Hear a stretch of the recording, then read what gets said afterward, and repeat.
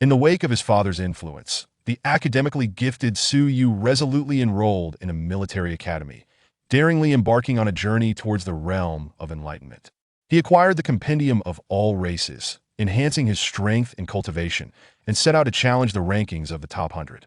He entered an advanced class, established a research institute, and took to the battlefield, striving to match his father's footsteps. Chapter 1. The Su Family. As Su Yu stepped through the threshold of his home, the enticing aroma of culinary delights enveloped him. He discarded his backpack and approached the dining table, casually plucking a piece of braised pork to savor. While chewing, he glanced towards the kitchen and mumbled, "Dad, could we have a different soup tomorrow? Eating meat every day can become rather tiresome. Having any food at all is a blessing. Yet here you are, being so particular." Came the grumbling reply from Su Long in the kitchen. "You're 18 this year. When will you learn to take care of yourself?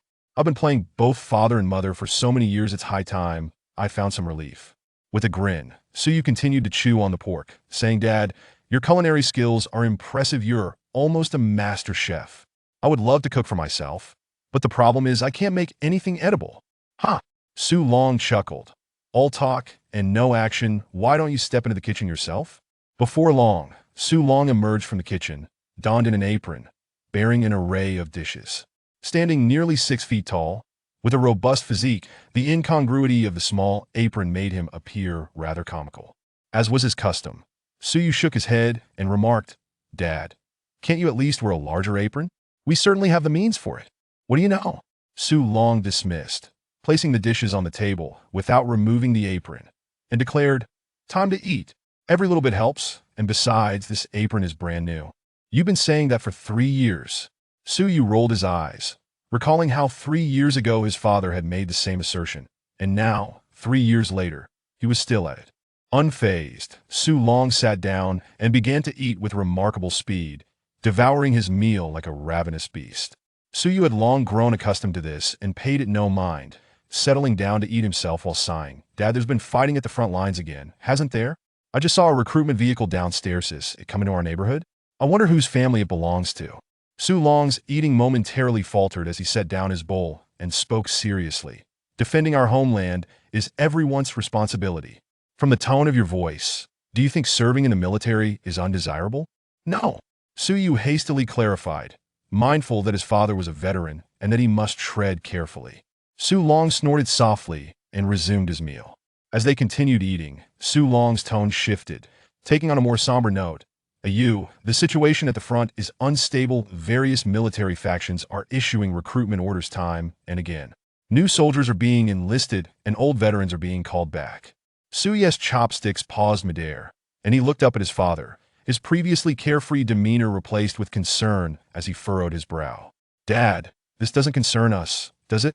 You've been out of the military for 18 years, and I've just come of age. They can't possibly recruit from our family." 18 years. Su Long exhaled slowly. "Indeed, 18 years.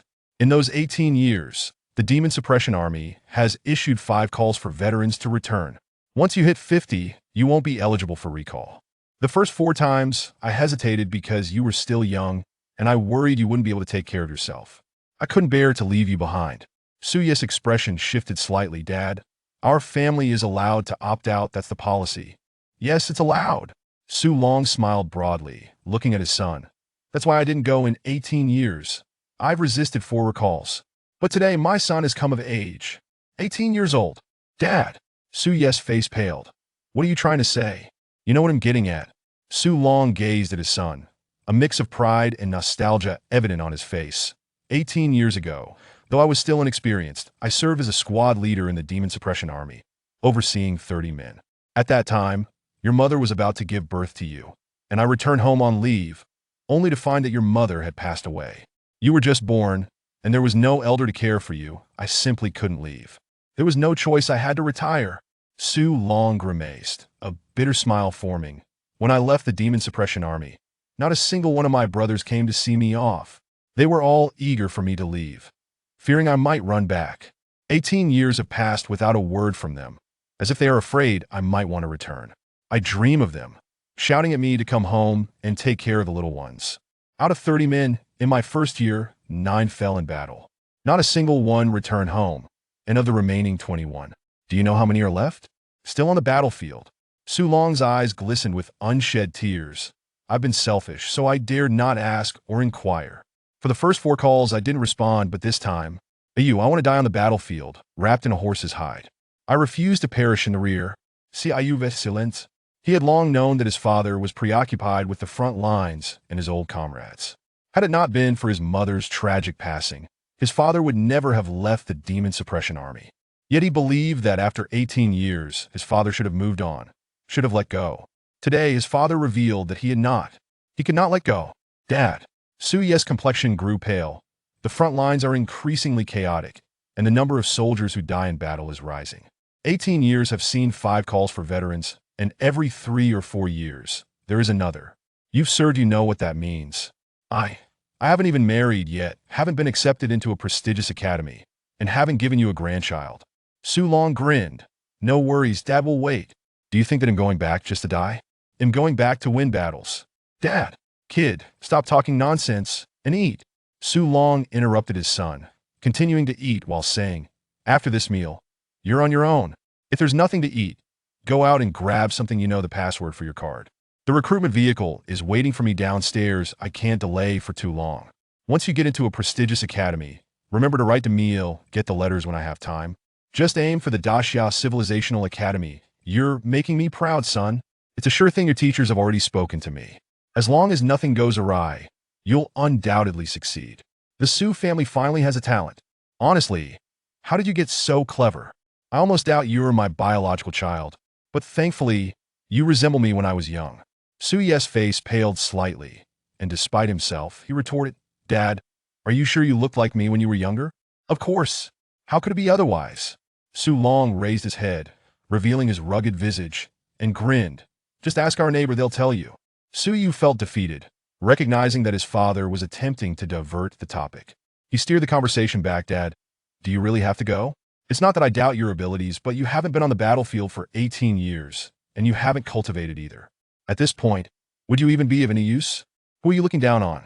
Su Long retorted angrily. What of my current strength? The battlefield isn't solely about brute force. If it were, why bother fighting at all? Anything can happen on the battlefield. I was merely at the 7th level of strength back then, and I've slain those at the 10th level. Su Yu felt troubled. Whether this was true or not was uncertain. Yet his father had insisted on it for many years, and the possibility seemed significant. The crux of the matter was he did not want his father to return to the front lines. The situation was dire, with countless soldiers falling each year, and his father was nearing 50. The thought of him returning to the battlefield filled Su Yu with dread. Dad, be quiet, Su Long interrupted, rising to clear the table, and then firmly stated, I've already registered. Not going would make me a deserter. If you haven't registered, it's fine, but once registered, you know the consequences. If you run away, that's death too. Dad, can't you wait until I come back to discuss this? Su Yu felt a surge of frustration. At that moment, he realized he could change nothing. As his father had said, if he hadn't registered, he'd be fined. For those veterans, the recruitment order was not mandatory. These veterans had earned their right to return from the battlefield. But once registered, it would mean rejoining the military at that point. If he didn't go, he would be labeled a deserter. What's there to discuss? Su Long dismissed. Don't worry, I won't die. Even if I do perish in battle, the compensation will be substantial. So remember to claim it. It will be enough for you to marry and have children. I've made all the arrangements. With that, Su Long picked up the luggage he had already packed, removed his apron, and casually said, focus on your studies. Supporting humanity from the rear is just as essential. When you reach the Civilizational Academy, make sure to bring honor to the Su family. The Civilizational Academy. They'll go back and boast about it. My son got accepted, which is far better than that bunch of clowns. It's a pity, though I won't get to see your acceptance letter. Be sure to take a photo of it and send it along with your letter, otherwise, those guys will think I'm just bragging. Dad! Su Yu sprang to his feet, chasing after his father, panic evident in his demeanor. His father was truly leaving.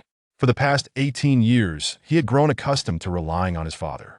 Today, with his father suddenly set to depart, he felt utterly unprepared. You're an adult now, not a child. Stop being so melodramatic. Su Long chuckled. If you weren't an adult, I wouldn't be leaving. But now, I must return. 18 years ago, there were several boys your age in my squad. Do you know? I've dreamed of them. In my dreams, They cry out in pain, begging to annihilate those beasts. I regret not having sent you to a military family. At least someone would have taken care of you. Su Long's eyes glistened with unshed tears. After 5 calls, I've packed my bags 4 times, but every time I see you, I become selfish. I can't bear to leave. This is the 5th time. Will there be a 6th? If there is, by 50, the demon suppression army won't take me back. I'm leaving for the battlefield. I'm going back. This time, they'll slay a few 10th level warriors to show you. He'll make sure to leave evidence, leaving you with no room for argument. With a wave of his hand, Su Long strode forward. For the first time in 18 years, Su Yu witnessed his father's unrestrained demeanor, his formidable presence. But this was not what he wished to see. Dad, enough with the talk. Standing at the doorway, Su Yu gritted his teeth and suddenly shouted, if you don't come back, he'll become a son-in-law, change my surname, and sever the Su family line. If you don't care, then I can certainly do it. Me. Su Long stumbled, nearly turning back to curse. He suddenly found himself reluctant to leave, wanting to return home and give that boy a good beating. This kid could indeed go through with it. After all these years, the Su family finally had a talent. If he became a son-in-law, he would never forgive himself. In the realm of academia, the prodigious student Su Yu, influenced by his father, resolutely applied to a prestigious military academy, daringly embarking on a path toward the realm of the extraordinary. He acquired the Compendium of All Races, enhancing his strength and cultivation, and set forth to challenge the elite rankings. As he ascended to an advanced class and established a research institute, he prepared to join the battlefield and follow in his father's footsteps. Chapter 1. The Su Family. Upon entering his home, Su Yu was immediately greeted by the tantalizing aroma of culinary delights. He cast aside his backpack and sauntered to the dining table, casually plucking a piece of braised pork to savor. As he chewed, he glanced toward the kitchen and mumbled, Dad, could we perhaps have a different soup tomorrow? Eating meat every day can become rather tiresome. Having food at all is a blessing, yet you still dare to be picky. Came the voice of Su Long from the kitchen, laced with complaint. You're 18 this year. When will you learn to take care of yourself? I played the role of both father and mother for so many years, it's about time I found some respite. With a cheerful grin, Su Yu replied, Dad, your culinary skills are superb. You're nearly a master chef. I would love to cook for myself. But the reality is, I can't make anything edible. Huh? Su Long chuckled. You talk a big game, yet you never step into the kitchen. Moments later, Su Long emerged from the kitchen, donned in an apron, carrying dishes. Standing nearly 6 feet tall, his robust physique contrasted humorously with the small apron he wore. As was his habit, Su Yu couldn't help but shake his head and tease, Dad, can't you get a larger apron? We certainly have the means for it. What do you know? Su Long dismissed, setting the dishes on the table without removing his apron before taking his seat. Let's eat. Every little bit helps, and besides, this apron is new. You've been saying that for 3 years. Su Yu rolled his eyes. 3 years ago, it was considered new, yet here we are again with the same excuse. Not one to be bothered, Su Long dug into his meal with remarkable speed. Su Yu, accustomed to this, sat down and sighed. Dad, I saw a recruitment vehicle downstairs. As they're fighting again at the front? They're recruiting in our neighborhood? I wonder whose family it is. Su Long paused momentarily, then set down his bowl, adopting a serious tone. Defending our homeland is a duty for all. From your tone, are you implying that serving in the military is undesirable? Not at all. Su Yu quickly clarified. Aware that his father was a veteran, he dared not voice any dissent, for his father's wrath was not to be trifled with. With a grunt of acknowledgement, Su Long resumed his meal. As they ate, his tone shifted, growing somber. Yu, the front lines are tumultuous, and various military factions are repeatedly issuing calls for recruits. They are drafting new soldiers and recalling veterans.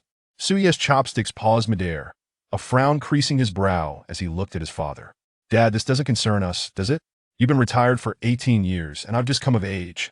Besides, with my upcoming entrance exams for higher education, they won't be recruiting from our family. 18 years, Su Long sighed, reflecting on the passage of time. It has indeed been 18 years. In that span, the Demon Suppression Army has issued 5 recall orders. After reaching 50, you will no longer be eligible for recall. The first 4 times, I refrained from answering the call because I worried about you. I was concerned you wouldn't be able to take care of yourself. Su Yu's expression shifted. Dad, Our family is exempt from this. The policy allows for it. Yes, the policy permits it. Su Long smiled, looking at his son. But now my son is an adult? 18 years old. Dad. Su Yes face paled. What are you trying to say? You know what I'm getting at. Su Long regarded his son with a mix of pride and nostalgia. 18 years ago, although I was inexperienced, I served as a squad leader in the Demon Suppression Army, overseeing 30 men. When your mother was about to give birth to you, I took a leave of absence, not knowing she would pass away and you would be born. There was no one at home to help, and I simply couldn't leave. I had no choice but to retire.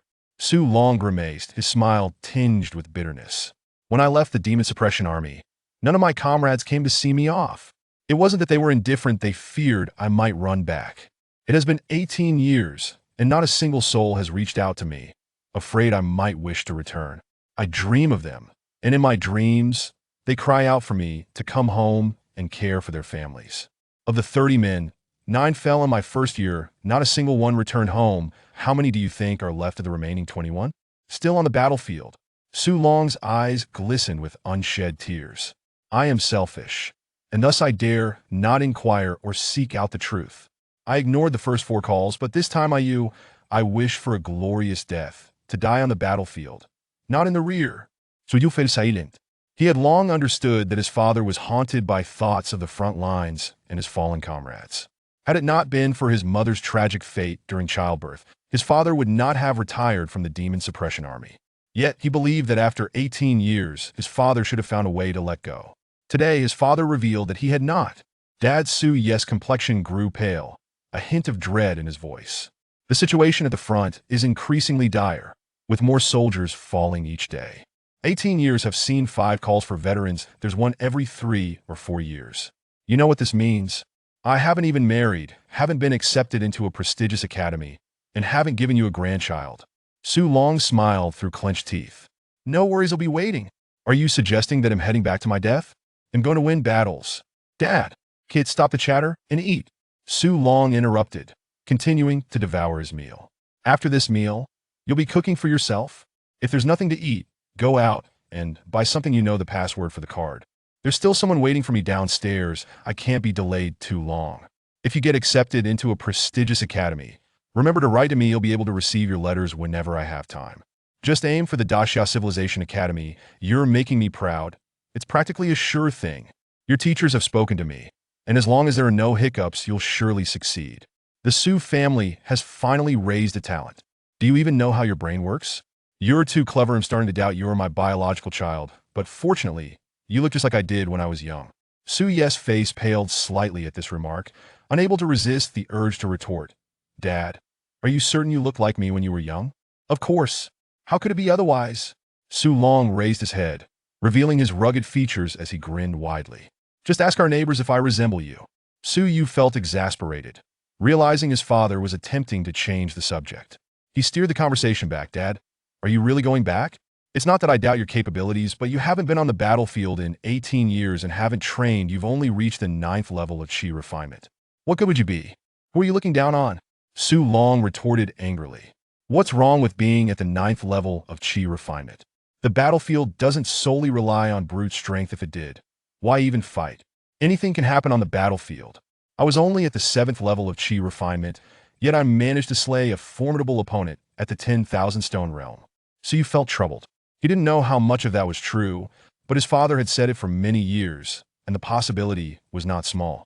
The crux of the matter was that he did not want his father to return to the battlefield. The front lines were chaotic, with countless soldiers perishing each year. The situation was becoming increasingly precarious, and his father was nearing 50. The thought of him going back into combat was unbearable. Dad, silence. Su Long interrupted, rising to clear the table. I've already registered. Not going would mean being a deserter. If you haven't registered, it's one thing, but once you do, you know the consequences. Being a deserter is still a death sentence.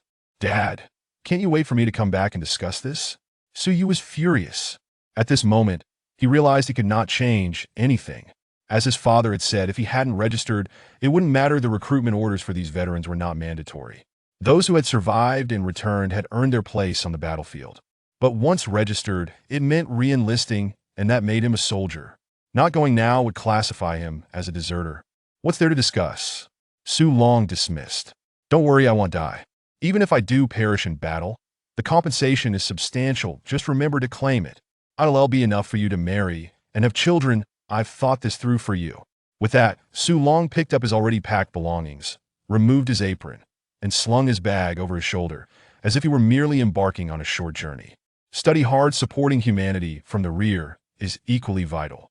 When you reach the Civilization Academy, make sure to bring honor to the Su family. Civilization Academy, ill return and boast about it. My son has been accepted there, far superior to that bunch. It's a pity. I want to see your acceptance letter. Make sure to take a photo and send it along with your letter. Otherwise, those fellows will think I'm bragging. Dad! Su Yu hurriedly stood, chasing after his father, panic evident in his demeanor. His father was truly leaving. For the past 18 years, he had grown accustomed to relying on his father today. With his father suddenly departing, he was wholly unprepared. You're an adult now, not a child. Stop being so melodramatic. Su Long chuckled. If you weren't an adult, I wouldn't be leaving. But now, I must return. 18 years ago, there were several young lads your age in my squad. Do you know? I've dreamt of them in my dreams. They cried out in pain, urging me to slay those beasts. I regret that back then I should have sent you to the military family compound. At least someone would have cared for you. Su Long's eyes glistened with unshed tears. 5 calls for recruits. I packed my bags 4 times. Yet every time I looked at you, I became selfish and couldn't bear to leave. This is the 5th time. Will there be another? If there is, it'll be 50, and the Demon Suppression Army won't take me back. I'm off to the battlefield. I'm going back. This time, it'll show you just how many 10,000 Stone Realm foes I can slay, and it'll leave evidence to prove it. With a wave of his hand, Su Long strode forward. For the first time in 18 years, Su Yu witnessed his father's unrestrained demeanor, his formidable presence. But this was not what he wished to see. Dad! Enough with the chatter. Standing at the door, Su Yu clenched his teeth and suddenly shouted, if you don't return, you'll become a son-in-law, change my surname, and sever the Su family line. If you truly don't care, then I'll go through with it. Su Long stumbled, nearly turning back to unleash a torrent of curses. He suddenly felt reluctant to leave, wanting to return home and give this boy a good thrashing. This lad truly might go through with it. The Su family had finally produced a talent, and the thought of him marrying into another family was unbearable. Chapter 2. The 4 Great Academies System. Su Long departed, leaving with an air of nonchalance. Yet, Su Yu felt a void within him. His father had left without affording him any time to prepare. On one hand, he was concerned about his father's safety in the days to come, and on the other, he found himself troubled by the uncertainties of his own future. Accustomed to his father's care and companionship, the abrupt transition to solitude left him feeling quite out of sorts. Father, you left without even washing the dishes. Su Yu muttered to himself, attempting to find humor in his predicament. He sighed heavily, wishing to suppress thoughts that only made him anxious. The dangers of the battlefield of Myriad Realms weighed heavily on his mind, and he feared that overthinking might compel him to chase after his father and bring him back home. The Civilization Academy, Su, feeling disinclined to wash the dishes, sank into a stupor on the sofa. Before leaving, his father had urged him to apply to the Civilization Academy. Initially, Su had indeed intended to enroll there, but now if you hadn't decided to go to the battlefield of Myriad Realms, I would have applied to the Civilization Academy, but your insistence on going there makes it impossible for me to relax. You might not return for years, and I'm left here worrying about you every single day? At your age, can't you be a little more sensible? Su Yu rubbed his temples, feeling a headache coming on. This was all you're doing. Since you're not at home, I won't apply to the Civilization Academy anymore. I'll apply to the War Academy instead. He gritted his teeth. The Civilization Academy was a splendid choice, focusing on deciphering the cultures of countless races, analyzing their techniques, and studying their civilizations. Every civilization researcher was a treasure, able to remain safely in the rear, away from the front lines. The War Academy, on the other hand, was specifically designed for those heading to the front lines. His previous diligent study of the myriad languages was intended to allow him to stay safely in the rear and accompany his father. But now, his father, at such an advanced age, had chosen to venture into the perilous battlefield of Myriad Realms. Gaining admission to the Civilization Academy would almost guarantee him a life away from the front lines, whereas the War Academy often required students to participate in practical exercises on the battlefield. The War Academy, its assessments demanded strength, Suyu pondered, feeling a flicker of worry.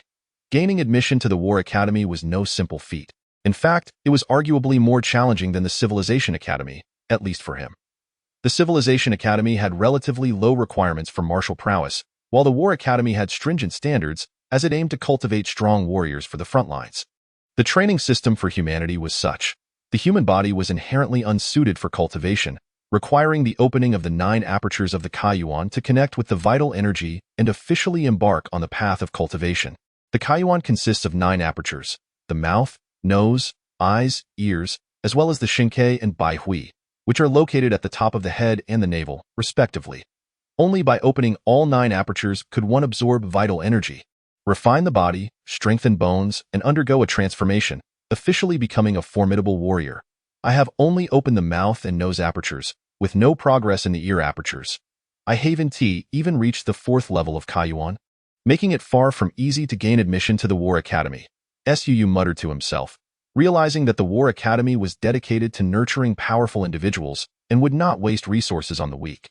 To secure a place, it was best to have at least the ear apertures opened and reach the 5th level of Kaiyuan for a solid chance. Of course, if he could open the eye aperture and reach the 6th or even 7th level, the risk would be virtually non-existent.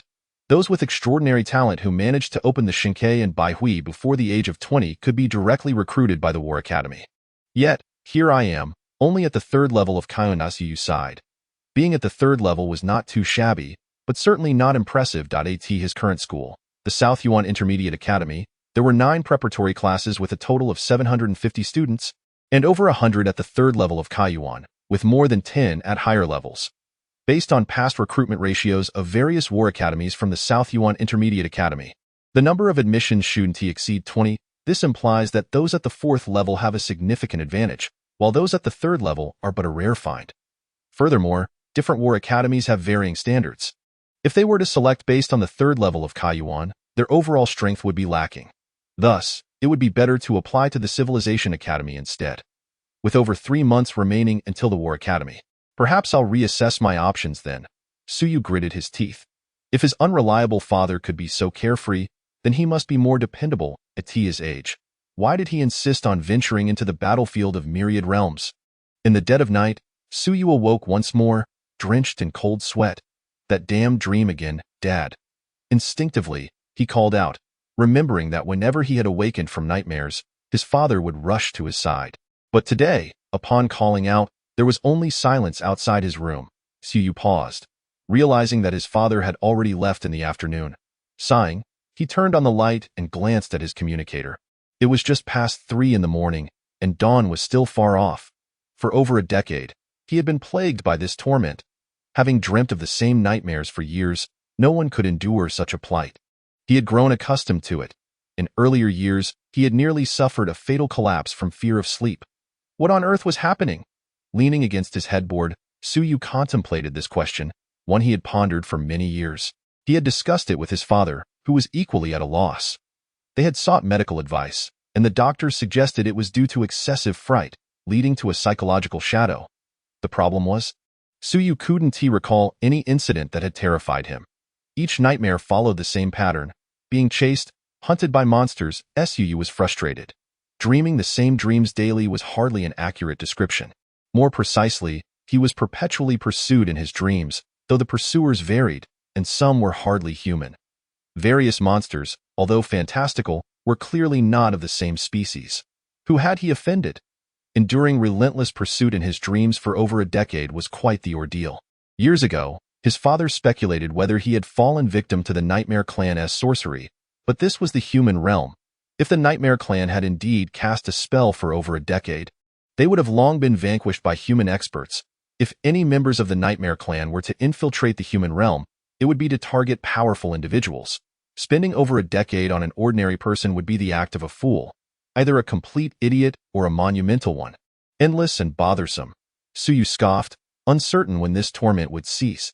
He was somewhat accustomed to it now. Otherwise, he wouldn't have been able to live in peace. His father had said that by opening the 9 apertures and reaching the Qianjun realm, one could be free from ailments and immune to malevolent forces. Perhaps that would finally bring him some peace. At this moment, Suyu could only hope that once he stepped into the Qianjun realm, the nightmares would cease. As he pondered, time flew by, and in the blink of an eye, light began to filter through the window. Dawn had arrived. Su Long was gone, but life must go on. Today was not a holiday. He still had to attend the academy. After freshening up and preparing a simple meal, Suyu slung his backpack over his shoulder and stepped out of his home. Downstairs, a buzzcut youth was already waiting. Upon seeing Suyu, he hurriedly called out, "You. My dad said Subobo yesterday, didn't mem?" Suyu interjected before the boy could finish. The buzzcut youth grew anxious. What is Subobo doing? He is not a child anymore. Going to the battlefield of Myriad Realms at this age is just looking for tea. This point, he abruptly halted, realizing he couldn't voice such sentiments in front of Suyu. Even if he felt it was true, if Su Long chose to go, he couldn't stop him. Suyu forced a smile. Besides, there are millions of soldiers in the battlefield of Myriad Realms, and many indomitable human experts are stationed there. It's not that easy to encounter danger that I know, but Subobo is only the Qianjun realm. The buzzcut youth was even more agitated than Suyu.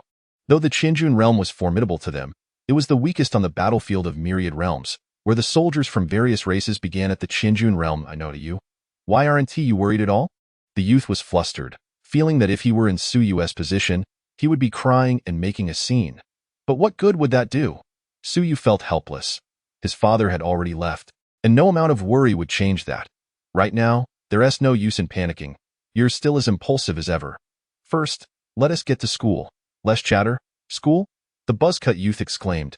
You still want to go to school? Suyu fixed him with a glare, causing the boy to feel somewhat embarrassed. Of course. What do you think I'm going to do? Stay home and cry, waiting for bad news from the front lines? Suyu rolled his eyes, bemused by the boy's words. Let us go to school. In a few days, the school will announce the recommended candidates for various academies. I need to sign up first. But didn't you already sign up? Chunhao asked, puzzled. Last week, you and I went to sign up together, remember? I know, last time I signed up for the Civilization Academy.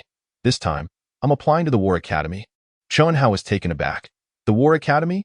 You. Let us go. Suyu cut him off, unwilling to entertain any more of his questions. He had made up his mind yesterday. He would apply to the War Academy, and whether he got in or not would be dealt with later. The South Yuan Intermediate Academy, Registration Office. The teacher responsible for registration checked the records and remarked in surprise, Suyu, weren't you signed up for the Civilization Academy's assessment? You've mastered 18 languages of the Myriad Races. You're among the top in South Yuan. Even the Great Xia Civilization Academy would welcome you with open arms. Why apply to the War Academy? Typically, students applying to both major systems do so out of a lack of confidence in gaining admission to either. Thus, they prepare for both possibilities. Suyu was clever and diligent, having mastered 18 languages over the years. Even the renowned Great Xia Civilization Academy would be eager to accept him. If not for this, Su Long wouldn't have been so confident in his son's chances before he left. Even asking Suyu to send him a letter, Suyu offered no further explanation, smiling, Teacher, it's just a precaution. Not everyone can apply to both major systems, right? It's wise to have a backup plan. That's fair, the teacher replied. But you really don't need to worry. Just perform well during the assessments. The registration teacher beamed. The school has already submitted the names of you top students. Although you still need to take the assessments, it's likely that you already have records at the higher academies of the Great Xia. Even if you perform poorly, they might still offer you a second chance. Upon hearing this, Chunhao couldn't help but feel envious. Teacher, am I on the list? The registration teacher glanced at him, chuckling. Yes, the Internal Affairs Academy submitted your record. Chunhao's face fell. The Internal Affairs Academy. Within the four great academies system, War, Civilization, Research, and Internal Affairs delved into practical skills, such as automotive repair, cooking, driving, administration, and entertainment. The War Academy nurtured warriors, the Civilization Academy deciphered myriad civilizations, and the Research Academy developed weaponry and elixirs. All three of these systems were commendable, but for young people, the Internal Affairs Academy was often seen as a last resort. The registration teacher ignored Chunhao's plight and completed Suyu's registration, saying, you should primarily focus on the civilization system. It would be best to master one or two more languages in this time, as it will be beneficial in the future. As for cultivation, there's no rush. Once you reach the Qianjun realm at the Civilization Academy, you'll be free from ailments. The Civilization Academy didn't prioritize martial strength, and the teacher was concerned that Suyu might veer off course. Suyu nodded with a smile, accepting the teacher's well-meaning advice. However, he realized that he needed to put more effort into his cultivation during this period. Chapter 3. The Atlas of Myriad Races outside the registration office.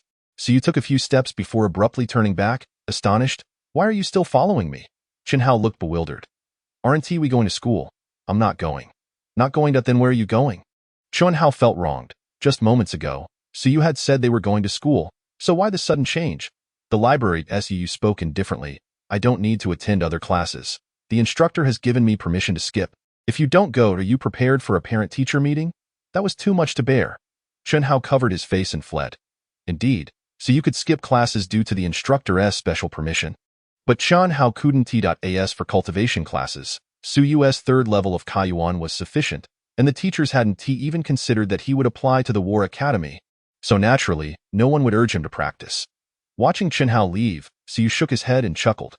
Chenhao's father was a close friend of his own father, and they were classmates.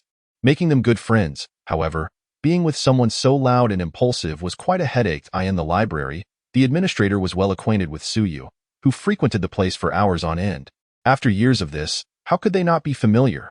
"Suyu, you've already mastered over a dozen languages of the myriad races. Why not take a break instead of pushing yourself?" The administrator jested. As Suyu had become somewhat of a minor celebrity at the South Yuan Intermediate Academy, most students, aside from mastering the mandatory languages of celestial and demonic scripts, the language of the monster races, and the common tongue, lacked the energy to learn other languages. Suyu, on the other hand, had delved into many lesser-known languages. Suyu smiled in response, saying little. Striding into the library, he headed straight for the third floor. At this hour, when classes were in session, the library was nearly empty, except for a few teachers engrossed in reading and research, with hardly any students present. Most students prefer to practice diligently rather than spend time deciphering cryptic symbols. They preferred to solve problems with martial prowess rather than intellect. The few teachers present merely acknowledged Suyu with nods, accustomed to the quietude, each absorbed in their own worlds. Suyu didn't greet anyone either. He skillfully navigated to his favorite bookshelf, swiftly retrieving a hefty tome. The Atlas of Myriad Races. This book compiled the recorded information of the races that humanity had encountered or discovered, edited into a collection for the entire human race to study and understand. Naturally, this was just one volume. The Atlas of Myriad Races was a series, and Suyu was unaware of how many volumes existed, as some were classified and reserved for select individuals. The South Yuan Intermediate Academy had only 39 volumes, covering 39 races. These tomes contained a wealth of information, including the appearance, habits, customs, languages, and even special techniques and combat strategies of the various races. At this moment, however, Suyu sought something beyond that. He flipped to the title page, where each volume featured an illustration of the respective race. The term Swanyu sounded fish-like, but in truth, it was not. Opening the book, Suyu fixated on the illustration for a while. It depicted a creature resembling a cow, and of course, it was not entirely similar, as this creature had a tail akin to that of a serpent and an additional pair of wings.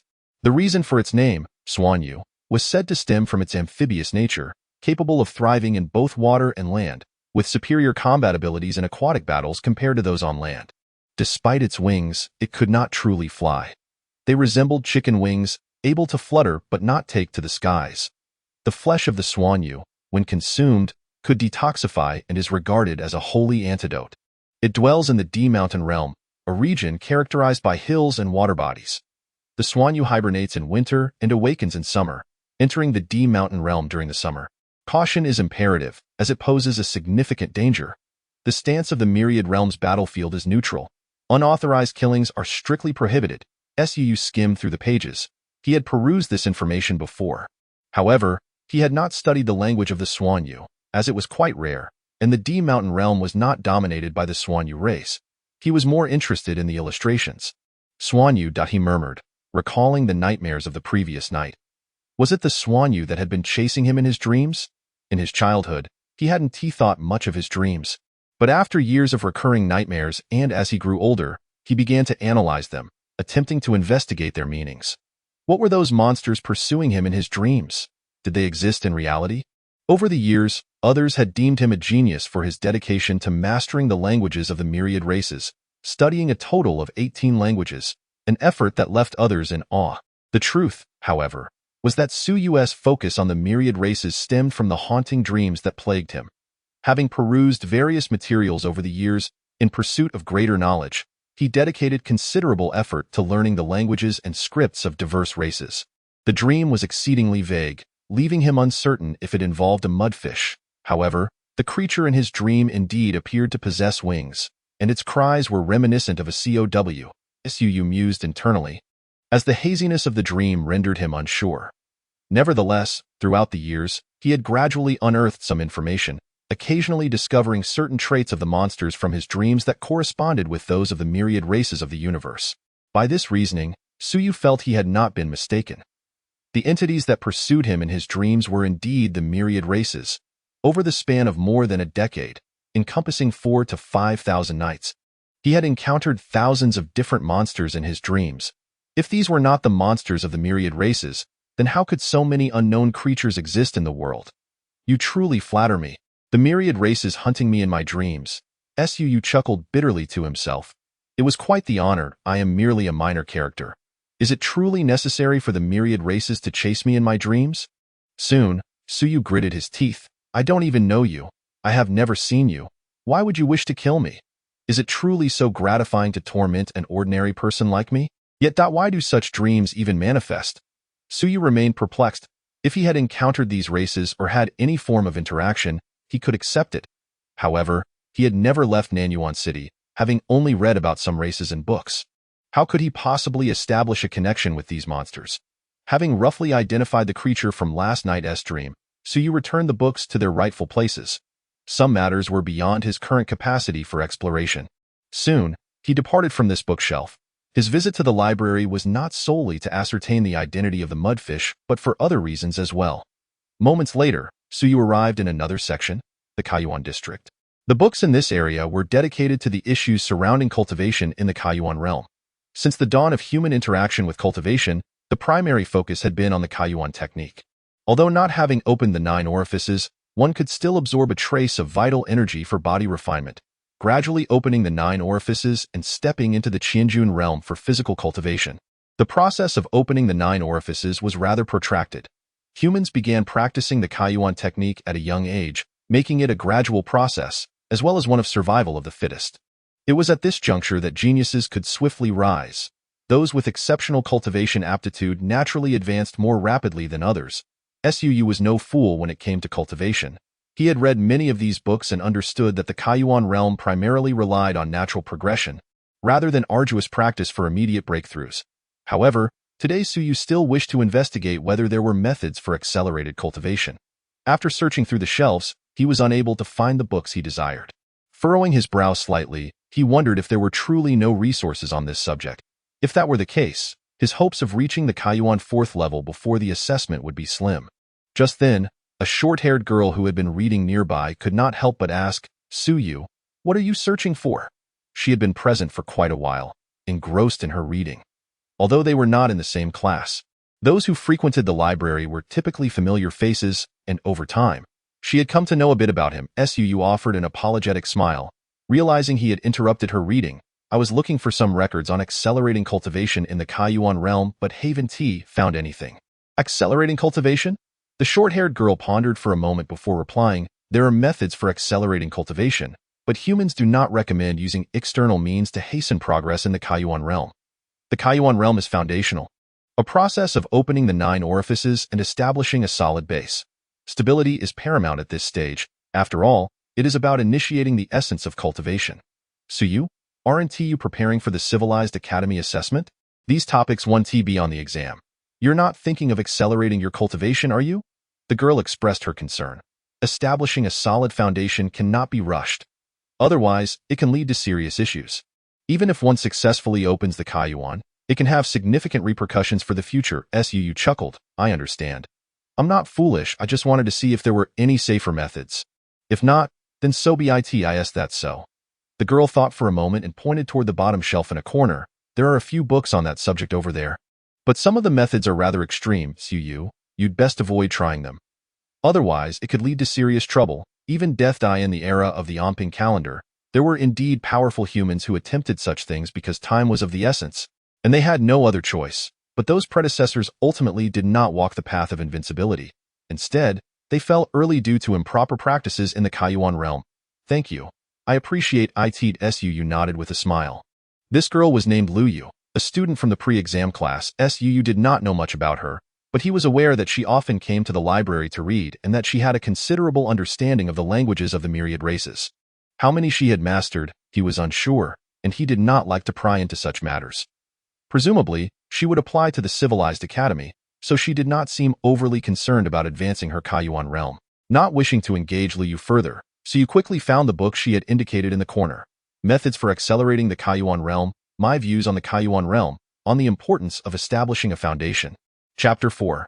Methods for Accelerating the Kaiyuan Realm. Su swiftly opened Methods for Accelerating the Kaiyuan Realm, only to find the title page utterly disheartening, emblazoned with blood-red letters proclaiming, "The so-called methods for acceleration, regardless of life or death, can indeed hasten progress. However, most who attempt these methods perish in the process." Suyu chuckled wryly, realizing the unreliability of such claims. No wonder the teachers always advised against rushing in the Kaiyuan realm.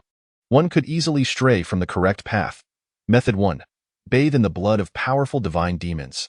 Divine demons are born with their 9 orifices opened, possessing abundant vital energy, and their blood is rich in heavenly essence. Consequences: bodily explosion. Case study. In the 9th year of Anping, the son of the Daming Prefecture Lord bathed in divine demon blood, aiming to swiftly open his 9 orifices. On that very day, he opened all 9 orifices, only to explode and perish, having died at the tender age of 9, stepping into the Qianjun realm. Suyu grimaced. Even case studies were included. Clearly, this book was no fabrication. The son of the Prefecture Lord, in the 9th year of Anping, was the direct descendant of the Daming King, who established the Daming Prefecture. If he had perished, that was indeed perilous. Moreover, obtaining divine demon blood was no simple feat. Among the myriad races in the battlefield of the heavens, the divine and demon races were among the most formidable. It was said that even the weakest warriors from these races were of the Wan Stone realm. The son of the Daming King could only have acquired such blood through the king's defeat of a divine demon. This method, even if feasible, was irrelevant to Su Yu. My father is not the Daming King. Suyu muttered to himself, if my father were the Daming King, I wouldn't even need to cultivate. Who was the Daming King? An invincible powerhouse who founded the Daming Prefecture, one of humanity's pillars. Just how strong exactly, Suyu could not articulate, but he was undeniably powerful enough for Suyu not to have to concern himself with such thoughts. Abandoning the first method, Suyu continued to peruse the book. Frowning increasingly. Method 2. Consume the flesh of demon races. Certain demon blood and flesh can aid in opening the orifices. Consequences: bodily explosion. Case study. In the early years of Anping, when humanity was in decline, a powerful being slayed a demon and returned with its corpse. Many humans consumed the demon's blood and flesh, resulting in numerous explosions, while a few swiftly opened their orifices.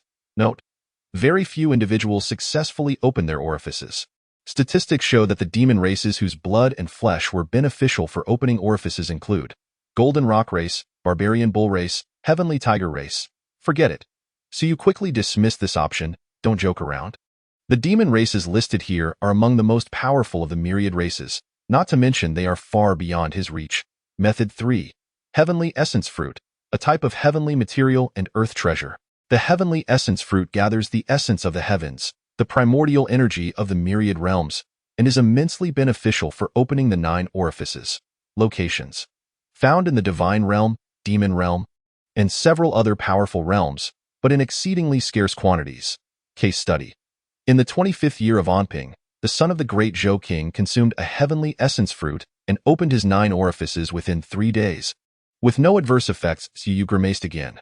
The son of the great Zhou King. It seemed the great Zhou King had only one son, and it could not possibly be the current great Zhou Prefecture Lord, Zhou Patian, could it? Great, let us abandon this option too. This fruit had not been mentioned before. It was clearly a top-tier heavenly material and earth treasure. Zhou Patian was still alive and had become the great Zhou Prefecture Lord, clearly immensely powerful. Even if such heavenly essence fruits existed within humanity, they would not be accessible to Suyu. They were likely strategic resources of the highest caliber. Suyu continued to peruse the book, growing increasingly disheartened. Indeed, There seemed to be no external methods for cultivation in the Kaiyuan realm, which explained why the teachers never discussed them. The acceleration methods either required the powerful blood of divine demons or top-tier heavenly materials, and all presented some degree of risk. Method 9. Regions rich in vital energy. The distribution of vital energy across the myriad realms is uneven. Some areas are barren, while others are abundant. The Kaiyuan realm passively refines the 9 orifices, and the speed is related to the amount of vital energy available. Note: sacred places of vital energy, the battlefield of the heavens, the secret realms of the academies, and the sacred places of humanity. Upon reading this method, Suyu was momentarily stunned. Regions rich in vital energy? While one cannot perceive the existence of vital energy in the Kaiyuan realm, he was aware that Nanyuan City was not a region abundant with vital energy. He had heard that the larger the city, the more it resembled a sacred place, thus allowing for faster cultivation, which should indeed correlate with the availability of vital energy. The instructors in Nanyuan City would not mention such things because it would be pointless to do so. In this era, relocating was no simple task. This implies that if one could go to a larger city or some secret sacred places, it would be possible to safely accelerate cultivation, albeit at a slower pace compared to the previous methods, lacking the efficiency of those earlier options. While abundant vital energy would merely increase speed slightly, it would not yield the immediate results of the earlier methods. Despite this, Suyu felt a tinge of longing. Unfortunately, none of the sacred places listed were accessible to him. The battlefield of the heavens goes without saying, and the secret realms of the academies were said to be held by the higher academies, but the specifics remained unclear to him, while the sacred places of humanity were even less attainable. Method 10. Vital energy liquid. Vital energy liquid can be naturally occurring or artificially created. Regions abundant in vital energy across the myriad realms may produce some vital energy liquid, which is extremely rare. Artificially created, it is condensed by powerful individuals of the Tungkong realm. The effect is comparable to that of regions rich in vital energy. The natural ones are out of the question. As for the artificial ones, Tungkong realm, Suyu once again chuckled bitterly. What is the Tungkong realm? Qianjun and Wanstone are merely physical enhancements. He did not know much about the Tungkong realm, but he understood it was a level above Wanstone, where humans could soar through the sky and conquer the heavens. The Tungkong realm was a significant transformation. Was there anyone in the vast Nanyuan city who had reached the Tungkong realm? Perhaps, such as the city lord of Nanyuan. However, was this a level Suyu could access? In the medium-sized academies of Nanyuan, the strongest individual was the prefecture head, who had just recently entered the Wanstone realm. If a Wanstone level could condense vital energy liquid, given the prefecture head's character, Suyu might have asked for a drop or two, but the key was that the prefecture head could not do so. None of these options were viable, Suyu lamented. No wonder these books were relegated to the corner. For individuals like him, the methods presented here were all impractical. The simplest solution would be to seek out regions rich in vital energy or obtain vital energy liquid. Yet the latter was at least connected to the Tungkong realm, which remained exceedingly distant from Suyu. His father had been at the Qianjun 7th level 18 years ago, and due to the insufficient vital energy in Nanyuan, as well as the loss of military resources over the years, he had only recently reached Qianjun 9th level. Even so, in Nanyuan City, he was considered a notable figure and, of course, his father did not share this perception. Prior to returning to his position, he had been serving as a supervisor in the transportation department, enjoying a leisurely life. Had it not been for taking care of Suyu, his father's Qianjun 9th level status would have afforded him a respectable position in Nanyuan City. No chance at all. Suyu glanced through the books once more and quickly returned them to their places. After some contemplation, he approached Luyu, a hint of apology on his face. Luyu, may I trouble you for a moment? Luyu set down her book and looked at Suyu, smiling softly. Go ahead. I haven't paid much attention to cultivation matters over the years. Do you know anything about vital energy liquid? You're looking to purchase vital energy liquid? Luyu instantly understood. The books Suyu had been perusing were those she had pointed out, and she had certainly seen them herself.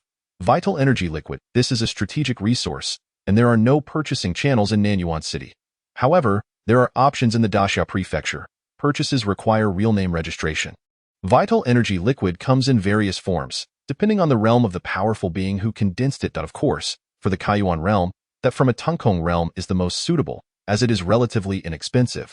The concentration of vital energy is insufficient for full condensation, which is beneficial for opening the orifices. Too concentrated, however, may lead to harm. But the price is quite steep. even if the vital energy liquid is condensed by a Tungkong realm powerful being. It takes 3 days to produce a single drop, and they must also cultivate themselves, requiring vital energy as well. Unless they are truly desperate for funds, few would willingly condense it, as Luyu spoke. She looked at Suyu. Suyu, you really don't need to purchase it. It's a waste. Moreover, vital energy liquid merely increases the concentration of vital energy. It does not guarantee that you will open your orifices. I know, thank you. How much does a drop of Tungkong realm vital energy liquid cost? Suyu certainly understood it would not be cheap, but he still wanted to inquire. His father had left him quite a bit of money when he departed. In fact, the family's savings were primarily in Suyu's hands, as his father had been concerned about the dangers of the battlefield of the heavens. 100,000 and yuan coins. Suyu's heart sank. 100,000 for a single drop. His father, being at Chinju 9th level and holding a public position in the transportation department, earned a monthly salary of 5,000 in yuan coins, which was not insignificant. After deducting their daily expenses and his father's necessary procurement of cultivation materials, saving 2,000 to 3,000 a year was already commendable. Over the years, Su Long had indeed left his son a considerable sum. Perhaps around 300,000 not so. All of our family assets are barely enough to buy 3 drops of vital energy liquid. No wonder Luyu said it was too wasteful. This is not just wasteful. It's throwing money away. Seeing the expression on Suyu's face, Luyu couldn't help but chuckle. I told you it was very expensive. It truly is a waste. In fact, I used 1 drop before, and it can maintain the concentration of vital energy for about 3 days, but the effect is really mediocre. After using it once, I never used it again. It's far too extravagant. If it truly had a strong effect, there would be those in the academy who could afford 10,000, and they would have used it long ago. But have you seen many people using it? 3 days of not opening your orifices means you'll have to continue purchasing. 6 days would cost 200,000, 9 days 300,000, and no one can sustain that. Su chuckled wryly. I understand. It truly is too expensive. If it were guaranteed to open an orifice, that would be one thing, but if it doesn't, it's just money down the drain. And no wonder the teachers say there are no shortcuts in the Kaiyuan realm. That's precisely it. Luyu smiled. You don't need to worry about this. Why are you thinking of purchasing vital energy liquid? I applied to the War Academy, so I wanted to be prepared, Su briefly explained, then smiled and took his leave without further conversation. This was a library, not a place for idle chatter. Watching Suyu depart, Luyu raised an eyebrow, feeling curious. He applied to the War Academy? What does Suyu intend to do applying there? Shaking her head lightly, she chose not to dwell on it. Even if he applied, it would be of little consequence. They would likely end up as classmates at the Daxia Civilized Academy. She hoped he wouldn't get into trouble. Chapter 5. Dreams, Happy Lantern Festival. Having found no suitable acceleration plans in the library, Suyu did not feel particularly disappointed. If such methods were so common, the Academy would certainly mention them. He had merely entertained a glimmer of hope, but reality proved he had overthought it. Thus, he could only continue diligently practicing the Kaiyuan technique. After having lunch at the academy, upon returning home in the evening, Suyu felt a sense of silence enveloping the house. With his father absent, the once lively atmosphere had become starkly quiet. In the past, whenever he returned from the academy, his father would have prepared a meal, waiting for him to dine. Now, the place felt cold and desolate, and Suyu found himself somewhat unaccustomed to it. With no inclination to cook, Suyu leaned back on the sofa and turned on the television, allowing his mind to wander while the television provided a backdrop of sound. Nowadays, there were hardly any channels available in the Daxia prefecture.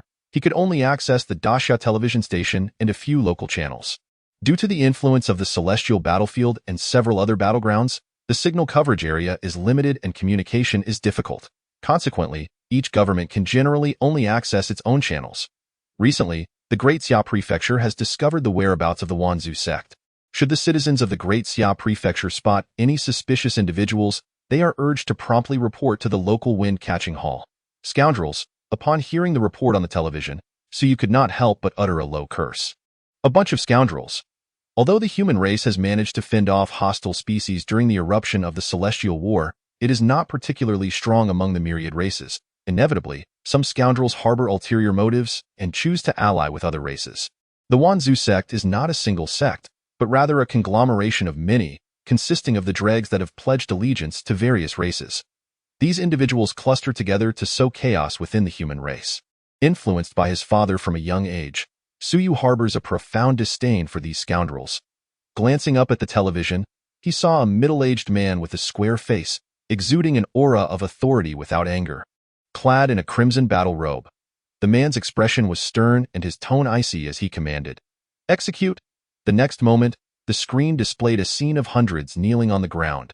Behind them stood a group of armored guards, wielding their blades to execute, resulting in a multitude of severed heads. For the Wan Zhu sect members, capture one, kill one. The middle-aged man was utterly merciless. His gaze fixed ahead as if he intended to step through the television screen, his voice cold as he declared, "Those who come to the Great Xia Prefecture shall meet only death. From today onward, the Dragon Martial Guards will patrol the Great Xia Prefecture. For the scoundrels of the Wan Zhu sect, if you are not afraid of death, do not leave the Great Xia Prefecture. Let us see how many heads can be severed from this band of scoundrels." On the sofa, Su Yu suddenly felt a surge of excitement. Xia Longwu, the lord of the Great Xia Prefecture. As for the matter of beheading, he paid it no mind. Everyone was accustomed to it. Such scenes often appeared on television, where the only means the human race had against the members of the Wan Zhu sect was to execute them upon capture, ensuring that none dared to betray again. The policy was extremely ruthless. Public executions served to intimidate all, dissuading others from harboring similar thoughts. Su was unconcerned about this. His greater interest lay with Xia Longwu. This prefect lord was exceptionally powerful and formidable. 20 years ago, he had commanded the Demon Suppression Army on the Celestial Battlefield, which was the same unit where Su Yu's father served, making him his father's direct superior. Over the years, every time Su Yu saw Xia Longwu appear, Su Long would be immensely excited, pulling Su Yu to point at the television, stating, "This is my former superior, who swept across the battlefield, striking fear into the hearts of the Myriad Races." As time passed, even Su Yu found himself somewhat influenced, developing a sense of admiration for this formidable figure who carved a bloody path through the celestial battlefield. How he wished to attain strength akin to that of the prefect lord. Su Yu harbored a small yearning. This was a true powerhouse. None of the current prefect lords could be deemed weak. However, Xia Longwu stood among the top tier of these prefect lords. The critical point was not just that, but rather that Su Yu was aware Xia Longwu was not particularly old, merely in his 60s. In contrast, other prefect lords, such as the formidable Zhou Patian of the Great Zhou Prefecture, were figures from the early era of the Yuan calendar, implying they had surpassed 300 years. 20 years prior, Xia Longwu was only in his 40s and had already commanded the Demon Suppression Army, which was the aspect Su Yu envied. Truly impressive, being in his 40s in this era was remarkably young. What kind of strength was required to command the Demon Suppression Army? Su Yu did not know, but he was certain it was extraordinary. It was not something achievable merely because his grandfather was the great Xia King. Among the prefect lords, some were the progeny of legendary figures, yet none exhibited such prowess. Xia Longwu, Dragon Martial War Academy, Dragon Martial Guards. Su Yu licked his lips, feeling somewhat parched. After all, he was young. Who hasn't had their moments of fervor? Had he never considered entering a war academy? He certainly had. The Great Xia Prefecture boasted numerous esteemed war academies, among which the Great Xia War Academy had a legacy of over 300 years, being the oldest and most powerful academy in the Great Xia Prefecture. However, there was another top-tier war academy in the present Great Xia Prefecture, the Dragon Martial War Academy, named after Xia Longwu himself. It was established 15 years ago and had rapidly become one of the foremost academies in the Great Xia Prefecture within a mere 15 years. The majority of its graduates joined the strongest battalion in the Great Xia Prefecture, the Dragon Martial Guards. It was said that the Lord of Nanyuan City actually hailed from the Dragon Martial Guards, which speaks volumes. Although Su Yu's father, Su Long, came from the Demon Suppression Army, he had aspired to join the Dragon Martial Guards after retiring, wishing to continue following his former superior. Unfortunately, the Dragon Martial Guards did not accept him. He was deemed too old and too weak, leading to Su Long's frustration and numerous curses. Yet his ire was not directed at Xia Longwu but rather at those responsible for recruitment. Why were they unwilling to accept him? It was rumored that there was a small team of Dragon Martial Guards stationed in Nanyuan City, though Su Yu had yet to see them. The Great Xia War Academy and the Dragon Martial War Academy. The former primarily supplied frontline soldiers, making it challenging for them to return. Conversely, the Dragon Martial Guards. Su's eyes flickered. The Dragon Martial War Academy differed in that it mainly served as a reserve force for the Dragon Martial Guards. Those from the Dragon Martial War Academy would also be deployed to the front lines, with conditions and benefits comparable to other war academies. Yet the dragon martial guards had the advantage of primarily guarding the homeland. In other words, they could remain in the Great Xia Prefecture for the majority of the time. Of course, once a great battle erupted, the dragon martial guards, as an elite battalion, would be the first to engage on the celestial battlefield. If the demon suppression army were the standing army of the celestial battlefield, then the dragon martial guards were the field army. Their restrictions were somewhat looser and their freedom greater, yet once a war broke out, they faced the most perilous assaults and counterattacks. If I truly wish to enter a war academy, I should aim for the Dragon Martial War Academy, Suu muttered to himself. Yet regrettably, the Dragon Martial War Academy was even harder to gain admission to. As a reserve force for the Dragon Martial Guards, the requirements for strength were even higher than those of the Great Xia War Academy. Rubbing his cheeks, Suu chuckled bitterly. He was merely daydreaming. Ordinary war academies were already difficult to get into, let alone the Dragon Martial side. Why ponder so much? The audacity of the Wanzhou sect to venture into the territory of the Great Xia Prefecture was tantamount to seeking death. With the Dragon Martial Guards deployed, he wondered if they would be visible in Nanyuan. Suu felt little apprehension. The Wanzhou sect's members were cowardly and did not dare to show their faces. They only dared to engage in small, surreptitious actions. Now that the Dragon Martial Guards were patrolling the Great Xia Prefecture, these individuals were hiding deeper than rats, fearing to emerge. If they dared to show themselves, Suu would not be afraid. It was almost as though everyone was a soldier. There were no strong beings at the Wanshi level in the community, but there were still quite a few at the Qianjun level. Apart from veterans like his father who had returned, there were several others who had not returned and some older veterans who had passed their prime. Should a few Qianjun level members of the Wanzhou sect appear, they were simply courting death. Those old-timers who had withdrawn from the battlefield were all ruthless characters with blood on their hands, unflinching and taking lives. With a single shout, 7 or 8 Qianjun practitioners could leap into action. After watching the television, Suu hastily prepared a simple meal of noodles, washed up, practiced the Kai Yuanju a few times, and soon retired for the night. He knew he should sleep earlier. If he stayed up too late, he would wake up from dreams prematurely and not get enough rest. Lately, Suu had grasped a little. He typically dreamt around dawn, and the time before dawn was the most delightful for him to sleep. So he needed to cherish that time. Night, a shroud of darkness, enveloped the world in his dream. A scene he had repeated countless times unfolded again. A gigantic avian creature was pursuing Suu. Damn! Suu despised the avian races the most.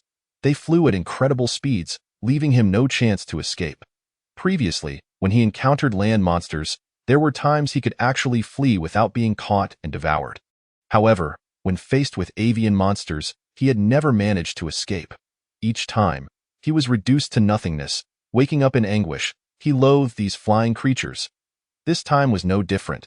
The enormous avian was closing in on him with astonishing speed, and the terrain offered no hindrance to its pursuit. As he sprinted desperately, he turned to glimpse the creature, attempting to discern its identity. A quick glance revealed that there were many avian races, yet Suu only recognized a little over 10. However, this time, he felt an odd familiarity. Though the entity was somewhat ethereal, he could vaguely see a fleshy lump atop its massive head. This is the iron-winged bird race. Holy cow! After so many years, he finally encountered one he recognized. At this moment, Suu felt a flicker of excitement. He was fluent in 18 languages of the Myriad Races, but that did not mean he had encountered all these races. Even in dreams, he had never met them, yet he felt a sense of familiarity. This was partly due to individuals at the Nanyuan Medium Academy knowing these languages, prompting him to learn. Yet, the iron-winged bird race, although he had never encountered them before, he could understand their language. Among the 18 languages he mastered was this one, as there were people in the Nanyuan Academy who spoke it. On the celestial battlefield, this avian race was often commanded by the powerful factions of gods and demons, deployed as aerial forces. Suu hurriedly turned and shouted, Wei 11 Jiuyun, why are you chasing me? The gigantic avian did not respond, seemingly unable to hear him, and continued its relentless charge. Louis Gu. We are friends? Still, he received no reply. Cursing inwardly, he realized the massive avian was about to pounce. Knowing he was about to meet his demise, it was highly likely to be an iron-winged bird, yet it appeared devoid of intelligence, merely a phantom within his dream. Crack! As expected, a wave of intense pain surged through Suu's head as it was crushed, and the dreamlike illusion began to dissipate. He knew he was about to awaken. Painfully awake, however, at that moment, just as the massive iron-winged bird crushed his head, it suddenly let out a sharp cry. Blood! Suyu froze momentarily, and the next instant, he bolted upright, drenched in sweat. Blood. No, not blood. It was the essence of life. Suyu's eyes widened as he realized he had heard it. The iron-winged bird had killed him. Yet it seemed enraged, as if it had not obtained what it sought, blood. It killed me for blood, for my blood. This was the language of the iron-winged bird race, and thus Suyu understood. There had been similar experiences before, but he had not comprehended them then, as those monsters were beyond his familiarity. This time, however, he understood blood. What did it mean that it craved blood? My blood? Yet, I sometimes get injured and bleed without any reaction. What could it possibly mean? Suyu felt a headache coming on, disregarding the recent nightmare as his mind raced. It required blood. However, the act of killing me in the dream yielded none, and why blood seemed insufficient. Could it be it requires blood from its own kind? Blood from the iron-winged birds? If I possessed iron-winged bird blood, what would happen? Dreams, after all, were dreams. Even if one had it, could it be transported into the dream? Suyu rubbed his temples, his hands slick with sweat. He could not afford to dwell on these thoughts. This dream seemed to have grown clearer. For the first time in years, he felt that the dream was solvable. His studies in the languages of the myriad races had not been in vain. Even if he had only heard one sentence today, it was sufficient. I must try. Regardless of the outcome, I need to experiment. If I possess iron-winged bird blood, what transformations might occur? Moreover, if this dream passes, tomorrow it may not even be an iron-winged bird anymore. Would iron-winged bird blood still be useful? No matter. Suyu abruptly sat up, resolute in his decision. He must attempt it. Being chased in this dream for so many years had grown tiresome, and he was eager to resolve it. Otherwise, harboring such matters would be unsettling. Who could endure being killed day after day? At dawn, I will head to the Xia family trading company to see if they sell anything. Perhaps they have iron-winged bird blood, as iron-winged birds are quite common on the celestial battlefield, and I might be able to purchase some. With his determination set, Suyu lost all interest in sleep. He eagerly awaited the dawn, intent on acquiring iron-winged bird blood. Even if there were only a glimmer of hope to resolve his dream troubles, it was worth it. He had truly had enough of such days. It was too exhausting. Chapter 6. The Return of the Iron-Winged Bird. Seeking recommendations, seeking collections, the Xia Family Trading Company, the largest commercial establishment in the Great Xia Prefecture, is operated by the Xia family.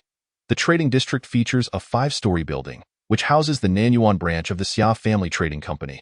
The first floor deals with common medicinal herbs, the second with weaponry, the third sells martial arts techniques, the fourth offers miscellaneous items from the myriad races, and the fifth serves as the site for large transactions. Suyu headed directly to the 4th floor of the Xia Family Trading Company. He had visited this place before with Su Long. After all, Su Long was a practitioner at the Qianjun level. And due to the low levels of vitality in Nanyuan, he could not continue his training without external assistance. The 4th floor was divided into several sections. Unknown Techniques area, Beast Blood and Flesh area, Damaged Artifacts area, Heavenly Materials and Earthly Treasures area. Naturally, since this was merely the Nanyuan branch, most of the items available were at the Qianjun level, with very few at the Wanshi level. As he passed through the Beast Blood and Flesh area, a well-trained, attractive young woman, wearing a professional smile, cheerfully asked, "Sir, how may I assist you?" Iron-winged bird blood. Iron-winged bird. The female employee pondered briefly before responding. Would you prefer essence blood or regular blood? A colossal iron-winged bird possesses an abundance of blood. Apart from a few drops of essence blood, the remainder consists of standard blood, which is of limited use. While essence blood holds significant value, Suyu was uncertain about his needs and hesitated for a moment before saying, "Let me see both." Certainly, the female employee did not press further. The iron-winged bird was not a rare race. It served as a standard aerial force on the celestial battlefield, and it was not uncommon to find a stock of them in Nanyuan. Soon, another male employee retrieved 2 transparent glass vials from the display case. This is regular blood, and this is essence blood, both from a Qianjun-level iron-winged bird. Noticing Suyu's intense focus on the glass vials, the female employee smiled and explained, "If you require Wanshi-level iron-winged bird blood, our Nanyuan branch does not have any. You would need to purchase it in the Great Xia Prefecture. Qianjun level is fine." Suyu replied he had no need for Wanshi-level blood. And even if he did, he might not be willing to buy it. How much does it cost? The regular blood is inexpensive, priced at 5,000 coins per vial. The essence blood, however, is quite costly. A single adult iron-winged bird yields less than 10 drops of essence blood. With each drop priced at 50,000, Suyu frowned slightly. So expensive. Qian-Jun level beings are nothing more than cannon fodder on the celestial battlefield. They die by the dozens, and yet a single drop of essence blood commands such a price? The female employee maintained her composure and continued to smile. You are correct, sir, but the costs involved in transporting it back from the celestial battlefield to the Great Xia Prefecture are substantial. Extraction, preservation, and sale. Numerous steps, including taxes. Hence, 50,000 is not exorbitant. She continued. If this were on the celestial battlefield, a Qian-Jun level iron wingbird would naturally be worthless. With a stroke of luck, one could easily find it. However, this is not the celestial battlefield, so you fell silent. Indeed, while Qian-Jun level beings were not valued on the celestial battlefield, during a major conflict, who would have the time to collect them? Even if one did, could they transport them back? Only a powerful establishment like the Great Xia Trading Company could manage such logistics. Consequently, the prices would naturally rise once they arrived at the rear. I'll take a vial of regular blood. And also a drop of essence blood. Suyu felt a pang of reluctance.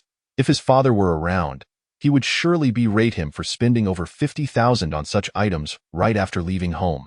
Sure, sir. Will you be paying by card or cash?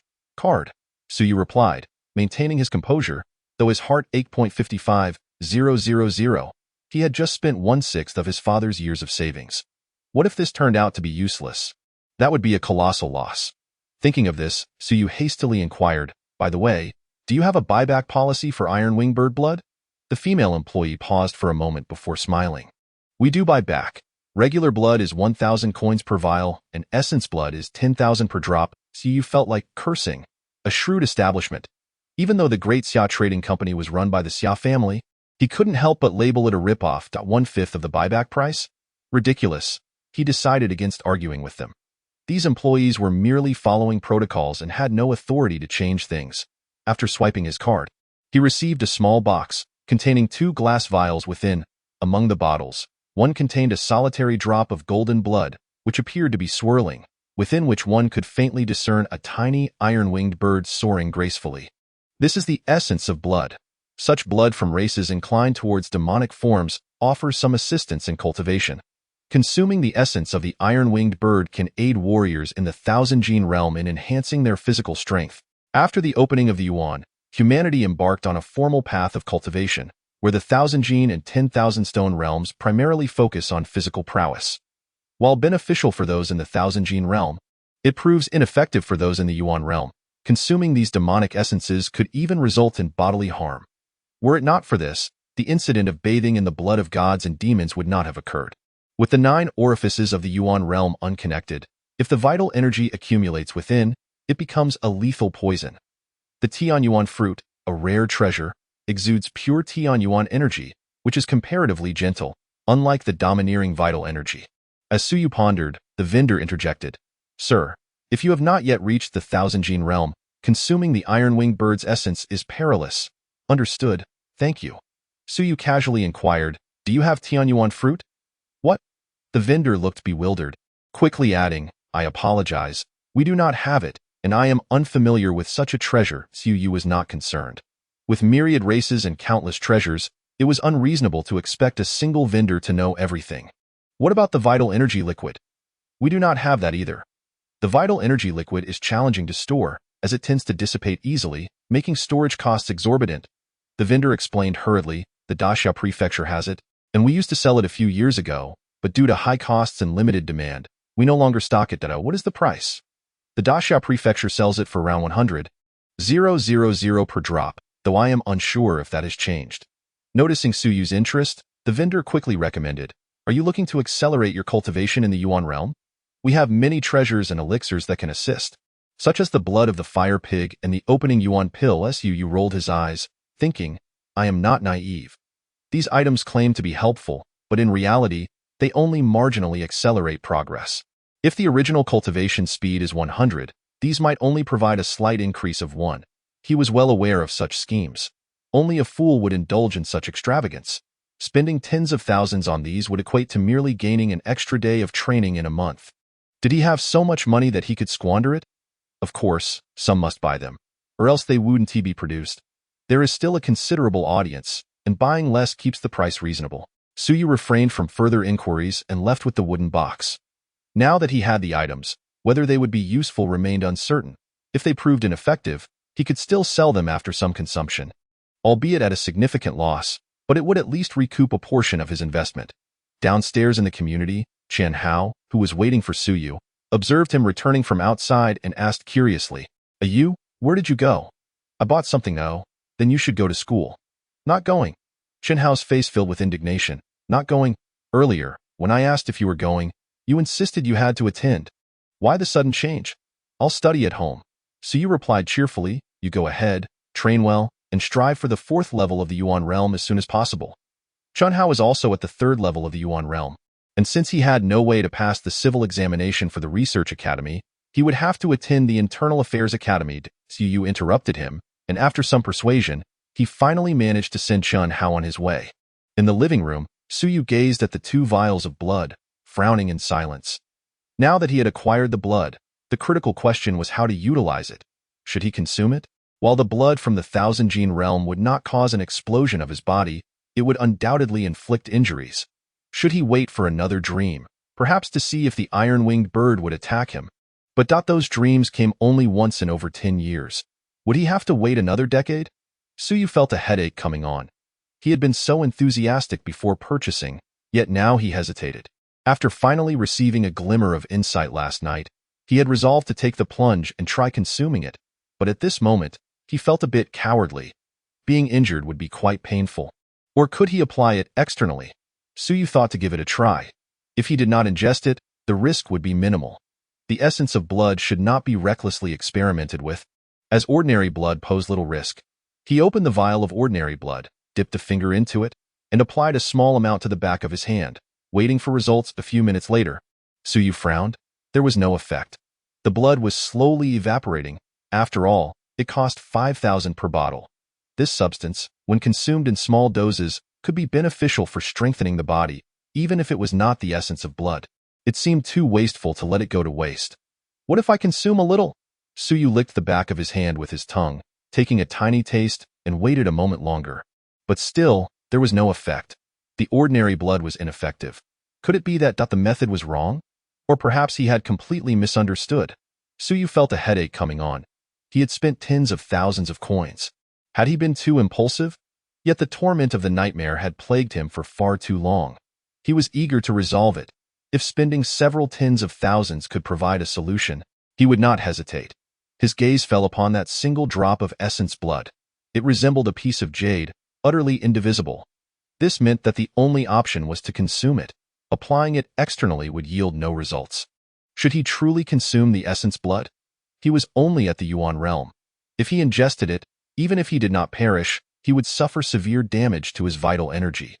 His hopes of reaching the 4th level of the Yuan realm would be dashed, and should he sustain injuries, it would be uncertain if he could even maintain his position at the 3rd level. Suyu felt torn. Over the years, the influence of the nightmares had made him more composed and decisive than others his age.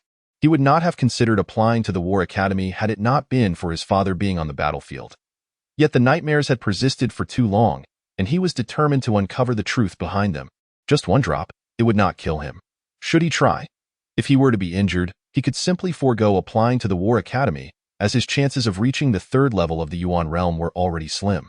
For the Civil Academy, there was little difference between the 3rd, 2nd, or even 1st levels. Suyu scrutinized the glass vial before him, the golden blood strikingly bright.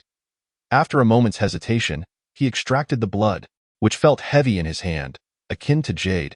He grasped the vial tightly, yet there was still no reaction. Should he wait another day and see if he could dream again? Perhaps other creatures might require the blood of the iron-winged bird.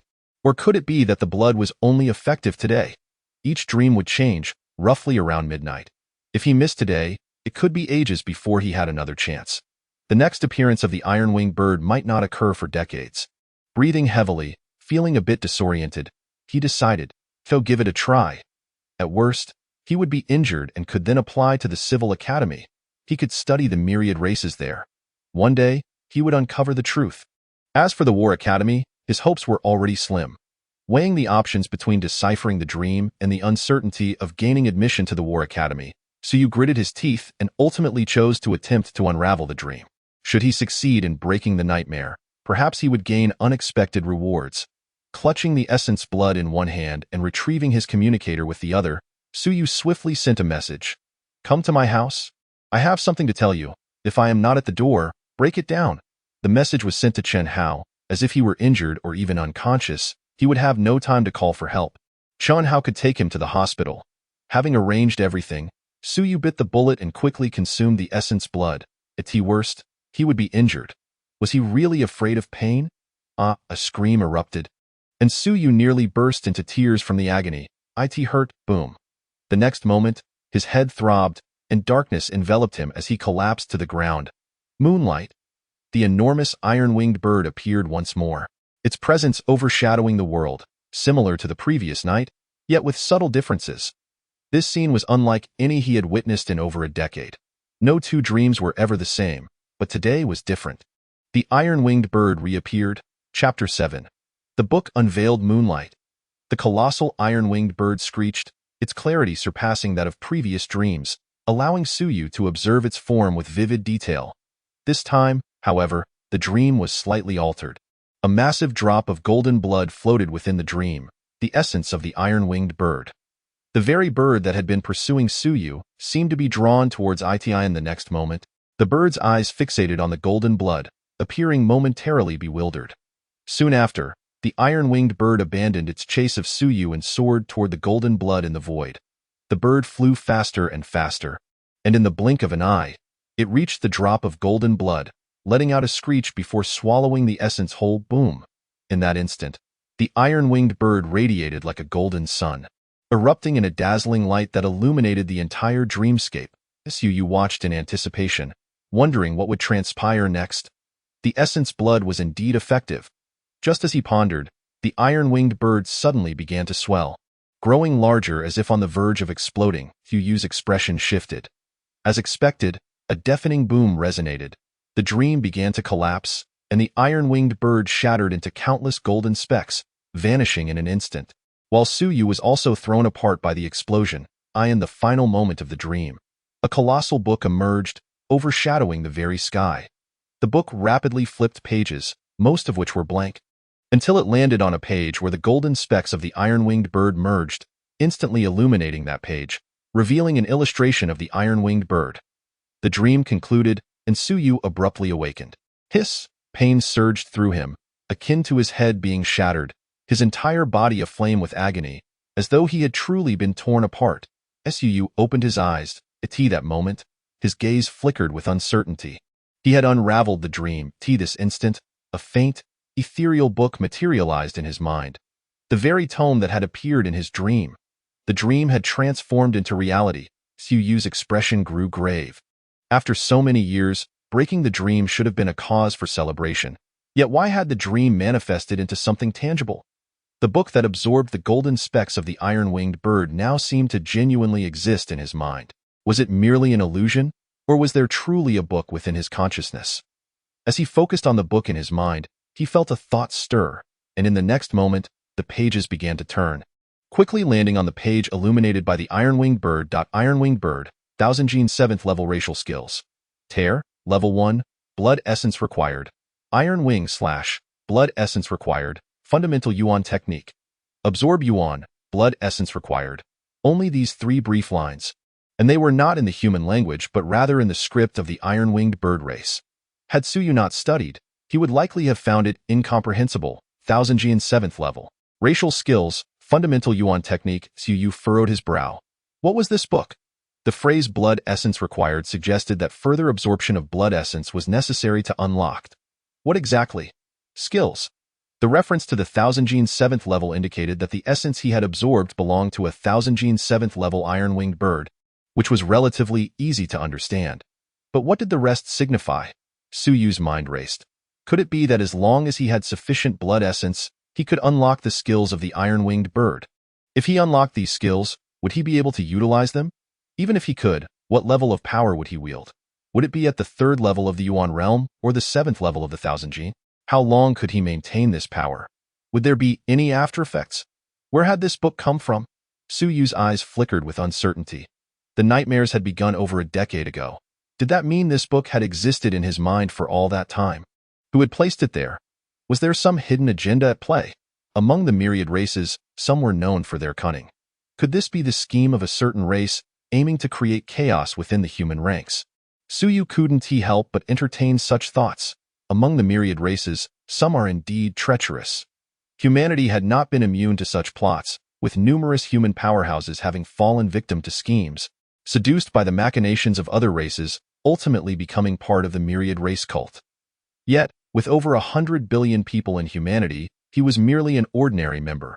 Even if there were plots, it seemed excessive to target him for over a decade, didn't it? Su Yu remained perplexed, yet he felt a growing urge to act. Should he give it a try? Additionally, the book felt thick. He had only unlocked one page so far. Did this imply there were more pages to be revealed? As he contemplated, Su Yu suddenly sensed a subtle wave of energy. In an instant, he realized the wave emanated from the pages. Not as words but akin to a form of spiritual resonance, he could unlock more pages. As long as he had the blood essence of any race he had dreamt of, he could open them. However, he was currently at the Yuan realm, so he needed to consider his body's capacity when absorbing blood essence. Su understood. For instance, he now felt an explosive sensation, overwhelming pain, from merely consuming the essence of a 1,000-gene 7th-level iron-winged bird. If it were the essence of a 10,000-stone realm creature, he would likely be gravely injured or worse. He had come to a realization. Su Yu murmured to himself. He had begun to grasp that each dream over the years represented a different race. The unlocking of the book did not solely stem from the potency of the iron-winged bird's essence, but rather indicated that as long as he possessed the blood essence from any race he had dreamt of, he could unlock their respective skills. However, in the past, he had not recognized those creatures, and as a mere 3rd level of the Yuan realm, it was unlikely he would have dared consume their blood essence. Had he not grasped this meaning now, he would not have taken such a risk. A single misstep could cost him his life. The fundamental Yuan technique, absorb Yuan. Su Yu did not dwell on it further, but suddenly recalled the 3rd line about the fundamental Yuan technique. The absorb Yuan technique was the foundational technique of the iron-winged bird race, whose sole purpose was to draw in a portion of vital energy. Absorb Yuan. Blood essence required.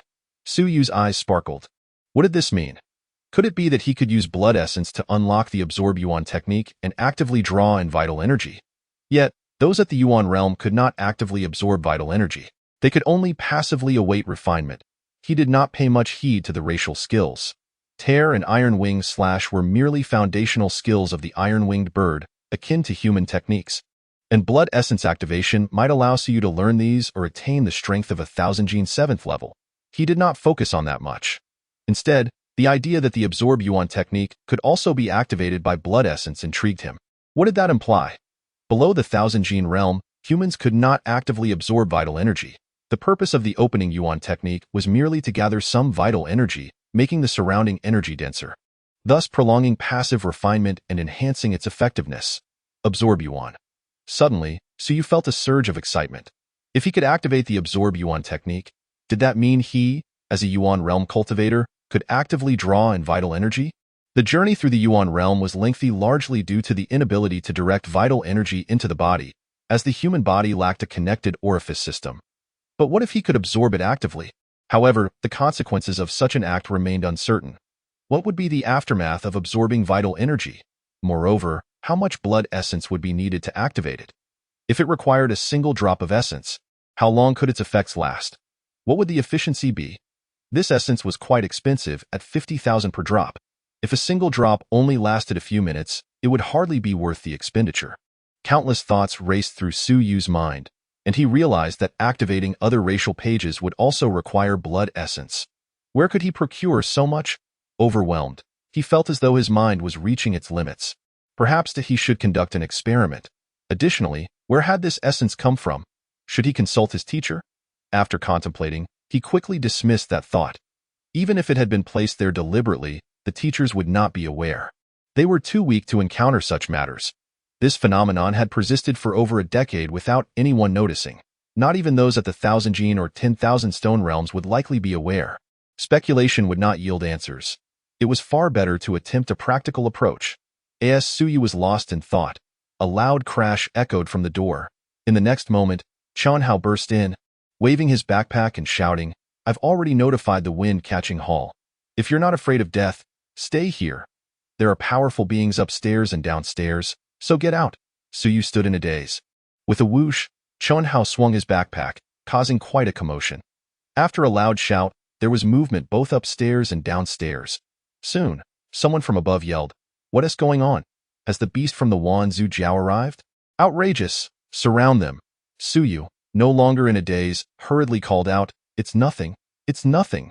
Grandpa Zhou, Chunhao is just joking around with me." "Why apologies?" Before long, an elderly man descended through the air, wielding a kitchen knife, and pushed aside the obstructing Chunhao. Upon seeing that Suyu was unharmed, he sighed in relief and said, "I thought the beasts from Wanzhou Jiao had come. Your father just left. Be careful and call us if anything happens." With that, he slapped Chunhao on the head, leaving him dazed. "Damn it, who told you to shout? If there is nothing wrong, don't shout randomly. If those Wanzhou Jiao folks really came, and we didn't take it seriously next time, wouldn't that put people in danger?" The old man was quite furious, though not at Suyu, but at Chunhao. "You little brat from the Chen family, if you dare to raise a false alarm again, I'll have your father drag you downstairs and strip you naked for a beating." With a mournful expression, Chunhao wanted to explain. "It wasn't me. It was Suyu. That guy suddenly sent me a message, prompting me to break down the door. How could I not think twice?" "Wronged." Suyu got up, feeling a bit of lingering pain in his body. Fortunately, most of the power of his essence blood had likely been absorbed by the tome, resulting in only mild soreness. He hadn't sustained any serious injuries. Not bothering to dwell on this, Suyu quickly apologized. Grandpa Zhou looked at him with relief, then couldn't he help but give Chunhao another whack on the head. "Look at how much you differ from the Su family, boy." Clueless, Chunhao was at a loss for tears. Suyu secretly smiled wryly and soon asked, "Did you really notify the wind-catching hall?" "No, just trying to scare you." Chunhao replied sullenly, uncertain if something serious had truly occurred. Hence the lack of notification to the wind-catching hall. "That is good," Suyu sighed in relief. Chunhao grumbled, "What is so good about it? Why did you send me that kind of message? I thought something happened to you." At this moment, the elderly men and women upstairs and downstairs saw that everything was fine and gradually began to disperse. Suyu, relieved, pulled Chunhao inside, closed the door, and said, "I just felt a bit dizzy earlier and feared I might faint, which is why I sent you that message. Didn't I ask you to knock first?" "Oh, are you all right?" Chunhao, now more concerned than before, asked worriedly. "You're not hungry, are you? Uncle Su left. Do you have anything to eat? Why don't you come over to my house for a meal? My dad asked me to invite you before, but I was afraid you'd feel embarrassed and didn't say anything." Suyu found it amusing. Did he really look like someone who would starve? Nevertheless, he felt a little touched. This guy, despite being a bit scatterbrained, genuinely cared for his friend. "I'm fine. I just practiced the Kaiyuan Ju for too long last night and felt a bit uncomfortable this morning, but I'm all right now." "That is good." Chunhao sighed in relief, then quickly added, "Are you still going to school today? How about you call the instructor and say you're sick? I'll accompany you to the medical center." "So could you help me request a leave?" Suyu's earlier sentiment of warmth vanished in an instant. This guy is hopeless. He wouldn't dare skip class, yet he suggested that Suyu ask for leave on his behalf. "Get lost." Chuckling while scolding, Suyu thought for a moment and said, "No need for leave. I'll go to school today. I actually have something to attend to at the academy." "You too?" Chunhao was confused. "Why are you so fickle? You didn't want to go before, but now you do. Do smart people really change their minds so easily?" Suyu, too lazy to respond, was headed to the academy to search for resources, hoping to find a way to obtain some iron wingbird essence blood or other types of essence blood at a reasonable price. The Xia family's trading company was too exploitative, 500,000 for a single drop. With the little money Suyu had left, it wouldn't even be enough to fill the gaps between his teeth. Chapter 8. The Flame of Civilization in the South Yuan Middle Academy. Chunhao went to the preparatory class since he had classes, while Suyu headed straight to the resource center at Suyu. "You want to exchange for iron wingbird essence blood?" The resource manager looked surprised. Essence blood from the 1,000 June realm is only beneficial for those in the same realm. For those in the Kaiyuan realm, It's not just unhelpful, it's actually toxic. Why do you want to exchange for this? Mr. Zhang, can I exchange it? Suyu smiled and replied, as you know, I've been studying the materials of the Wanzhou, and the iron wingbird is one of the subjects I've researched extensively. I wanted to procure some essence blood for research, but the prices are exorbitant, so I came here to inquire. Well, you can. Over the past few years, you've obtained 18 qualifications in Wanzhou languages. Besides the 3 mandatory ones, the other 15 give rewards, totaling 15 merit points.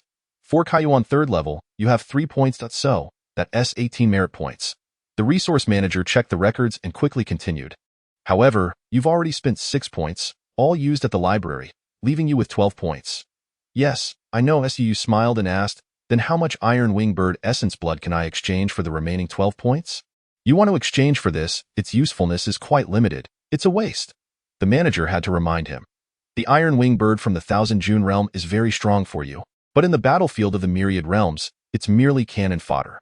Merit points can be used interchangeably among all academies and can even be accumulated at higher academies to exchange for valuable resources. You can easily accumulate 18 points at a middle academy. Learning a single Wanzhou language rewards 1 point. However, it won't be that simple at a higher academy. Exchanging for this isn't worth it. At a higher academy, some confidential materials, advanced techniques, and even certain courses may require merit points to exchange, including those from the military. I understand that, but there's no other option. Suyu sighed. He was aware. But he simply lacked funds. He had over 200,000, enough to buy 5 drops, but he still needed to save money for living expenses at the higher academy. The Kaiyuan realm offered no income, and he needed to reserve some funds for the higher academy. Merit points are the second most crucial trading system besides onping coins. Currency can buy many things, yet some things cannot be purchased with money. High-level strategic resources, advanced techniques, and even certain inheritances require merit points. This system reflects one's contributions to humanity. If you haven't contributed to humanity, even if you have money, you might not be able to buy anything. The accumulation and expenditure of merit points are recorded, including the original accumulation of merit points. For example, Suyu has 18 points. Even if he spends them all, he will continue to accumulate them. Once he reaches 100 points, Suyu will have greater privileges. This also prevents those with money but little contribution to humanity from secretly acquiring large amounts of merit points to purchase scarce strategic materials. Some wealthy individuals may have accumulated tens of thousands of merit points, but if their initial level isn't sufficient, they still can't buy certain things. The resource manager sighed upon hearing this. I want to advise you further. In fact, you're still too early for research. The South Yuan Middle Academy lacks the necessary conditions. When you reach a higher academy, some research can apply for subsidies, and even the higher-ups may allocate resources for research. Iron wingbirds are common in the Myriad realms. Their research value isn't high. If you're going to research, you should consider something else. Suyu smiled and asked, does the academy have any Sueyu essence blood? The manager seemed a bit awkward. We don't have that. It's found in the D Mountain realm and is rare in the Myriad realms. Moreover, those coming to the Myriad realms are at least at the Wanshi realm, or even the Tongkong realm. The Disya Civilization Academy surely has it, but we certainly don't. Then that settled. Suyu could recognize a few of the races he dreamed about, including Sueyu. However, starting from the Wanshi realm, if he consumed Wanshi realm essence blood, even if the tome absorbed the essence blood's energy, his body couldn't withstand it. It might explode. As for other uncertain races' essence blood, he wouldn't dare consume them recklessly. If he hadn't dreamed of them, the tome wouldn't absorb them, and he might not survive. After contemplating, he concluded that for now, the iron wingbird was the safest option. Teacher, then please exchange some for me. How many drops do you need? 1 merit point per drop. It really doesn't seem worth it. The manager reminded him once more. You might feel the merit points aren't very valuable, even appearing to be 10,000 per point, but in reality, some things can't be represented by money. You understand what I mean? Thank you for the reminder, teacher. Suyu nodded quickly and said, just exchange for 3 drops for now. If it's not enough, I'll come back for more. You. The manager, seeing he wouldn't heed his advice, felt a bit helpless and soon arranged for someone to fetch it. While waiting for the staff, he thought for a moment and reminded, your father went to the Myriad realms a couple of days ago. The academy is aware of this. With your father away, you should be cautious recently. The Wanzhou Jiao folks have been active in the Disya, as you should know. Yes, but it doesn't concern me, does it? How can it not concern you? The teacher admonished, be careful, it's better to be safe. The beasts from the Wan Zhu Jiao primarily target not the strong or the talented, at least not the talented cultivators, but the wise. While you may not be considered wise, you are among the few reserve members of the Civilization Academy in the South Yuan Middle Academy. The destruction caused by strong individuals is limited, but the destruction caused by the wise is boundless. The human race has been able to guard the myriad realms for centuries, relying not only on those invincible strong, but also on the wise in the rear. Who among the top researchers of the Civilization Academy hasn't been assassinated? These individuals deciphered the techniques of the myriad races, delving into their civilizations, thus increasing the number of strong individuals among the human race, allowing for a more confident response to the myriad races. The manager spoke with some admiration. They have contributed immensely, no less than any invincible strong. Yet, most of them lack the necessary combat strength, which makes them targets for the Wan Zhu Jiao, and assassination is a common occurrence. The Wan Zhu Jiao folks create chaos within the human race not to assassinate a few strong, but their main targets are these individuals. While you haven't yet entered the Civilization Academy, and your language skills aren't extensive, you're still young, which makes you more dangerous than the few budding cultivators within the academy. How long does it take for someone in the Kaiyuan realm to cultivate to the Tong Kong realm? But for the wise, perhaps 10 or 20 years is sufficient to decipher a technique, identify their flaws, and develop targeted methods to eliminate them. This is far more dangerous than a Tong Kong realm individual. Su chuckled, that S a bit exaggerated, isn't it? While I've mastered 18 languages, that's still too few for the myriad races, and most are merely common languages. Don't take it lightly. Be cautious. If you encounter danger, seek assistance immediately. The South Yuan has increased patrols, and the Wind-Catching Hall has begun strengthening deployments, including a team of Dragon Martial Guards stationed in South Yuan that have also started patrolling. If trouble arises, shout for help loudly. Help will arrive within seconds. Seeing the seriousness in the teacher's words, Suyu quickly nodded. Teacher, rest assured, I understand. The South Yuan is so small that those folks might not even come here. Even if they did, let us be honest, I probably wouldn't even be on their radar. That's true. The teacher chuckled but cautioned him not to let his guard down, especially when going to see Instructor Liu. Be particularly careful. Huh? Suyu was momentarily taken aback. Instructor Liu? Don't misunderstand. I mean, Instructor Liu is the strongest instructor in Wan Zhu languages at the South Yuan Middle Academy. Most students who pass into the Civilization Academy each year are taught by him. Instructor Liu is likely the main target for the Wan Zhu Jiao. If they come to South Yuan, the first person they want to assassinate isn't the governor or the city lord but him. Instructor Liu is a spark of civilization, at least for South Yuan. That's how it is, which is why I remind you to be cautious. Su's expression changed. Teacher, doesn't that put Instructor Liu in danger? It's fine. Don't worry too much. The governor has personally gone to protect Instructor Liu, and there are also hidden guards from the Dragon Martial Guards. Even a small team from the Wind-Catching Hall has arrived. I'm just reminding you to be safe on your way to see Instructor Liu. Suyu breathed a sigh of relief. The Liu instructor mentioned by the manager was also Suyu's teacher. Suyu had mastered 18 Wan Zhu languages, almost all under the guidance of this old instructor. Just as the manager said, Liu instructor might not be much in Xia, but in South Yuan, especially at the South Yuan Middle Academy, he truly was the bearer of civilization. After so many years of teaching, he had produced over 100 students for the Civilization Academy. Of those 100 students, more than half had graduated and were now playing a significant role in Xia and even the entire human race. While perhaps not monumental, the inheritance of human civilization relied on these grassroots individuals.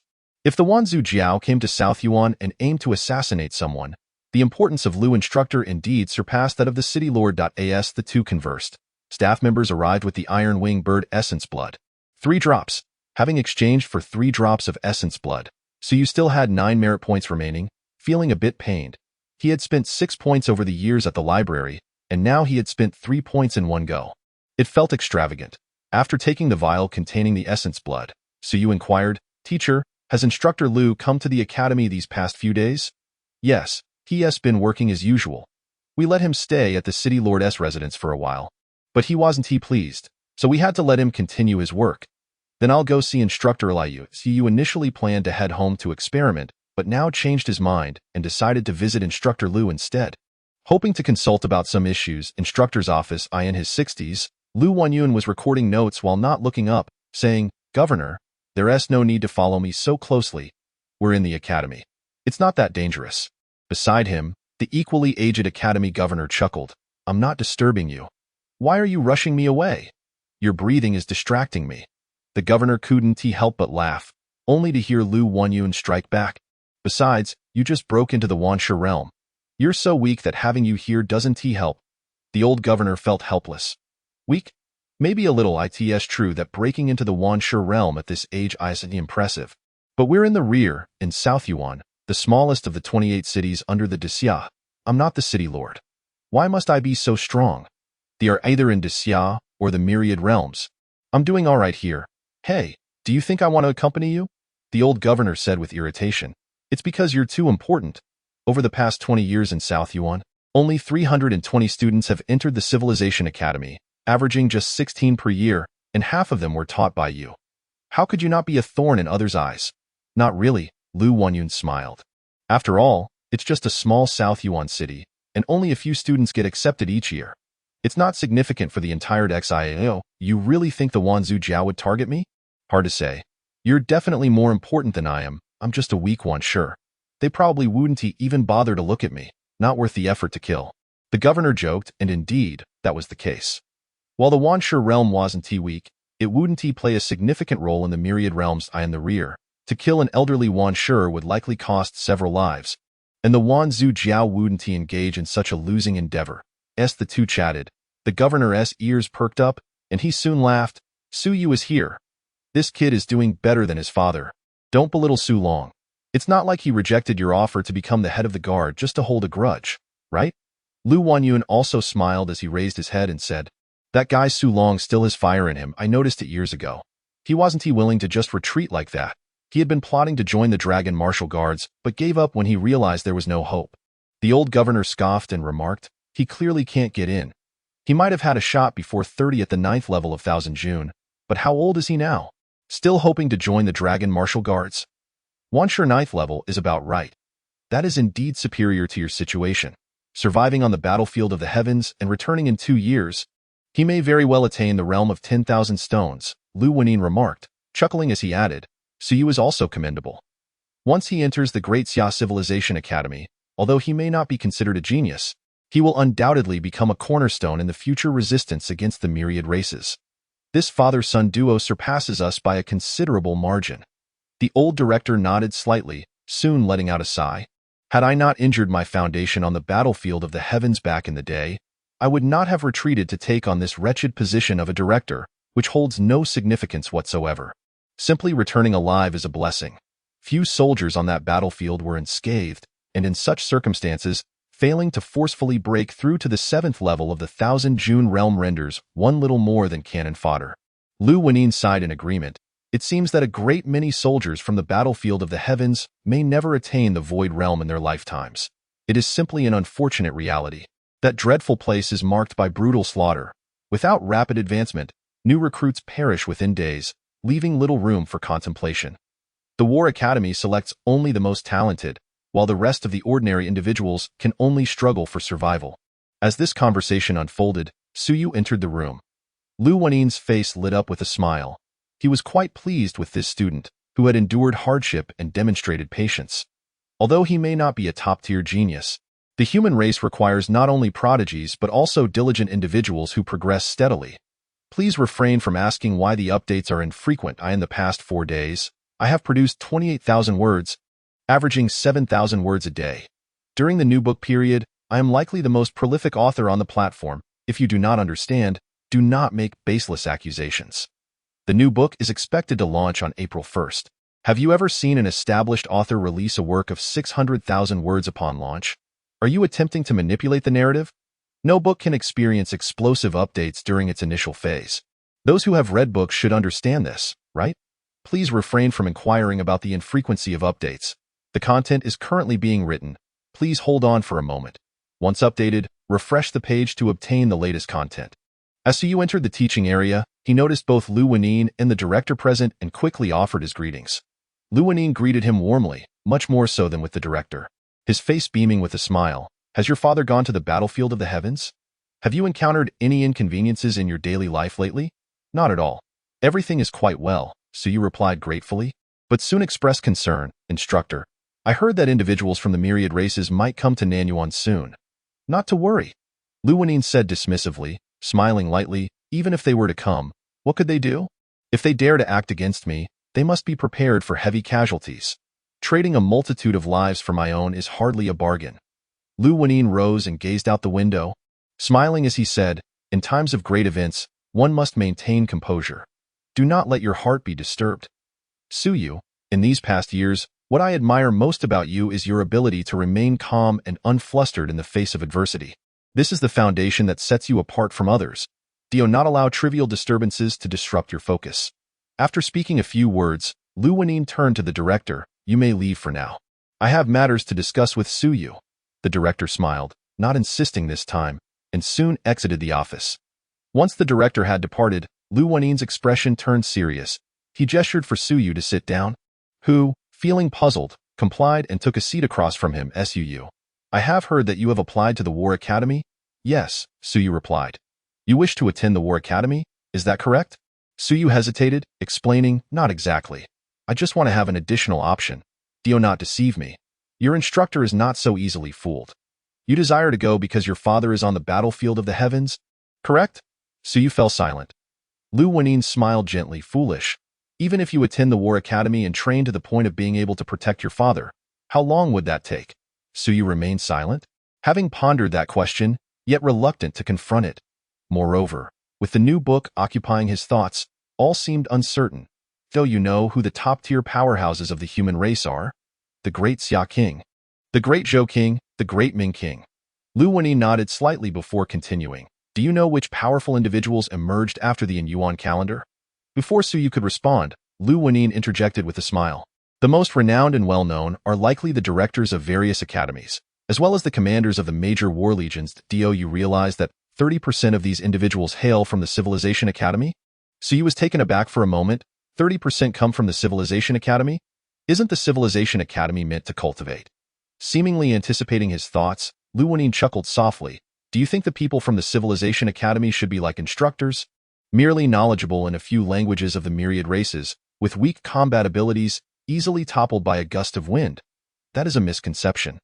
Lu Wenin's expression turned serious. I have not mentioned this to you before because you are not yet ready to comprehend it. In truth, many of the strong individuals within the Civilization Academy, even some top-tier powerhouses, are more formidable than those in the War Academy. As researchers of heavenly civilizations, how could we be so weak? If we were, how could we grasp deeper levels of martial arts and secrets? Lu Wenin's eyes shone brightly. I am but a trivial failed student of the Civilization Academy, yet do you truly believe that your instructor is so frail? Suyu opened his mouth, hesitating to speak. Instructor, could you please refrain from being so self-effacing? You are merely at the 1000 June 7th level. Is that not rather weak? You wish to imply that I am at the 1000 June 7th level, which is indeed weak? Suyu blinked, feeling as if his instructor had seen through him. Indeed, I can discern your thoughts to some extent. Upon hearing this, Suyu was taken aback. Surprised, are you? Lu Wenin chuckled. You are so weak that you are practically unguarded in my presence. Be cautious in the future and keep your thoughts restrained. What I share with you stems from the hope that you will not underestimate your strengths and abandon the Civilization Academy for the War Academy.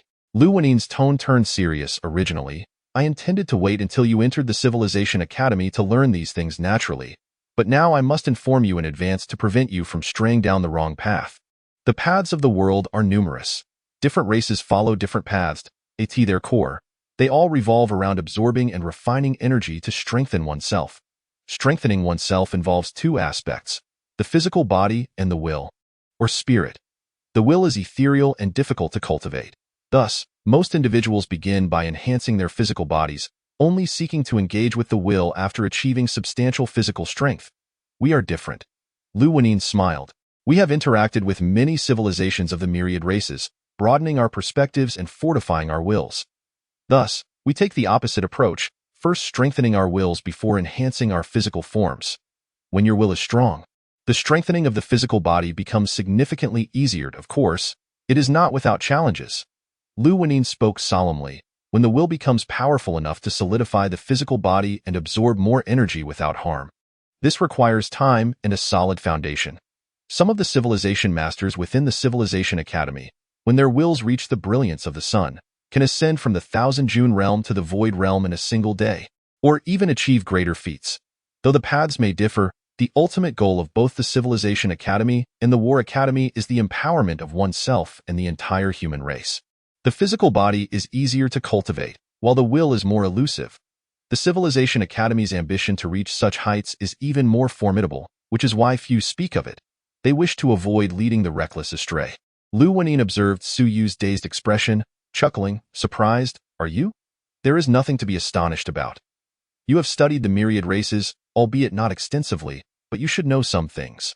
For instance, you have mastered the language of the nightmarish race, which is elusive and nearly invisible. They can invade your dreams at will.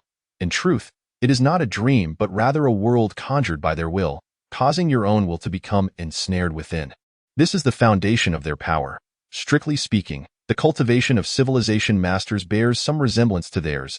Su felt a dryness in his throat and quietly said, Instructor, do you mean to say that the path of civilization can also be quite powerful? Not just powerful, but even faster. Lu Wenin remarked with a smile, first, cultivate the will, then the physical body.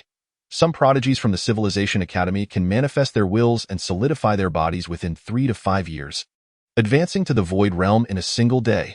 Their subsequent cultivation path progresses more swiftly than that of the physical body. And how long would it take to reach the Void realm if one were to attend the War Academy? Even a genius would require many years of arduous effort. Of course, our entry is more challenging, and we are fewer in number. Nevertheless, the fact that 30% of the top-tier powerhouses among the human race emerge from the Civilization Academy speaks volumes. As Su Yu absorbed and digested this information, he soon questioned, is it possible to cultivate the will? It is, Lu Wenin confirmed. But for ordinary individuals, it is not feasible? Correct. There are higher thresholds, more challenging than those for the path of the physical body. The will and spirit are synonymous. In the early stages, they are invisible and intangible. The extent to which one masters the languages of the myriad races serves as a measure of one's capability. Lu Wenin chuckled often. It is not that certain individuals do not strive, but rather that they lack sufficient energy and a robust will to absorb and digest knowledge. You can master 18 languages of the myriad races.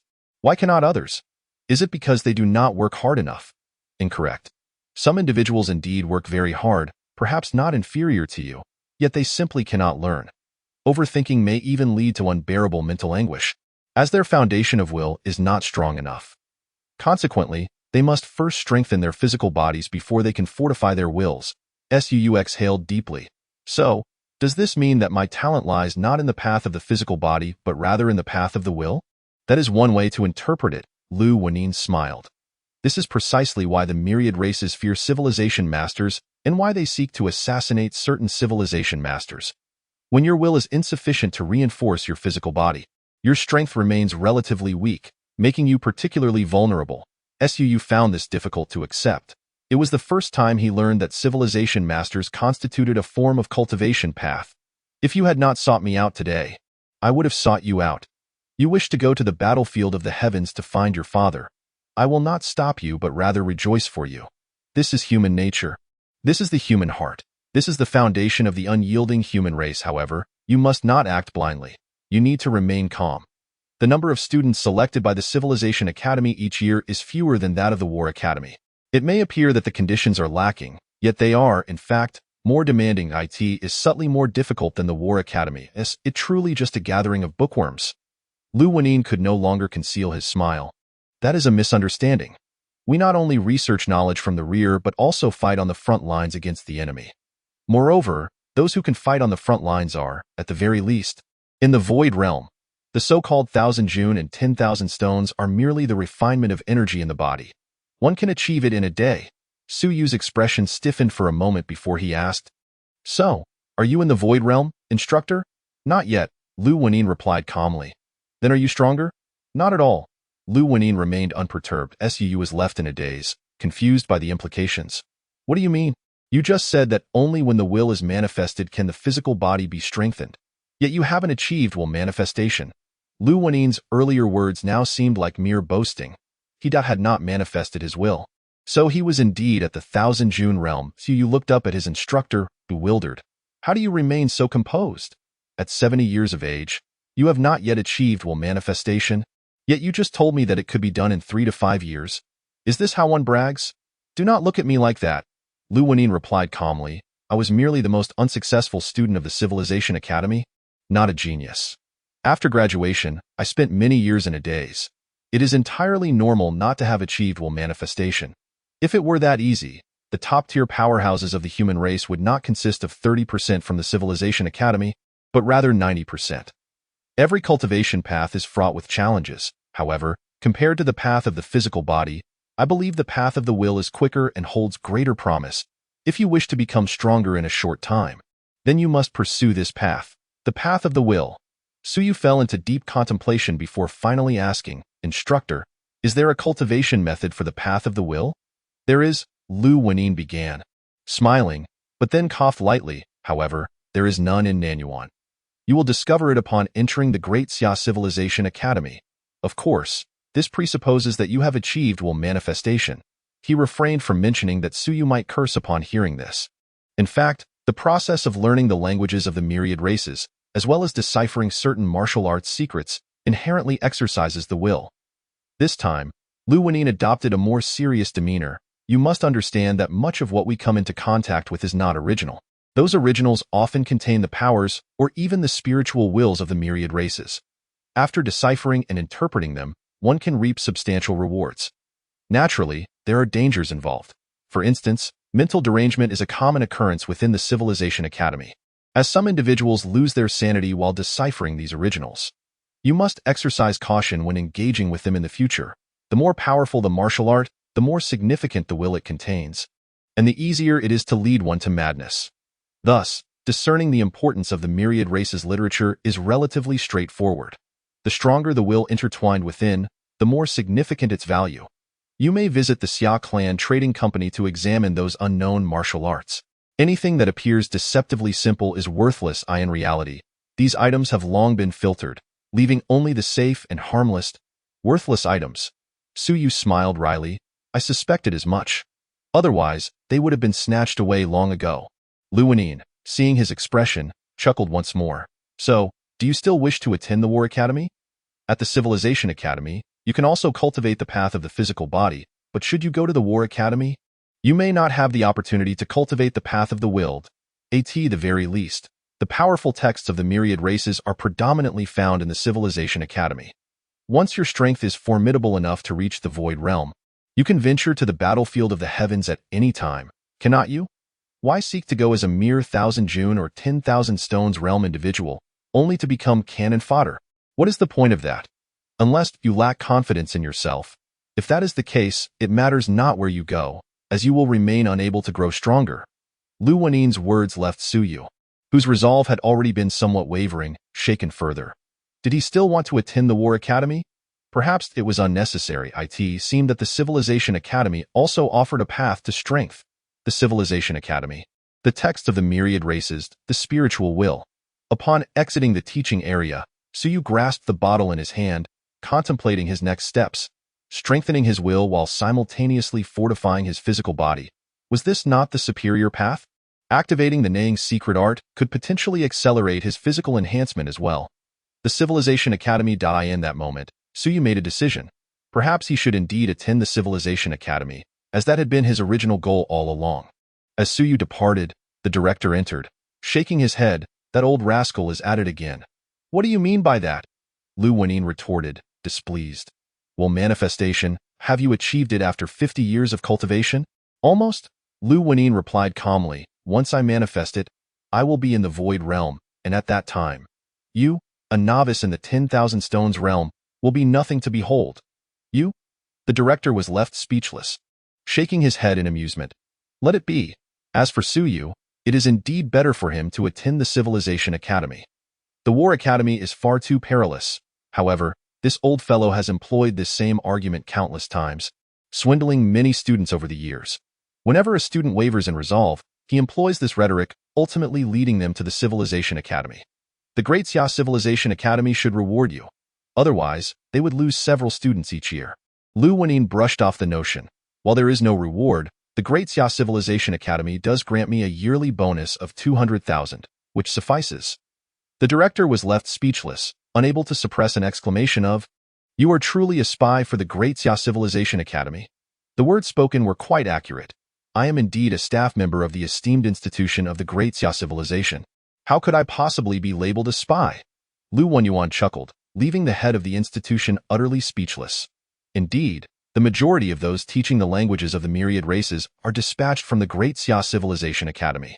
Even if they are not currently, they soon will be, primarily to prevent the loss of students who might flock to the War Academy. After all, engaging in research lacks the thrill that cultivation provides. Young people are drawn to fervor, and one must not overlook that. Chapter 10.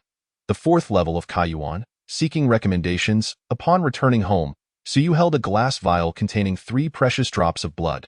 While for a powerful individual, the blood of the Thousand June realm might seem trivial, for Suyu, it represented a significant fortune, as 1 drop costs a staggering 50,000. Were it not for his financial constraints, he would hesitate to expend any merit points. The importance of merit points does not require reminding from teachers. He is well aware of their value. This resource is not easily attainable, even with wealth. Although he might contemplate spending over 50,000 for a single point, considering that each drop of blood costs 50,000. Reflecting on his finances, he realized he was somewhat wealthier than his father. Having saved around 300,000 over the years, Suyu chuckled to himself. Indeed, that 30,000 might not even equate to the value of his 18 merit points. However, his father also possessed merit points. Having spent some during his cultivation, leaving behind the remainder, Suyu surmised they were likely given away upon his retirement. This was not merely Su Long's practice. Many veterans did the same. Numerous retired soldiers in the community, when leaving, gifted their merit points to comrades who would continue to fight, as they needed them more. Mutual support and trust embody the essence of the warriors of humanity. Had there not been a 50-year age restriction for veteran enlistment, perhaps even more would have departed this time. Many nearing retirement were close to 50, and once retired, they would likely never return. Dismissing such thoughts, Suyu's mind wandered back to the album. The pages quickly turned to the one featuring the iron-winged bird. The activation of the blood. But what would it activate? A skill or a technique? After contemplating, he swiftly reached a decision. A technique. The Neiyuanyu. Skills are mostly for instant power boosts, useful for explosive situations, but currently, he had no opponents to face, making such a use somewhat wasteful and of course. If his blood supply were sufficient, he might give it a try, as the effects remained unknown. Random explosions could prove fatal. How many drops would be required? Would one suffice? As thoughts raced through his mind, Suyu concentrated and activated the technique. 1 drop of blood was consumed, vanishing in an instant. This time, the pain was not as excruciating as before. It was almost immediately absorbed upon contact. A hum echoed in his mind as the golden pages of knowledge trembled slightly. In the next moment, the activation status of the technique transformed. Basic elemental technique. Neiyuanyu, activated, duration. 1 hour, 1 hour. Suyu cursed inwardly. At this moment, he felt every pore in his body open. Rapidly absorbing the surrounding elemental energy, it was as if his 9 orifices had been temporarily unsealed. This was the power of the album. Originally, one could not achieve such feats in the Kaiyuan realm. Without the unsealing of the 9 orifices, one could not sense elemental energy nor actively absorb it. Yet now, Suyu felt it. With a mere thought, he could devour the elemental energy surrounding him. Though the southern elemental energy seemed insufficient, that was only for the myriad stones. For a practitioner of the Thousand June realm like Suyu, the energy was more than ample. For the first time, his physical body began to absorb elemental energy, akin to a ravenous hunger, consuming and refining without restraint. The 9 orifices emitted a faint glow, as a substantial amount of elemental energy congregated around his head, refining the 9 orifices. Pain. Suyu felt discomfort. His mouth and nose were relatively fine, having been refined previously, but the other orifices were unrefined, and now the elemental energy surged through them, causing him agony. His ears rang, and tears streamed from his eyes. The elemental energy was refining the orifices, assisting in their unsealing. 1 hour, far too long. Just moments ago, Suyu had disdainfully thought 1 hour too short. Now, however, he instantly betrayed himself, finding it excessively long. Would he be at risk of bursting? The active absorption of elemental energy in the Kaiyuan realm was likely unprecedented. Moreover, the Neiyuanyu was a technique of the Iron-Winged Bird clan, unaltered for human use. and he sensed more energy being absorbed through the pores on his back, which were now fervently drawing in elemental energy. Could it be that this was meant to refine wings? Would I sprout wings? Suyu felt a sense of helplessness. The iron-winged bird was a bird clan, and wings were indeed formidable weapons. However, he was not one of them. Now, with the Neiyuanyu activated, his meridian circulated. And although the album had been modified for human adaptation, it still felt somewhat ill-suited for Suyu, as he sensed his back absorbing more elemental energy than the 9 orifices. Boom. At that moment, a thunderous roar resonated in his left ear. Suyu paused, initially startled but then filled with joy. Was the 4th orifice about to unseal? The first 3 orifices of the 9 were relatively easy to open, but the 4th and 5th, the dual ear orifices, posed greater difficulty. The 6th and 7th, the dual eye orifices, were even more challenging. The Shinkei and Baihui orifices had thwarted many. Almost all who had not become practitioners faltered at these 2 hurdles. The left ear orifice was about to open. Suyu was overjoyed. The booming in his ear was remarkably pleasant. He had anticipated that reaching the 4th level of Kaiyuan would take over 6 months. Yet, unexpectedly, after merely activating the Neiyuanyu, he was on the verge of completion, and of course, this was also due to his relatively weak strength. The challenge of unsealing orifices lay in the inability of practitioners in the Kaiyuan realm to actively absorb elemental energy, only able to refine passively. However, once they could convert passivity into activity, the Kaiyuan realm would not be so daunting. Practitioners of the Kaiyuan realm would not become significantly more powerful, their physical fitness would improve, and their senses, taste, smell, hearing, and sight, would sharpen. That was the essence of Kaiyuan. Yet, these enhancements were more than sufficient. Only upon reaching the 8th level of Kaiyuan would practitioners be able to cultivate simple martial techniques for self-defense, preparing them to become formal practitioners. Boom! The thunderous sound in his ear persisted, and Suyu felt his ear contract, expand, and his eardrum vibrate as the elemental energy swirled around him. It was nearing completion. Elemental energy continuously flowed into his left ear, and for the first time, Suyu could clearly perceive the swirling, smoke-like elemental energy. This was elemental energy, and he was experiencing its existence in vivid detail. No, I cannot bear ice. Suyu's head throbbed. It was not the unsealing of the orifice that overwhelmed him, but rather the strain of his first active refinement. His physical body was too weak to withstand it. Boom! At that moment, a thunderous clap erupted from his left ear, and Suyu felt a sense of relief. It was done. He instantly abandoned the cultivation of the Neiyuanyu, unable to persist any longer. Half an hour later, Suyu regained his composure. There was a tinge of regret. He had only managed to cultivate for less than half an hour, with the remaining time wasted. The 1-hour duration did not accumulate. Once the time elapsed, it reset to 0. What a pity! However, it was still a significant achievement.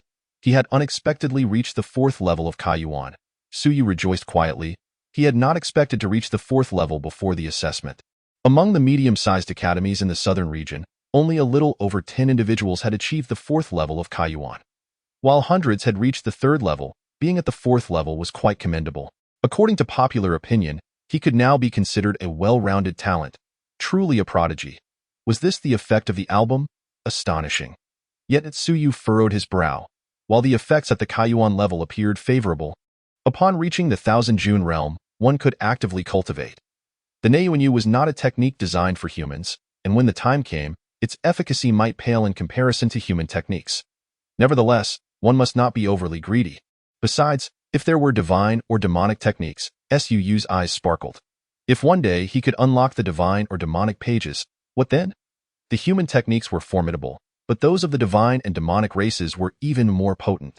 The humans had acquired numerous techniques, yet those from the divine and demonic races were scarce, mostly at the lower tiers, with very few at the higher tiers. There was a chance to defeat the opponent, but the probability of seizing their techniques while doing so was slim. Did divine or demonic beings exist in my dreams? The previous dreams were too elusive, and with age, Suyu could not recall them. Whether they existed or not remained uncertain. If they did, could he cultivate their techniques? Such thoughts were premature. For now, the Neiyuanyu was already quite effective, enabling him to swiftly transcend the Kaiyuan hurdle. Suyu suppressed his thoughts, feeling a surge of joy. The 4th level of Kaiyuan.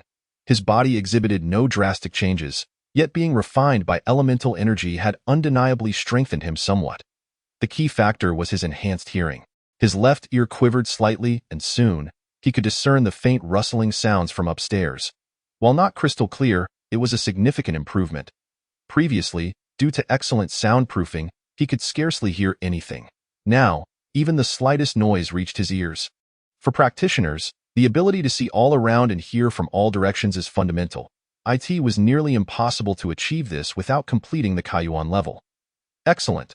Although he had expended 1 drop of precious blood, the potential to enhance one level with a merit point made him willing to repeat the process 10 or even 100 times.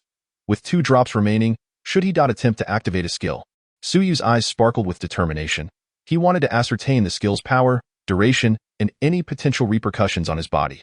Failing to understand these aspects before recklessly using it would be irresponsible.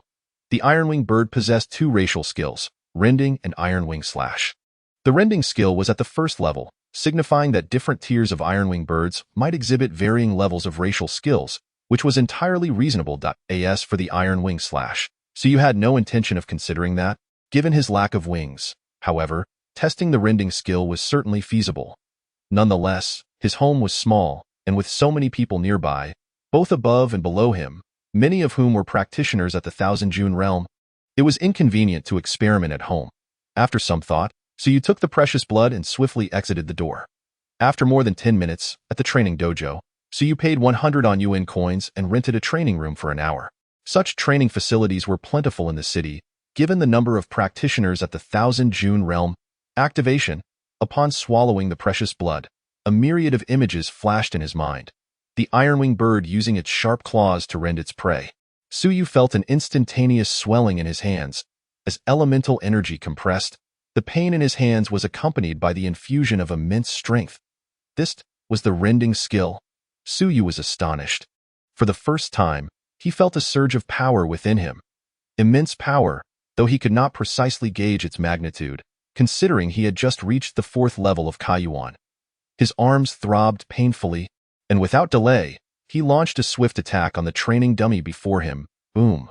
Grasping its throat with his hand, his fingers became as sharp as eagle talons, tightening their grip and producing a resounding crack. This dummy was specifically designed for practitioners' combat training, constructed from durable materials, and now, being choked, it emitted a thunderous sound. Suyu crossed his arms, launching a relentless assault on the dummy. Each strike seemed to carry a rending effect. Gradually, a fine crack appeared at the dummy's throat. After 5 or 6 minutes, Suyu noticed a shift. The power in his arms was beginning to wane, gradually weakening. Bang! Hiss! Suyu inhaled sharply. The strength dissipated in an instant. He had gripped the dummy so tightly that his fingernails felt as though they might fracture. Resulting in excruciating pain, Suyu muttered a curse. It vanished just as quickly as it had come. As a practitioner of the Kaiyuan realm, he had exerted all his strength against the dummy. Pain was inevitable. Glancing at his communicator, Suyu made a quick assessment. The duration was 5 minutes, consuming 1 drop of precious blood. This was no mere attack.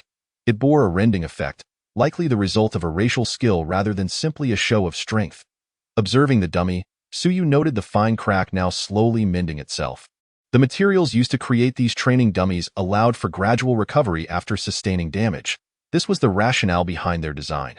The rending effect he had inflicted was something his father at the 9th level of Thousand June could achieve, and he could inflict even greater damage. A single punch could create a small hole, while his sustained attacks had only resulted in a crack. His offensive capability seemed to align with that of a practitioner at the 6th or 7th level of Thousand June, likely around the 7th level, as practitioners at the 6th level could hardly cause any damage. This indicated that his current ability correlated with the level of the Ironwing bird he had activated in the album. The album depicted a 7th level Ironwing bird. With the 7th level Thousand June's attack power, 1 drop of precious blood would last 5 minutes. Suyu's eyes gleamed. This meant he now possessed such offensive capability. However, attack power does not equate to overall strength. A true practitioner at the 7th level of Thousand June would boast a robust physique, exceptional speed, agile movements, and extensive experience. Attributes in which he fell short. In terms of targeting inanimate objects, he could indeed compete with a 7th level practitioner. However, if he were to confront a genuine 7th level practitioner, the opponent would likely kill him in an instant, especially since he lacked a similarly formidable physique. He merely possessed strength in his hands. let alone 7th-level practitioners. Even those at the 3rd or 4th levels, if they were prepared and maintained their distance, could easily evade him and strike once his strength waned. Suu shook his head slightly. The moment he had felt infinite power had been an illusion, in reality. This ability was somewhat lacking. It could only serve as a trump card. If exposed, it posed little threat even to practitioners at the 3rd level of Thousand June and below. They could simply flee, returning to finish him off once his power had dissipated. However, he did possess significant advantages. Suyu suddenly smiled. One must not be overly greedy. This was already quite impressive. As a practitioner of the Kaiyuan realm, he was, to put it bluntly, an ordinary individual. Now, he could unleash the attack power of a 7th-level practitioner for 5 minutes. Was that not remarkable? Although the aftereffects were somewhat severe at that moment, Suyu felt the repercussions. Both of his hands were swollen. The pain had rendered them numb, which explained why he had felt little discomfort earlier. The rending skill was rather crude, a racial skill of the ironwing bird. It was not particularly well suited for humans. However, if he could learn some powerful techniques from other races, the benefits would be substantial. A spark ignited in Suyu's eyes. The ironwing bird had been thoroughly studied, and there was little left to explore. However, what about techniques from other races? The Civilization Academy surely offered rewards for such research, right? If he were to chance upon discovering techniques or martial skills from the divine or demonic races, even replicating their unique martial techniques, would that not be an extraordinary contribution? Suyu swallowed hard, suddenly exclaiming, I believed the Civilization Academy is tailor-made for me. It seems entirely plausible that I could go there to sell martial techniques. Though he thought this way, Suyu did not take it too seriously. As a mere novice, if he were to venture into the Civilization Academy and suddenly develop techniques akin to those of the divine or demonic races, that would not be considered talent but rather monstrous capability. Had you ever encountered a divine or demonic being? Had you fought against one? Had you studied their techniques? Yet, he could supposedly develop them. Who would believe such claims? Suyu amused himself for a while before laughing again. He would not waste the training room. Although he could no longer activate skills, he could still hone his techniques. He would not squander this opportunity. Practitioners at the 8th level of Kaiyuan would be the ones to cultivate martial techniques, as there was little use in doing so before that level. However, Suyu already knew several techniques, and he began his practice at once. Previously, he had thought that reaching the 8th level was far off, but now, was it truly that distant? He sought to prepare in advance, ensuring that when he reached the 8th level, he would not be caught unawares, for merely possessing a high realm without corresponding strength would render one useless. Chapter 11. Calm waters. In the following days, tranquility reigned. Suyu had broken through to the 4th level of Kaiyuan, but chose not to inform others, instead focusing on diligently cultivating the Neiyuanyu to solidify his newfound realm. The use of precious blood had left some aftereffects, predominantly due to the absorption by the album, but after 2 or 3 days, Suyu's body returned to normal and the swelling subsided. With only 1 drop of ironwing bird blood remaining, Suyu refrained from further use. Otherwise, he might advance too rapidly. Who could predict whether the next cultivation of the Neiyuanyu would propel him directly to the 5th level of Kaiyuan? That would be far too extraordinary, at the very least. He should wait for half a month. Suyu remained unhurried, for the assessment of the esteemed institution was still over 2 months away. With a breakthrough every half month, by the time of the evaluation, he might very well reach the 9th level of Kaiyuan Ayu. Aren't you going to the academy today? Of course I am. It must be so pleasant for you not to go. Why can't you help me take a day off? Chenhao instinctively remarked, then abruptly stopped, puzzled. Are you really going to school? This guy hasn't attended for several days. Even when he did, he would leave shortly after. Chenhao couldn't help but feel envious. Why was Suyu suddenly going to the academy again today? Suyu, uninterested in responding, replied casually while walking. With the assessment still over 2 months away, I intend to seek out an instructor and see if I can learn a few more languages of the Myriad Races. Still learning? Chenhao exclaimed. Truly astonishing. However, he quickly thought of something and said with a grin, I used to think it was impressive that you mastered 18 languages of the Myriad Races. Now I discover there's someone in our academy who's even more remarkable than you. Do you know Luyu from Class 1? I heard that girl is even more extraordinary. She took the qualification exam for her 20th language yesterday. How incredible.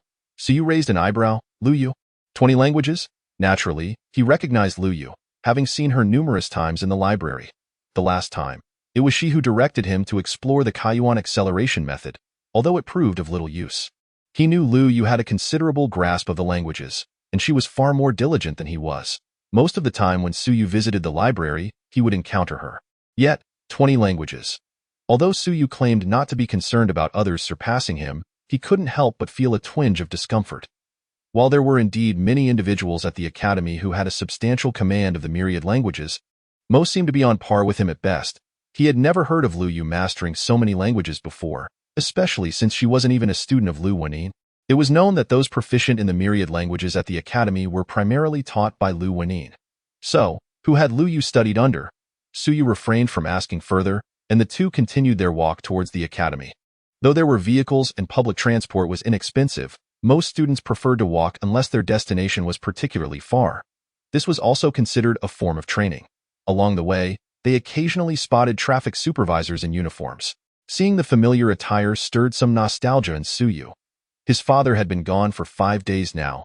He wondered how he was faring on the battlefield among the heavens. In addition to the traffic supervisors in green uniforms, they encountered the black-clad patrol teams of the Wind-Catching Hall twice. The Wind-Catching Hall was primarily responsible for maintaining security within the territory. Howzy, has the Wind-Catching Hall been patrolling everywhere these past few days? Yes. Upon hearing Su Yu's inquiry, Chun Hao, who had been looking around, promptly replied, "Isn't it said that the Myriad Races cult has been active in the Great Xia Prefecture? That's why the Wind-Catching Hall has intensified its patrols lately." Hee, Yu, have you been watching the news these days? The prefect has dispatched the Dragon Martial Guards to conduct inspections everywhere, capturing many scoundrels from the Myriad Races cult. There have been daily executions, with several hundred already. Su Yu had indeed been watching, furrowing his brow slightly, puzzled. Puzzled about what? Chun Hao asked with a grin. It's not as if beheadings haven't occurred before. That's not what I'm saying. Su Yu frowned. The Myriad Races cult is a bunch of beasts. They never act without profit. Every time they stir up trouble, it's to create chaos. But this time, has anything tumultuous happened in the Great Xia Prefecture? All I've heard are beheadings. Did these fellows come to the Great Xia Prefecture just to meet their demise? He found it strange. The news had been filled with reports of executions, yet it seemed the Myriad Races cult had not instigated any unrest. Was it possible that the Dragon Martial Guards were so formidable that they consistently detected disturbances beforehand? There was that possibility, but Su Yu shook his head lightly. Such matters were beyond his concern. However, this was also a good thing, as it likely meant the Myriad Races cult had no intention of assassinating Lu Wenin anymore. The two chatted. They soon arrived at the South Yuan Secondary Academy. Meanwhile, outside the South Yuan Secondary Academy, on the top floor of a tall building, a middle-aged man withdrew his gaze from the academy. No longer observing it intently, he turned to glance at a woman in the kitchen who was preparing a meal, her lips slightly moving. The South Yuan Secondary Academy has a total of 3,200 students, 210 teaching staff, all students at the Kaiyuan level, and teachers at the Qianjun level, with the academy head being at the second level of Wanshi. The security detail consists of 50 personnel, including one at the 9th level of Qianjun, 6 above the 7th level, and among the teaching staff, there are 28 above the 7th level, totaling 35 high-level Qianjun. Additionally, the Wind-Catching Hall currently has a small team of 30 covertly guarding the academy, with one Wanshi captain and the rest being high-level Qianjun. In total, there are 64 high-level Qianjun and 2 at the Wanshi level. The Lord of the City is 7,000 meters away from the South Yuan Secondary Academy. Given City Lord Wu Wanhai's second-level cultivation, it would take him over 2 minutes to arrive. The middle-aged man briefly summarized the situation, while the woman in the kitchen continued to stir-fry, using the sound of cooking to mask her words. The South Yuan Secondary Academy is the best secondary academy in South Yuan City and serves as a reserve for various prestigious academies. This time, we are not acting alone, but rather 6 cities are taking simultaneous action, all targeting the local secondary academies. Xiaolongwu. Heh. The woman's expression turned cold. Xiaolongwu is so arrogant. After dismantling a few ordinary strongholds, he thinks we are easy prey. This time, let Xiaolongwu take a good fall. The Great Xia Prefecture is nothing to be taken lightly. The middle-aged man did not engage with her comment but continued. South Yuan also has a team of Dragon Martial Guards stationed, a total of 10 men, with 9 ranging from the 4th to the 9th level of Wanshi, and the team leader, Xiaobing, at the 2nd level of Tungkong. The exact location of their stationing has yet to be determined, and we must also guard against their sudden appearance. The Dragon Martial Guards at this, the The woman ceased her cold laughter and appeared somewhat serious. Investigate, find out their stationing location. However, they were few in number and could not conduct thorough reconnaissance. Then we shall create chaos to lure them out, the woman coldly declared. Send someone outside the city to slaughter a few small villages. Such a large bloodbath will surely prompt the dragon martial guards to act. The middle-aged man hesitated. Many have died recently. Those below are already somewhat shaken. If we send them to their deaths again, they don't know they will face the dragon martial guards. Send the Bloodfire sect's men. Those fellows are reckless and love to kill. Let them scout. The woman added, once the dragon martial guards are lured away, we will strike.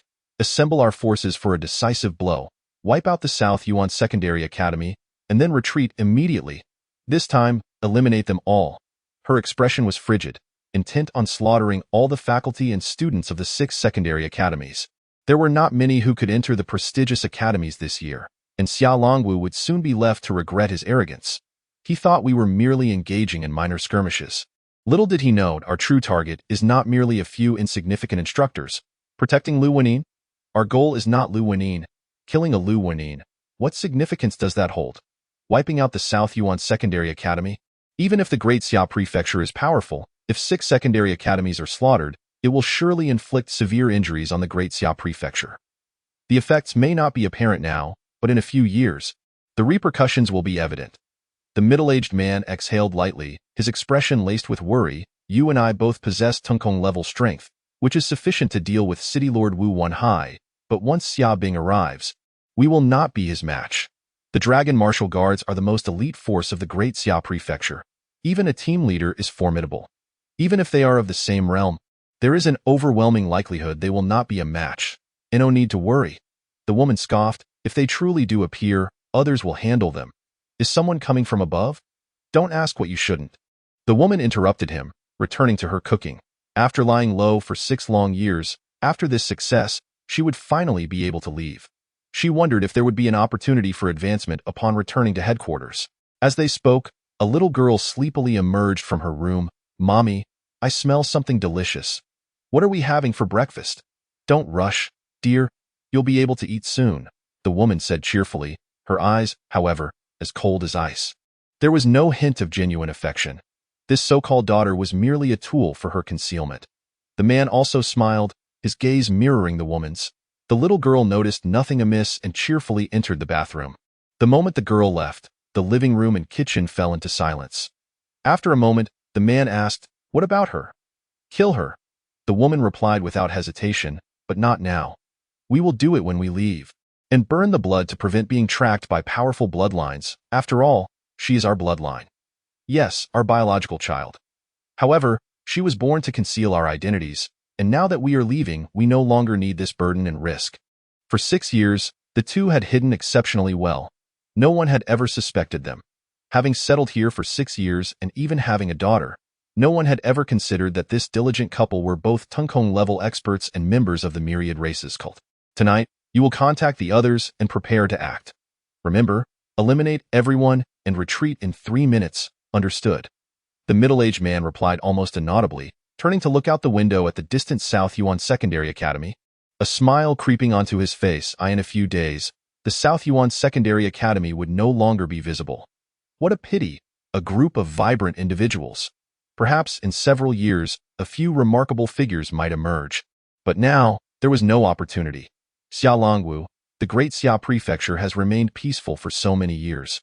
I doubt you expect this. Reflecting on the forthcoming significant actions of the cult, the man couldn't help but feel a surge of excitement. After all these years, they had finally set their sights on the Great Xia Prefecture, while Xia Longwu naively believed the cult was merely engaging in minor skirmishes, completely unaware that the main forces of the sect had shifted to this area. Chapter 12. Luring the snake out of its hole. The third class of the pre-assessment, where Suyu was situated, had seen him absent for most of the past few days. However, no one paid much attention. As the high-level academy assessments approached, everyone was under considerable pressure, leaving little time to concern themselves with others' attendance. Moreover, Suyu was not the only one with such an unusual schedule. A student at the 4th level of Kaiyuan in the class had also been absent for quite some time. At this stage, adjusting one's mindset was of utmost importance. Suyu settled into his seat. not in a rush to seek out Lu Wenin. It was still early. At this hour, Lu Wenin was likely immersed in his books, as the old man had a habit of rising early to read. Chen Hao sat beside Su Yu, and they were considered desk mates, as the teachers did not assign specific seating arrangements. Shortly after sitting down, a plump woman in her 30s entered, carrying a book. She glanced around the room, seemingly indifferent to the number of students present, and opened her book to address the class. With the high-level assessments approaching, we won't review the foundational courses today. Instead, I want to discuss your future career paths after graduation. We won't talk about the 4 major academies. You are all already familiar with them, so let us discuss what to do if you don't pass the Internal Affairs Academy or if you do pass but don't wish to attend. The female teacher, with a warm smile, gazed at the students. This is a remarkable era where the ordinary and the extraordinary coexist. Some students are not content with a mundane life and aspire to walk the extraordinary path. So, if you don't pass the War Academy, does that mean there is no hope? No, there is. With her declaration, even though the students had some prior knowledge, they felt a surge of excitement, for the information from their teacher was deemed more credible. The first option, and also the most perilous, is to enlist. The female teacher looked at the class, her smile fading slightly, becoming more serious. I believe everyone understands this point. Enlisting is the easiest way for an ordinary person to access the extraordinary. When you fight in the military, your achievements are recognized. Many in the class have relatives who are servicemen, so this is a clear path. The risks involved are also quite clear. The number of soldiers who die in battle each year reaches 6 figures. However, today I am not here to discuss the dangers, but rather the fact that even within military service, there are various choices. As she spoke, the teacher turned her attention to the visibly excited Chen Hao. Smiling, Chen Hao, can you tell us what the main armed forces of the Great Xia Prefecture are? Chen Hao, brimming with enthusiasm, quickly stood up. First is the Dragon Martial Guards, the premier military force of the Great Xia Prefecture. Second is the Great Xia Army, responsible for defending the Great Xia Prefecture and maintaining peace. Third is the Wind-Catching Hall, tasked with apprehending members of the Myriad Races cult and preserving social order. Fourth are the City Guards, responsible for the defense of their respective cities. These 4 armed institutions, during times of turmoil, apart from the Wind-Catching Hall, will all assist at the front lines and are considered reserves. The female teacher smiled and said, "What you said isn't wrong, but it is not comprehensive. The Dragon Martial Guards are not reserves. Their absence from the battlefield is not due to lack of strength, but because the front lines do not currently require their assistance. In fact, besides the 4 armed forces you've mentioned, there are 2 others." Chen Hao looked curious, and the teacher continued, "The 5th type is the frontline legions, which have a portion stationed in the Great Xia Prefecture, although encounters with them are rare, as they are also responsible for receiving new recruits. The 6th type is the retired military corps. As you may know, many individuals are retired veterans from the front lines or various institutions, representing a powerful armed force. At this point, the female teacher hesitated but continued, "There is actually a 7th type of force." The students exchanged puzzled looks. Was there really more? Yes, the 7th is the security teams of various academies. Do not underestimate the security teams of the academies. Take the South Yuan Secondary Academy, which is merely a secondary institution. Everyone is likely aware of the security detail, and Director Huang is also a 9th-level Qianjun expert. And this is just South Yuan in the Great Xia Prefecture. The security forces are quite formidable. It is not uncommon to find those at the Wanshe or even Tungkong levels among them. Coupled with some instructors and students from the War Academy, the strength of the academies is actually exceedingly powerful, even surpassing that of the City Guards, though they are not as strong as the Dragon Martial Guards. The female teacher briefly summarized, and the students understood. They had overlooked this aspect. Thus, what I want to convey today is that even if you do not gain admission to an academy, there is no need to worry about your future. There are many pathways to access extraordinary power, but danger and opportunity coexist. If your studies lag behind others and your cultivation is lacking, then to stand out, you must be ready to pay a greater price, such as your life. The teacher spoke sternly. Students aspiring to walk the extraordinary path, those who do not gain admission to the War Academy, can consider military service. The front line is the most perilous, yet offers the greatest opportunities. Next is the City Army. While you certainly cannot join the Dragon Martial Guards, the City Army recruits annually, making it significantly safer than the front lines. In addition to the City Army, the Wind-Catching Hall has also established an academy, the Wind-Catching Academy, but it is not well known. Moreover, the Wind-Catching Academy is relatively rough.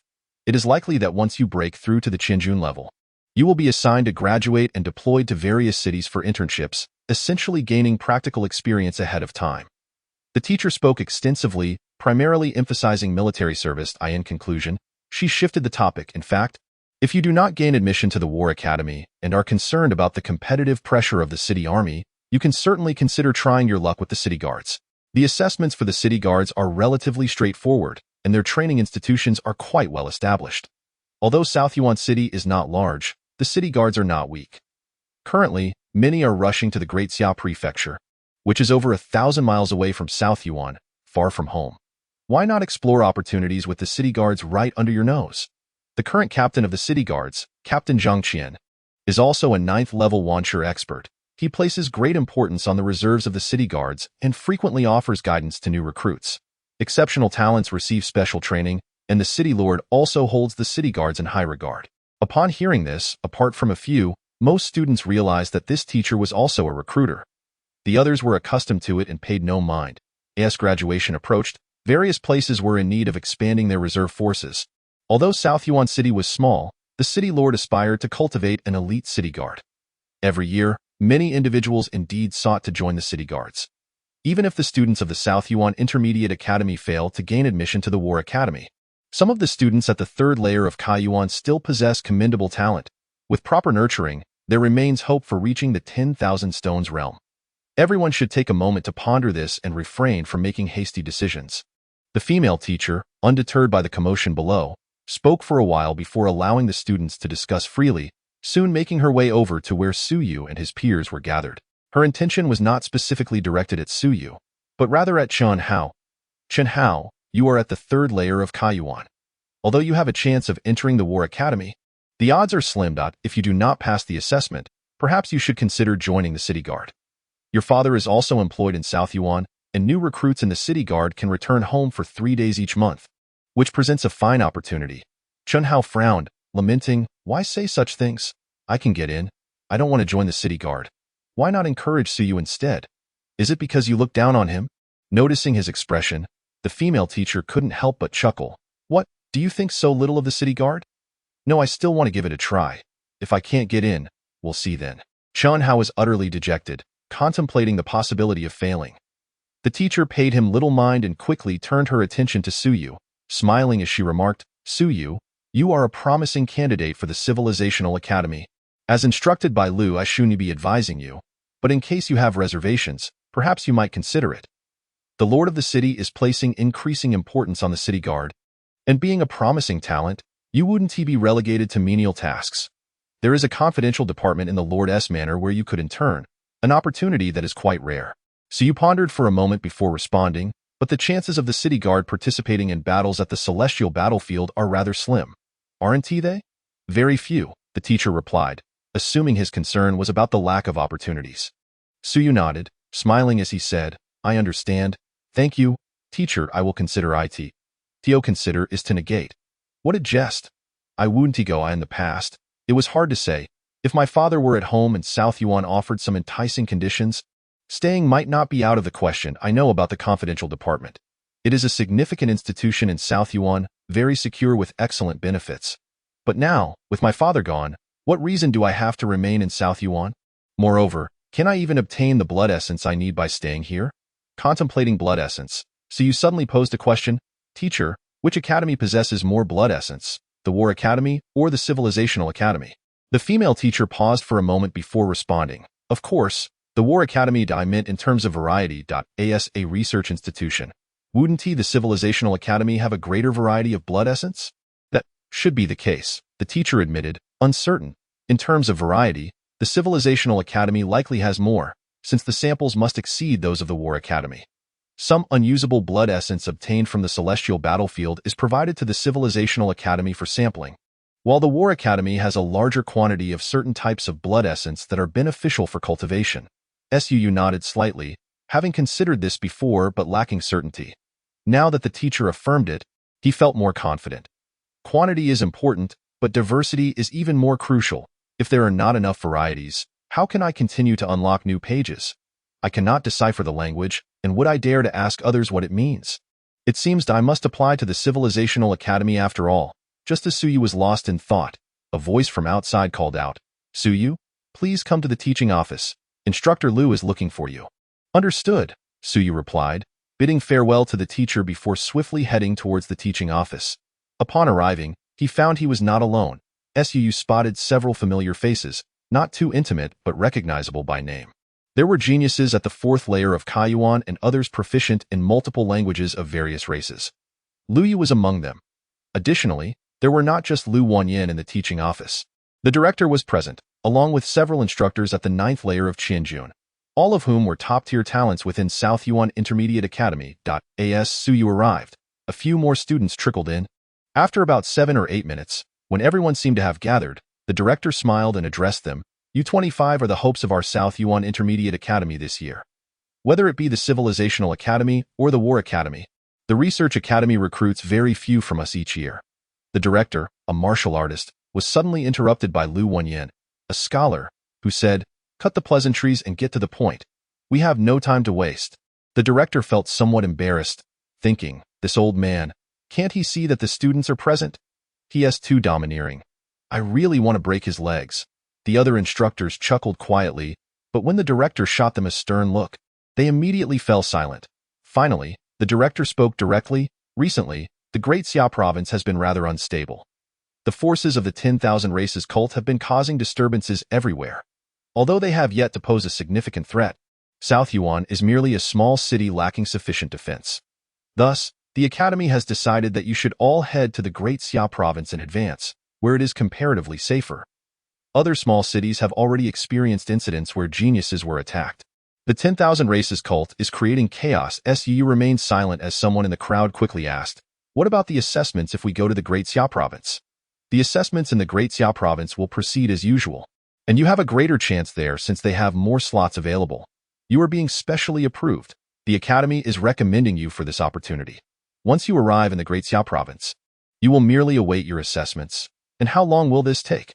a female student asked, somewhat reluctant. "The assessments are still 2 months away. Will we be stuck in the Great Xia province until then?" "Not necessarily. If the 10,000 Races cult scoundrels are eliminated and completely exterminated, you can return at any time." The director spoke with some irritation. "The key issue is that these rats are creating chaos everywhere. South Yuan is small and lacks the necessary forces to protect you. We cannot afford to be overly cautious.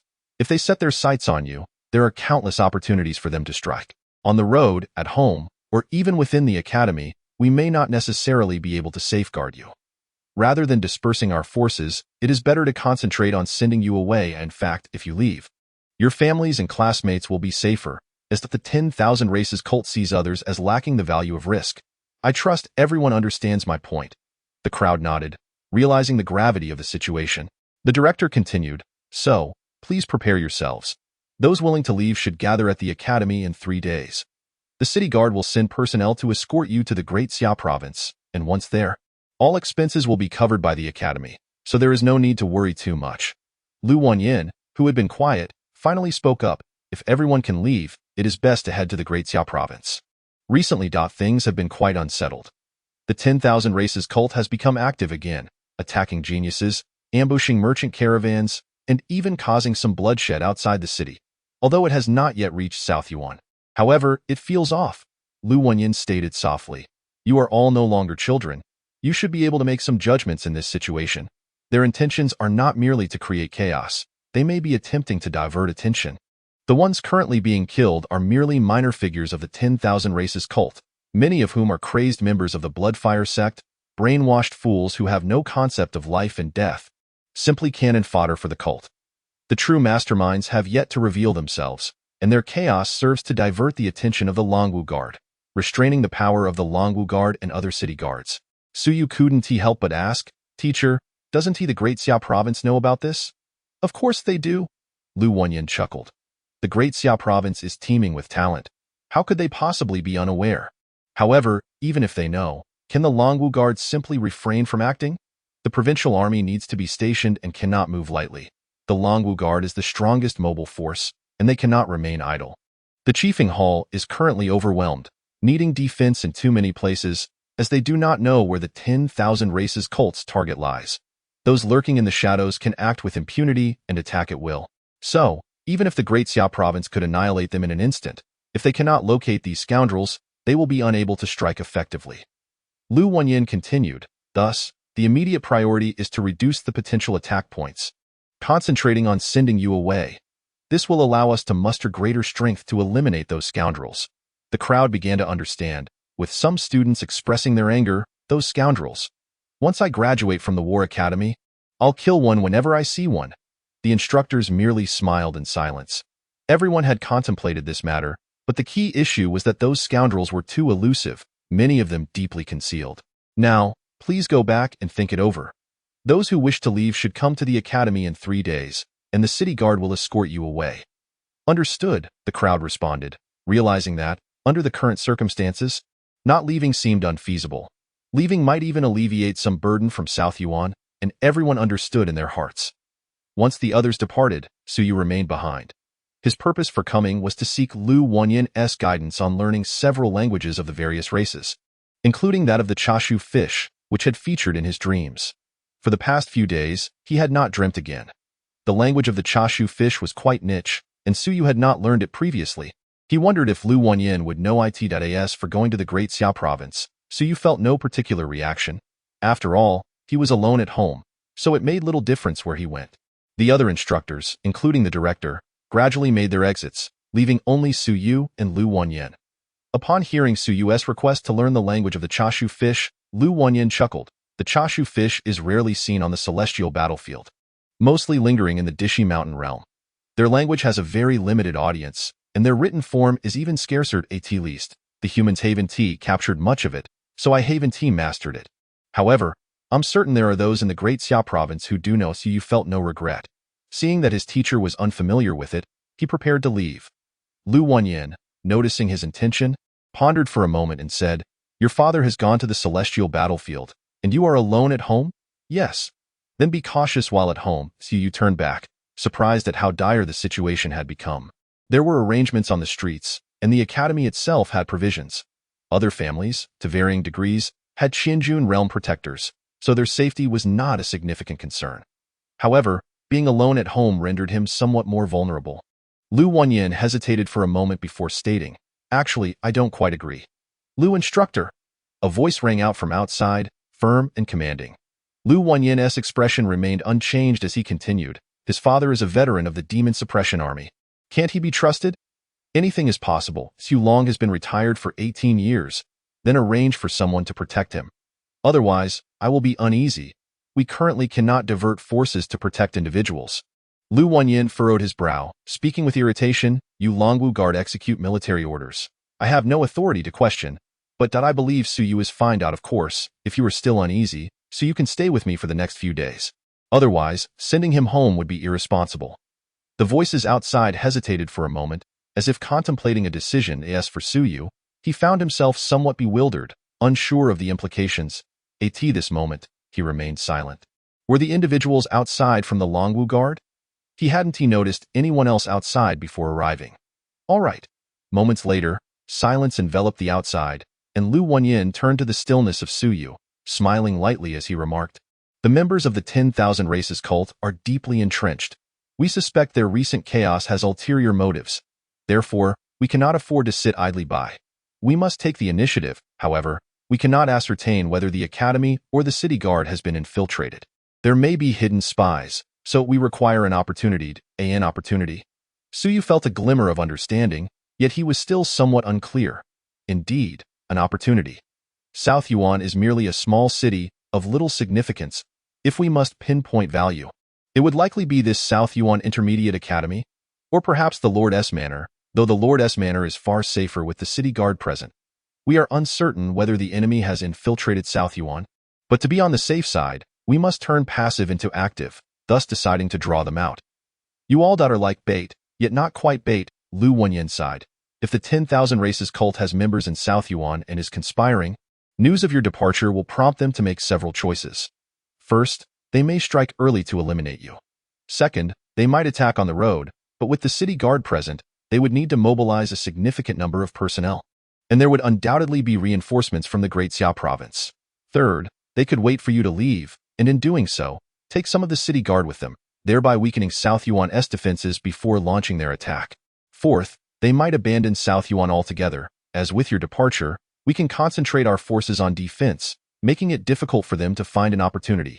Suu furrowed his brow. Considering this, so, teacher, your implication is that if their target truly is us, they might choose this time to strike early? Exactly. They will reveal themselves. But if we are not their target, then you should leave South Yuan. The Great Xia province is indeed safer in 1 or 2 months. The Longwu Guard can eliminate them.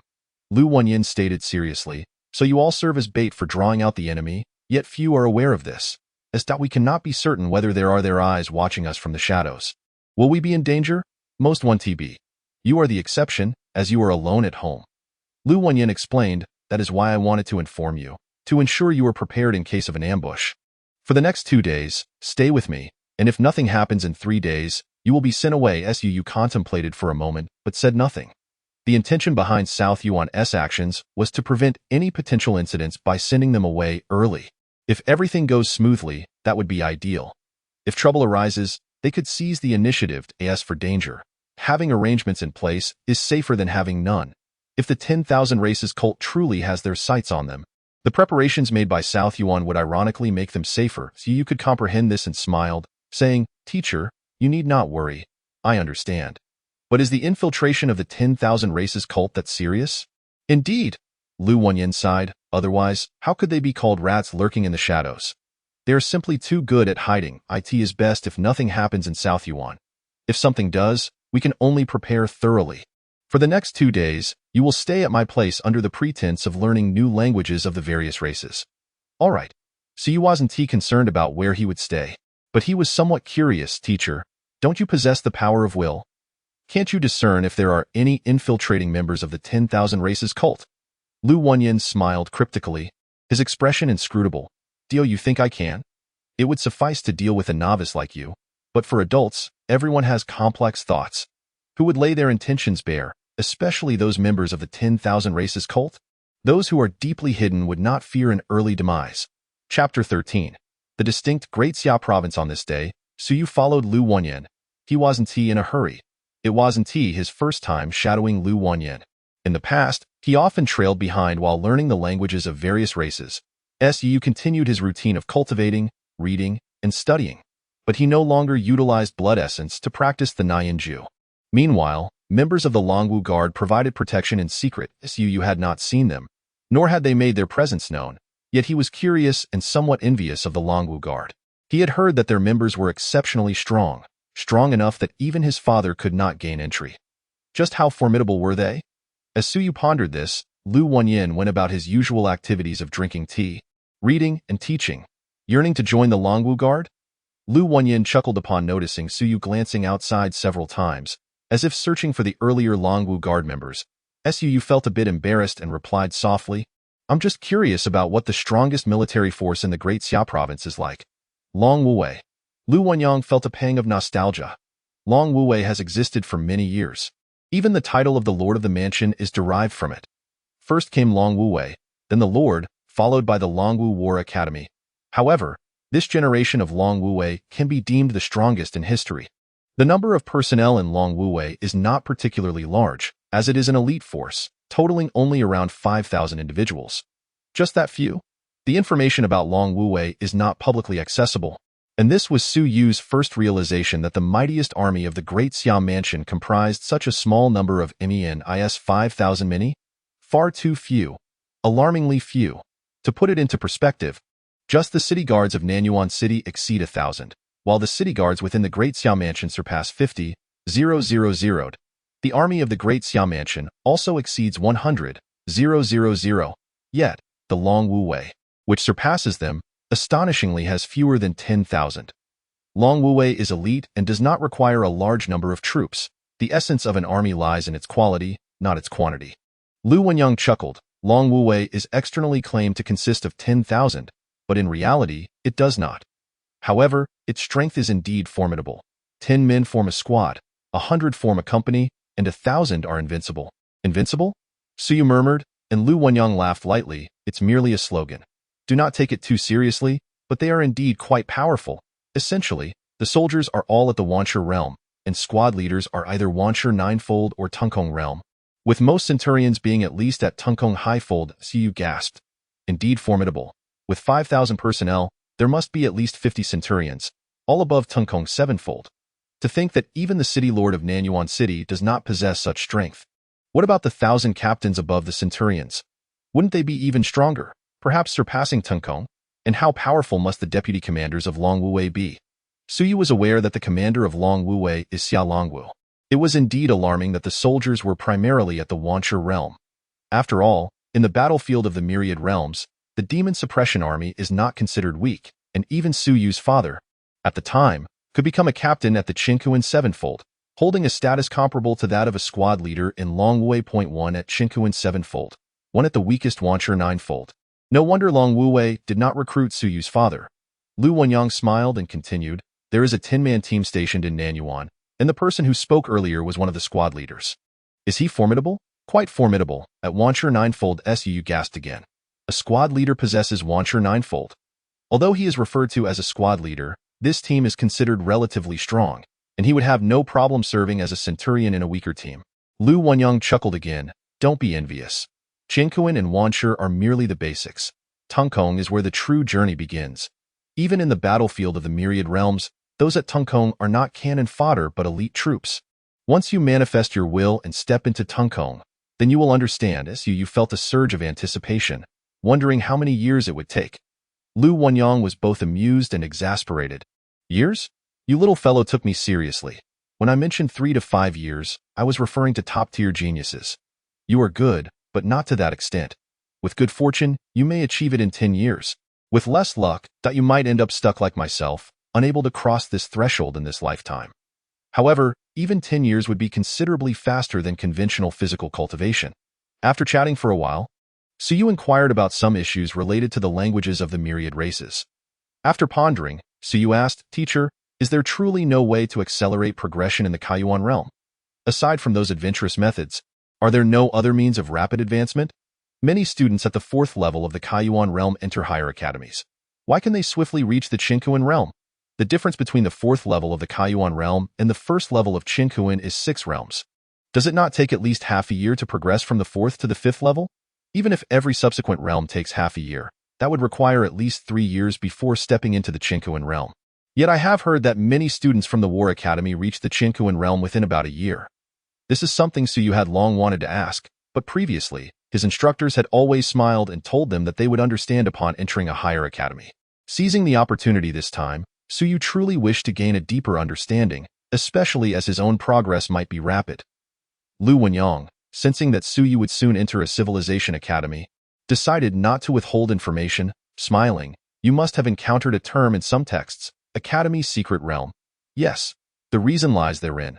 Lu Wenyang, with a hint of testing in his tone, asked, in the Myriad Realms, why do the powerful of all races insist on establishing the battlefield of the Myriad Realms outside the realms? Suppression. Suyu answered without hesitation. The environments of the various realms differ, gravity, air, and the concentration of essence all vary.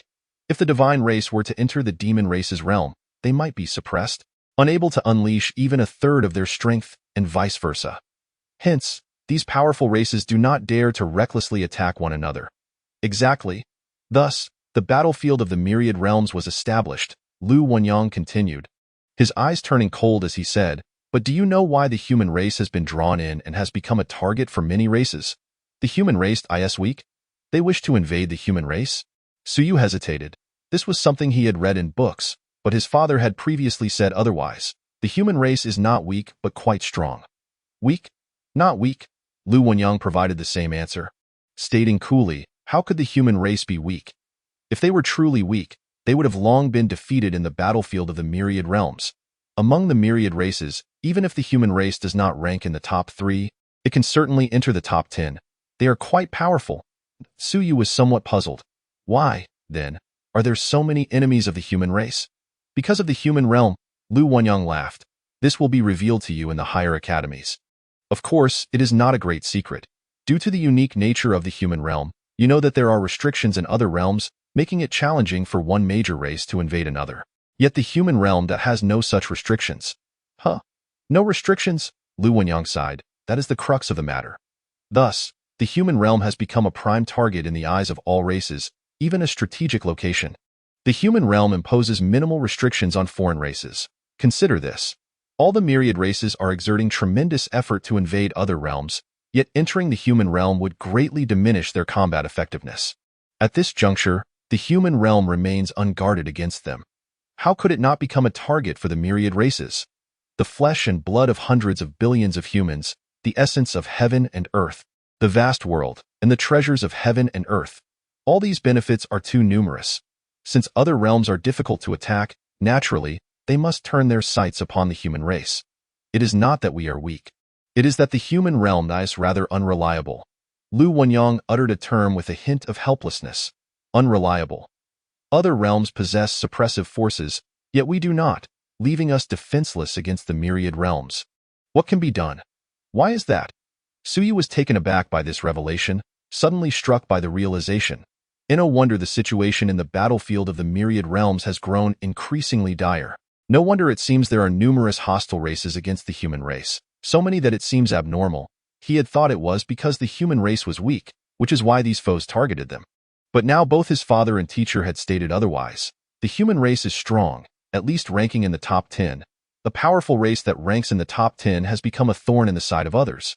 He had not understood it before, but now it was clear.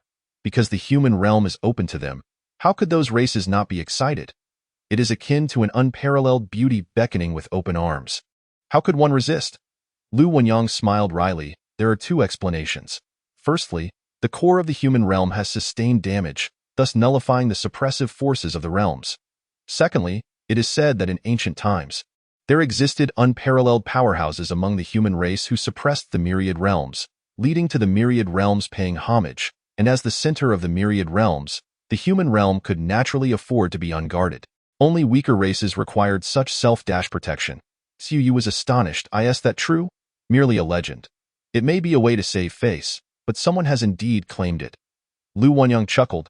These details are not significant, for they cannot change the reality of the situation. You will discover these things for yourself later on. You are asking why those in the higher academies can cultivate so rapidly. It is precisely due to the Academy's secret realm. The so-called Academy's secret realm is essentially fragments of small worlds, taken from areas or worlds with rich essence. You felt somewhat lost. Fragments of space. To put it simply, take the War Academy's secret realm in the Great Xia Mansion. It was carved out by the Great Xia King when he invaded the Golden Pong realm, cleaving a small piece of space from the Golden Pong realm. Suyu was stunned. Taken aback? No, he had cleaved open a world and brought back a small piece of space. Is this even human? The Golden Pong realm is rich in essence and is also filled with some heavenly essence, so as long as some preliminary work is done, entering it for cultivation will be very swift. This explains why students from higher academies can quickly advance to the Qingquan realm. Suyu was somewhat shocked and couldn't help but exclaim, but does the human race not have areas rich in essence or heavenly essence? Of course, we do, Lu Wenyang replied with a smile. However, the human realm is already populous, and one cannot casually extract space from their own world, lest it lead to the collapse of the world. Since others wish to come and take advantage of the human race, we naturally must retaliate, an eye for an eye. Lu Wenyang spoke with a cold demeanor. In recent years, the human race has not been without counterattacks, extinguishing many smaller races and seizing their hearts of the world, reclaiming entire realms for the human race, thereby creating sanctuaries for our kind. It is not our style to only endure blows without striking back. Large races may be hard to extinguish, but small races dare to invade the human race at their peril. The scholarly figure rarely displayed a hint of murderous intent. Do you think the materials from the Civilization Academy came about easily? Do you really think they were merely acquired from the battlefield of the myriad realms? You think too much. They were directly seized by storming in. Suyu's expression shifted, and after a moment, he remarked, "How imposing! I had thought the human race was always on the defensive, but it seems we are not merely suffering blows without retaliation, of course." Lu Wenyang chuckled. If we hadn't acted decisively, we would have long become the prey of the myriad races. A firm hand serves to intimidate some while rallying others. That is the foundation of the human race's survival. Just like in the Great Xia Mansion, the Great Xia King has not appeared for many years. You don't think he is in seclusion, do you? Is he not? Suyu was bewildered. Isn't that what everyone claims? How could that be possible? Lu Wenyang stroked his beard and smiled brightly. How could an invincible powerhouse remain in seclusion? Long ago, the great Xia King left. The specifics of his whereabouts are unknown, but it is said, just said, that the great Xia King seems to have penetrated deep into the divine race's territory. Whether that is true or not remains uncertain, so formidable. Suyu felt as if he were listening to a riveting tale today. It was exhilarating. Why is this not publicized? Publicize what? Lu Wenyang scoffed. After spending a few years in the battlefield of the Myriad Realms, you will naturally understand. Those who do not go to the battlefield gain nothing. It's better for them to maintain a sense of crisis. If there were only good news from the front lines, do you think the people of the human race in the rear would continue to exert themselves in their cultivation? Over the years, the emergence of human powerhouses has not been without relation to this sense of crisis. Just look at how hard you all are working now. It seems he has a point. As you contemplated this, realizing that if the front lines were filled with good news, the human race in the rear might not be so diligent in their cultivation. However, this situation has its pros and cons, and it is not for Suyu to decide. After conversing with Lu Wenyang for a long while, silence ensued as Suyu resumed his practice of the Kaiyuan technique, uncertain whether the Myriad Races cult had arrived in Nanyuan City. However, Suyu was not worried. Since the Great Xia Mansion had made arrangements, the Myriad Races cult was not a cause for concern. The propaganda over the years has made it clear to all that the Myriad Races cult is merely a farcical troupe, cowardly and pitiful. The Great Xia Mansion does not regard the Myriad Races cult with much concern, as they have the invincible Long Wu Wei, the formidable Great Xia King, and the powerful Xia Longwu as the mansion's lord. Hence, no one perceives the Myriad Races cult as anything significant. Have you not seen those fellows on television being beheaded daily? Suyu did not pay too much attention to it, as he was unfamiliar with the Myriad Races cult and had never encountered them. He only knew that they were traitors to the human race, deserving of death by all. Suddenly, a sword pierced through an elderly man at the Qinkuan realm. A young man with red eyes cursed under his breath. Is the Great Xia Mansion crazy? Do they not fear? Do they not tremble? They clearly killed even Qinkuan individuals. Nearby, a white-haired elder coldly remarked, "It has been many years since I last visited the Great Xia Mansion. They have long been brainwashed by Xia Longwu, believing the Myriad Races cult is but a trivial matter. They have forgotten the fearsome reputation of the Myriad Races cult." Speaking thus, the elder could not help but inwardly curse. The resistance from the Great Xia Mansion was far too terrifying. A group of people, knowing they were from the Myriad Races cult, not only did not flee in fear but instead charged forward with fervor. Old, middle-aged, young, no one scattered or ran away because a few had died. Under the leadership of several retired veterans, even a small village could inflict considerable damage upon them. The Myriad Races cult faced numerous setbacks in the Great Xia Mansion, which caused the elder to feel a sense of unease. Could slaughtering a few medium-sized academies truly intimidate the Great Xia Mansion? Could it genuinely deter them? What is worrisome is that the Great Xia Mansion not only remains unafraid, but seems to have gone mad in their pursuit of us. That would indeed be troublesome. The elder was anxious, but dared not voice his concerns. Previously, they had perhaps been too successful in other mansions, wiping out a few geniuses, which led to widespread panic, with not a single shadow on the streets for days. But that was in other mansions. This is the Great Xia Mansion. If even a village possesses such formidable retaliatory power, what about the entire Great Xia Mansion? Let us hope that all goes smoothly. Chapter 14. Action that night. Suyu spent the night in Lu Wenyang's teacher's dormitory. This was Suyu's first time staying overnight at Lu Wenyang's home. Everything was fine except for the old man's frequent trips to the bathroom at night, causing Suyu to awaken several times. Indeed, time spares no one. Lu Wenyang, whose will had not yet manifested, despite reaching the Qinkuan realm, was now just an ordinary old man. Having practiced the Na Yuan technique once and absorbed essence, Suyu felt his cultivation speed had significantly increased over the past 2 days. It should be a result of that day's essence refinement, as all 9 apertures had briefly activated.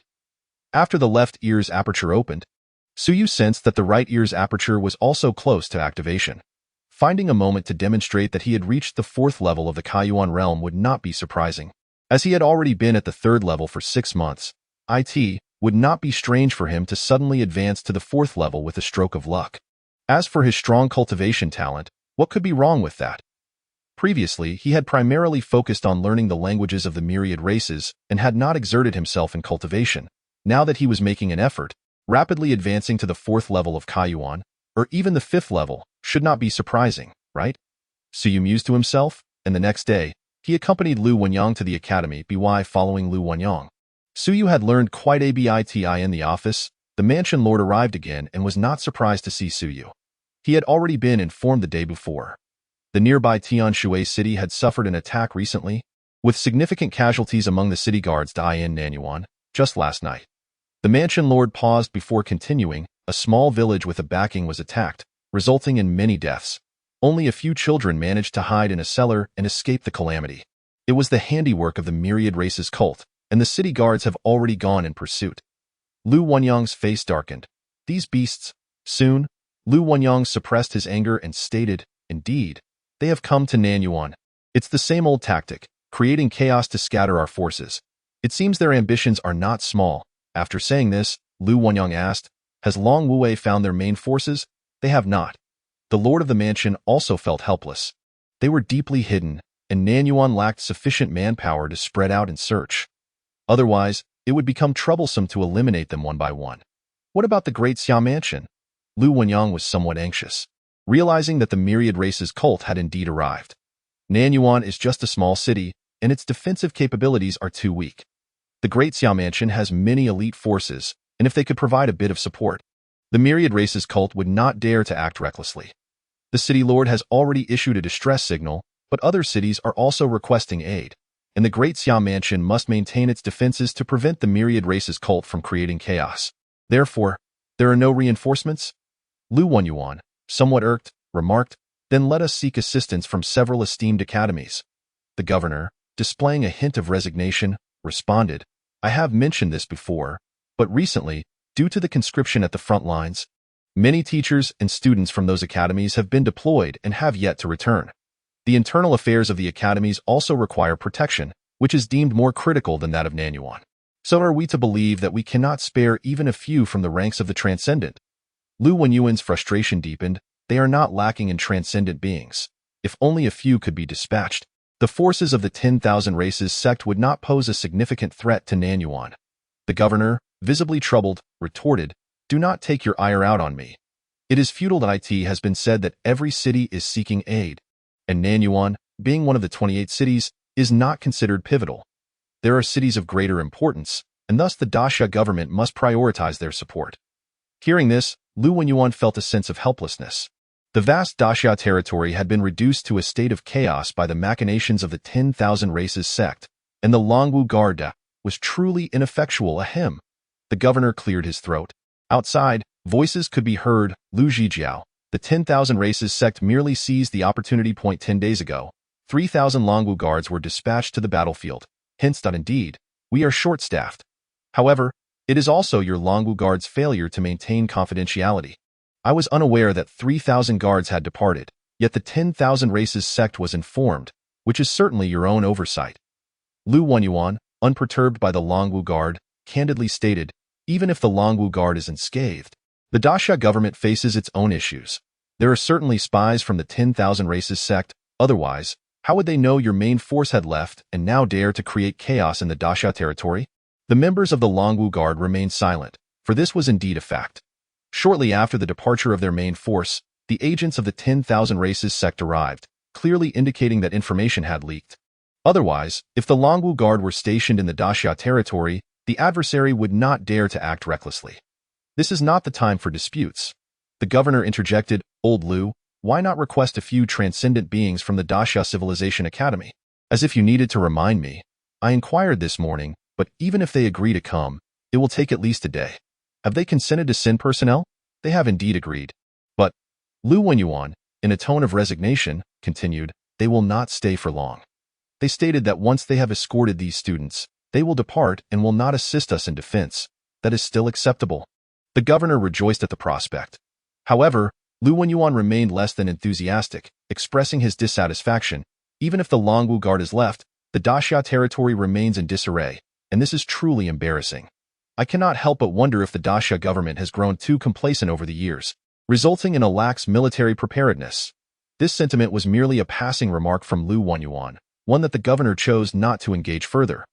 The Longwu guard outside also refrained from commenting, as their predicament was indeed somewhat shameful. The Daxia territory, renowned for its formidable military prowess, was now in disarray due to the machinations of the 10,000 Races sect, which did not align with the Daxia government's reputation. Suyu remained a silent observer throughout, listening intently without interjecting. Such matters were above his station, and he felt he had no right to participate in the discussions. As for Lu Wenyuan, Suyu found it curious that despite his considerable rank, his martial prowess was rather modest. Collaborating with Lu Wenyuan on these matters seemed of little practical value. Sensing Suyu's thoughts, Lu Wenyuan cast a sidelong glance at him, chuckling lightly. What is it? Do you look down upon your teacher? Not at all, indeed. I truly do not. I can see through you. Lu Wenyuan, in a childlike manner, insisted on securing a victory in their playful exchange, grinning. Just wait. You will soon understand why I am able to partake in these matters. Suyu was somewhat perplexed by the implications of his words, yet Lu Wenyuan offered no further clarification. The governor contemplated speaking but ultimately chose to remain silent. He hoped that the situation would not arise in which Lu Wenyuan would need to prove himself. That would be a great pity. Across the street from the academy, a middle-aged man's lips quivered slightly as he observed, the city guard has departed. Aside from a portion stationed at the city gates and the governor's residence, the rest have ventured out to eliminate the Bloodfire sect. And what of the Longwu guard? A woman inquired. The middle-aged man shook his head. No trace of the Longwu guard has been detected. The Longwu guard remains within the city. Moreover, the geniuses from this region are to be relocated to the Daxia territory and will depart the day after tomorrow. The man provided his report, and the woman frowned slightly. A bait? It is possible. The man expressed his skepticism to withdraw so suddenly, and the orders were only issued yesterday. This may be a ploy to lure us out. What shall we do? Have any powerful individuals infiltrated Nanyuan City recently? There should not be. Should not? It is hard to ascertain. We cannot maintain constant surveillance, but no reports have come through our channels, neither from the governor's residence nor the medium-sized academies in Nanyuan. The woman fell into contemplation, then remarked, we cannot allow them to leave. If they do, the slaughter of the medium-sized academies in Nanyuan, while still a significant deed, will yield diminished glory. If this year's pre-exam geniuses depart, our superiors will not be satisfied, I understand. The man hesitated, however. The Longwu guard has not been dispatched. They may very well be within the academies. If we act rashly and fail, it will lead to considerable complications. Just then, the man's communication device chimed, and he picked it up to find a message that appeared to be an advertisement. However, his expression shifted rapidly as he responded, we must either cancel the operation or act swiftly. News from the Daxia territory indicates that Lu Wenyuan has sought assistance from the Daxia Civilization Academy today. They have agreed to send personnel to escort these geniuses away from Nanyuan City. Damn it! The woman cursed. Lu Wenyuan, that old fool. He is but a step away from manifesting his will, yet the hope of him crossing that threshold is slim. The fact that the Civilization Academy would acquiesce to his plea for aid is more than I anticipated. The man remained silent, waiting for the woman to finish her outburst before continuing. What shall we do now? Governor Wu Wenhai and the Longwu guard Xia Bing are both at the second level of transcendence. If the Civilization Academy sends reinforcements, we will have no choice but to retreat. As he spoke, the man hesitated but eventually stated, the Daxia territory is formidable. It is only because the main force of the Longwu guard has departed that we have been able to create chaos. Once their main force returns, we must withdraw. Previously, our superiors adopted a wait-and-see approach regarding the Daxia territory, but now, for this operation, they had even risked exposing some long-hidden pieces. Even if the plan succeeded, the losses would still be considerable. The man struggled to comprehend. Even if they eliminated some geniuses, such losses would be difficult to recover from the IT. Should be noted that some had invested many years in their infiltration. The woman held a higher status within the organization, possessing more knowledge than him. He was merely responsible for liaising with various parties. Do not ask questions that should remain unasked, the woman coldly retorted. After a moment of thought, she added, in truth, it matters little. What we require is for the Daxia territory to descend into chaos, and for the main force of the Longwu guard to return. The Longwu guard's objective in the otherworldly battleground is the Tianyi Divine Clan. Upon hearing this, the man's expression fluctuated.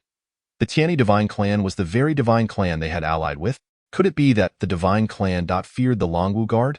The man dared not entertain the thought, but the woman, aware of his concerns, scoffed.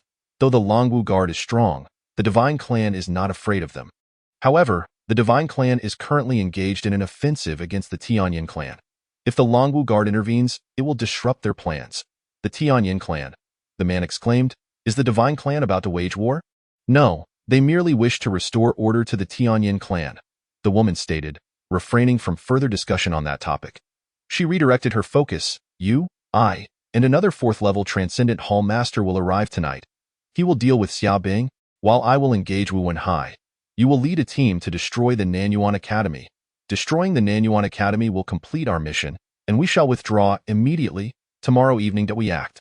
As the woman concluded her statement, the man hesitated, but soon affirmed, understood.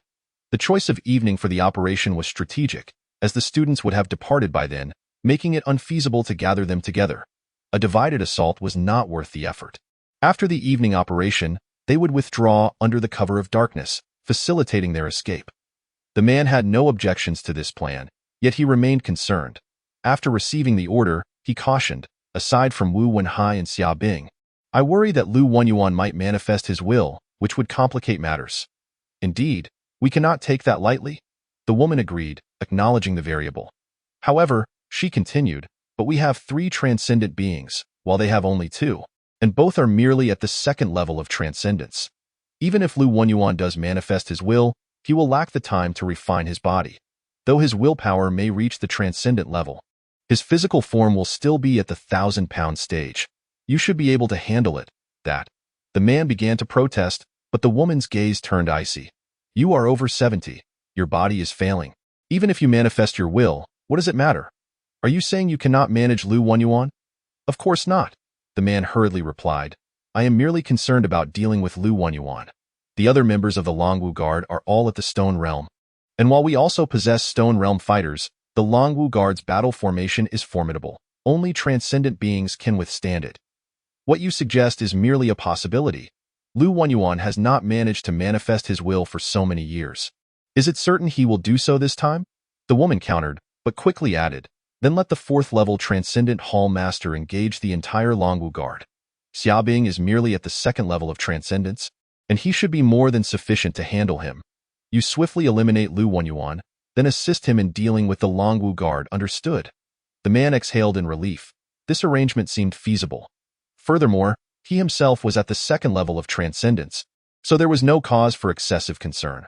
The woman was stronger than him, also a Hall Master within the 10,000 Races sect, while the Hall Master in Nanyuan was merely at the peak of the 3rd level of transcendence. After all, Nanyuan City was small, and it was already unexpected for the 10,000 Races sect to have arranged for 2 transcendent beings their eye in the Daxia territory. Only the governor and the Longwu Guard squad leader were at the transcendent level. The main forces of the Daxia government were engaged at the front lines, leaving behind a weaker contingent. The 10,000 Races sect had no need to participate in the front lines or to hold a position, making personnel mobilization more convenient than that of the Daxia government. The true God is eternal, the woman murmured, and the man quickly echoed her sentiment. The Divine Clan. Their eyes sparkled with uncontainable desire. The Divine Clan, eternal life. If I could achieve merit and enter the Divine Realm, to access the fabled pool of divine transformation, to alter my human roots and become a member of the Divine Clan. That would be eternal life, infinite existence. Flames ignited in the man's eyes. They had received a substantial amount of divine points from their superiors this time. With several hundred more tasks like this, he would earn a chance to enter the Divine Realm in 50 years. I must enter the Divine Realm, or I shall perish. The man murmured to himself, unwilling to betray his own kind, yet yearning for eternal life. He could not forget his teacher, a powerful figure at the 9th level of transcendence, who had succumbed to mortality due to the frailty of the flesh. He was terrified. The lifespan of a transcendent being was merely 150 years. He was already over 60. Though his body had not yet reached the point of decline, he had only progressed from the 1st to the 2nd level of transcendence over the past decade. Did he have any hope of reaching the 9th level within this lifetime? No hope at all. Only by aligning himself with the Divine Clan could he attain eternal life. I am not mistaken. The human race cannot stand against the Myriad Races. The human realm is devoid of restraint, unable to withstand the Myriad Races. It is merely a matter of time before we fall. His resolve solidified as he became increasingly devout. The divine clan, even at the transcendent level, could live for 1,000 years, a millennium of time. Surely he could advance further within that span. That would be eternal life, an everlasting epic. Chapter 15. Summer Longwu in the year 350 of the Omping calendar, on April 18th. This marked the penultimate day for Su Yu and his companions before their departure from Nanyuan. The following morning, they would all gather together and, under the escort of the city guard and the powerful figures from the Daxia Civilization Academy, leave Naniyu and I in the morning. Su Yu awoke and, upon opening his eyes, was startled to find a figure by his bedside. Awake? Lu Wenyuan inquired unexpectedly. Su Yu suppressed his feelings, somewhat exasperated. His teacher was quite the fright in the early hours. Teacher, you are awake as well. Being of advanced age, I have been awake for some time. Lu Wenyuan chuckled. Get up and have breakfast. After that, let us head to the academy together. However, today, do not stay with me. Su Yu's eyes flickered. Was his teacher implying? When do you think the 10,000 Races sect would choose to strike if they had a plan? Before tonight, the Daxia Civilization Academy's people will arrive. After nightfall, they will have no opportunity. Su Yu's heart trembled. Indeed, if he were part of the 10,000 Races sect, he would either act today or wait for their departure, when the city guard would be fewer in number. Hence, it was likely that members of the 10,000 Races sect would make their move today. Stay close to me. It is too dangerous. Lu Wenyuan remained smiling. Those fellows are concerned about my will manifesting. If they were to act, they would certainly target me first, eliminating me to prevent my will from materializing and stepping into the transcendent realm. Therefore, do not remain with me today, nor with other powerful figures. Stay with your teacher at the 1,000-pound level. There will be people to protect you. Teacher, Su Yu hastily sprang from his bed. Do they truly dare to act against the Nanyuan Academy? Of course they would dare. Members of the 10,000 Races sect vary. Some fear death, some are self-preserving, others are mad, and some have lost their way. Yet even those who are fearful of death will not hesitate to draw their blades to achieve their goals. Lu Wenyuan sighed. These individuals are quite peculiar. You might say they fear death, yet at times, they show less fear than we do. When they are dispatched to the otherworldly battlefield to face divine and demonic races, they may be terrified to the point of collapse. However, when tasked with harming their own kind, they become reckless and undaunted. Perhaps they believe that since they are all part of the human race, there is nothing to fear. The myriad races are the true threat. When the slaughter descends upon the human race, they will not hesitate in the slightest. Su Yu frowned at these words. Indeed, the behavior of the 10,000 Races sect members struck him as strange. Sending them to the otherworldly battlefield would likely result in their fright-induced demise. Speaking of courage, they exhibited none. Yet, when tasked with wreaking havoc within the human ranks, they grew bolder and increasingly deranged. Even the daily executions failed to deter them.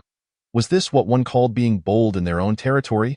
Su Yu pondered for a moment before arriving at a term. Lu Wenyuan chuckled. That does not quite fit. We do not regard them as part of the human race, so it cannot be described as such. However, your point is valid. They do indeed embody such characteristics. Weak externally, yet ruthless internally, such individuals have emerged throughout history. Moreover, such individuals are not exclusive to the human race. They exist among all races. When they betray their own kind, in a bid to validate their choices and prove themselves, they will turn their blades against their former compatriots with even greater swiftness and cruelty. Lu Wenyuan found no surprise in this. The human race actually has its own share of such traitors. Lu Wenyuan turned his gaze towards Su Yu, a smile gracing his features. In truth, the human race has also sheltered such traitors. Those who have lost faith in their kind, who have lost hope, and have sought refuge among us will not hesitate to strike against their former brethren. Su Yu struggled to comprehend this, yet he was well-read and recognized that many such individuals did indeed exist. He refrained from further inquiries, rising to wash up. Soon, at the dining table, after a brief meal, Su Yu spoke. Teacher, will they indeed act today? With so many students at the academy, should we not declare a holiday? We cannot. There is no such thing as a foolproof defense against thieves. Declaring a holiday would only alert them. Those fellows would not make their appearance. Su Yu expressed concern. If they truly come to kill, will so many students not be affected? We are prepared. There will be people to protect you. Lu Wenyuan sighed. Do not perceive us as cold-hearted, treating you as bait. One must sever what cannot be preserved to prevent chaos from befalling. Su Yu, remember this. If one day you find yourself on the battlefield, becoming a commander, you must make a choice. On one side, there are 1,000 soldiers. On the other, 10,000. You can opt to save those 1,000 or allow them to hold the enemy at bay, utilizing the 10,000 to obliterate a great race's legion at that moment. How would you choose? Suyu hesitated, pondering for a long while before responding. I do not know. You are aware, yet unable to articulate it. You possess wisdom and understand the significance of making choices. On the battlefield of myriad realms, the eradication of a legion comprising 10,000 from various races is of utmost importance, as it may even sway the course of a local conflict. Lu Wenyuan softly remarked, "This is the essence of choice. It is the decision that the strong and the wise among humanity must undertake. Sacrificing 1,000 lives to eliminate 10,000 is a means to ensure fewer lives are lost in the future. For this legion may incite even greater carnage. Is it not brutal?" Suyu nodded silently. He had never contemplated this dilemma. When Lu Wenyuan first posed the question, it struck him as too pragmatic, too merciless, too devoid of compassion. Suyu. This is war. Lu Wenyuan lifted his gaze to meet Suyu's, emphasizing, "Remember, this is war. It pertains to the survival of billions of our kind. Thus, we must make choices. You may argue that those 1,000 are innocent. Indeed, they are, and they are our comrades, our brothers in arms. Yet this is war. Just as today, we are acutely aware that the Myriad Races cult may very well strike the Nanyuan Academy. We too must make a choice. The past 2 days have seen turmoil outside the city. Several villages have been attacked, resulting in numerous casualties. Hundreds have perished. We are overwhelmed. The city guards are scattered. This cannot continue. Only by concentrating our forces to eradicate them can we secure lasting peace for Nanyuan. Therefore, we must also make a choice. Should we allow the students to take greater risks? Or shall we wait idly while they continue to slaughter more innocents? In my eyes, the students hold greater importance. Yet the lives outside the city are still lives, Suyu. You students are all prospective warriors. Hence, we have decided to allow you to take greater risks, for this is the path that lies ahead for you. Suyu nodded slightly, responding solemnly, "Teacher, I understand. I was merely a bit anxious earlier. As you said, we are all warriors. Although we are weak, from the moment we entered the academy, we became warriors. Your choices, along with those of the academy head, are justified, as long as you comprehend. There is no need for those who cannot to try and understand." Lu Wenyuan said gently, "If one day you ascend to a higher realm and perceive that sacrificing a city like Nanyuan could annihilate 10-fold or 100-fold of the enemy, I hope you will choose to act. Even if it means bearing some ignominy, do not hesitate." Suyu remained silent, continuing to eat, until he finally looked up at Lu Wenyuan and said, "Teacher, ultimately, it still boils down to our lack of strength. If we were formidable enough to crush our enemies, then such choices would be rendered unnecessary, would they not?" Lu Wenyuan suddenly smiled, a look of satisfaction gracing his face. "Well said, indeed. However, we remain insufficiently strong. We will be." Suyu asserted confidently, "I truly believe so, for humanity is growing stronger, and the number of powerful individuals is increasing." Lu Wenyuan nodded slightly, acknowledging this truth. The two fell into silence, finishing their meal before heading towards the academy together. Yu Chen Hao, having not seen Suyu for 2 days and knowing he was studying under Lu Wenyuan, exclaimed with delight, "I thought you had been kidnapped by Teacher Lu.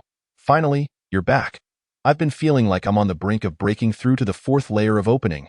Suyu nodded slightly. At that moment, outside the classroom, several teaching staff seemed to pass by casually, though Suyu was aware they were on patrol. "Haozi, stay with me today. You mustn't wander off." "Why?" Chen Hao asked, puzzled, before quickly adding, "What if I need to use the restroom?" Suyu, disinterested in his antics, contemplated before saying, "Later, you can go to the training building to collect 2 swords. We have a practical exercise today." "Hey, Yu, aren't you afraid of getting beaten up?" Chen Hao queried, bemused. "You can't defeat me. I always end up winning. I believe I can beat you now." Suyu shot him a glare. "Stop chatting and do as you're told."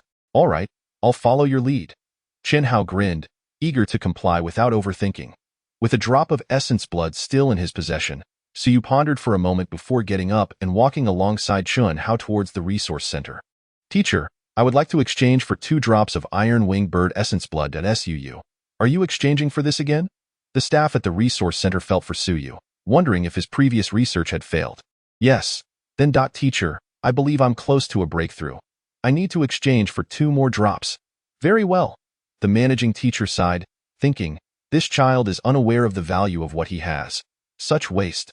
After receiving the 2 drops of essence blood, Suyu now held 3 drops in his possession, but his merit points had dwindled to 7 after wandering around the academy for a while. Suyu acquired a sword, and Chen Hao followed suit.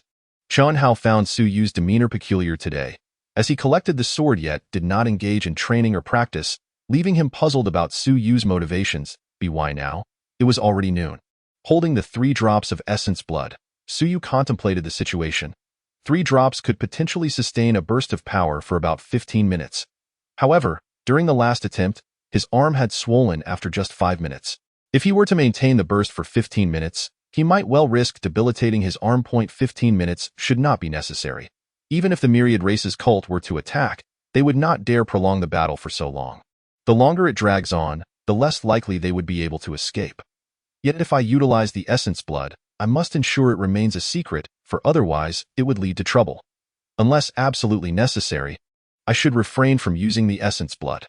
Moreover, even if I unleash my potential, possessing the strength of 1,000 June, it would not alter the outcome significantly. The Academy does not lack instructors at the 1,000 June level. Ultimately, it hinges on the power of the 10,000 stones and the soaring heights. Suyu glanced around, his gaze flickering slightly. There were numerous unfamiliar faces within the Academy. Although they were not clad in armor, he deduced they were likely members of the city guards, with some being from the wind-chasing hall. It appeared that Nanyuan was also preparing itself. The enemy would either strike the Nanyuan Academy or the Lord's Manor. As Suyu pondered, Chun Hao's communicator buzzed, and he quickly answered. After a brief exchange, he hung up and turned to Suyu, saying, "My dad called. He said to be cautious today and not to leave the academy. The Myriad Races cult has arrived, and many have perished outside the city these past 2 days." Chun Hao added, cursing, "Those brutes, if I encounter them, I'll slice one in half with my sword." "You?" Suyu glanced at him, remaining silent, while Chen Hao's face flushed with anger. "It may not be possible now, but will it be impossible in the future? Once I reach the War Academy, I'll break through to opening within a year, achieve the 1,000 June 9th layer in 3 years, and soar within 5 years. 10 years to reach the heights. That is a feat only a genius can accomplish. Are you sure? Get lost?" Chen Hao looked disheartened, realizing the difficulty of such ambitions. Reaching the soaring heights in 10 years was a privilege reserved for prodigies. But surely, 20 years is feasible, right? Before turning 40, any training period is considered golden. If I cannot soar by 40, the chances of success become exceedingly slim. It's not entirely hopeless, but as the body begins to weaken, the hope dwindles. There are far too many who stagnate at the 1,000 June 9th layer. Su Long was nearly 50. While he had a chance to progress from 1,000 June to 10,000 stones, the leap to soaring heights seemed implausible. Suyu smiled, casting his gaze toward the academy's entrance. Has it begun? The enemy is making quite a stir outside the city, undoubtedly to lure the city guards and even the dragon martial guards away. The higher-ups in Nanyuan are aware of this, yet they must dispatch personnel to address the situation. Otherwise, the death toll outside could be catastrophic. Truly, a group of unprincipled brutes. Suyu muttered under his breath, unable to suppress thoughts of the situation at the Great Xia Academy. Were they truly unable to dispatch even a few soaring individuals for assistance? The Myriad Races cult appeared to be acting with impunity, creating such a ruckus, while the remaining 2,000 elite members of the Dragon Martial Guards seemed to have been detained. Were they truly so heavily engaged? The strength of the Myriad Races cult must be formidable at that very moment. Within the Great Xia Academy, Xia Longwu, clad in armor and exuding an impressive presence, sat upon the throne. Soon, a member of the Dragon Martial Guards rushed in, announcing in a booming voice, "Report, Lord, there have been disturbances in South Yuan, Tianshui, Kaishan, and Longmin, 12 cities in total. The Myriad Races cult has made its presence known. Requests for reinforcements have come from all academies. Should we send aid?" Xia Longwu remained composed, responding calmly, "Deploy reinforcements, 50 men per team, dispatched to all 12 cities. Additionally, send personnel to the remaining 16 cities as a precaution." "Understood." The Dragon Martial Guards swiftly exited. At this moment, a scholarly elder standing below spoke softly, "Lord, they may be attempting to draw us out.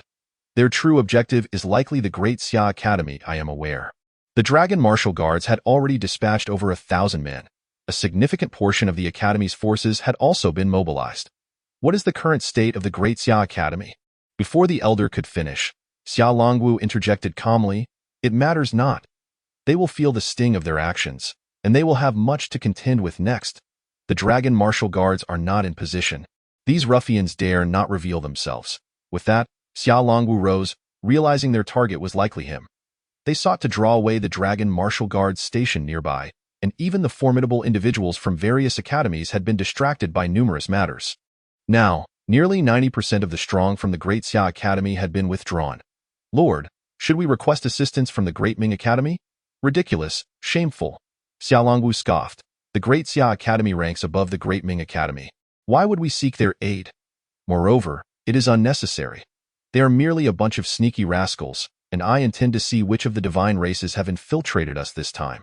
Without the support of the divine races, how could these ruffians possess such audacity?" The elder furrowed his brow.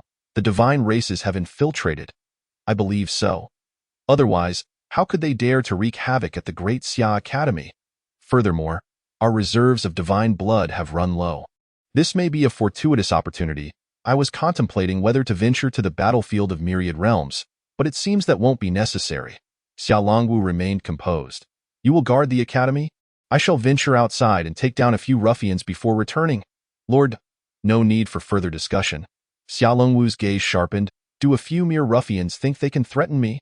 I have long yearned for an opportunity to draw blood with my dragon martial blade. Now, at last, I shall have my chance."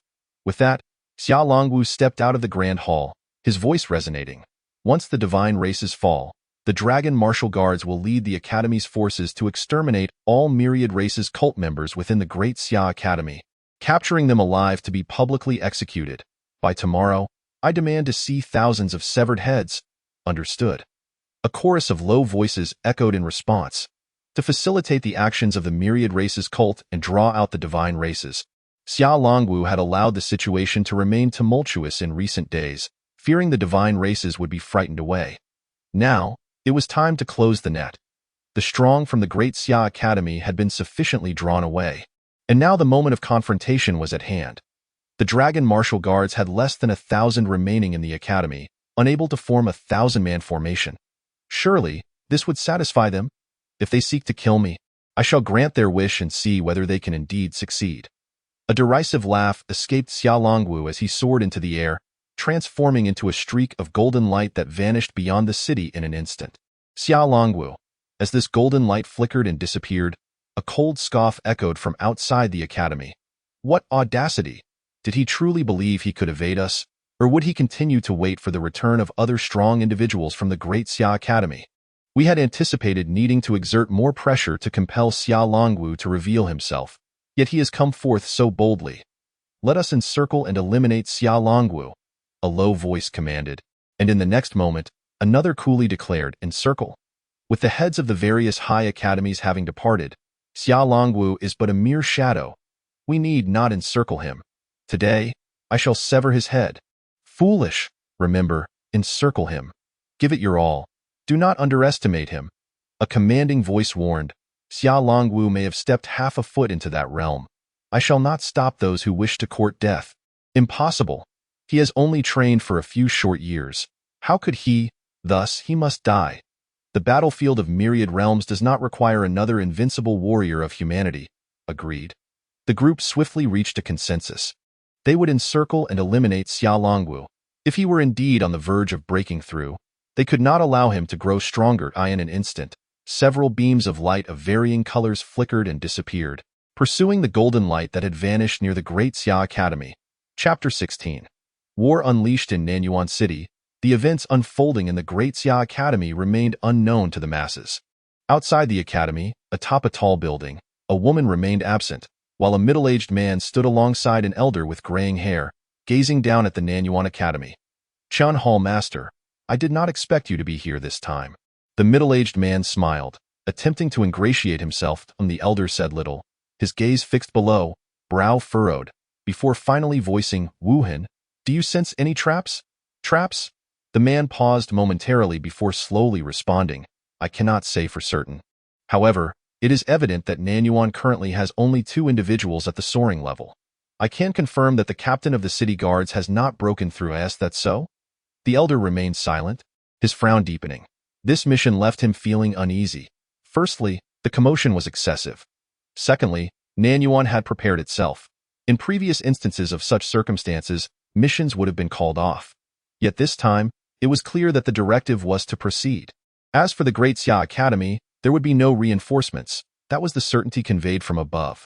Furthermore, the third point was that they were not well acquainted with the Great Xia Academy.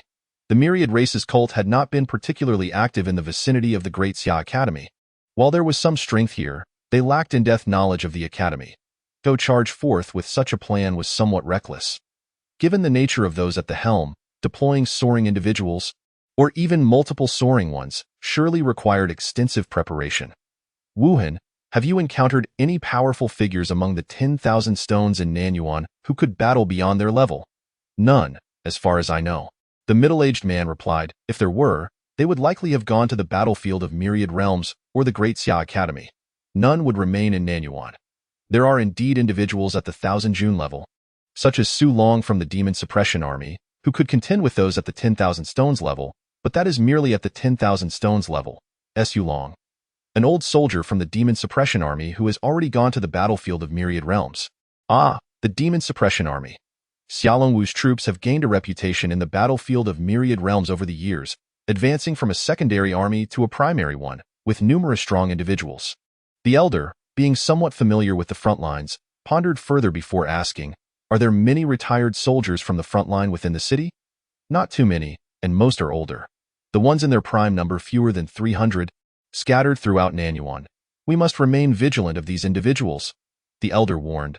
Those who have survived the battlefield of Myriad Realms are all seasoned warriors who have danced with death. We must remind our subordinates to exercise caution. Understood. The elder observed the sky, falling silent once more. After a brief moment, a flash of fire erupted outside the city, prompting a 100-member city guard to hastily deploy. The middle-aged man expressed joy. Another 100-man team has been dispatched. The city guards now number less than 500. Yet the elder maintained his frown, advising caution. Knowing they are attempting to lure us away, why would Nanyuan still send a significant number of city guards to confront the Myriad Races cult? Is it confidence, or are they truly left with no choice? With fewer than half the city guards remaining, over 300 were stationed to protect the Lord's Manor, while nearly all the rest had congregated near the Nanyuan Academy, with the streets filled with members of the wind-chasing hall. The elder surveyed the area, assessing the situation. Approximately 200 city guards near the academy, fewer than 100 wind-chasing hall members, and 260 instructors and academy guards. The Dragon Martial Guards had not departed, combining to form a force of fewer than 600 at the 1,000 Jun level and above. As for the students, they were entirely disregarded. It was implausible for any individuals at the 1,000 Jun level to exist in their midst. Among them, there were 2 at the soaring level, and counting the Dragon Martial Guards, there were fewer than 15 at the 10,000 stones level. The only one truly soaring was the Lord, Wu Wenhui, who remained at the Lord's Manor and would require time to arrive. The elders still considered him, as it was not too far. Have all personnel arrived? They have, the man hurriedly replied. The leader has gone to assist. They are all elite forces, 30 at the Stone Realm and the remaining 300 at the heavy force of 1,000 Jun. Those below the heavy force of 1,000 Jun are creating chaos outside the city. There are 300 elite members above the 7th level of the heavy force of 1,000 Jun, and over 200 at the Stone Realm. The elder assessed the situation. Today, 6 cities are mobilizing, and there are even more personnel elsewhere. This implies that there are over 2,000 practitioners at the 7th level of the heavy force, with more than 200 at the Stone Realm dispatched, and at least 20 in the air. Such a force is sufficient to form a legion of 10,000. They are fully mobilizing. The Tianyi Divine Sect has exhausted its years of resources. A sense of unease and dread stirred within the elder. There are many sects within the Myriad Races, and the Tianyi Divine Sect is considered one of the more formidable factions, especially as it has allied itself with a faction of the Divine Race. Yet, even so, the decision to deploy such a colossal force all at once, while also obstructing the reinforcements from the Great Xia Prefecture, nearly represents the entirety of the Tianyi Divine Sect's strength. To deplete it all at once raises the question. Do they not fear the complete annihilation of the Tianyi Divine Sect? The forces creating slaughter on the outskirts are merely expendable sects. Their demise inconsequential, but the ones mobilized this time are truly elite disciples. There is a significant difference. The numerous merit points for this task seem hardly worth such a grand endeavor. What could they possibly be thinking? The elder furrowed his brow, feeling a sense of loss that outweighed any gains. Unfortunately, he was not privy to that level of decision-making. All he could do was hope for a smooth operation, followed by a swift withdrawal and concealment of their whereabouts. The congregation of over 300 disciples would take some time. In a small city like Nanyuan, gathering such a number requires a gradual assembly. This is not the Great Xia Prefecture, where hundreds can be brought in without scrutiny. They were to act in half an hour, with orders to resolve the battle within 3 minutes and to retreat entirely 5 minutes later. After exiting the city, they must disperse and flee. Do you understand? Yes. The man replied hastily and soon vanished to relay the message. Once he departed, the elder cast another glance at the medium-sized academy in Nanyuan and muttered, Great Xia Prefecture, can they truly not muster even a few to ascend? At that moment, Yu, Chun Hao, and Su Yu crouched at the entrance of the cafeteria, glancing around anxiously. Chun Hao whispered, What are we doing here? Didn't a teacher just call for all classes to assemble for a meeting after school? Aren't we going? Not going, Su Yu replied softly, gripping his knife. It's safer with fewer people. More people, becomes somewhat dangerous. Huh. Chun Hao was puzzled. Su lowered his voice. Don't talk nonsense. Something might happen today. The people from the Myriad Races might come. We should stay here. It's less crowded. But Yu, if the Myriad Races are coming, shouldn't we hurry to join the teachers? We're just at the opening level, not the heavy force. Chun Hao suddenly became anxious, fearful, but not overwhelmingly so. The academy had conducted drills. Should they encounter the Myriad Races, they would engage on the battlefield, and such scenarios had been practiced. At this moment, they should be joining the teachers. The teachers would protect them. However, the number of teachers was too few. Most would be engaged in battle, leaving only a small number to protect the students. At most 3 to 5 teachers would remain for each class, and with so many students, if danger truly arose, they would be unable to protect everyone. Su Yu whispered, If we lessen the number of people being protected, it reduces the pressure. But if we encounter, let us just go back. Chun Hao was genuinely anxious now. Su chuckled, Relax, 2 wandering students at the opening level 1T attract a strong person's attention. But if we encounter someone at the heavy force, we could be in danger. Exactly, we should try to hide well. If we truly face an enemy, Su looked at Chun Hao, Do you trust me? I do. If we truly encounter them, you make a scene. Scream at them to kill you. We 1T stand together, one on the left and one on the right.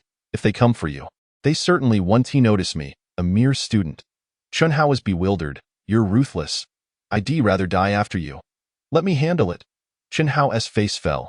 Was he joking? He, at the opening level, would find it hard to break through defenses, and yet he wanted to kill someone? Are you insane? Trust me, we can't go to the prefect's side now. That would only create chaos. We can't go to our class either. It would be the same, we are too weak. We just become targets. But other classmates are targets too. Why not call them to hide with us? Fool. How can we hide with so many people? If they scatter, they will really die. We still have a chance. Su wasn't overly fearful. His father often spoke of slaying the Myriad Races. The Academy's ultimate goal was to instruct them in killing the Myriad Races. So there was nothing to fear. He only felt a bit anxious because it was his first genuine encounter with an enemy. He feared that he might freeze in fright. What if Chun Hao truly drew their attention and they came to kill him, while he himself was paralyzed with fear? Moreover, what if they encountered 2 enemies? Or 3? It's fine. Strong opponents will target strong opponents. They will search for scattered students from the academy. Only the weak will be targeted since the students are too weak. Without the heavy force, there is no need for them to hunt in groups. One person can do things that 3 or 5 cannot. The academy isn't small. If they truly wanted to act in groups, they couldn't do so without thousands of them. I refuse to believe they can infiltrate with thousands. That would be too foolish of Nanyuan. Furthermore, if they truly had so many, even staying with the teachers would be a dead end. Such a scenario is unlikely. Su assessed the situation in his mind, dragging Chun Hao into the cafeteria, finding a corner, and whispering, You hide here, trembling in fear, crouch down. If 1 person comes, create some noise. If it's 2, then run. Run for your life. There's a small door here. We can escape. Chun Hao nodded eagerly. What about you? Su pointed to a small corner nearby. I'll hide there. Don't look this way, or you'll get me killed, understand? Got it? Hao nodded, but then his face fell again. You? What if we find my dad? Don't be ridiculous. Going out alone now is tantamount to seeking death. Yu muttered a curse under his breath. I don't know how things will unfold, but your father likely has tasks too. Don't think of useless things. Pray I don't freeze up. Otherwise, you're done for, Yu. Are you planning to kill? Hao's face was pained. You can't. What if I sneak attack them? You. Yu didn't bother to respond, took a deep breath. You'd find it hard to break through defenses. Just watch me. Besides, according to the rules, if you can kill a Myriad Races member, Haozi, you might have a chance in the War Academy. Upon hearing this, Hao's eyes lit up. He had just felt a bit fearful, but he had forgotten. Right? The Academy has rules. If one can truly kill a Myriad Races member and prove their identity, they could earn points. Of course, this rule hadn't been enforced for many years, as the students were all at the opening level. How could they kill the Myriad Races? Poisoning them would be difficult enough. Certainly, there have been geniuses who achieved it, but did geniuses care about points? You're doing this for me? Hao was deeply moved. Yu was willing to risk himself to help him get into the War Academy. It was too touching, almost bringing him to tears. Yu rolled his eyes. What are you thinking? I just believe that hiding together is indeed safer. In a crowd, we become bigger targets. Of course, if we truly kill someone, we'll deal with that when the time comes. Yu might not even dare to claim he had done it. How could a mere opening-level student kill someone? However, if the opportunity arose and he did kill one, creating a scene to help Haozi get points for the War Academy wouldn't be impossible. It's nearly impossible for an opening level to kill someone at the heavy force. Nearly implies that it's still possible. The heavy force is invincible. In a moment of carelessness, one could be struck down to ask for why the Myriad Races heavy force is so foolish. That is a question for the dead. You had no idea it's best not to use tearing skills. Just kill him with a knife. You tightened his grip on the knife in his hand, hoping to strike with all his strength and kill the opponent in one blow, provided they didn't run. Would a practitioner of the heavy force flee from an ambush by an opening-level student?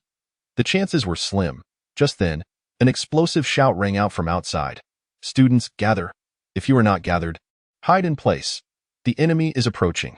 The beasts of the Myriad Races are here. Do not panic. Follow the teacher's orders. Form a defensive formation. Close the doors. All teachers prepare for battle. Guard team, assemble. City guard, wind chasing hall. Charge. Kill. A chorus of furious shouts erupted, and in an instant, the entire Nanyuan Academy sprang into action. That moment, Yu felt no fear, only a surge of excitement and adrenaline. He felt compelled to go out and witness how the teachers fought against the enemy. His father often recounted glorious tales of armies charging forth, tens of thousands, even hundreds of thousands, slaughtering and spilling blood, making the heavens tremble. On the battlefield, the human race's blade was invincible. I really want to see it. Yu felt a rush of emotion, while Hao, even more impulsive, gripped his knife tightly, wanting to charge out but quickly suppressed the thought, fearing for Yu's safety. Kill. The clash of weapons and the sounds of battle erupted instantly within the academy. Aside from killing, there were hardly any other sounds. In times of war, nothing else matters but to heed the orders. Outside the teaching building of the Nanyuan Academy, hundreds from both sides engaged in battle upon contact. With no exchange of words, a 10-man squad from the Dragon Martial Guard, led by Captain Xiaobing, swiftly surrounded an old man at the 4th level of the Ascendant Realm, a 2nd-level Ascendant among them, clad in a golden helm and wielding a long knife, showed no signs of fear as he bellowed, "Form the formation? Kill!" The 10 quickly encircled the elder, their long knives slicing through the air, and the battle commenced. The city lord, Wu Wenhai, who had been stationed at the city lord's residence, leaped from the rooftop, brandishing a long knife, and in the blink of an eye, charged towards a woman. "Wu Wenhai, you've come to your death!" The woman shouted harshly. Wu Wenhai was indeed present, but thankfully, they had anticipated this. A middle-aged man known as the Untraceable, upon seeing the 2 ascendants entangled, and even the Dragon Martial Guard members ensnared, instantaneously rejoiced and disregarded others, charging towards Lu Wenyan. "Your opponent is me and me!" In an instant, 2 men surged forth, one wielding a knife, the other a sword. Zhang Yun, Zheng Hua. The middle-aged man called out their names with a cold snort. He recognized them. Both were 9th level of the Stone Realm, commanders of the City Guard and leaders of the Wind Chasing Hall. However, how could they contend against the Ascendant Realm? Kill. The two spoke no further. There was no need for dialogue with the beasts of the myriad races. They would kill first and speak later. Bang. The crisp sound of clashing weapons rang out, and the next moment, Untraceable soared into the air, bypassing the two, and charged towards Lu Wanyin where several instructors at the heavy force awaited. Today's objective was not to kill the city lord, nor to slay the ascendants, nor the two high-ranking officials of Nanyuan. The target was the Academy's talents, individuals like Lu Wanyin, the embodiment of civilization. They were the ones of value. Before Lu Wanyin, several instructors at the heavy force raised their blades to attack, but the two ninth-level stone realm experts behind them reacted swiftly, instantly pursuing with leaps and bounds. Zhang Yun launched forward, striking towards the airborne Untraceable. Step over our corpses first, with a fierce shout. The two surrounded Untraceable once more. You seek death. The two ninth-level stone realm members fought desperately. Untraceable was only at the second level of the ascendant realm and lacked sufficient height for flight, forcing him to descend and engage in close combat with the two. Otherwise, in the air, he would easily become a target. Teacher Lu, you go first. The instructors guarding Lu Wanyin hurriedly pulled the elder away, but Lu Wanyin remained unmoved, surveying the chaos around him, unable to restrain his anger. How could they think so highly of Nanyuan? Those scoundrels from the Great Xia Prefecture must know many ascendants are here. They surely sent reinforcements to other cities, but not to us. The others were somewhat puzzled but had no time to ask. Lu Wanyin continued to curse. Do they really believe in me? If I fail, what then? Is it a joke with lives? If I find out who gave the order, I'll kill them. Some in the Great Xia Prefecture believed that he could manifest his will today, but the key question remained. What if he failed to manifest? Lu Wanyin grumbled and cursed, his demeanor far from the scholarly elegance expected of him. I'm the most useless. How could I guarantee success? They trust me too much. I'm just a useless person. You all know this. Otherwise, how could I have been expelled? Lu Wanyin muttered to himself, feeling somewhat dejected. If I weren't so useless, how could I still be unable to manifest at my age? I want to, but it's truly difficult. You're too harsh, threatening the Academy's life to force me. I knew it. You have no humanity. If I truly manage to manifest, I'll be the first to find you for revenge. As Lu Wanyin continued to murmur, he suddenly felt a golden light above him, his body trembling as his feet began to leave the ground. The expressions of those around him shifted slightly, and in the distance, the prefect, who was engaged in battle, revealed a smile. The old fellow truly needed a push to succeed. Starting today, there would be one more ascendant. Stop pursuing the ninth-level stone realm. Come quickly. Untraceable roared, seeing the situation unfold with shock. Hurry. Kill these two bastards. As he spoke, several ninth-level stone realm members soared through the air. Untraceable instantly broke free from the two, charging towards Lu Wanyin, determined not to allow this old man to manifest his will and ascend. Otherwise, even if they killed some students today, the task's completion would significantly diminish. Chapter 17. The first battle outside, the slaughter continued. Inside the cafeteria, Su Yu and Chan Hao could only hear the sounds of clashing swords, the anguished cries of pain, and the terrified screams of students, but they dared not peek outside. Are we in the lead or falling behind? Even Su Yu, who firmly believed the teachers would win, was uncertain about the situation. Why you die in the corner? Chan Hao clutched his knife tightly, his complexion pale yet flushed, wanting to ask Su Yu whether they should go out. Su Yu ignored him, his left ear twitching slightly as he strained to listen to the sounds. Shoo! Su Yu placed a finger to his lips, signaling Chan Hao to remain silent. Moments later, heavy footsteps echoed from outside, unmasked by any stealth. Come out. The Academy has ordered you to evacuate. Gather at the south gate. An urgent voice rang out, and shortly after, a man in his 30s wielding a knife entered the cafeteria, calling out, Are there any students here? Quickly. We can hardly hold them off. The myriad races are too powerful. We must evacuate the Academy. The urgency in his tone accompanied the sound of hurried footsteps. Chan Hao stirred slightly, glancing at Su Yu with concern. The teachers are looking for us. Should we go? Su Yu squinted towards the entrance, catching sight of a figure. Though unfamiliar, he realized that with over 200 instructors at the Academy, it was impossible for him to recognize them all. Was it a teacher coming to find them? Is anyone here? We can't hold them off. We must evacuate immediately. The newcomers sounded frantic. The cafeteria was vast. spanning thousands of square meters, and a thorough search would take at least a minute. Far too much time in the corner, hearing the urgency in the teacher's voice and realizing they couldn't hold out much longer. Chunhao couldn't contain himself. Without waiting for Suyu, he leaned out, "Teacher, what is happening outside?" The man quickly scanned the area, unable to suppress his joy. After all, students were still students, too naive. Despite the academy's ongoing teachings about survival, it was insufficient. Just moments ago, he had used similar words to lure out 2 hidden students in the practice room, and in just 10 seconds, he had drawn 2 out from an entire floor of multiple rooms. If he had to search for them himself, it would take at least 2 minutes. Having never experienced setbacks or set foot on a battlefield, these children take every word of deceit at face value. The outside world is perilous. Hurry, come with me. If we don't leave soon, it will be too late. As the man spoke, he hurriedly approached Chen Hao. 3. The joy on the man's face was unmistakable. With a select group of 300, 200 were dispatched to confront the instructors, the city guards, the escort team, and the wind-catching hall. Even though their numbers were inferior, they still held the advantage, as many among them were at the mid-stage of the Thousand June realm. The remaining individuals were either tasked with assaulting classrooms or scouring the academy for scattered students.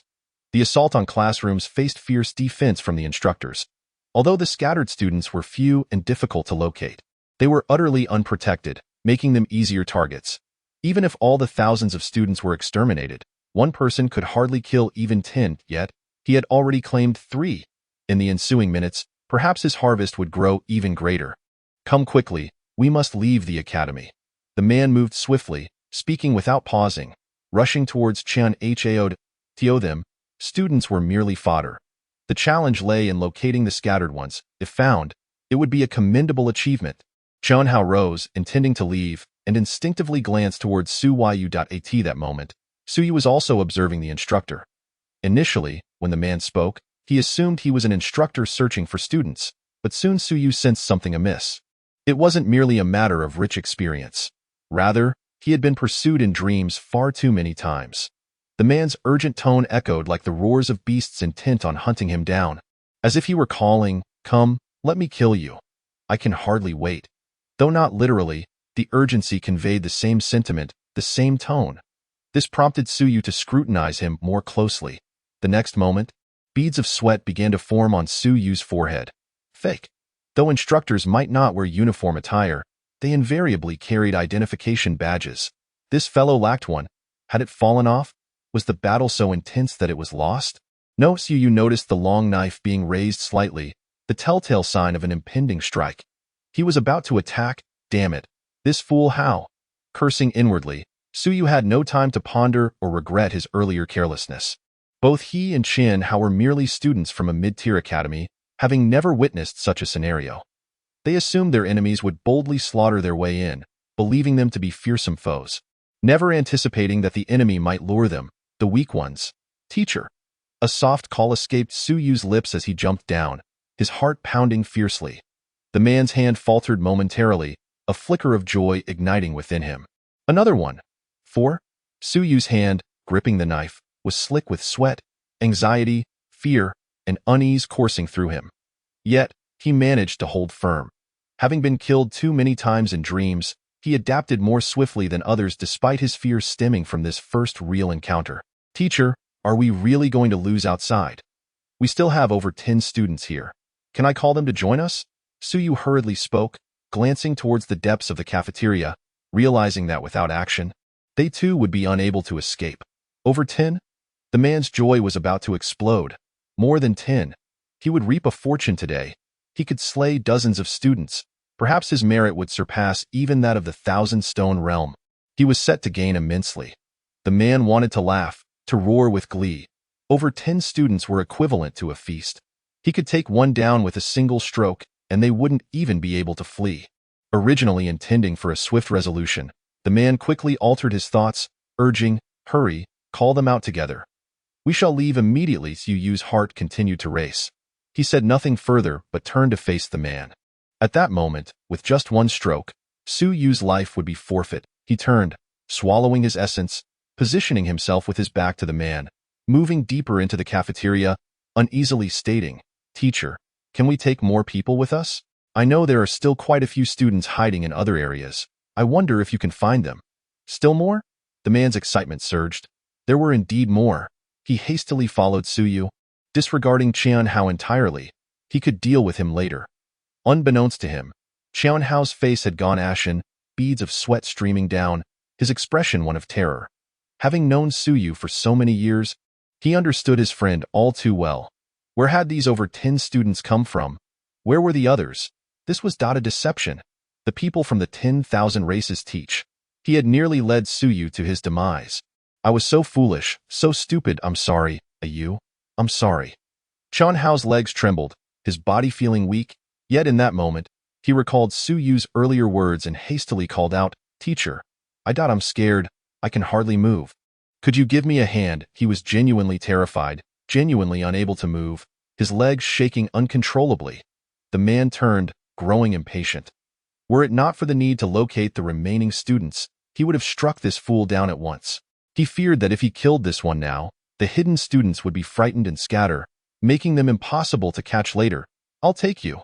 Despite his annoyance, the man turned, reaching out to grab Qianhao, preparing to take him along. Haozi, you are such a waste. All you do is trouble the teacher. Behind him, Suyu tightened his grip on the knife, his hands slick with sweat, making the handle slippery. As he spoke, Suyu edged closer to the man. Just as the man reached for Qianhao, a fierce glint flashed in Suyu's eyes. Now was the moment. Haozi, move on your own. Don't trouble the teacher. Buzz! The sound of the long knife slicing through the air echoed. The man instinctively turned his head, a fleeting thought crossing his mind. Had he been discovered? Even if he had, what of it? Just 1,000 June. Just 1,000 June? No, it couldn't be. The man intended to evade but suddenly found his limbs unresponsive. He felt no sensation in his neck, but moments later, excruciating pain erupted. This strike was inaccurate. One does not decapitate in this manner.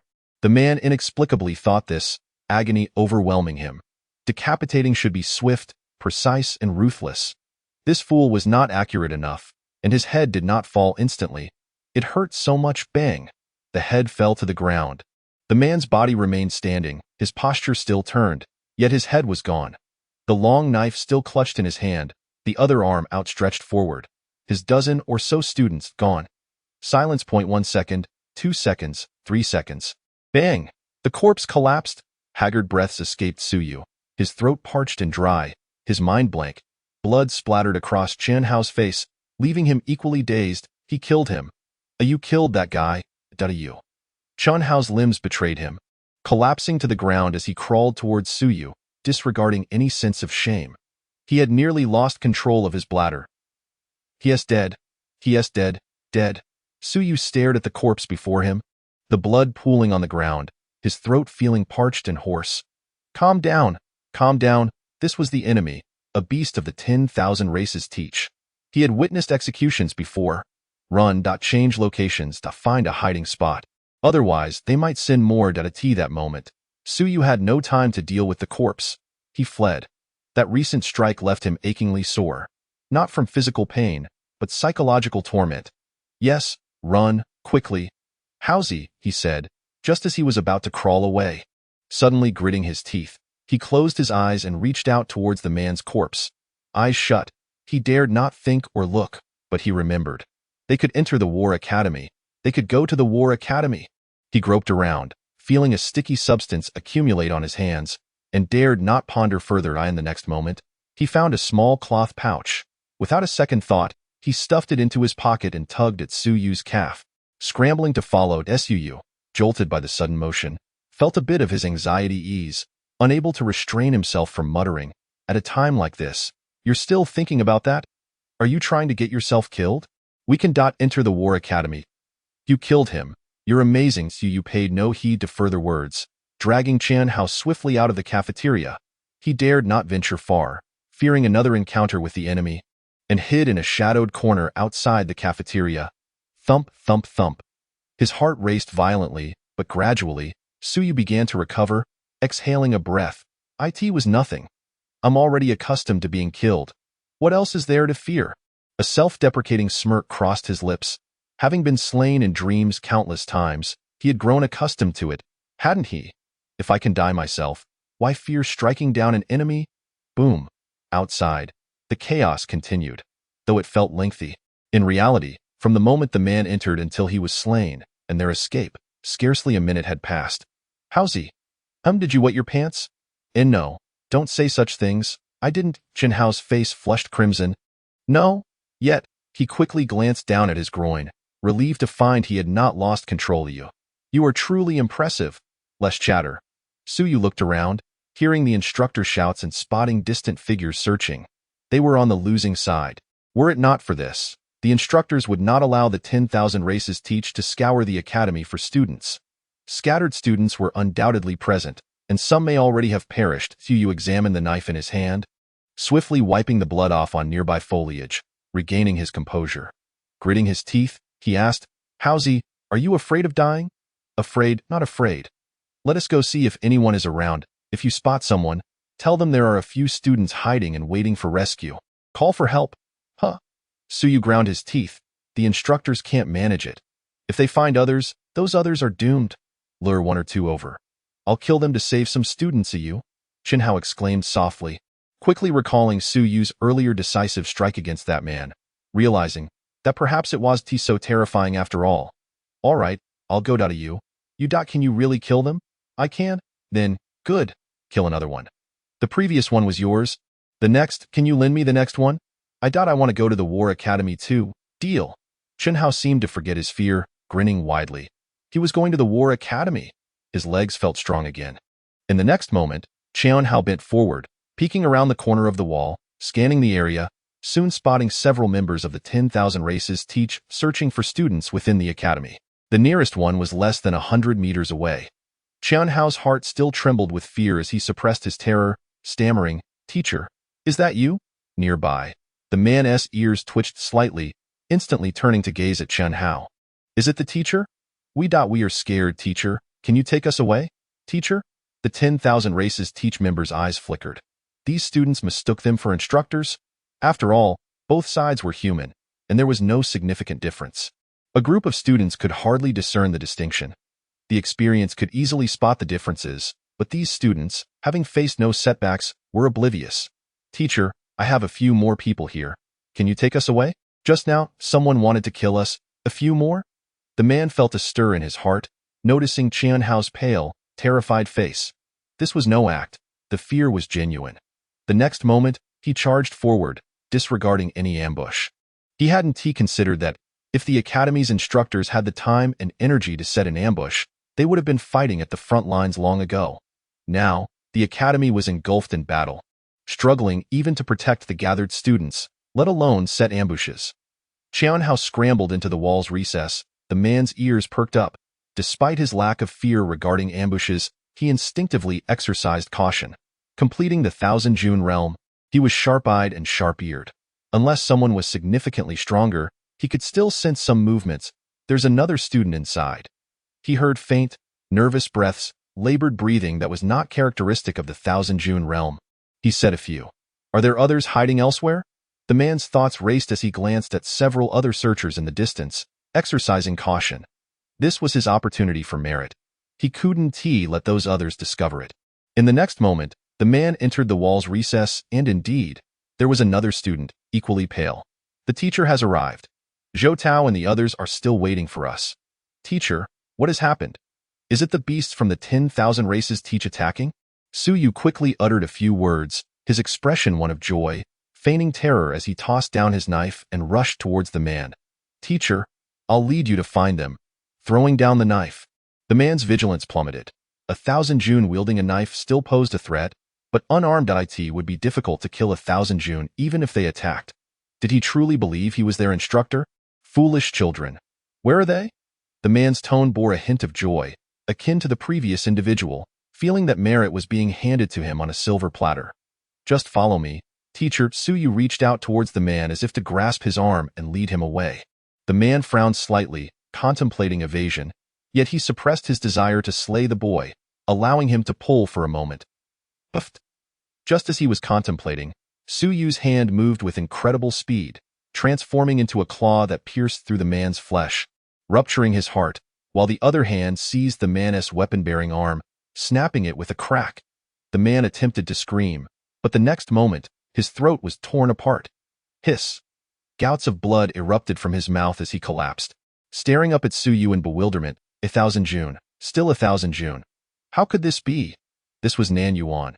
How could there be 1,000 June student? Impossible. Su Yu swiftly searched the man's body, dragging a now fearless Qian Hao as they fled. This fool truly believed he could kill anyone. Why wasn't he running, reveling in his excitement? In that instant of escape, Su Yu suddenly caught sight of a golden light. Glancing up at that moment, he was momentarily stunned, eye in the air. A familiar figure soared, radiant with golden light. Lu Zhijiao. Chun Hao also saw it, equally dazed, eye in the sky. Lu Wenyuan shone brilliantly, surrounded by an influx of elemental energy converging towards him. Lu Wenyuan spoke softly, yet his voice carried far. Soaring into the sky is not my wish, but I hope for peace among the 10,000 races. So amazing. So fake. At that moment, Su Yu's mind raced back over the past 2 years. Yes, it was impressive, but also quite fake. Lu Zhijiao clearly yearned to manifest his will and ascend to the sky realm. Claiming that soaring was against his will was mere deception. Chapter 18. Total Annihilation. Seeking collections, seeking recommendations, Lu Wenyuan ascended. Without ascending, one cannot float. Clearly, at this moment, Lu Wenyuan's will had successfully manifested, formally stepping into the sky realm. His physical body had yet to transform, but the elemental energy gathering around him was meant to strengthen his body. Just dozens of meters away, Wu Hin was also traversing the skies, though his expression was somewhat grim. He had not managed to intervene. Thankfully, he was relieved that Lu Wenyuan had only just manifested and had not yet elevated his physical body. Wu Hin silently rejoiced. It was not the worst news. After all, Lu Wenyuan was aging, his physical form deteriorating. Even if his will had soared, his body remained at the 1,000 June realm. Wu Hin himself was at the second level of the sky realm, and he was not overly concerned about Lu Wenyuan. The 10,000 races still held the advantage. There were far more at the 1,000 Stone realm than their opponents, and the 1,000 Stone warriors of the Dragon Martial Guard were entangled with that Qin clan leader. At present, the enemy merely relied on their greater numbers in the 1,000 June realm to form a defensive formation. Kill. Without a trace, Wu Hin unleashed a sudden attack, conjuring a short blade that materialized from thin air, emanating a ghostly glow as it darted towards Lu Wenyuan. Though you dare compare your remote control abilities with that of a civilized master? Lu Wenyuan merely gazed at him, chuckling. A beast like you is hardly worthy of the stage. The might of a civilized master is beyond the comprehension of scum like you. Freeze. The darting blade abruptly halted midair. Return. With a swift whoosh, the blade reversed its trajectory, hurtling back towards Wu Hin. Just as Wu Hin intended to evade, a golden radiance erupted above Lu Wenyuan's head, bursting forth in a dazzling display of light. Freeze. This time, it was not the blade that was immobilized, but Wu Hin himself. In an instant, he felt the surrounding space constrict, binding him in place. This is a nightmare, Wu Hin roared, blood streaming from his orifices as golden light flashed in his eyes. His entire being surged with vitality, producing a thunderous sound as the air crackled. He managed to shift slightly. The blade that had been aimed at his head suddenly plunged into his shoulder, blood gushing forth, yet he narrowly avoided a fatal blow. Impossible. Wu Hin's face contorted in terror. You just manifested your will. Even if a civilized master is slightly stronger than me, there's no way you could have held me. The lineage of the civilized master relied on the manifestation of will, making them powerful even at initial stages. While the physical realm's practitioners might not match their willpower, their robust physique and vitality made it exceedingly difficult to confine them. You are simply too weak. Lu Wenyuan laughed, his complexion slightly pale, clearly having expended considerable energy. Yet, at that moment, his laughter rang loud and clear. The myriad races are akin to frogs at the bottom of a well, daring to vie with the sun and moon. Kill! A soft command, and the blade embedded in Wu Hin's shoulder began to tremble violently. Wu Hin's expression shifted as he expelled the blade and fled the scene. However, Lu Wenyuan was not targeting him at all. The blade shot forth with blinding speed, and several practitioners of the Wancha realm, who were engaged in battle with the city guard and the leader of the chiefing hall, had yet to react when the blade pierced through one of their heads with a sickening sound. The remaining warriors were instantly filled with dread, attempting to flee, but Lu Wenyuan's will surged forth once more. Their movements faltered, and two formidable Wancher 9th-level practitioners refused to back down, drawing their weapons in unison to swiftly eliminate two members of the Myriad Races sect. While the blade once again penetrated another eye in the blink of an eye, for Wancher practitioners had perished. Wuhan.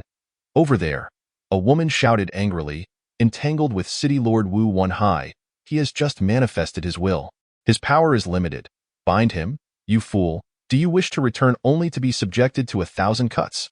Had Wu Hin not feared Lu Wenyan and fled, Lu Wenyan would not have had the opportunity to swiftly dispatch several Wancher practitioners. The loss of 4 top-tier Wancher practitioners was catastrophic.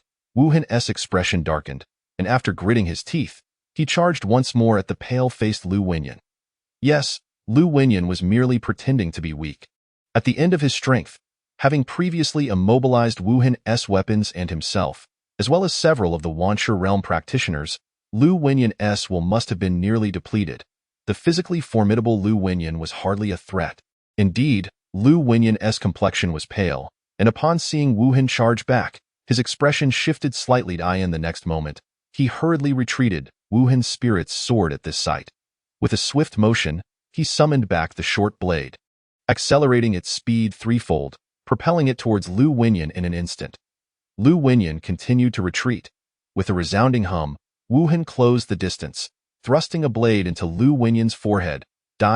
Wu Hin felt the thrust go smoothly, devoid of any resistance, his face lighting up with joy. Just then, a voice from behind bellowed, "Fool, retreat!" The sudden shout jolted Wu Hin from his daze. It was as if waking from a dream. Upon looking again, the Lu Wenyan he had believed he had slain had vanished. An illusion. The interference of will had distorted reality.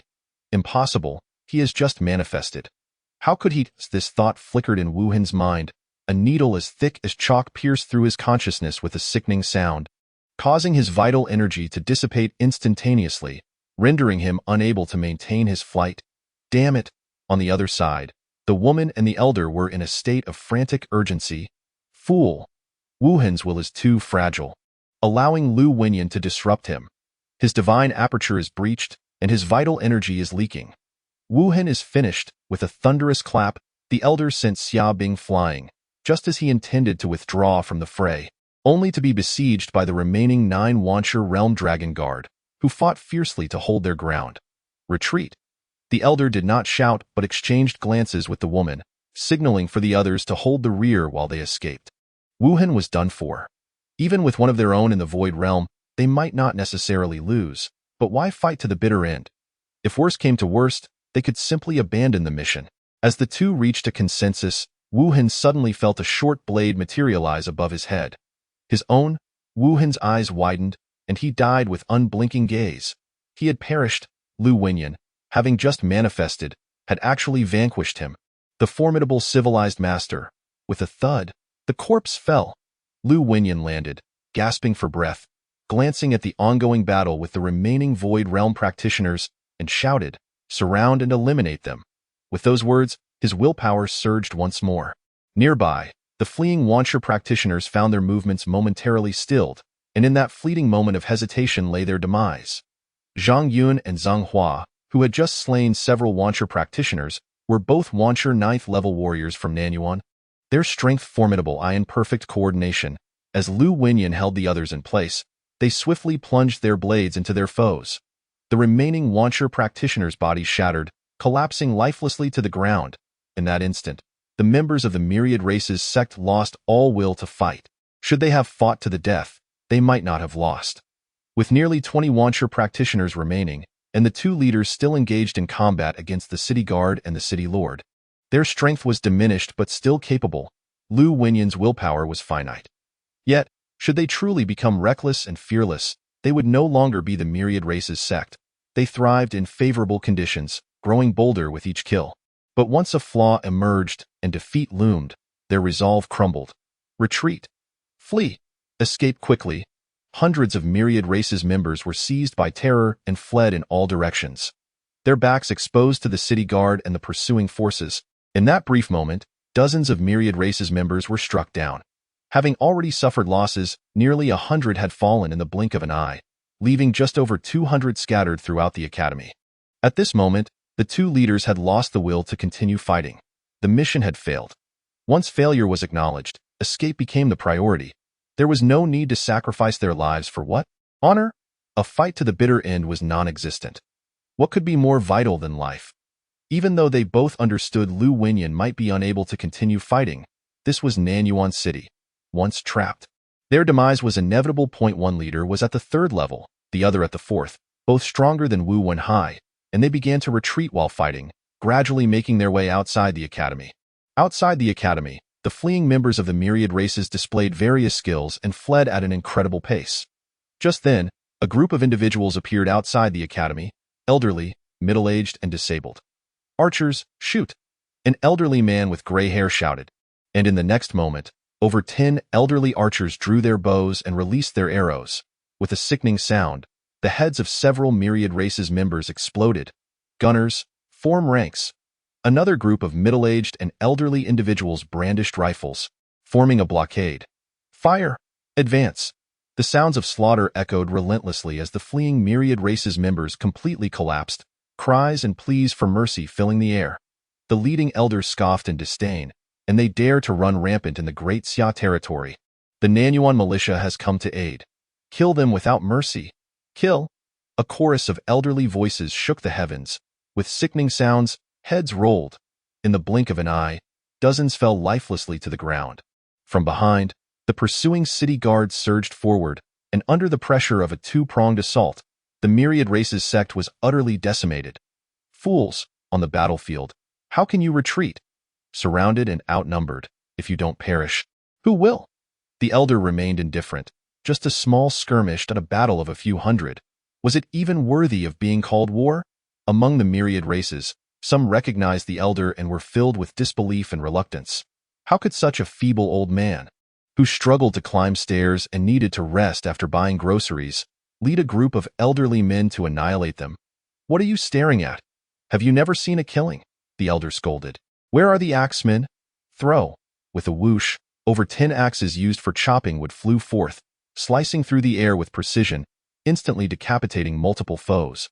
"Old Zhang, are you blind? That axe nearly struck me," the elder cursed loudly, recalling how one axe had almost struck him. Behind him, a stooped elder appeared helpless, his hands trembling. "I'm old. Not that I couldn't kill you." "Stop your nonsense," the elder bellowed again. "Are the youngsters behind not fed? Do you not realize we lack strength? Hurry up and kill. If they break through, we won't be able to escape. Kill."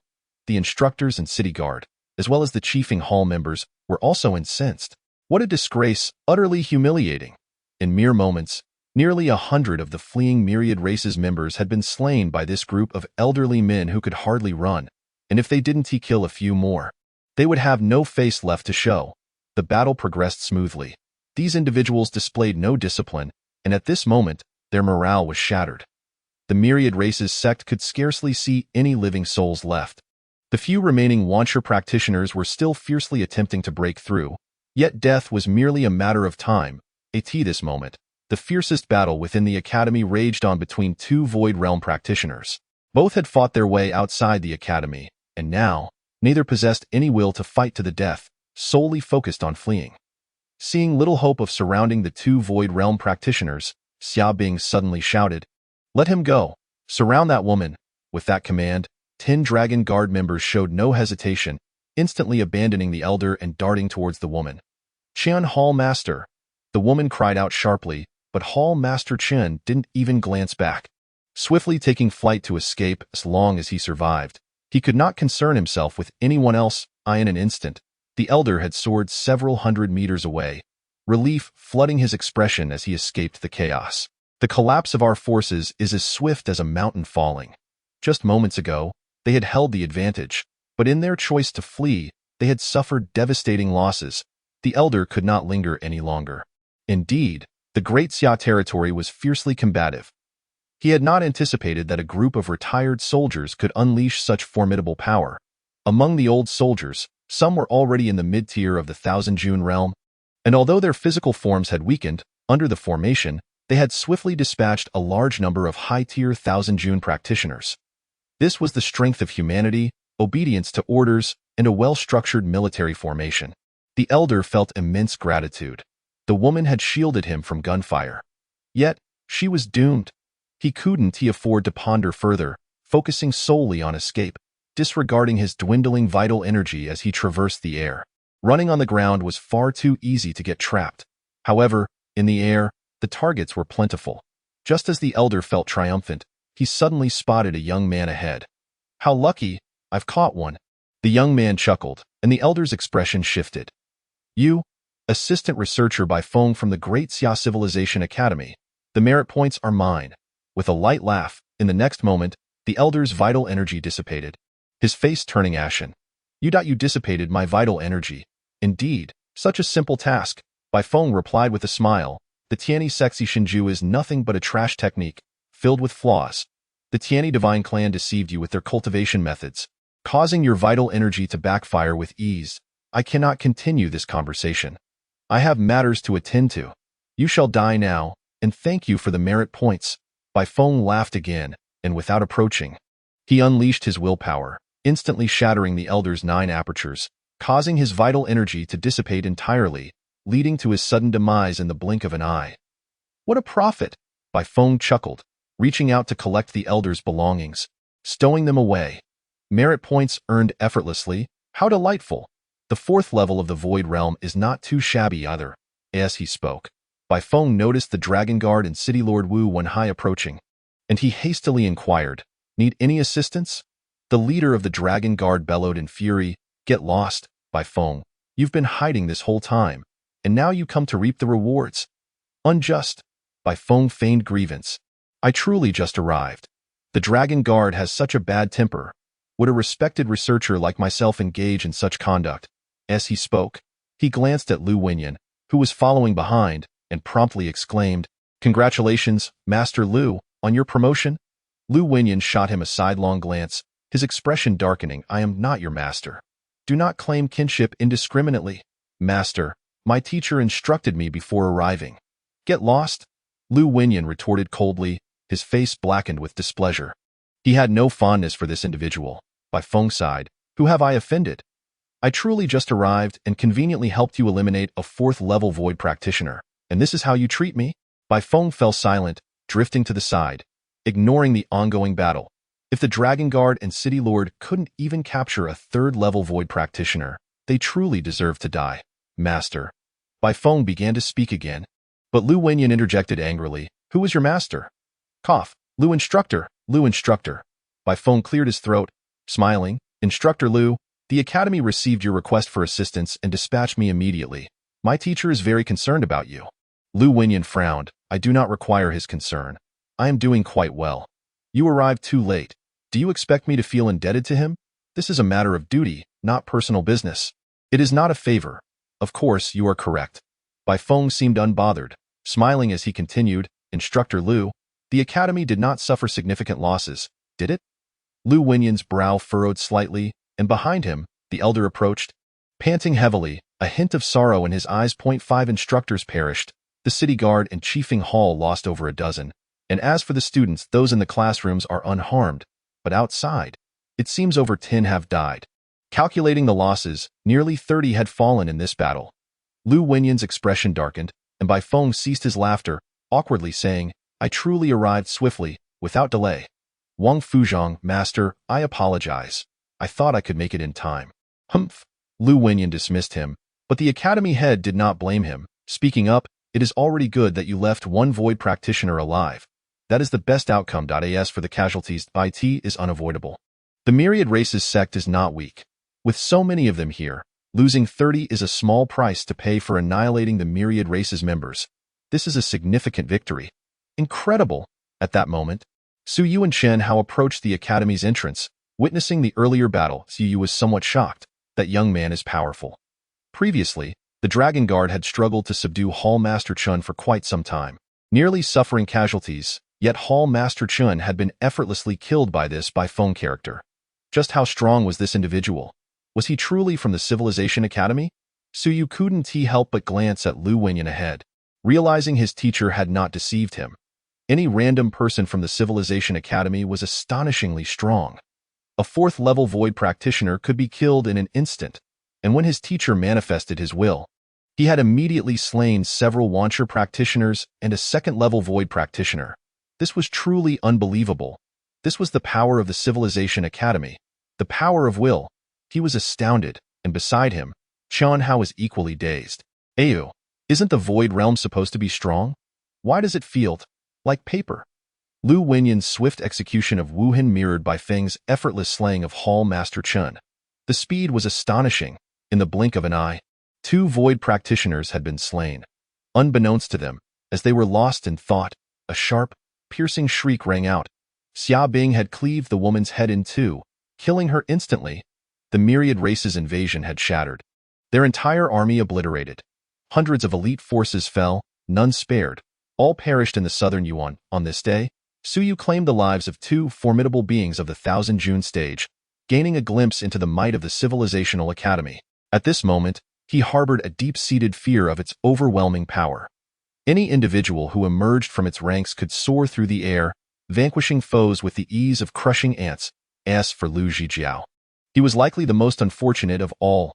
Unbeknownst to him, Bai Feng's so-called assistant researcher held implications he could not fathom. Chapter 19. Harvest. The city of southern Yuan emerged victorious, and the process of post-war cleanup commenced within its walls. Simultaneously, as the forces of the Myriad Races were decimated, outside the capital of the Great Xia, atop the Executioner Mountain, a peak that bore a striking resemblance to a severed head, Xia Longwu cleaved the last remaining godly figure's head from its shoulders. With a thunderous crash, the corpse, towering over 5 meters, collapsed to the ground. Spare me. At this very moment, 5 godly corpses lay strewn around the mountain, yet one remained alive. Not a god, but the leader of the Tianyi divine sect, a powerful human who had been relentlessly pursuing and attempting to annihilate them but had yet to succeed.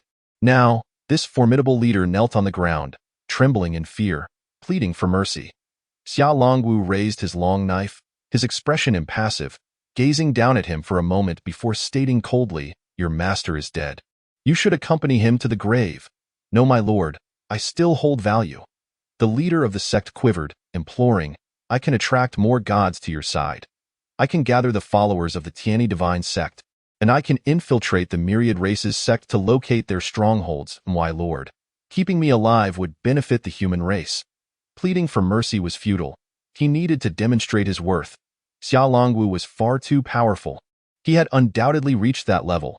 The Tianyi divine sect had suffered catastrophic losses this time, with 5 top-tier powerhouses slain in the human realm, in the Great Xia. The sect itself was finished. Today's assault on the various cities of the Great Xia had likely resulted in devastating casualties among their ranks. The leader of the Tianyi divine sect understood that it was over. Yet he did not wish to die. He had worked tirelessly to reach this level, believing he still had a chance to step into that realm, even forsaking the opportunity to transform into a god. As he felt there was still hope, Xia Longwu loomed above him, surveying the scene with disdain. After a moment, he smiled faintly. "Is there still value?" "Yes, the Tianyi divine sect possesses many treasures, many artifacts, hidden within a secret realm. I have traversed the territory of the Tianyi divine sect and know their circumstances. I can lead human powerhouses to ambush the gods of the Tianyi divine sect." The leader trembled, hastily articulating his usefulness. He did not wish to die. Defeated. 6 powerful beings had encircled Xia Longwu, yet 5 godly figures had swiftly met their demise, a sight that filled him with dread. He was terrified. "Where is the secret realm?" Xia Longwu's tone turned icy, demanding an answer, "My lord, as long as you spare me." "Where is the secret realm?" Xia Longwu repeated, his voice laced with murderous intent, seeking only the answer, "My lord." With a swift motion, a blade severed his head. Xia Longwu scoffed, "Too much prattle. If you refuse to speak, I shall have my men scour the earth for it. If found, it will be a bonus. How dare a beast bargain with me for survival? A delusion." Thus, the 6 powerful beings met their end. Xia Longwu commenced the collection of corpses. The bodies of the gods were valuable commodities, and here lay 5 of them. While he was busying himself with the aftermath, a figure suddenly appeared atop a nearby peak. Xia Longwu paid him no mind, continuing his task. Clap, clap. Applause echoed from the mountain's summit, where a middle-aged man stood, chuckling. "Xia Longwu, it seems you no longer require my assistance." Ignoring him, Xia Longwu remained silent. Are all geniuses so arrogant? The middle-aged man laughed heartily. At your age, to have come this far is truly unexpected. I had thought I would need to intervene to secure the lives of these gods. Yet you have dispatched them all on your own. By the way, why didn't you spare Yun Hao? Yun Hao, the leader of the Tianyi divine sect, a pinnacle powerhouse. Trash? No need for him to live. Having gathered his belongings, Xiao Longwu turned his attention to the man, coldly stating, Zhu Tiandao, I did not invite you to the great Xia. What is your purpose here? You know, I am of your uncle's generation. Is it appropriate for you to address me so directly? Zhu Tiandao sighed, then quickly resumed with a smile, your invitation or lack thereof does not matter. Those old fellows invited me before they departed. Isn't that sufficient? Xiao Longwu chose to remain silent, evidently aware that there were those within the estate who were concerned about his capacity to confront threats alone. Zhu Tiandao refrained from pursuing this topic, instead smiling, you have yet to reach that level, have you? I sense you are quite close, perhaps as close as I am. Do you feel trapped at this stage, unable to progress further? It must be a most unpleasant sensation. If you were to step into that realm, you could eliminate these foes in the blink of an eye. Rather than engaging in this drawn-out battle, I possess an opportunity that may allow us to advance further, or at the very least, provide a glimpse of the road ahead. Xiao Longwu replied coolly, no need, I am aware of my path and have long since seen it clearly. In due time, I shall venture to the battlefield of the heavens to slay a king. I will undoubtedly step into that realm. I am not you.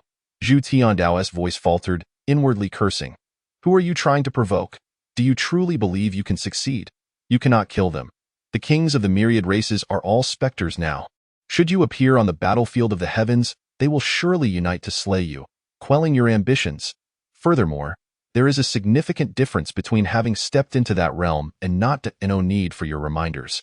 Xiao Longwu dismissed him, unbothered. He had witnessed invincible powerhouses before. His grandfather, the great Xia King, was of that invincible caliber. Zhu Tiandao, feeling helpless, pressed on. Are you truly uninterested in hearing my insights? Not interested. Xiao Longwu turned to descend the mountain. If he could truly achieve it, he would not be so weak. Had your brother been alive, there might have been hope for him to reach that realm. You are far beneath him. Zhu Tiandao, infuriated, retorted, you may speak as you wish, but be cautious. Should you come to the great Ming estate, you may find yourself facing dire consequences. Moreover, my brother perished at the age of 9. How can you assert he was stronger than I? Because he was the first genius of the human race to reach the 1000 June stage at the age of 9. Zhu Tiandao had no retort. Yes, his brother was indeed a genius, achieving the 1000 June stage at such a young age, yet he had become a cautionary tale for the entire human race. Infused with divine blood, he had entered the 1000 June stage at 9 years of age. A scion of the great Ming king, now, those who knew of his brother vastly outnumbered those who knew of him, perhaps by a factor of 10 or even 100. Yet Xiao Longwu's words felt like mockery. Xiao Longwu was genuinely not mocking. As he walked, he remarked, at the very least, he had the audacity to attempt. Had you ventured to the battlefield of the heavens a century ago, engaging the kings of the myriad races, you might have become invincible, rather than being trapped at this juncture. I want to follow your path. You are not worthy of my emulation. Zhu Tiandao was left speechless for a moment before finally responding. You make it sound easy, Xiao Longwu. I genuinely wish to see if you can slay the invincible before the myriad races. That is a death wish. You have the potential for invincibility, why rush to your demise? If you perish, who will uphold the great Xia? Your grandfather? Who knows where he is now? Xiao Longwu's steps faltered slightly, but he quickly replied, no matter. My second uncle is still alive. He can return. He is even weaker than I am. At that point, the great Xia will no longer be one of the 3 great estates of the human realm. Doesn't he matter? It's not as if the great Ming estate will replace us. Zhu Tiandao found it impossible to engage in meaningful discourse with Xiao Longwu. He felt a mix of exasperation and amusement. As he was about to leave, he hastily added, in 3 years, the Starry Universe estate will open its doors. The great Ming estate has 10 slots, while you have 20. How about we join forces then? You are too weak. I will not ally with you. Xiao Longwu. Zhu Tiandao was furious. I traveled thousands of miles to offer assistance. And this is how you treat a distant guest. How can my great Ming estate be deemed weak? In 3 years, we will send our strongest generation to the Starry Universe estate. If you refuse to ally, then according to the rules I will assist. You must provide me with a godly corpse. Xiaolongwu's expression shifted slightly. If not, then let us join forces. Xiaolongwu turned to scrutinize him for a moment. Unable to contain a curse, shameless. What is shameless about it? Zhu Tiandao replied helplessly. We join forces not to drain your resources. While your great Xia estate is strong, we are not weak either. Hemph. After a moment, Xiaolongwu replied indifferently, fine. However, should your great Ming estate prove too weak, I would rather gift you a godly corpse. Weaklings are unworthy of allying with my great Xia estate. With that, Xiaolongwu soared into the air. Zhu Tiandao watched him depart, cursing under his breath, but soon broke into a smile. This young man, sigh, he is truly formidable. With a sigh, Zhu Tiandao recognized that Xiaolongwu was on the verge of breaking through. He appeared to be on par with him, yet in reality, the gap was vast. A century ago, he had been at a similar juncture, yet had made no progress in 100 years. A century ago, this young man had yet to be born. Each time he saw him, he was advancing. No wonder he dared to take risks, confronting the gods in the great Xia state, slaying 5 of them in battle. Even though the Tianyi divine sect was powerful, they must have bled profusely from this encounter. With 5 top-tier powerhouses slain, the Tianyi divine sect had been uprooted entirely. The war in the great Xia state remained unknown to the masses. The fall of the 5 godly figures and the leader of the Tianyi divine sect was a secret known to few. It was far too high level for common folk to grasp. The city lord and the strongman Lu Wenin were deliberating on the cleanup of the remaining forces outside the Myriad Races territory, matters that had no bearing on Su Yud at this moment. Su Yu was hidden away with Chan Hao, eyeing their spoils. You, are we about to strike it rich? Chun Hao exclaimed, excitement bubbling within him as he surveyed their bountiful haul. Why do you think these people ventured out with so many possessions? Those from the Myriad Races trust no one, often relocating, living in a state of constant flux. It's only natural to carry valuable items with them. Su wasn't particularly surprised by this.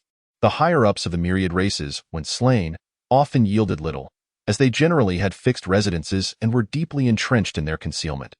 However, the lower ranks, always on the move, meant that killing them often resulted in seizing their entire belongings. 2 manuals, 2 martial techniques, 5 drops of unknown blood essence. I'll find out what it is soon enough. Chun Hao continued counting, grinning, and a vial of body-refining pills, though only 5 remain. This will greatly assist those in the 1,000 June stage. 16 Omping gold coins. Each is worth 10,000 Omping coins. This is my first time seeing gold coins. My father possesses some, but he never gives me any. Gold coins are indeed of considerable value.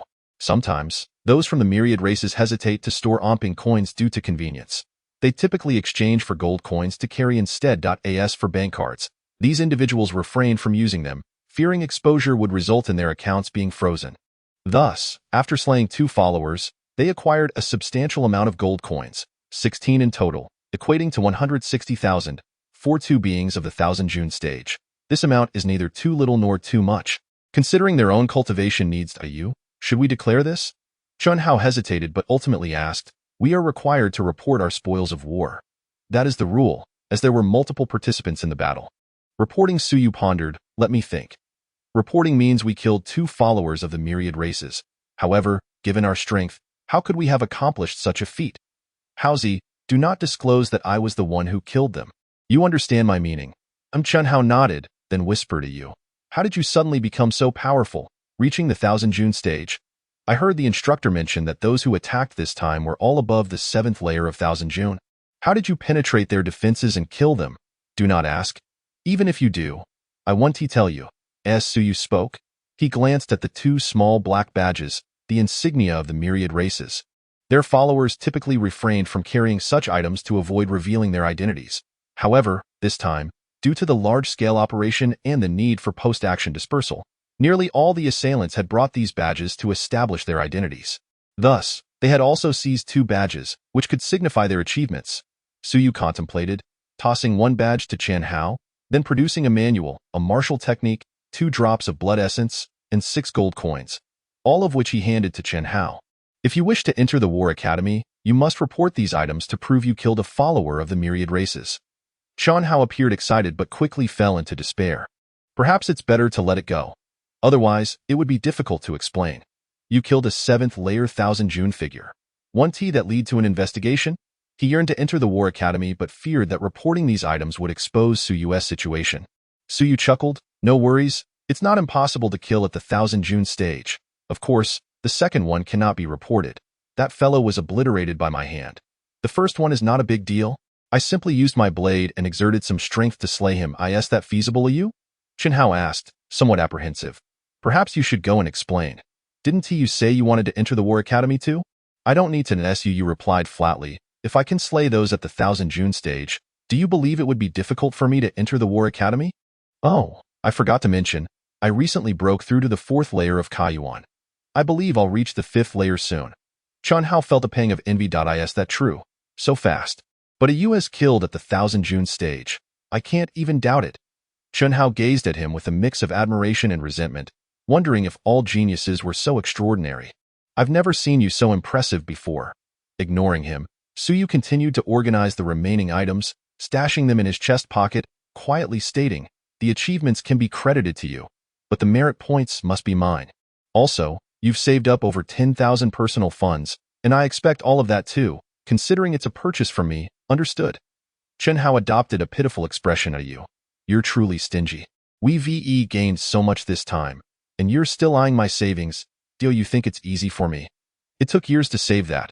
What are you looking at? By reporting these items, you will also receive rewards, but the Academy rewards are merit points." Chen Hao felt wronged. "Do you take me for a fool? You just claimed that all merit points go to you. That means I would be broke. Least you have hope of entering the War Academy, don't you? Just over 10,000. It seems like a good deal for entering the War Academy. Let us settle on that. When reporting, you can say it was my cooperation, but it was you who dealt the fatal blow. But if they investigate the wound, that slash couldn't have come from mere strength. How would I explain?" Chen Hao inquired hastily, knowing that experts would see through the ruse. "Don't worry. I checked earlier. The bodies have all been collected and prepared for incineration. Wait until they are burned before you report. With no evidence, what is there to fear? But perhaps you shouldn't go. After all, it's not as if I want to enter the War Academy. I don't need the achievements." As soon as Suyu uttered this, Chen Hao became conflicted. "All right, I'll go.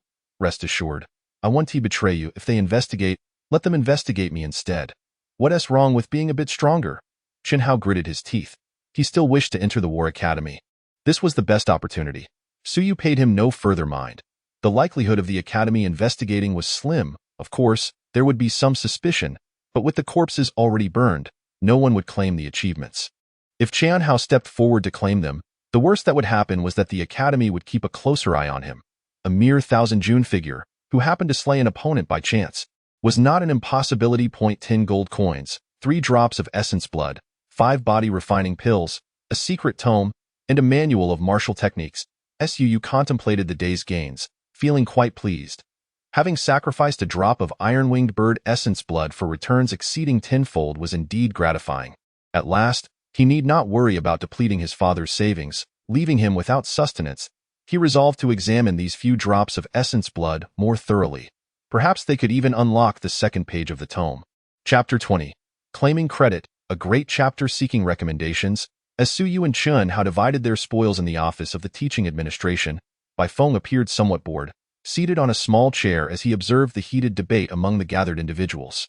When their discussions began to dwindle, he interjected, "Master, are the preparatory students from Nanyuan Academy still being taken in? Taken in? Living in Daxia Academy without funding?" Lu Wenyuan retorted sharply. Bai Feng sighed helplessly. "You were the ones who said you wanted to send them. I was merely inquiring. Master, have you made any progress regarding your physical body refinement? Does Nanyuan have any potent essence blood or vital energy pills available for your use?" Upon hearing this, the old director was momentarily taken aback, forcing a dry laugh. "Well, Researcher Bai, you see, regarding the Civilization Academy, there's no need to seek their assistance," Lu Wenyuan replied dismissively. "Take your time with the refinement. After all, the manifestation of intent is already achieved, so there's no rush." Bai Feng quickly countered, "Master, one cannot simply say that. Without powerful essence blood to assist in body refinement, your physical form may not reach the level of an ordinary Ascendant Realm practitioner, which could have significant implications for your future. The stronger the essence blood, the greater the benefit it provides. If you could refine your foundation with Ascendant Realm Divine Demon Essence Blood, given your formidable willpower, you might even hope to establish a foundation at the third level of Ascendance in an instant. The cultivation of the path of will does not emphasize the physical body in the early stages. However, when one reaches Ascendance, it becomes paramount. This marks the commencement of physical foundation construction. The stronger the divine blood used now, the more robust the foundation will be. Lu Wenyuan feigned ignorance, muttering, "Divine demon blood? Ascendant realm divine demon blood. Where on earth would one procure that? It is exceedingly difficult to slay a divine demon on the battlefield of myriad realms, and most divine demons there are above the ascendant level. The more powerful ones are unsuitable, while the weaker ones are inadequate. The ascendant realm is the best option." Lu Wenyuan had never seriously considered using divine demon blood to establish a foundation. Even within the Civilization Academy, only a handful managed to do so in a year. Such resources are exceedingly rare. Seeing Lu Wenyuan's lack of response, Bai Feng pondered for a moment and said, "It seems my teacher still has a few drops of essence blood from an ascendant realm sky tiger. The sky tiger is formidable, known for its robust physique. Perhaps you could mention it to your teacher." "Get lost," Lu Wenyuan snapped, but the old director was already animated, exclaiming, "The sky tiger? The essence blood of the sky tiger, ranked 32nd among the 10,000 races? Indeed. Old Lu." The director continued eagerly, "Stop being so prideful. Rely on yourself, rely on us in Nanyuan. How can we procure essence blood from the top 100 ranked races? The sky tiger, while not as powerful as divine demons, is still formidable enough to directly achieve the second or even third level of ascendance in physical foundation. At your age, do you intend to waste several more years before reaching ascendance? Without powerful essence blood to establish a foundation, it would take Lu Wenyuan, despite his formidable willpower, a minimum of 5 or even 10 years to cultivate to the third level. At over 70, how much time does he have left to squander?" Meanwhile, Captain Xia Bing of the Dragon Martial Guards hesitated, his mouth slightly agape as he contemplated before choosing to remain silent. "Instructor Lu, the essence blood of the sky tiger is indeed powerful. I believe it would be wise to seek a few drops from the Civilization Academy for foundation establishment. The Myriad Races teachings have entered Daxia Academy, and Nanyuan's strength is limited. We still require Instructor Lu's guidance. Using Sky Tiger Essence Blood for foundation establishment could yield a second level of ascendance at worst, or even a third level with good fortune. And with a solid foundation, perhaps a breakthrough in the mid-level would only take a few years. In a few years, Nanyuan would gain an additional mid-level ascendant, alleviating the current difficulties in defense." Lu Wenyuan disregarded them, turning towards Bai Feng with a furrowed brow. "You need not concern yourselves with these matters. Bai Feng, how many students does the Civilization Academy plan to recruit in Nanyuan this time?" "About 10 or so, I believe," Bai Feng replied with a smile. "Are you planning to slide a few extra in, Master?" Lu Wenyuan did not respond, instead asking, "What is the total number of recruits?" "Approximately 2,000. Although 500 slots are reserved for other academies, leaving about 1,500 for Daxia Academy. Daxia Academy typically recruits nearly 1,000 students annually from the capital, with the remainder allocated to the 28 cities. Among these, Nanyuan is the smallest and weakest, hence it has the fewest slots. About 10, that's the number of students the Daxia Civilization Academy recruits from Nanyuan each year. This year, we need to add a few more." Lu Wenyuan asserted, "At least 2, Master. I cannot make that decision. There are at least 2 slots for assistant researchers. Since you effortlessly dispatched an Ascendant Realm practitioner, you should exchange those slots." "Master, that's quite unreasonable. I was the one who eliminated that foe. Without my presence, you wouldn't have succeeded." "Indeed, I shall be unreasonable." Lu Wenyuan was prepared to be obstinate. Nanyuan had lost over 10 students this time, and the remaining students were disheartened. This was a responsibility for Nanyuan, but also for Daxia Academy, which failed to provide timely assistance. Adding a couple of slots to help the students recover from their low spirits was only right. Wasn't it? Bai Feng opened his mouth, feeling somewhat helpless. Although he didn't particularly need the 2 slots, granting such a favor would still be a significant gesture. "Fine, Master. Nanyuan will receive 2 additional slots, but on the condition that you meet the basic requirements.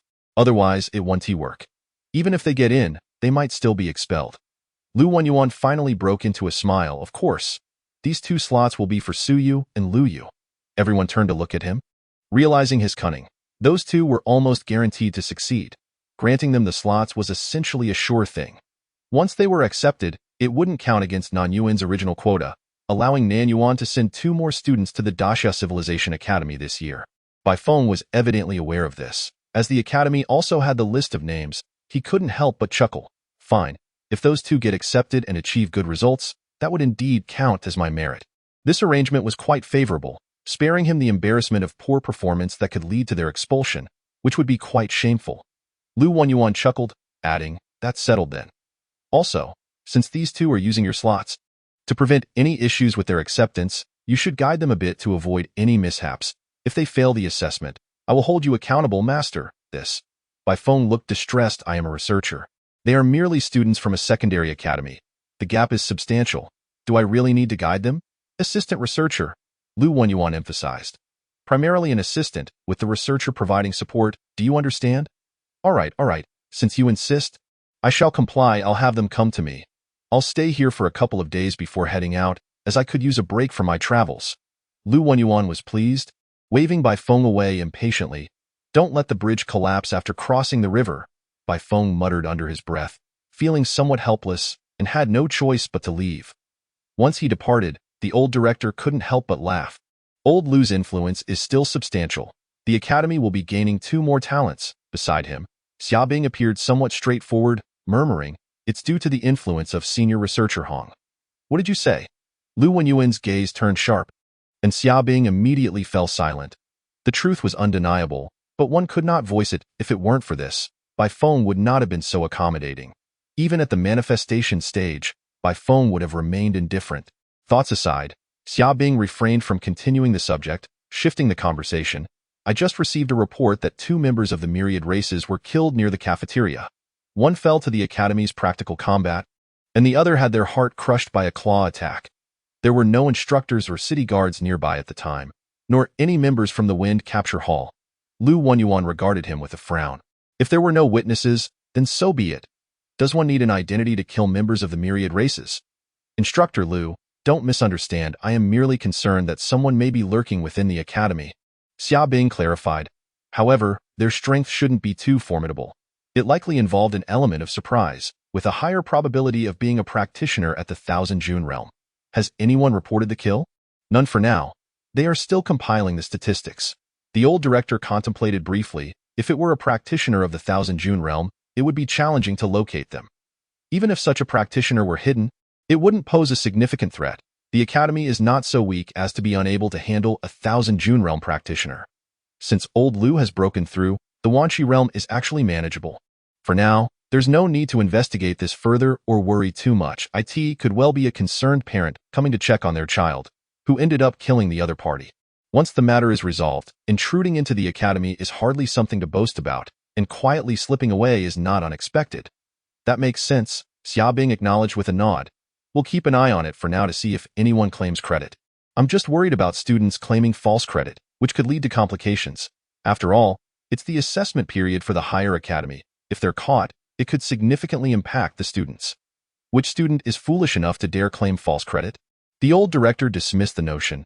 If a parent came to kill, allowing their child to claim credit for it, especially regarding the slots at the War Academy, if discovered, they would be held accountable. Lu Wenyuan interjected impatiently, "Don't speak so definitively. It's not impossible for someone to have lucked out and killed one. If someone does come forward to report, we can simply investigate. There's no need to overreact." The group ceased discussing the matter further. The old director believed no student would dare claim credit. In reality, a particular student was currently loitering nearby, waiting for the bodies to be cremated so he could report his achievements. With the matter settled, night descended. This time, Suyu did not return home with Lu Wenyuan, as Lu was quite occupied, and Suyu chose not to intrude. Once the alert was lifted, he made his way home. Upon returning, he found the house slightly dusty after days of absence. Only then did Suyu exhale deeply. Today, he had taken 2 lives. He had not shown any abnormality in front of Chen Hao. Yet the psychological turmoil within him was profound. He was not a soldier, merely an ordinary student from a secondary academy. The first time taking a life could not pass without significant emotional disturbance. Fortune favored him today. Had luck been slightly less on his side, he could have been the one to perish. Especially with the first adversary, Suyu had nearly believed he was a teacher come to find him. Had he truly believed it, both he and Chen Hao would now be dead. Though he could unleash an attack with the power of the 7th level of Thousand June, the gap between him and a Thousand June realm practitioner was still vast. As soon as the opponent reacted, he would have met his end. He lacked sufficient power. Only the strong could determine the outcome of a battle. If Lu Wenyuan did not break through, Nanyuan Academy would have faced dire consequences. No, Bai Feng had also arrived, but all this underscored the truth that only the strong could dictate the course of war. Today had left him with much to ponder. Those who truly determined the flow of battle were indeed those powerful ascendants. If City Lord Wu Wenhai or Captain Xiaobing were to be killed, Nanyuan would be finished. Just like the few ascendants from the Myriad Races, after one was slain, their forces collapsed in an instant. One individual could decide the entire course of battle, leading to the annihilation of the Myriad Races. Therefore his father on the battlefield was indeed just cannon fodder. Su felt a wave of anxiety wash over him. Today was merely a localized skirmish for Nanyuan, but his father was embroiled in the vast and perilous battlefield involving the Myriad Races. That was no trivial matter. Even among the ascendants, one could hardly be considered significant there. In Nanyuan, 7 ascendants had been dispatched today, while on the battlefield of Myriad Realms, it was likely that dozens or even hundreds of ascendants could be involved in a single battle. He had previously underestimated the situation. Even if he had the chance for an internship at the War Academy, he would likely find himself powerless to make a difference. What could a Thousand June or Wancher practitioner accomplish? One needed to be an ascendant to be of any real use, as ascendants were the backbone of strength on the battlefield of Myriad Realms. Su reflected deeply, concluding that power was paramount, and the sooner he gained it, the better. He needed to continue using essence blood to advance his cultivation. At this moment, he possessed 5 drops of essence blood, 3 obtained through conquest and 2 exchanged before the battle. Along with 260,000 omping coins, 10 gold coins, 5 drops of essence blood, 5 body refining pills, 7 merit points, a secret tome, and a martial manual. This constituted Su Yu's entire wealth at present. The body refining pills were of no use to him yet, as they were meant for practitioners of the Thousand June realm, and their value was not insignificant. The Xia family commercial firm would charge nearly 30,000 for each. He intended to utilize the 2 drops of iron-winged bird essence blood for cultivation and would later exchange for or purchase a few more drops. He couldn't expend all his merit points. He needed to keep a few for self-defense. It was prudent to retain some essence blood for emergencies, especially since it remained uncertain whether any members of the Myriad Races were lurking around. Resolute, Su Yu recognized his own inadequacy. He was hardly even cannon fodder at this juncture. Without further hesitation, he decided to proceed. During the past few days at Lu Wenyuan's, he had refrained from using essence blood for cultivation, but now that he was home, he felt no reservations. Swallowing a drop of essence blood, he felt the surrounding vital energy rapidly converge around him. The 9 orifices emitted a faint glow, and his right ear orifice vibrated, hinting at the possibility of activation. An hour of cultivation approached, and this time, Su Yu spent less than half the duration compared to his previous session. The Niuan art, utilized by the Iron-Winged Bird clan for foundation establishment, absorbed vital energy at a moderate pace. It was precisely this characteristic that suited Su Yu at this stage of his growth. Approximately 40 minutes later, Su Yu ceased his cultivation. The right ear orifice had not activated this time, but he felt a sense of progress. With one more attempt, he could likely unlock the right ear orifice and reach the 5th level of opening yuan. However, his body felt somewhat overloaded. It seemed unwise to continue cultivating today. He resolved to return tomorrow for further essence blood consumption, confident that he would soon achieve the 5th level of opening yuan.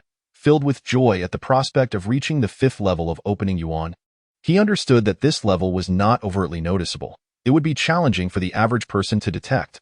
While there were students at the 4th level of opening yuan within Nanyuan Academy, whether any had reached the 5th level remained uncertain, as some students preferred to conceal their capabilities, only revealing their full strength during assessments. In any case, it appeared that few at Nanyuan Academy had achieved the 5th level of opening yuan thus far. Having completed his cultivation, Su Yu finally had the opportunity to study the 3 drops of essence blood and the martial arts manuals he had acquired. Su Yu immersed himself in this research. Night fell over Nanyuan Academy. In the teaching administration office, Chan Hao was brought in. This fellow had lingered, waiting for the bodies to be cremated, so he could report his achievements, only to be escorted to the teaching administration instead. The old director and Lu Wenyuan personally conducted the interrogation. The old director's nose crinkled in displeasure as he sternly inquired, "You did the killing?" Yes. Chun Hao nodded. He was aware that claiming false credit would lead to severe punishment. But since Su Yu had done the killing, he felt it did not count as false credit and bore no psychological burden. Moreover, Su Yu had taken his private savings, which he had exchanged for assistance. If Su Yu did not wish to claim the credit, it would be a waste, especially considering he had spent over a decade saving for this moment. Was it not justified to consider it his own achievement? Thus, at this moment, Chun Hao felt quite at ease. I did not falsely claim credit. I even helped Su Yu draw the attention of the enemies. I contributed too. By attracting two individuals' attention, I effectively killed one myself. There's no fault in that. The old director exchanged glances with Lu Wanyuan, who was tugging at his beard, nearly pulling it out in frustration. It seems. He isn't lying. The old director, realizing this, was somewhat bewildered. Had he underestimated Chan Hao's depth of thought? This boy seemed far too young for such cunning. Now tell us, how did you kill them?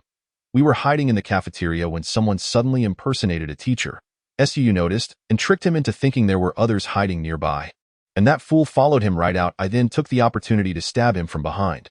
Chun Hao kept his explanation simple, as Su Yu had instructed him to do so, fearing that overly complex details might lead to inconsistencies. Su Yu? Lu Wanyuan inquired. Yes. You two work together? Yes. Why are you carrying a knife? The combat instructor over there mentioned that you had borrowed the combat knife long ago. You claimed he has broken through to the 4th level of the Kaiyuan realm.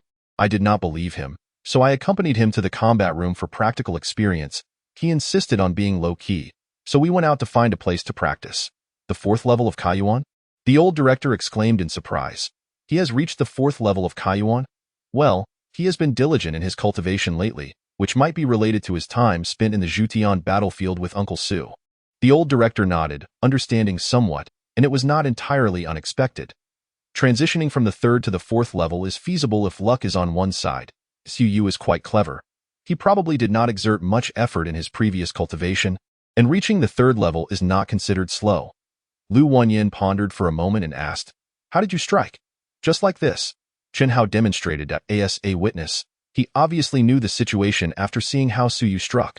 On the side, Xia Bing, who had remained silent, nodded slightly. As a dragon martial guard of the sky-soaring realm, he could discern that the knife technique used to kill that person was indeed similar to that. Lu Wanyin continued, but outside the cafeteria, another person was killed. Was it also you? What? Chun Hao pretended not to understand. He could not admit that Yu said that killing one was a coincidence, but killing two would certainly get him captured for research. Lu Wanyin chuckled. So you only killed one? Yes. You killed that guy with a single strike. Do you know how strong he was? No, I didn't have time to ask while striking.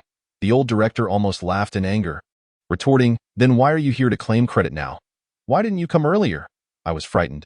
Chun Hao replied sincerely, his expression earnest. It was my first time killing someone, and I was a bit scared.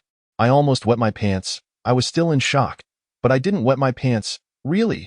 The old director ignored him. Casting a glance at Chun Hao, he noticed some faint bloodstains on him and frowned slightly. Did this kid really kill someone? Where is Su Yu? He has gone home. You said that the merit points are his. The achievement of killing someone is mine, but since he also contributed his wisdom, he deserves a share of the merit points. This kid, Lu Wanyin chuckled. So you take the credit, and he takes the merit points? You get extra points for the War Academy while he reaps the benefits? Yes. Lu Wanyin looked at the old director and then at Xia Bing, who was at a loss for words. Xia Bing pondered for a moment and asked, Have you practiced claw techniques? No, when you struck with the knife. What did it feel like? Not much feeling. I was too scared at the time. He got a bit stuck. His neck was really tough. Where's the knife? I just returned it to the combat department. Has your father come to the academy? Not yet, I just contacted him. He said he was working overtime at the traffic supervision department. My dad is the deputy director there. Xiaobing said solemnly. Bring someone to check on his father's whereabouts. Yes, a dragon martial guard responded outside the door. After about 3 or 4 minutes, someone reported, Chen Qinghe has been at the traffic supervision department and has not left. He was there directing operations, maintaining the order of traffic in Nanyuan during the incident. Understood. Xia Bing glanced at Chen Hao, who smiled foolishly. After considering, Xia Bing turned to the old director and said, The Academy and the Dragon Martial Guard should jointly sign a document certifying that he is the one who killed the target. During wartime, killing a member of the Wan clan at the 7th level of Qinkuan grants the student 30 points and 3 merit points. After saying this, he looked at Chen Hao and added, Additionally, If another person was also killed near the cafeteria by you, then that would grant you an additional 60 points and 6 merit points, totaling 60 points. If you are not an idiot, you will definitely qualify for the War Academy. There's another one, Chun Hao said regretfully. Can that be counted as mine? If no one claims credit, then I don't want the merit points. Can I just have the 60 points? Xia Bing was speechless. The old director and Lu Wanyin also wore expressions of disbelief. What was he thinking? The incident at the cafeteria was indeed carried out by Chun Hao and his group. But what about the one outside? Lu Wanyin shook his head slightly. It was best to let it go. After all, it was not a major issue, but Chun Hao killing a member of the Wan clan at the 7th level was somewhat unexpected. I will ask Suyu tomorrow, Lu Wanyin thought, nodding. Let's sign the document. The time, location, and circumstances all match up. The spoils have been submitted, and the knife is also here. Unless someone else claims credit later, there is no need for further investigation. Xiaobing nodded. Killing a Qingkuan level opponent was not a big deal. The three of them were concerned because the killer was a student. Otherwise, it would not matter who took the credit. The matter could be put to rest. After Chun Hao left happily, the old director suddenly said, Old Lu, do you believe it? Lu Wanyin shrugged. Whether I believe it or not is irrelevant. Whether he is a genius or a mediocre talent will be evident once he enters the War Academy. Mediocre talents must rely on their own efforts. If they end up dying, they can't blame others. Moreover, Suyu was present at the time. He is clever, so it's possible he tricked that guy into dying. There is no need to delve deeper into this. Indeed, this matter should not be publicized. We must be cautious of retaliation from the Wan clan. Furthermore, we should not let other students learn from this. Such behavior is dangerous. The old director chuckled. Speaking of which, Old Lu, your student does seem to have your cunning. Doesn't he want extra points but merit points? After all, since he will be applying to the Civil Academy, doesn't he need extra points? Lu Wanyin smiled and then playfully scolded. Well, that is his talent. Can you kill a Qingkuan level opponent at the Kaiyuan realm? The old director was speechless. Soon, both of them smiled. There was no need to investigate further. After all, the Academy might gain a new student for the War Academy this year, and Xia Bing's approval was sufficient. The Dragon Martial Guard held considerable influence. Attempting to bribe them would be less effective than directly facilitating entry into the War Academy. After all, there were annually substantial funds donated to the Academy. Meanwhile, Xia Bing ignored the two of them, signed the documents, and turned to leave. Upon reaching the door, he paused and said, I believe he was involved, but whether he was the one who killed the target remains uncertain. If it wasn't him, it could be that Suyu. Since Suyu did not come to claim credit, it will be considered his. However, lacking talent and strength, insisting on entering the War Academy may not be a good thing. I hope you both can clarify this with him. We will, Xiaobing said without elaborating. There were still many mysteries surrounding this matter, such as who killed the other person outside. But as the director and Lu Wanyin had said, it was not of great importance. The path one chooses is their own, as long as they don't regret it in the end. Chapter 21. Full of Malice, Yi Shenju, Qingkuan Volume. Ning Shui Dao. 1 Manual for Cultivation and 1 Technique for Combat. This is what Siyu gained from this event. He glanced at Ning Shui Dao and tossed it aside. The level of this martial technique was quite low, and the Academy had plenty of such techniques, so it was unnecessary to dwell on it. Both cultivation methods and martial techniques are classified into 4 tiers: Heaven, Earth, Profound, and Yellow, with each tier further divided into top tier, high tier, mid tier, and low tier. This results in a total of 16 grades across the 4 tiers, which is the classification of martial techniques and cultivation methods among the Wan clan. Su scanned Ning Shui Dao and noted that it was of mid-tier yellow level. Although it was not the worst, it certainly lacked excellence, and there were many similar techniques available in the mid-tier academies, so he was too lazy to examine it further. However, although Yi Shenju only contained the Qingkuan volume, Suyu studied this cultivation method for quite a while. Bai Feng claimed Yi Shenju was worthless, but that was due to his different perspective and position. A cultivation method capable of enticing the strong of the Wan clan, one that has long been established within a major faction of the Wan clan, could hardly be regarded as truly worthless, top-tier profound. This is the rank of this cultivation method. Of course, what Suyu received was merely the Qingkuan volume. The classification indicates that it encompasses the cultivation methods of the myriad clans, though Suyu was unclear about the specifics. However, many invincible human cultivators seem to practice only earth or profound level methods. Over 300 years ago, during the dawn of the Anping era, humans did not have as many powerful cultivation methods to choose from. Ishan Ju and Suu repeatedly perused it, focusing on the techniques for tempering the physical body and absorbing essence to refine the body. The human body primarily relies on physical apertures to connect with essence. By using essence to refine the body and opening more apertures, one can absorb and store more essence. The foundation is based on the 9 apertures of Kaiyuan. From there, Qingkuan can open additional apertures and absorb essence to refine the body. The Qingkuan volume of Yi Shanju allows for the opening of 72 apertures. Once all 72 apertures are opened and filled with essence, one achieves the 9th level of Qingkuan. So you had encountered the cultivation methods of the Qingkuan realm before. Earlier, he had come across the military's basic Qingkuan method. Qingkuan Jue.it was simple and rudimentary. Most of the military personnel cultivated this method, not due to a lack of better options, but because practicing these methods required essence support and a strong physical body to open more apertures. An ordinary cultivator, even if they obtained a heaven-tier method, would find it challenging to succeed in their cultivation. There simply is not enough essence, at least not enough human-level essence to sustain their practice. If the physical body is not strong enough and the foundation is not solid, opening too many apertures could lead to collapse under the strain and cause the body to explode from the essence. Qingkuan Ju can open 36 apertures and is considered a top-tier human method. It is quite remarkable, as it can rapidly enhance a soldier's combat power, and progression is relatively quicker, requiring fewer resources. Some individuals do not lack stronger methods but ultimately switch to Qingkuan Ju because it allows for easier advancement and prolongs life. Shinju, which enables the opening of 72 apertures for cultivation and essence storage at the Qingkuan realm, is already considered a powerful method. The opening of apertures is not haphazard. Yi Shinju meticulously details the process of opening the 72 apertures, the order of operations, and the final formation of the essence cycle.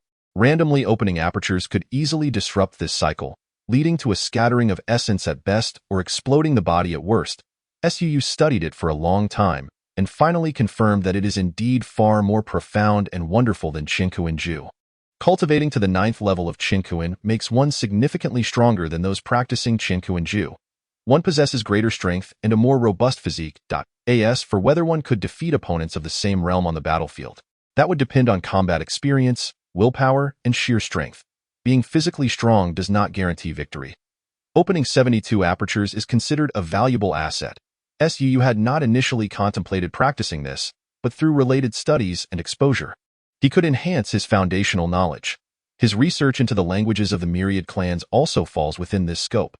For instance, he now understands the positions of the 72 apertures in Yi Shinju, which he previously did not. If he encounters a disciple of the Tian-Yi sect again, he could target those apertures to disrupt their essence circulation. Thus, cultivation methods must not be carelessly leaked. The 72 apertures form the foundation of their strength and are also their weaknesses. Not all apertures are weaknesses. If some are damaged, it could lead to a fate similar to that of the previous sky-soaring realm leader, whose essence scattered and backfired, resulting in death. This explains why Bai Feng could easily kill his opponent. Bai Feng took less than 10 seconds to kill Chen Hall Master, with half of that time spent talking. The remainder was in damaging the critical apertures of his opponent, allowing him to kill quickly. If it were purely a matter of martial prowess, even if Bai Feng could kill him, it would not be so effortless. Of course, the Yi Shinju for the sky-soaring realm is more complex, with even more apertures to open. Many weaknesses of the Qingkuan realm may no longer hold true, indicating that Bai Feng has conducted deep research into Yi Shinju, sky-soaring volume. So you studied for nearly 2 hours before finally putting the manual down. He cannot currently practice Qingkuan realm methods. He is merely researching them. If he becomes strong enough, he might even deduce the methods of the Tian-Yi clan. Though that is beyond what Su Yu or even Bai Feng could achieve. At this stage, cultivation methods and martial techniques do not significantly aid him, but the essence blood 0.3 drops of essence blood caught Su Yu's attention. Within the essence blood lies a flicker of the creature's will from its lifetime, akin to an image, which roughly indicates its species. 0.1 drop of essence blood from the iron-winged bird, 1 from the fire pig, and the remaining drop should be from the bloodthirsty rabbit. All 3 drops of essence blood are from common species, lacking any divine or powerful species blood. This is to be expected. A Qingkuan realm member of the Wan clan would not have access to powerful essence blood. These common essence bloods are what they typically use to aid in cultivation. Essence blood can provide rich essence and strengthen the physical body, proving to be immensely helpful for those in the Qingkuan realm. Human Qingkuan cultivators primarily rely on essence blood and pills for their cultivation. Even though these are not rare items, these 3 drops of essence blood would still fetch at least 150,000 in the Xia family business. That's quite a sum. With the essence blood worth 150,000, the body refining pills also at 150,000, and 10 gold coins, that amounts to 400,000 omping coins. So he was quite satisfied with this outcome. Fortune favors the bold. Although this venture was somewhat dangerous, his gains exceeded 400,000. If he were to hand in the manuals, he would also receive some rewards, as even though the human race possesses these methods, they would still grant rewards for obtaining them, as it signifies the successful killing of a member of the Wan clan. After calculating, his assets suddenly surpassed 700,000. Suyu grinned. If his father knew, he might feel a bit inadequate, as he earned more in a single day than his father did in 18 years of savings. That night, Suyu began dreaming again. The dream continued on the day he opened the Iron-Winged Bird Essence Blood album. Suyu had actually not dreamt again. However, starting the next day, he began to dream, though at this point, his dreams did not occur daily. Over the past few days, sometimes a day would pass between dreams, and at times even 2 days. The dream state did not persist continually. Suyu speculated that the previous dreams had likely revealed most of the species. Now, he might be encountering some remaining species, hence the sporadic updates to his album. Many common species that Suyu had not seen or remembered might have been left behind, as perhaps these weaker species would only be unlocked later, being deemed too insignificant, thus getting pushed to the back of the queue. That night, he dreamt of a creature that he vaguely recognized. It resembled the rotating turtle recorded in the Myriad clan album. Whether it was indeed the case could be tested by purchasing a drop of rotating turtle essence blood, but Suyu considered that opening the rotating turtle album now might not be particularly useful. He decided to wait and see. Continuously consuming essence blood was beginning to take a toll on his body. The catfish, iron-winged bird, and rotating turtle were the 3 species that Suyu managed to identify, indicating that he was beginning to encounter more common species, which also reflects the growth of his knowledge. Were it not for his extensive reading, he would have found it difficult to discern these species through mere details and vague silhouettes. In the Medium Academy of Nanyuan, on the way, Suyu had already learned the results from Chen how regarding yesterday's events. He felt a slight worry in his heart, but the matter had already been settled. Since Chen Hao wanted to enter the War Academy, Suyu could not sit idly by and let the opportunity slip away. Therefore, he encouraged Chen Hao to take credit for it, as this would provide him a chance to enter the War Academy. With a sense of trepidation, as soon as Suyu entered the class, he was called away by an instructor in the instructor's office. The instructor had already left. At this moment, only Lu Wanyan and a young man, Bai Feng, were present. Lu Wanyan was reading, while Bai Feng was also engrossed in a book. Bai Feng held a hefty volume, squatting beside it with a look of delight, seemingly captivated by something extraordinary, his face beaming with smiles, showing no sign of being a formidable opponent capable of effortlessly killing someone at the 4th level of the sky-soaring realm. When Suyu entered, neither of them greeted him. Suyu offered a greeting and stood to the side, feeling somewhat anxious as he awaited the reason for his summons. Having entered the sky-soaring realm, Lu Wanyan's willpower had grown even stronger. He cast a discreet glance at Suyu and nodded silently. Indeed, he has reached the 4th level of Kaiyuan. Previously, he had not sensed it as his will was not yet materialized. Not only had Suyu reached the 4th level of Kaiyuan, but upon a slight probe, Lu Wanyan detected weak fluctuations of essence at the right ear aperture, even sensing that he was close to the 5th level of Kaiyuan. After a brief silence, Lu Wanyan raised his head and spoke calmly. Have you been cultivating during this time? Yes. Have you been reading? I've been a bit lax, so you felt somewhat awkward. Ever since my father departed these days, I have been preoccupied with worry, which has led me to focus primarily on my cultivation. It is commendable to be vigilant during times of peace and to strive diligently in one's practice. However, Lu Wenyuan interjected, studying is also a form of cultivation. One may read thousands of books, yet a single moment can elevate one to the skies. While it is acceptable for you to pursue physical training without hindrance from your teacher, neglecting your studies is not an option. I was aware of your intentions when you enrolled in the War Academy, but as I previously stated, how long will it take you to reach the skies if you solely pursue the path of physicality? However, if you are well-versed in knowledge and have read extensively, the situation would be entirely different. You have seen this man, Bai Feng, an assistant researcher at the Civilization Academy, aged 28, who has been there for 9 years. In terms of physical prowess and willpower alone, he is at the 6th tier of the Sky Realm, but his actual combat strength is even greater due to his formidable willpower. A typical 7th-tier Sky Realm practitioner may not be able to defeat him. Lu Wenyuan stated solemnly, he is merely one of the many mediocre talents at the Civilization Academy. If he can reach this level in 9 years, you will undoubtedly surpass him. Bai Feng, who had been engrossed in reading, raised his head and glanced at Lu Wenyuan before returning to his book. You may say what you wish, old man. He is merely trying to motivate his students. What can I say? Am I mediocre? Can a mediocre person become a researcher? Although I am not among the most extraordinary of the Civilization Academy, I am certainly among the top tier. Achieving the 6th tier of the Sky Realm before the age of 30, and possibly advancing to an even higher realm in the next 2 years. Does this qualify as mediocrity? Does the teacher have a misunderstanding of what mediocrity entails? Suyu quickly reassured, rest assured. Teacher, I will balance both paths moving forward. I have studied for many years and will not abandon my studies at this juncture. That is all I ask, Lu Wenyuan said earnestly. You are progressing swiftly in your cultivation. Previously, you lacked focus, but now that you are dedicated, it won't be long before you reach the 4th tier of the opening realm, perhaps even the 5th tier. You may have some misconceptions, thinking you are better suited for the War Academy and the physical path. But I must emphasize, even if you were to attend the War Academy and achieve the 9th tier of the opening realm in a year, how long would it take to reach the 9th tier of the Thousand June realm? 5 years, perhaps? This would be considered a remarkable talent, with the possibility of entering the Sky Realm in 9 years. However, you must understand the vast gulf between the 1st tier and the 6th tier of the Sky Realm. You may find yourself lingering in that realm for decades. The 4th tier of the opening realm is merely a starting point. Do not be under any illusions. You are indeed impressive, truly gifted. We are merely a small city in Nanyuan. If Nanyuan can produce practitioners of the 4th and 5th tiers, what of the other cities? What of the Great Xia Prefecture?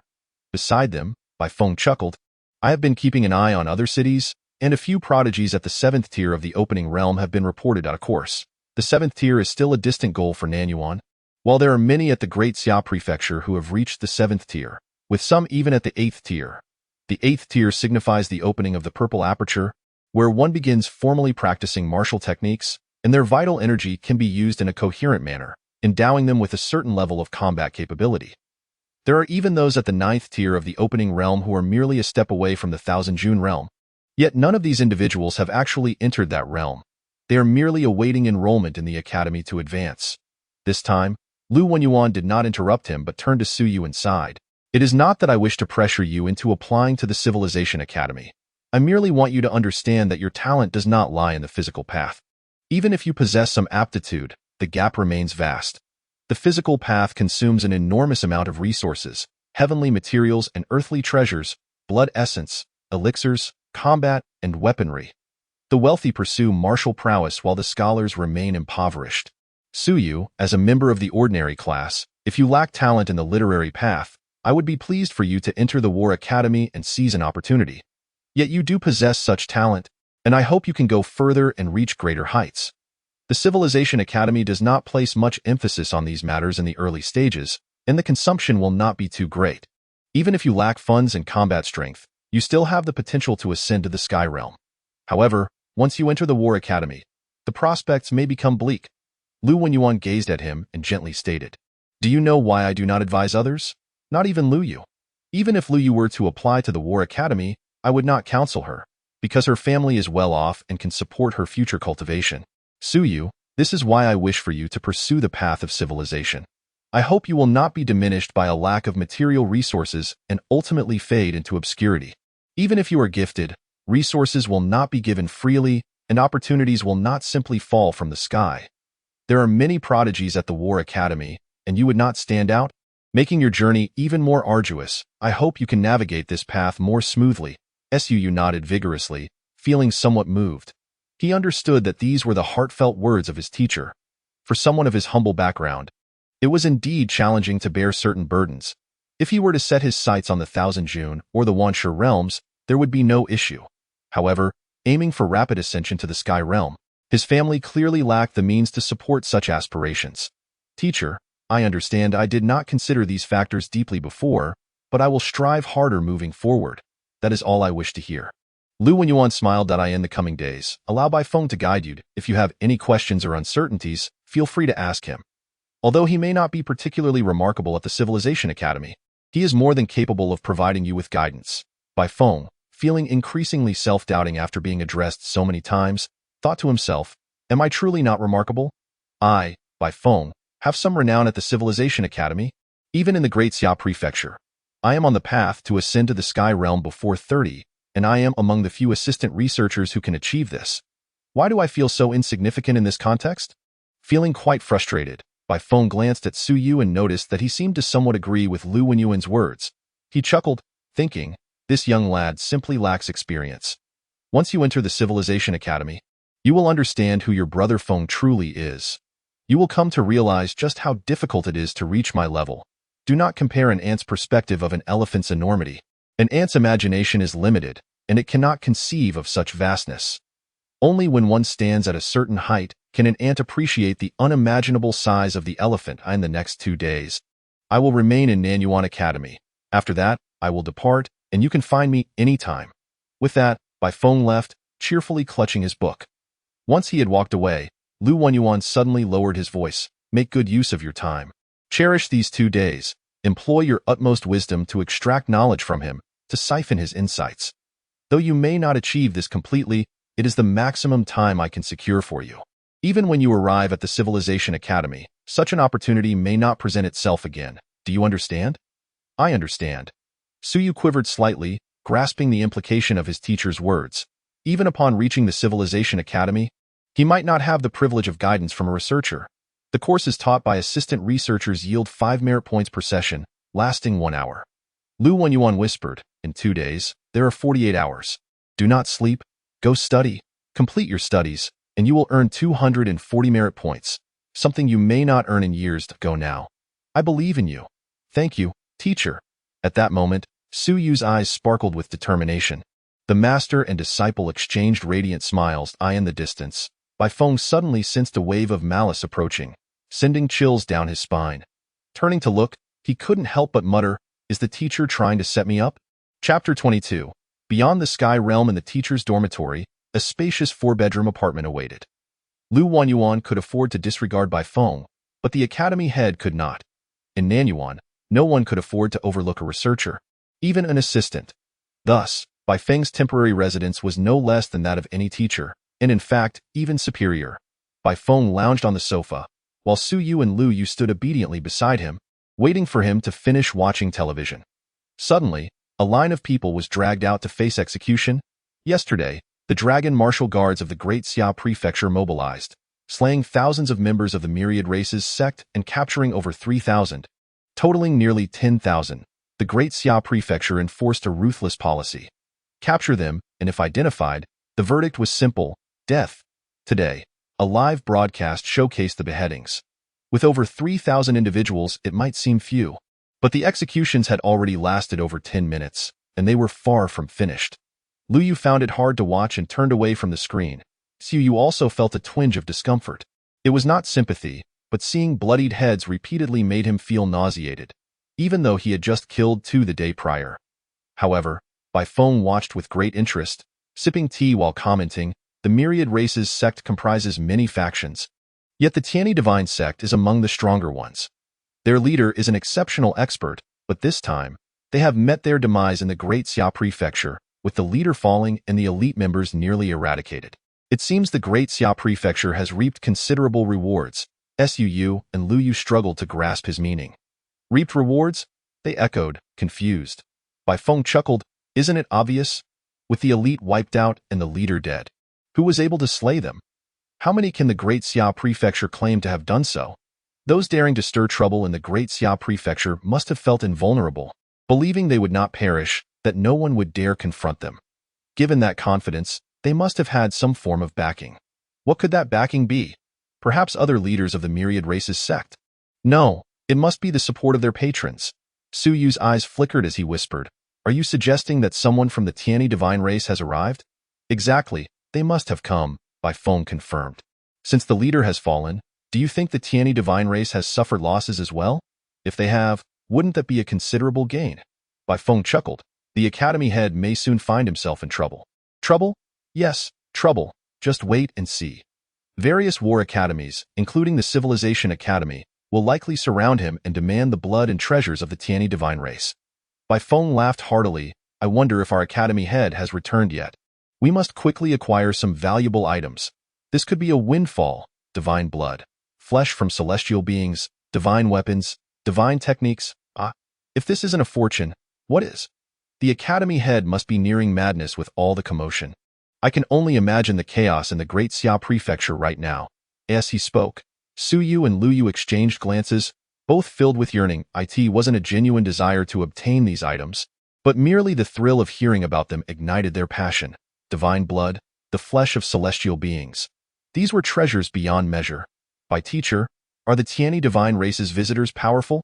Naturally, they are formidable. Bai Feng regarded Su Yu and Lu Yu with a smile. I tend to speak plainly, so please do not take offense. For people from Nanyuan, the Sky Realm is everything, but for the Great Xia Prefecture, the Sky Realm is merely the backbone of strength, the foundation upon which true power is built. Those from small regions cannot fathom just how strong true experts are. In fact, it is unnecessary to know. To them, the Sky Realm remains the Sky Realm, no different from the realm above, capable of obliterating them effortlessly. From the perspective of cultivation, the Opening Realm, the Thousand June Realm, and the Wanshi Realm form a foundation, a means to strengthen the body, preventing one from being overwhelmed by vital energy. Only upon reaching the Sky Realm can one truly speak in the halls of the great academies, among the mighty legions, and within the realms of the heavens and oceans, where one may claim to have truly embarked on the path of the strong. Yu Yu's eyes gleamed with understanding. His lack of exposure revealed just how small Nanyuan was, how limited his world had been. By teacher, I know there are realms beyond the Sky Realm. My father once spoke of the Demon Suppression Army, where the warlord was of the Lingyun Realm. Is the Lingyun Realm indeed above the Sky Realm? Indeed, Bai Feng replied calmly as he sipped his tea. How far can the Sky Realm soar? How high can it rise?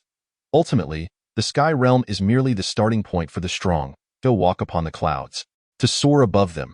At that moment, one can claim to be a true powerhouse. No matter how many Wanshi or Thousand June you possess, what can they do against me? I traverse the clouds, never touching the ground. From a height of 1,000 zhong, can your strength strike me down? Among the myriad battlefields, those who command thousands are often of the Lingyun realm. Should you join the Dragon Martial Guards? Serving as a 1,000-man commander would be well within your reach. In the Dragon Martial Guards, those who are strongest are of the Sky Realm, while the slightly weaker ones are of the 9th tier of the Wanshi Realm. Most 100-man commanders are at least at the Sky Realm, typically at the mid-tier or higher, 4 tiers or above. You swallowed hard. Are they truly that powerful? What about the vice-commanders of the Dragon Martial Guards? The commander is the head of the Great Xia Prefecture, so that goes without saying. What of the vice-commanders? Bai Feng's gaze shifted toward him, a light chuckle escaping his lips. Above the Lingyun Realm is the Shanhai Realm, a realm where one can cleave through mountains and part seas, their every action reverberating through the land. A single strike can cause mountains to crumble and seas to dry up, an overwhelming force of unfathomable might. And beyond the Shanhai Realm, Yu inquired eagerly, I have heard of unparalleled experts, invincible beings. Are they of the Shanhai Realm? Not quite, Bai Feng replied with a smile. The Shanhai Realm holds dominion over a region. Even in the myriad battlefields, they can command an army, their mere command sending thousands into motion, instilling fear in their adversaries. They can serve as commanders or powerful vice-commanders of formidable legions, such as the vice-commanders of the Dragon Martial Guards, who are indeed Shanhai Realm experts. Above the Shanhai Realm, only then can one be considered truly unparalleled, truly invincible. This is far from your current reality. Just understand that they are immensely powerful, beyond comprehension. The majority of academy heads are likely to be experts of the unparalleled realm, while the founders of the great academies are nearly all invincible beings. That is sufficient. Yu felt a dryness in his throat. For the first time, he perceived just how low the heavens of Nanyuan truly were. To him, the Wanshi realm was already a stronghold, while the Sky Realm was invincible. Yet above that, the Lingyun and Shanhai realms were realms he had never heard of within Nanyuan, where such power was virtually non-existent. The Lingyun realm could command thousands in the myriad battlefields, while the Shanhai realm could hold dominion over one side, commanding an entire army, reigning as a regional sovereign.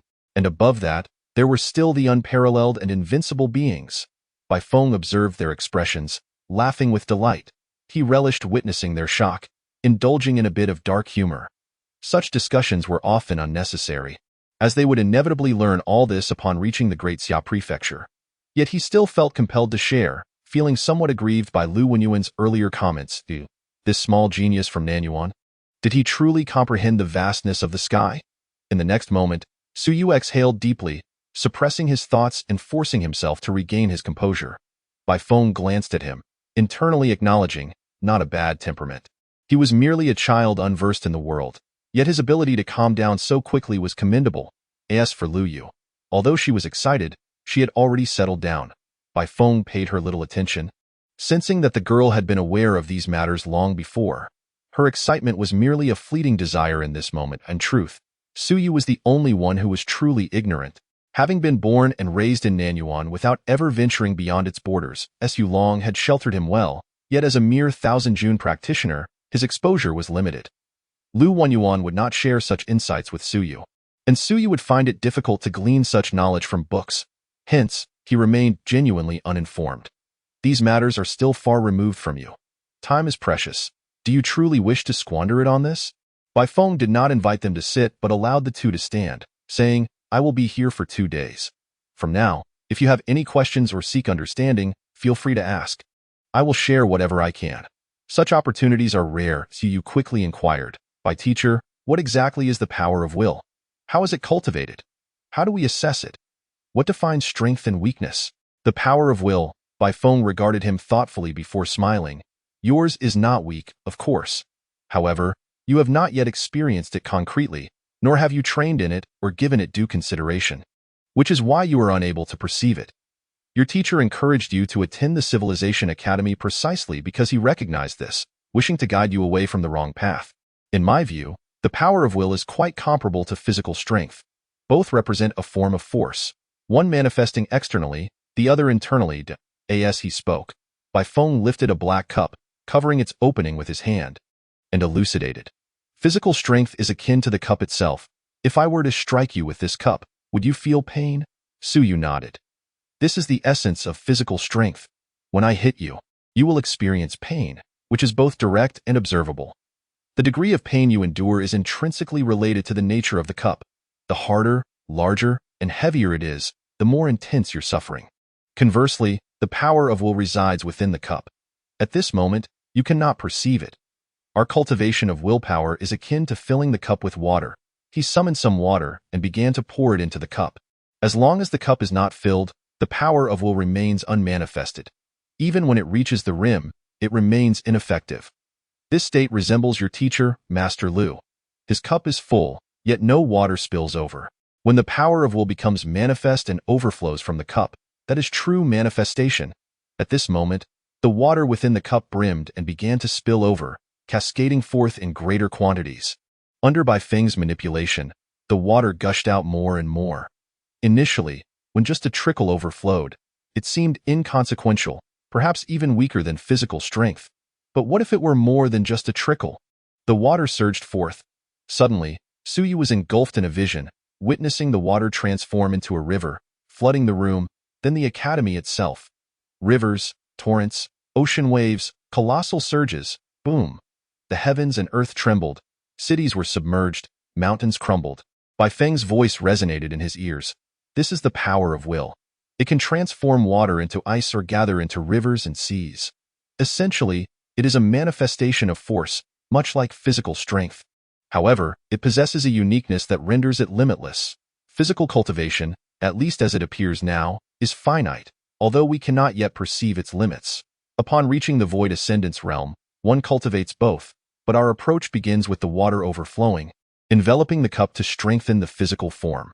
Meanwhile, the physical aspect involves transforming the cup from porcelain to stone, tirelessly filling it with water.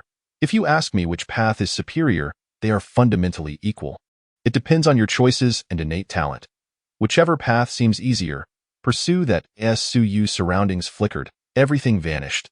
Bai Feng still held the cup, and Su Yu took a deep breath. So, if it does not overflow, or if, like my teacher, it reaches the rim without spilling, does that mean it is utterly ineffective? Not quite, Bai Feng replied. At the very least, your thoughts become clearer, and your energy more vibrant. Bai Feng smiled. If you lack even the ability to manifest, It matters not which path you choose. You are destined to remain weak. Is there a significant difference between 1,000 pounds and 10,000 stones? Can one assess strength when the cup is not full? Indeed, one can. Upon reaching a certain threshold, you will sense it yourself, and those who have manifested their powers can observe it as well. For example, you currently have about 1/10 of the cup filled. I can perceive this clearly, while you cannot yet detect it. When will I be able to perceive it? When it reaches half full, you will clearly sense that power within you, yet you will be unable to wield it. This stage is referred to as nurturing one's nature. Bai Feng grinned. Nurturing one's nature is not considered a realm.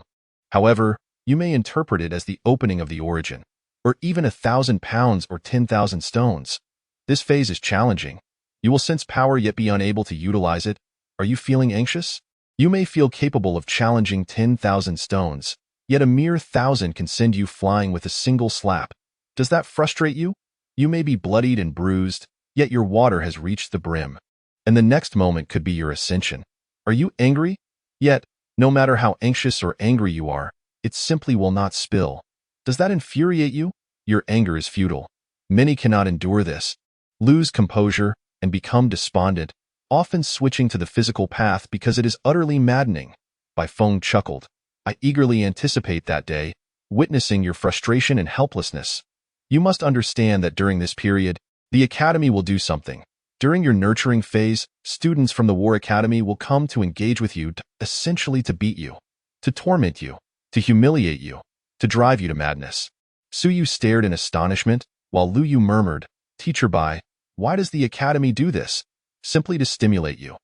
Only when you can calm your mind and recognize your essence do you have hope for manifestation.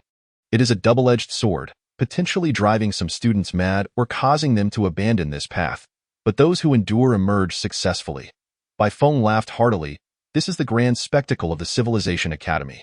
Once you enter, you can witness how your seniors were tormented. It's truly tragic.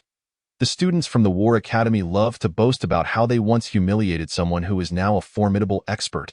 While they remain at the level of 10,000 stones, back then, I made that Mountain Sea Realm expert cry like a child. Many believe it to be mere bravado, but it is indeed true. So you couldn't help but ask, Teacher Bai, does everyone have to endure this? What about you? Me? Bai Feng replied nonchalantly, I did not, for I am strong. Even during the nurturing phase, I remained formidable. As soon as Su Yu posed the question, he felt it inappropriate, awkwardly smiling and refraining from further inquiry. Was it possible? He found it hard to believe.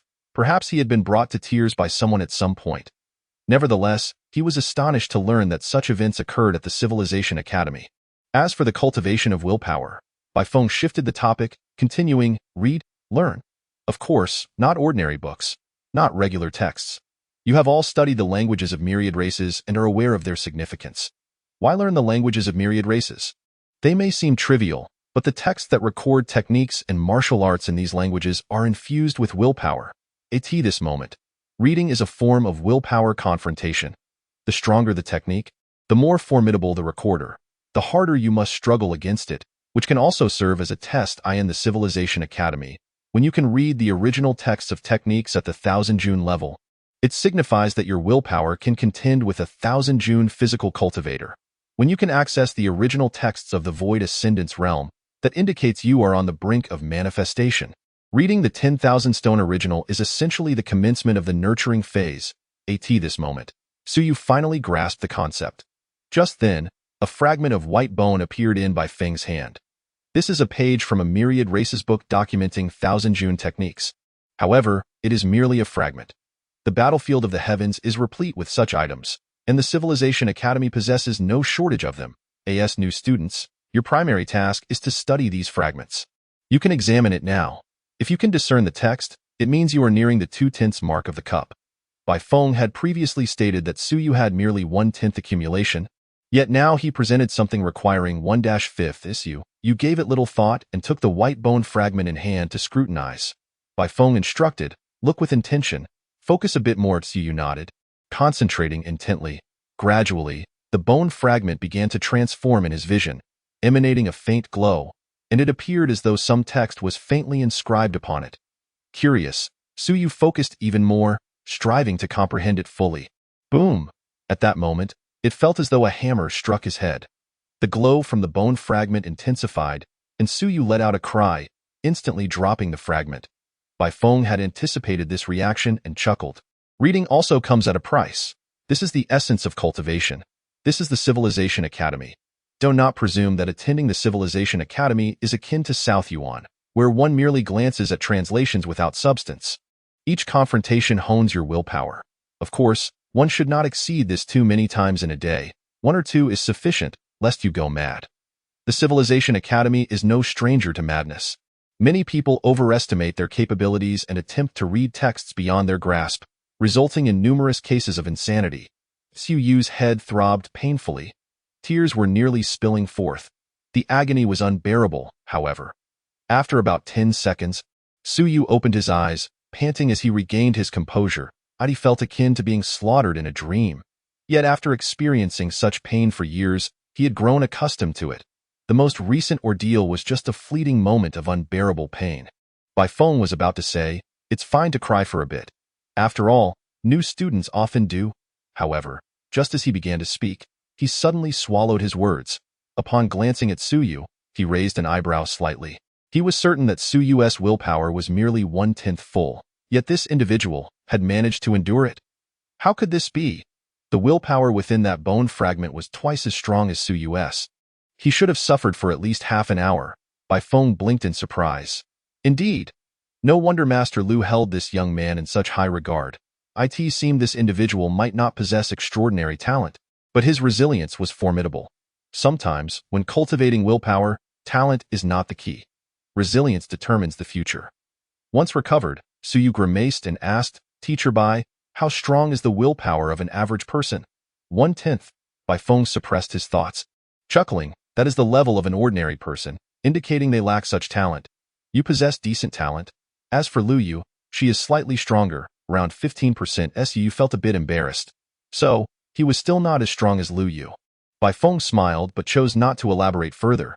He had discerned that Lu Yu had encountered some technique fragments before. Thus, she was stronger than Suyu, but in reality, Suyu would soon catch up. Meanwhile, Lu Yu remained silent, her expression somewhat peculiar as she observed Suyu. Having seen the original texts, she understood the excruciating pain of the first encounter with such confrontations. During her first attempt, she had cried for half an hour and slept for most of the day to recover. Yet Suyu, was he a beast? No. Was he simply slow to react? Did he lack the sensation of pain? After her first attempt, she had been too frightened to attempt again. Yet Suyu was now reaching for the bone fragment again, his face reflecting eagerness as if he yearned to see it once more. Bai Feng couldn't help but chuckle. Previously, he had paid little attention to the two, but now he was intrigued by Suyu, saying, "This is a gift for you. You may read it no more than twice a day. Do not overdo it, for you may not withstand it. Once you can clearly read the text, you will have reached 20%, bringing you closer to nurturing your nature. This is merely one fragment. The entire book consists of 3 pages. If you can finish it all, you will attain 40%. When you can read the original techniques of the 10,000 stone level, you will have entered the nurturing phase." Bai Feng handed the bone fragment to Suyu. This item was quite valuable, yet for him, it was inconsequential. Suyu was unaware of its worth, but Lu Yu understood, feeling a pang of envy. Even though her family was relatively affluent in South Yuan, a single original fragment could not be purchased for less than 100,000 at the Xia family's merchant house. They had come together, and although she was slightly stronger, Bai Feng still chose to gift it to Suyu. This indicated Bai Feng's greater interest in Suyu. Bai Feng's words opened up a new realm for Suyu. He had countless questions to ask and much to say. However, before Suyu could continue, Bai Feng smiled and said, "Do you wish to ask more questions? Master Lu sent you to find me. But it wasn't merely to have you pose these simple, fundamental inquiries. These are things you will learn at the academy."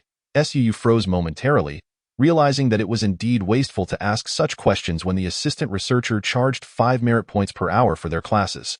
Beside him, Lu Yu felt a surge of excitement and whispered, "Teacher Bai, can you teach us the art of inscribing willpower symbols?" Suyu was perplexed. What did that mean? Lu Wenyan had not mentioned anything about this to him, so he was unaware of what Lu Yu was referencing. Bai Feng chuckled at it. "Seems you are aware of it, Suyu. Did Master Lu not explain it to you?" "No," Suyu replied quietly. "Teacher Bai, what does inscribing willpower symbols mean?" Bai Feng smiled gently. Symbols are a collective term. It does not refer to the script of the divine race, but rather to powerful characters from myriad races. We, as practitioners, are referred to as civilization masters in the outside world. You have witnessed our battles, yet that is not our most formidable method or state of combat. Naturally, your teacher S will is only just beginning to manifest, so he is not yet familiar with its application in this regard. Thus, yesterday, Lu Wanyin chose the most brute force method of combat, willpower manipulation. Inscribing willpower symbols is one of the most vital and critical courses you will undertake at the Civilization Academy. Use your will to delineate the characters you desire, to control and nurture them. When the day comes that your will manifests, and the symbols are perfected, a single word can command the four corners. There are many symbols, or rather, any character has the potential to become a powerful symbol. You must grasp their meanings, understand them with your heart, accept, nurture, and encompass them, even if you might never use them in your lifetime. A civilization master who has not inscribed their own symbols is not a qualified civilization master. They are also considered weak within the civilization master lineage. Bai Feng regarded Su Yu, chuckling. Are you feeling quite bewildered now? A bit, Su Yu confessed awkwardly. He truly did not understand. Once you reach the Civilization Academy, general courses, including the study of myriad languages, will be taught by fellow students. This is also a means for them to earn merit points. However, the inscribing of symbols must be taught by civilization masters who have manifested their will. Your teacher may have mentioned that our lessons are quite costly, and this is the crux of it. Finishing his statement, Bai Feng smiled. Allow me to show you, and you will understand. As he spoke, Su Yu felt the air around him grow still. The next instant, an invisible force erupted from Bai Feng. In the air, a somewhat familiar character gradually took shape. It was a character from the divine race. Su Yu recognized it. Having studied the script of the divine race, it was as though someone was invisibly writing. The character slowly formed. Gather. Su Yu realized it was the character for gather, albeit not in the human language. The character materialized in midair, shimmering faintly. This was not a symbol Bai Feng had long nurtured. It was one he had just inscribed as a demonstration. The next moment, a tempest arose. Buzz! The air trembled, and the surrounding furniture shook as if an earthquake had struck. Gather! Bai Feng shouted, and at that instant, Su Yu sensed a difference. Lu Yu might not have understood, but he did. He felt the vitality converging, because he had absorbed vitality before and could not perceive it during the opening of the origin. Su Yu had experienced it, thus, he sensed the difference now. Buzz! The space continued to tremble. The next moment, Lu Yu gasped. The surrounding vitality was drawn away, and in the blink of an eye, a drop of milky white liquid appeared before Bai Feng. Vitality liquid. Lu Yu was overwhelmed with shock. Su Yu had never seen vitality liquid, but upon hearing the term, he appeared dazed. Vitality liquid. A drop of vitality liquid is worth 100,000, said to take 3 days of ascension to condense a single drop. In that brief moment, it had formed before him. The vitality in South Yuan was too weak. It did not qualify as true vitality liquid. No, it did not meet the standard of a complete drop. It was probably only half as effective. Bai Feng exhaled lightly, appearing somewhat fatigued. This is not a symbol I have nurtured. A person's energy is limited. They cannot nurture too many symbols. This is merely a quick demonstration. This is one of the instant uses of symbols. When you discover that the characters possess mystical effects, you can attempt to inscribe them. Certainly, although each individual may sketch the same character, its function may vary significantly. I employ this character to gather vitality, while others might wield it as a means to inflict harm. Such is the role of a civilizational master. With a smile, Bai Feng gathered the formed vitality liquid into his hand, encased it in a jade vial, and casually tossed it to Su Yu. Su Yu felt somewhat flustered, a mixture of excitement and unease bubbling within him. Teacher Bai, this is far too precious. Even if it pales in comparison to the original vitality liquid, it at least possesses the efficacy of most of it. A drop of the authentic version costs around 100,000. This must be worth at least 50,000 or 60,000. Take it. It was merely a casual endeavor, Bai Feng replied nonchalantly, smiling. This was gathered at your Nan Yuan Academy, and it consumed your Nan Yuan's vitality. If I were to take it away, my master would certainly hold me accountable. It's a trivial matter. And it serves you well. At our level, a single drop of vitality liquid holds little significance. With that, Bai Feng shifted the topic and continued. Lu Yu has asked me to teach you the inscription of divine scripts. This is somewhat beyond your current capacity, as your familiarity with the myriad races, characters is limited. Do not be misled by your mastery of a dozen or 20 languages. You have not seen the originals, nor have you truly witnessed the characters inscribed by the powerful among the myriad races. Therefore, your understanding remains vague, making it difficult for you to discern which characters possess true power. The same character, penned by different individuals or powerful beings, evokes differing sensations, thus leading to diverse reflections. When you view the original works of the Qianjun realm, you may perceive no particular uniqueness in a character. However, when you examine the characters of the Shanhai realm, you might uncover a wealth of meanings and knowledge within them. Bai Feng glanced at the two and stated solemnly, the divine scripts inscribed with willpower, when nurtured to their utmost, can indeed manifest in this world, transforming into formidable weapons. In the Daxia Academy of Civilization, 180 years ago, the third-generation headmaster perished, leaving behind a character war from the demon clan, which formed a unique treasure ground known as the War Demon Arena. The War Demon Arena, Lu Yu gasped softly, and Su Yu felt an overwhelming sense of uselessness wash over him, filled with regret for his ignorance. Bai Feng continued earnestly, yes, this is a revered site within the Academy of Civilization. The War Academy has long yearned to enter and hone their skills within. A single character has given rise to a miniature world, primarily suited for training below the Void Realm. It offers practical combat training. Within the War Demon Arena, numerous demon soldiers, battle formations, and powerful beings are conjured. You can experience a genuine combat environment, treating them as true demons, utilizing your wisdom and strength to engage in battle, to fight fiercely, preparing for future entry into the battlefield of the heavens. 115 years ago, the fourth-generation headmaster fell, leaving behind a character Yuan from the Divine Clan, which formed another treasure ground, the Vitality Secret Realm. Its effects are akin to the character gather I mentioned earlier, but that realm endures eternally, unlike my temporary gathering. Within the Vitality Secret Realm, you can sense a rich abundance of vitality, accelerating your cultivation speed. Such treasure grounds are plentiful within the Academy of Civilization. Some were bestowed upon the Daxia Academy's War Academy, while others were retained for ourselves. Bai Feng seemed somewhat wistful at this moment, softly stating, an individual's energy is limited.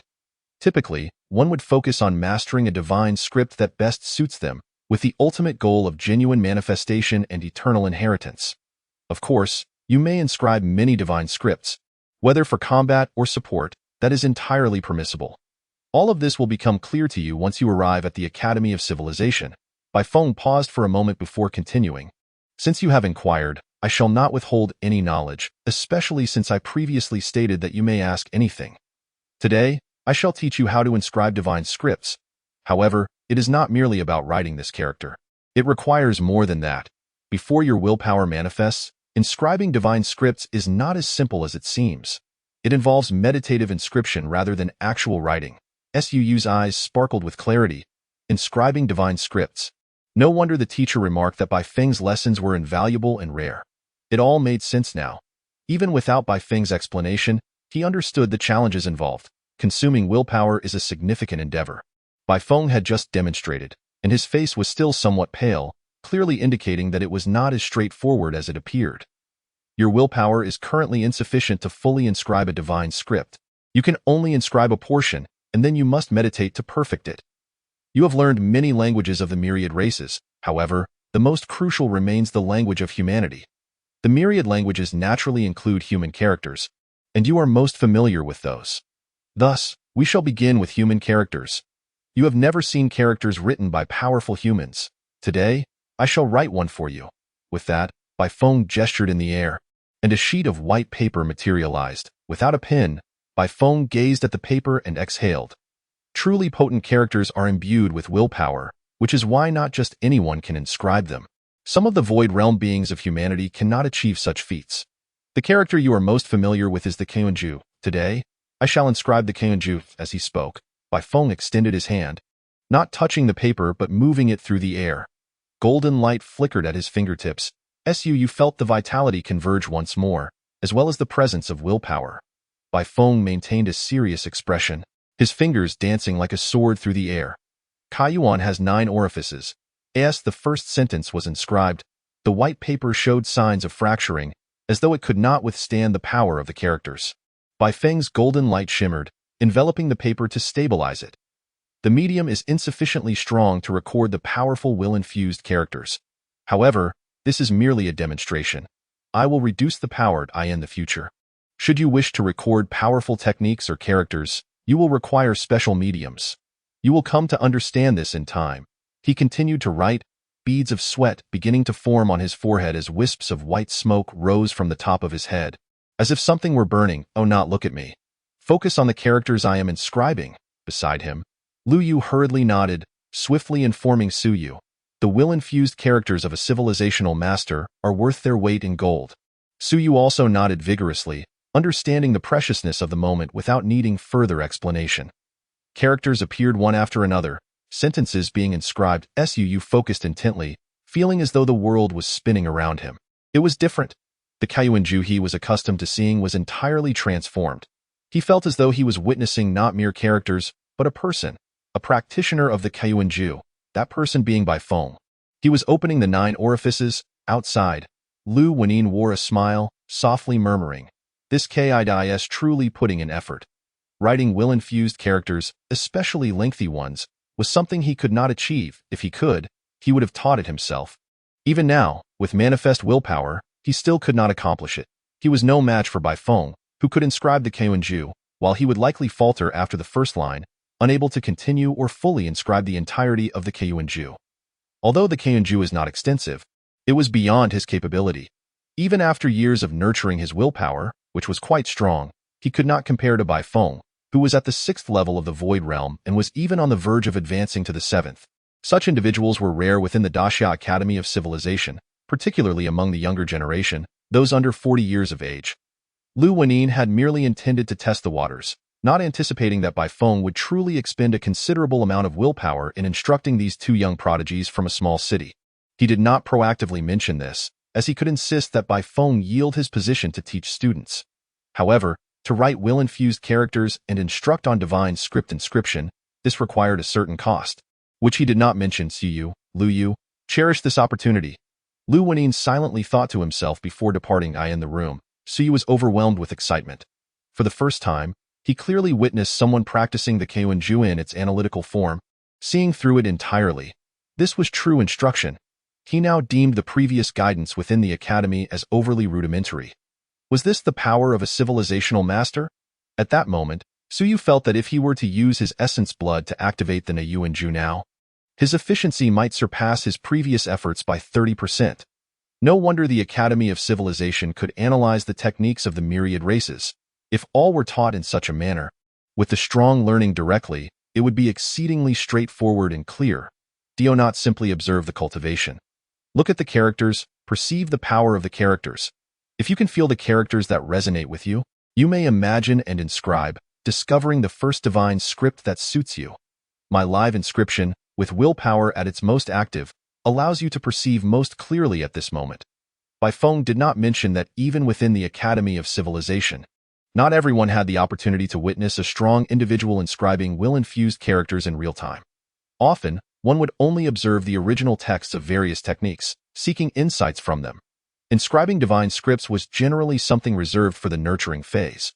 If Su Yu and his companions were to enroll, the initial focus would not be on cultivation but rather on mastering more languages of the Myriad Races, meaning they would require several more years before they could engage with divine script inscription. Su Yu ceased his aimless thoughts and focused on the characters one by one. The characters danced before his eyes, seemingly filled with power yet elusive to grasp. Dazzled, Su Yu felt a splitting headache, yet he persevered in his observation. Meanwhile, Lu Yu was already drenched in sweat, her face pale. After a moment, Lu Yu, looking dejected, withdrew from the observation of the will-infused text. This moment, looking again, although she sensed the text was full of power, she could no longer feel the immersive experience she had just a moment ago have failed. Lu Yu sighed inwardly, not truly disappointed. Her willpower was too weak, and it was entirely normal for her first attempt to falter. Turning her gaze, she noticed Su Yu was also drenched in sweat, yet still focused. Lu Yu was slightly taken aback. He was still looking. Bai Feng, still writing, wore a pale expression but revealed a smile. What resilience! As he inscribed the Kaiyuanju live, He was not motivated by Lu Yu but by Su Yu. This kid, he suddenly felt he had discovered a true genius. Talent is not the key. The crucial element is that determination, that resilience. Quickly find the characters that resonate most with you and capture them, using your will to seize them. Hearing this, Lu Yu trembled. This teacher is laying the foundation for Su Yu, establishing his foundation in divine scripts. She wondered if Su Yu could achieve this. After all, it was his first encounter. Could he really establish a foundation on the first try? Impossible. The first encounter was merely for familiarization. How could Lu Yu pondered? Su Yu sensed Bai Feng's urgency, as though he were struggling to maintain composure. Su Yu had no time to think further. At that moment, countless characters swirled before him. Locking onto one character, he gritted his teeth, swiftly attempting to capture it as per Bai Feng's guidance. Simply put, it was about imagining and grasping it out of thin air. Seize that dancing character, capture it, quickly. Although he was unsure if such an opportunity would arise again. This was free. Perhaps next time at the Academy of Civilization, he would have to pay. Capture it, quickly. Su Yu was drenched in sweat, unaware of his state, with only one thought occupying his mind. To grasp a character, lest it be a wasted opportunity. Just as Bai Feng was about to inscribe the final character and put the finishing touch, a humming sound resonated, and the white paper trembled. Bai Feng's gaze sharpened, his expression shifting. Strengthen your blood, refine your bones. Within that sentence, the character for blood dimmed, losing the brilliance of the other characters. He succeeded. Bai Feng was momentarily stunned, turning to look at Su Yu, who had managed to succeed on his first attempt.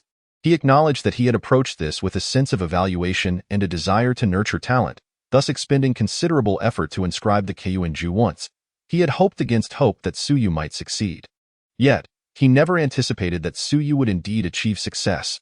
My heavens, are you jesting with me?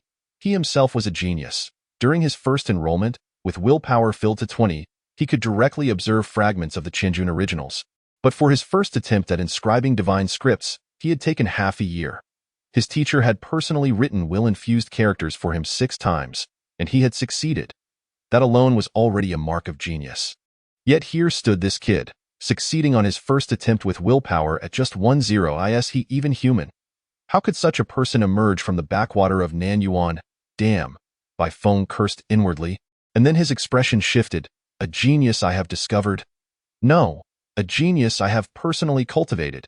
He thought, no one knows that he has merely filled tin. Once he arrives at the Daxia Academy, it won't be impressive at all.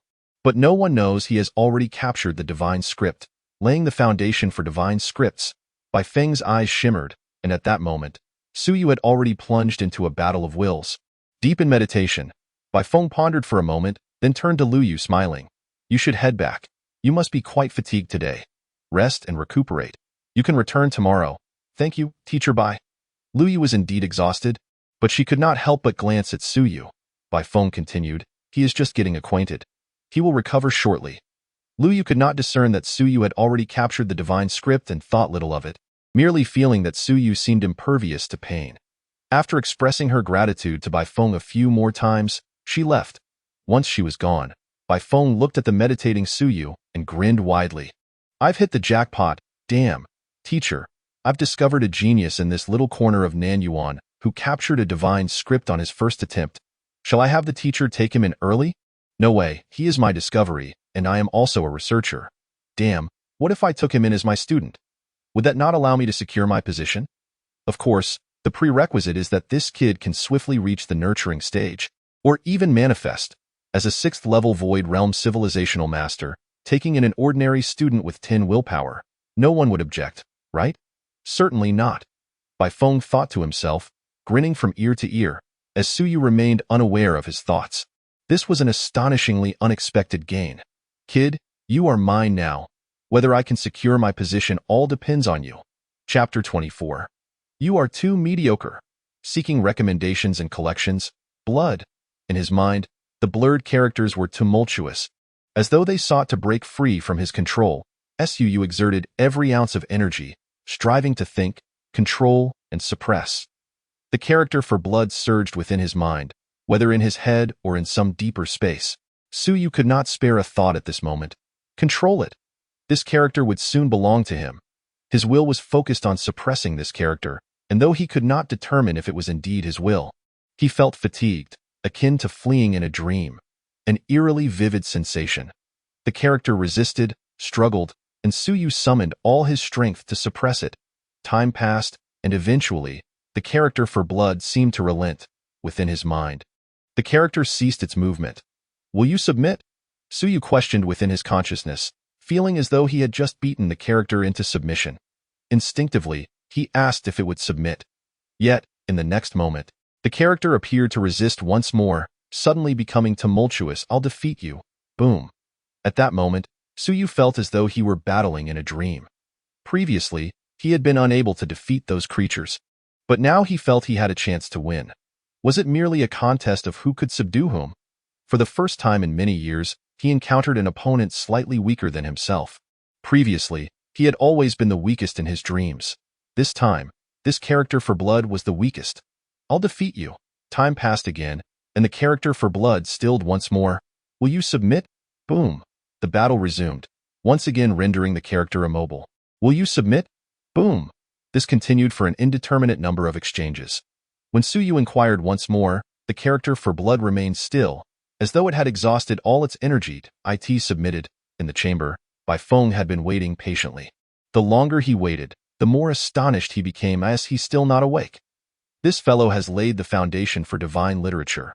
Logically, he should have awakened by now, as he continued to wait. After what felt like an eternity, Suyu finally stirred. Upon opening his eyes and seeing Bai Feng before him, Suyu hurriedly exclaimed, "Teacher Bai, I just fell asleep." No, that was not quite right. Bai Feng did not delve further into the matter but inquired, "How much did you retain?" Huh. Suyu was bewildered. "The first time capturing divine literature, you lack experience and your willpower is insufficient, so you certainly could not retain it all. How many strokes of the character blood did you manage to keep?" "How many?" Suyu remained perplexed, struggling to grasp the meaning behind the question. Bai Feng clarified, "How many strokes are still clear to you?" Bai Feng was at a loss for words. Was it truly so difficult to understand? "The character blood consists of 6 strokes. How many have you retained?" "Even retaining a single stroke would be commendable. As long as there are remnants, you have formally laid the foundation. You finally understood. How many strokes must I retain? Is each stroke not part of the whole? I thought I had retained the entire character." His hesitation led him to ponder whether he had merely imagined the experience or if he truly had not retained anything. After all, he felt certain that the character he had drawn was complete. Noticing his silence, Bai Feng continued, "Do not be disheartened. Retaining even a single stroke or half a stroke is already quite impressive. Outlining a divine character is exceedingly difficult for a beginner like you and requires a significant amount of time. Even if it is merely a divine character I wrote, to fully outline it with your willpower would take at least 3 months, perhaps even half a year.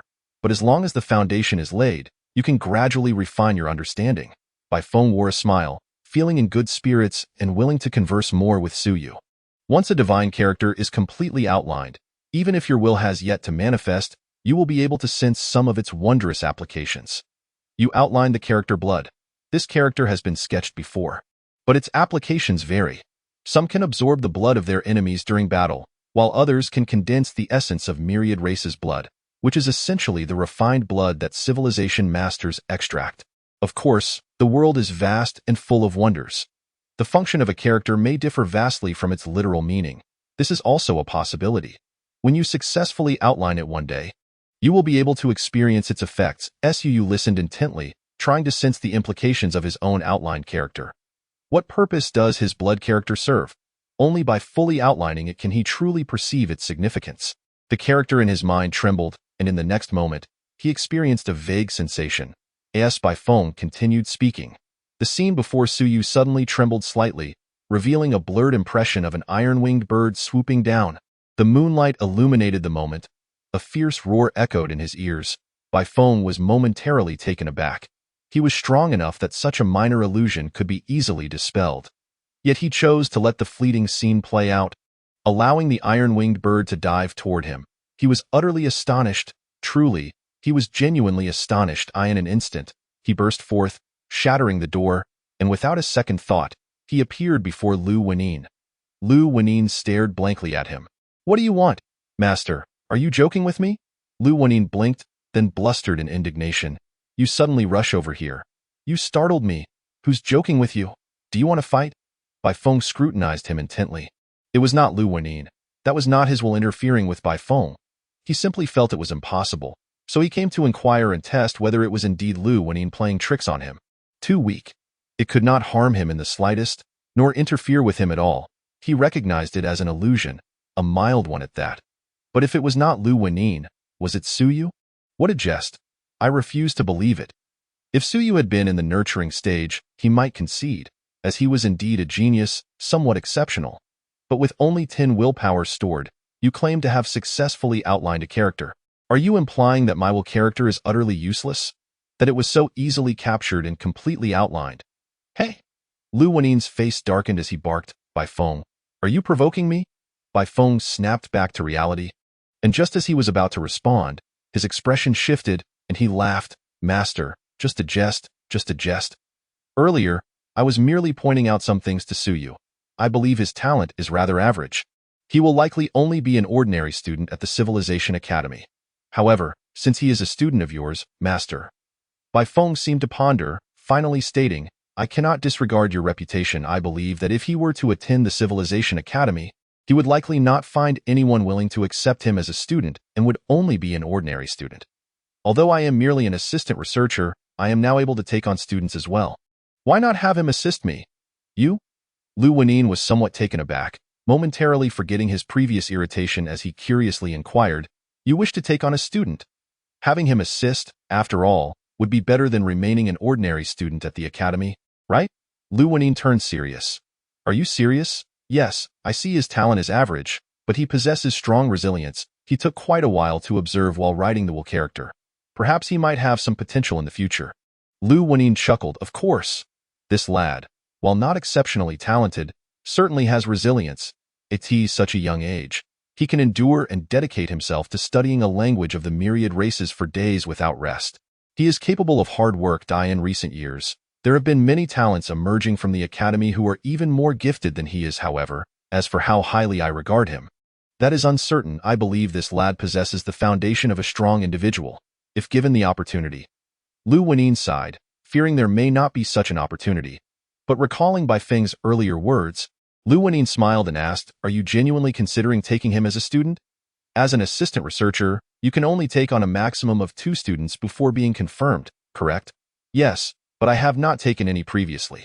Bai Feng replied with a smile, There are certainly plenty of talented individuals wishing to join my ranks, but to be frank, I have encountered numerous geniuses. How many are there who surpass my talent?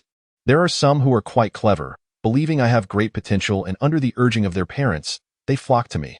Moreover, as a teacher, a senior researcher at the academy, many harbor such intentions, hoping to curry favor with me. Yet, I find them unworthy. However, Suyu, I believe he possesses qualities that resonate with me. He is quite grounded. Bai Feng smiled broadly. He may not be exceptional, but neither is he the worst. Furthermore, he is a student of yours, Master. My visit to Nanyuan and meeting him feels like fate. What do you think, Master? Lu Wenin cast a scrutinizing glance at him and solemnly remarked, Although his talent is not particularly strong, I still hope he can go further. If you are merely going to toy with him, then forget it. Though I recognize the opportunity is worthwhile, I would prefer he continues to await the right moment. After a few years of settling in at the academy, I believe that with his character and effort, someone will eventually notice him. If you are willing to teach him earnestly, then he can become your student. I have no objections. This is his opportunity, and I will not hinder him, only congratulate him. Lu Wenin's expression was earnest. Suu is a genius in Nanyuan, but in Daxia Academy, he does not stand out. Yet he believes Suyu has the foundation of a strong individual.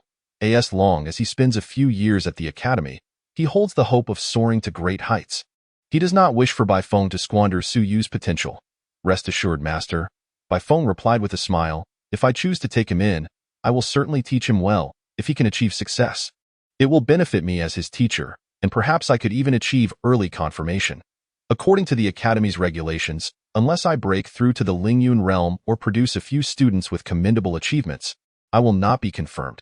However, I had initially planned to focus on my own advancement to Lingyun as quickly as possible. But if he truly has that opportunity, perhaps I could achieve early confirmation as well. Lu Wenin grinned brightly. If you teach him well, There will definitely be that opportunity. I have faith in him. So, does that mean Master agrees? Well, I have no objections. You should ask him. Bai Feng smiled. Master, please be a bit more approachable with him and converse a little more. Lest he feel that being my student is a disadvantage, as an assistant researcher, he may not even regard me highly. There are countless students who are unaware of their own limitations, especially those small-town geniuses who believe themselves to be unparalleled. He won't, Lu Wenin chuckled. I will make it clear to him. Then I shall trouble you, Master. Bai Feng nodded and swiftly vanished from Lu Wenin's sight. As soon as he left, Lu Wenin suddenly broke into a smile, his beard trembling in delight. This lad, truly remarkable. Suyu is caught Bai Feng's eye. Who is Bai Feng? An assistant researcher and a genius at the 6th level of the Sky Ascension realm. His teacher is a senior researcher, a top-tier expert in the Mountain Sea realm. Bai Feng himself has a good chance of advancing to the 7th level of Sky Ascension soon, perhaps reaching the Lingyun realm within 5 or 8 years. In any case, there is certainly hope to attain it within 10 years. Achieving Lingyun before the age of 40. By the age of 50 or 60, he may even aspire to break through to the Mountain Sea realm. And before the age of 100, he might even hope to ascend beyond that. Such a figure cannot possibly be regarded as mediocre. Xia Longwu, the Lord of Daxia Academy, is renowned as a genius throughout the Myriad realms. 20 years ago, when he commanded the Demon Suppression Army, he was already at the peak of the Mountain Sea realm, and at that time, Xia Longwu was just over 40. The entire Myriad realms acknowledged him as a genius. Bai Feng may be slightly inferior to Xia Longwu, but how many Xia Longwu exist in the Myriad realms? Suyu, your opportunity has arrived. Lu Wenin felt a sense of relief and was in high spirits. Bai Feng was even more elated.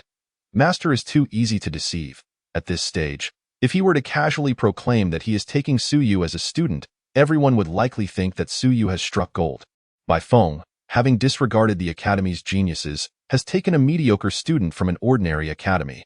How fortunate Suyu is. Bai Feng returned to the chamber, paying no mind to the shattered door. Suyu was still waiting, appearing somewhat bewildered and uneasy. What had just happened with Bai Feng? Had he suddenly run off due to some unseen enemy lurking in the shadows? Cough, cough. Bai Feng lightly cleared his throat. Stepping lightly into the room, he looked at Suyu and smiled. I just handled a few matters. By the way, judging by your expression, did you perhaps complete the outline of the divine character? It seems so. Suyu replied softly. I'm not entirely sure, but there is indeed a complete blood character in my mind. Excellent. I sense that just now. It appears you can create some illusions. This is a manifestation of your will interfering with reality, Bai Feng said, turning his gaze towards Suyu. Your willpower is not strong, so the effect is quite weak. Once your will manifests, and you interfere with reality, that iron-winged bird you just envisioned may very well be capable of striking down a Sky Ascension level opponent. That would be quite impressive. Bai Feng chuckled. I mentioned before that I was quite strong in the nurturing stage. Do you know why? I wasn't lying. I truly was strong because I had outlined a complete divine character back then, and I was formidable. During that stage, I made many academy students weep and wail. You have now outlined a divine character. Though it may be weak, this is an opportunity. Of course, it is very weak. Bai Feng's expression turned serious. This is merely a temporary will character I wrote. The vessel is not strong. It relies entirely on my willpower for its outline, not the powerful blood essence of Myriad Races. Therefore, in comparison, this divine character is genuinely feeble. It cannot even be classified as a divine character of the Sky Ascension realm. At most, it can be considered a remnant character. Thus, even if you have successfully outlined it, its utility is limited, especially when compared to geniuses. You fall far short. Bai Feng sighed. Noting that some geniuses in the academy have already entered the nurturing stage, I am referring to those who have just enrolled. They have outlined complete divine characters, some even from the divine and demonic races. Those in the nurturing stage may have even observed the original forms of the divine and demonic races at their peak. In other words, the divine characters they have outlined, in their complete form, may possess the power to slay those at the 9th level of the Mountain Stone realm. Nurturing does not imply a lack of combat capability. Of course, that is the exclusive domain of geniuses. Mediocre individuals, even if they are in the nurturing stage, cannot outline complete divine characters. Such mediocrity is hardly worth mentioning. The world is vast, and there are many geniuses. But how many can reach the pinnacle? Each year, those who suffer at the hands of the academy are the mediocre. Geniuses will always forge ahead, sweeping away all in their path. Bai Feng spoke extensively. mostly recounting how powerful and astonishing those geniuses are. In the Dojo Academy, there is a genius who enrolled last year. Within 6 months of entering, his will manifested, and he mastered 9 complete divine characters. Forging his body with divine blood in a single day, he ascended 3 levels. Upon entering the battlefield of the Myriad Realms, he slayed a 5th-level Sky Ascension strongman. The Dojo Academy is already discussing whether to grant him the title of assistant researcher ahead of time. This is what it means to be a genius. Bai Feng spoke calmly, not deceiving anyone. Of course, he overlooked some facts, such as the fact that the genius's grandfather is a senior researcher. His grandmother is also a senior researcher. His father is a strong man in the Mountain Sea realm from the War Academy, and his mother is a brilliant researcher in the Scientific Academy. These details are inconsequential. Bai Feng silently mused, are these important? Not at all. If you have the capability, Su Yu, find a few senior researchers to be your parents, then I would consider you impressive. Su Yu was left in shock. How old is he? 19, just a year older than you. Su Yu was utterly bewildered. Is the world beyond Nanyuan truly this daunting? Of course, those are rare exceptions. Do not despair. Bai Feng, fearing that Su Yu might genuinely feel despondent, smiled. That is a genius. You are not? But if you work hard, you too have hope of reaching that level. Do not rush to advance. We civilization masters are known for our silence before making a stunning impact. Teacher Bai, what about me? By the way, do not speak of your outlining of the divine character to outsiders. Here in Nanyuan, even the slightest occurrence can become the talk of the town. Once those from the Myriad Races catch wind of it, you will find yourself in trouble. Bai Feng's tone grew serious. Until you have the corresponding martial strength, remain low-key. You are already quite remarkable. At least in Nanyuan, you are a top-tier genius. That Lu Yu is not your equal. 2 months from now, the Civilization Academy will hold assessments, and you should have no problem entering the academy. You will have a month of rest in between, starting in August. The academy will conduct an investigation to determine if you will be assigned uniformly or if you can choose a certain researcher as your teacher to pass their assessment. You can choose me. You are Master Lu's student, and our meeting is fateful. When the time comes, I will ease your path, allowing you to enter my tutelage. Of course, before making your choice, you may inquire whether joining me, Bai Feng, is a disadvantage. I do not mind if you choose to pass on this opportunity. Saying this, Bai Feng folded the previously written Kaiyuan Ju and handed it to Su Yu. Take this back and study it slowly. Although it is not as effective as when I wrote it live, it will aid in strengthening your willpower, or perhaps provide you with an opportunity to capture a few more divine characters. For now, I will only teach you this much. Do not be greedy. You cannot digest too much at once. Your foundation is still quite weak, and your willpower is lacking. We shall discuss further once your willpower grows stronger. At this moment, Su Yu was at a loss for words. Had he been accepted early? And now Bai Feng had taken him in as a student. What does this mean? Is it sheer luck? Or perhaps, Bai Feng is merely humoring him out of respect for Teacher Lu. As he examined the items in his hands, a drop of essence liquid, a piece of bone from the Myriad Races at the Mountain Stone realm, and a will character written by a 6th-level Sky Ascension civilization master. Has he truly struck it rich? Did fortune truly smile upon him from the heavens? Su Yu felt a sense of bewilderment, failing to realize that his greatest achievement today was not merely these trivialities, but rather the fact that he had successfully captured a divine script and fully outlined it. Although still feeble, the foundation of the divine script had already been established. It was time to return and rest well. Today, your willpower has been greatly depleted. Bai Feng's voice faintly resonated. I shall await you at the Civilization Academy. However, gaining my true recognition is no simple feat. Before enrollment, your willpower must reach 20 in order to observe the fragments of the 1,000-June skeleton. At this moment, you barely qualify to be my student. Rather than just a mere errand boy, upon your return, I believe I have a chance to break through to the 7th level of the void. Within 3 years, I shall strive to surpass the Cloud Ascension. If, by that time, you remain as mediocre as you are now, perhaps you may not even have the right to claim me as your teacher. Bai Feng spoke with an air of indifference, his hands clasped behind his back, exuding an imposing presence. You are far too ordinary. Today, I offer you an opportunity, but whether you seize it depends solely on yourself. Su Yu remained silent, quietly clenching his fists. Am I truly so ordinary? Perhaps, a civilization master on the verge of breaking through to the 7th level of the void, who might soon step into the realm of Cloud Ascension, stood before him, rendering him unable to refute such words. I will strive to improve, Suyu murmured softly as he stepped away. Bai Feng maintained his lofty demeanor, and once Suyu had departed, he let out a long sigh, breaking into a grin. Goodness, goodness. He has outlined a complete divine script. What on earth is going on with this fellow? It is simply incredible. He found it hard to believe, but his astonishment soon transformed into a smile. This journey to the southern Yuan had indeed yielded great rewards. Kid, keep a low profile, keep a low profile. Don't go causing a ruckus before entering the academy, and even after enrolling, maintain a low profile. We will discuss things further once you break through. Bai Feng mumbled for a moment before suddenly realizing something. No, I must return to the academy to file a report. This fellow I have taken under my wing. Who dares to accept him as a student? I will not let this matter rest. Yet, he hesitated. The teacher knew his character. If he took in students to please his mentor, would that not raise suspicions? What if someone attempted to poach my students? This is quite troublesome. What to do? I am anxious. I have it. I will coax the teacher away and then file the report. Yes, that will work. After all, a new race has appeared in the battlefield of the heavens, and the teacher is sure to be interested. Teacher, you should leave now and return after the semester begins, Bai Feng muttered, eager to return to the academy. The Great Xia Civilization Academy, a middle-aged gentleman, scholarly in demeanor, was reading in the garden when he suddenly furrowed his brow. Is Brother Lu scolding me again? Oh well, let them scold. The gentleman chuckled softly, shaking his head slightly before continuing to read. Chapter 25. The fifth level of opening Yuan on his way home. Suyu felt somewhat dazed. Observing the will scripts, capturing divine scripts, and studying the original texts of Thousand June realm techniques. All these activities consumed significant willpower. Especially the act of capturing the divine script.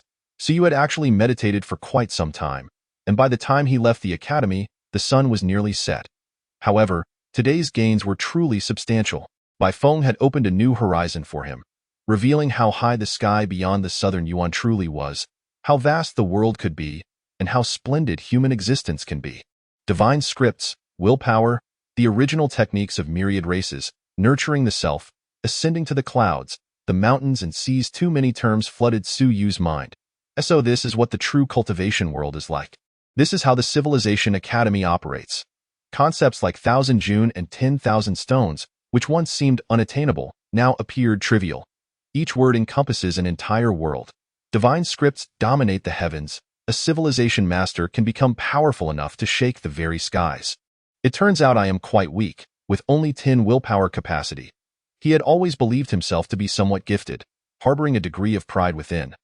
Teacher Lu Wenyuan had always encouraged him to apply to the Civilization Academy, giving him a false impression that not attending would be a loss for the academy. Yet, now, upon reflection, it seemed rather laughable. The genius from the Great Zhou Academy should be the pinnacle, thus achieving the third level of the void in just half a year. Bai Feng likely intended to intimidate him, but even so, the Great Xia Academy would undoubtedly not lack students in the nurturing stage. Nurturing. The capacity is 50, Suyu's capacity is merely 1/5 of that of his peers. The disparity is immense. He had been relentlessly pursued in his dreams over the years and had previously thought his willpower was not weak. As he walked, he sensed the blood character in his mind. After a brief surge earlier, the characters now appeared somewhat dim. Clearly, the previous outburst had drained a significant amount of the divine script's power. Divine scripts require willpower for nurturing, recalling Bai Feng's reminder.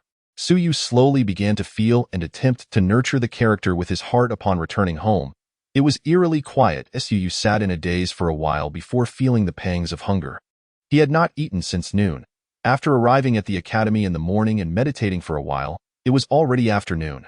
Now that he had returned and darkness had fallen, he was nearly famished. With no inclination to cook, he hastily prepared some noodles, wolfing them down indiscriminately, which served as his dinner. After finishing his meal, Suyu quickly retreated to his room. Opening Yuan technique, the original 1,000 June bone fragments, and essence liquid. These were today's bountiful gains. Having expended considerable willpower today, Suyu was not inclined to continue cultivating. However, the opening Yuan technique written by Bai Feng, along with that drop of essence liquid, could be utilized for physical cultivation. After examining Bai Feng's opening Yuan technique, he believed that even without activating the illustrated manual with his blood, he could swiftly cultivate to the 5th level of opening yuan. The blood-activated neighing technique was, after all, not particularly suited for human cultivation. What would happen if he activated the illustrated manual with his blood, actively absorbing essence, and then used the essence liquid? Suyu contemplated this point. When activating the neighing technique, he could actively absorb essence. The essence in the southern yuan was not particularly abundant. What if he placed himself in an area rich in essence? Would his cultivation progress be accelerated? He still had 2 drops of iron wing bird blood. After finishing his cultivation yesterday, he felt close to reaching the 5th level of opening yuan. First, he would cultivate to the 5th level of opening yuan, and then he would use the essence liquid. With a decision made, Suyu wasted no time and swiftly swallowed a drop of iron wing bird blood, activating the neighing technique this time. As he activated the neighing technique, actively absorbing essence to refine his acupoints, Suyu felt an entirely different sensation. In his mind, the opening yuan technique manifested, and in his memory, Bai Feng transformed into a diminutive figure. Every motion in practicing the opening yuan technique engraved deeply in his mind, enhancing his understanding of the opening yuan realm significantly. The neighing technique was too crude, lacking the finesse of the opening yuan technique, likely due to the differences between the physiques of the demon and human races. Previously, Suyu had allowed the neighing technique to operate on its own, but today, after some contemplation, he took the initiative to guide the essence. Previously, he had refrained, fearing potential bodily harm, but now he had few reservations. The essence began to converge on the refinement of his right ear acupoint, which resonated with a thunderous roar, boom. A series of sounds, audible only to him, echoed as the essence vibrated within his right ear acupoint, and the 5th acupoint was on the verge of opening. At this moment, the blood character in his mind also trembled slightly.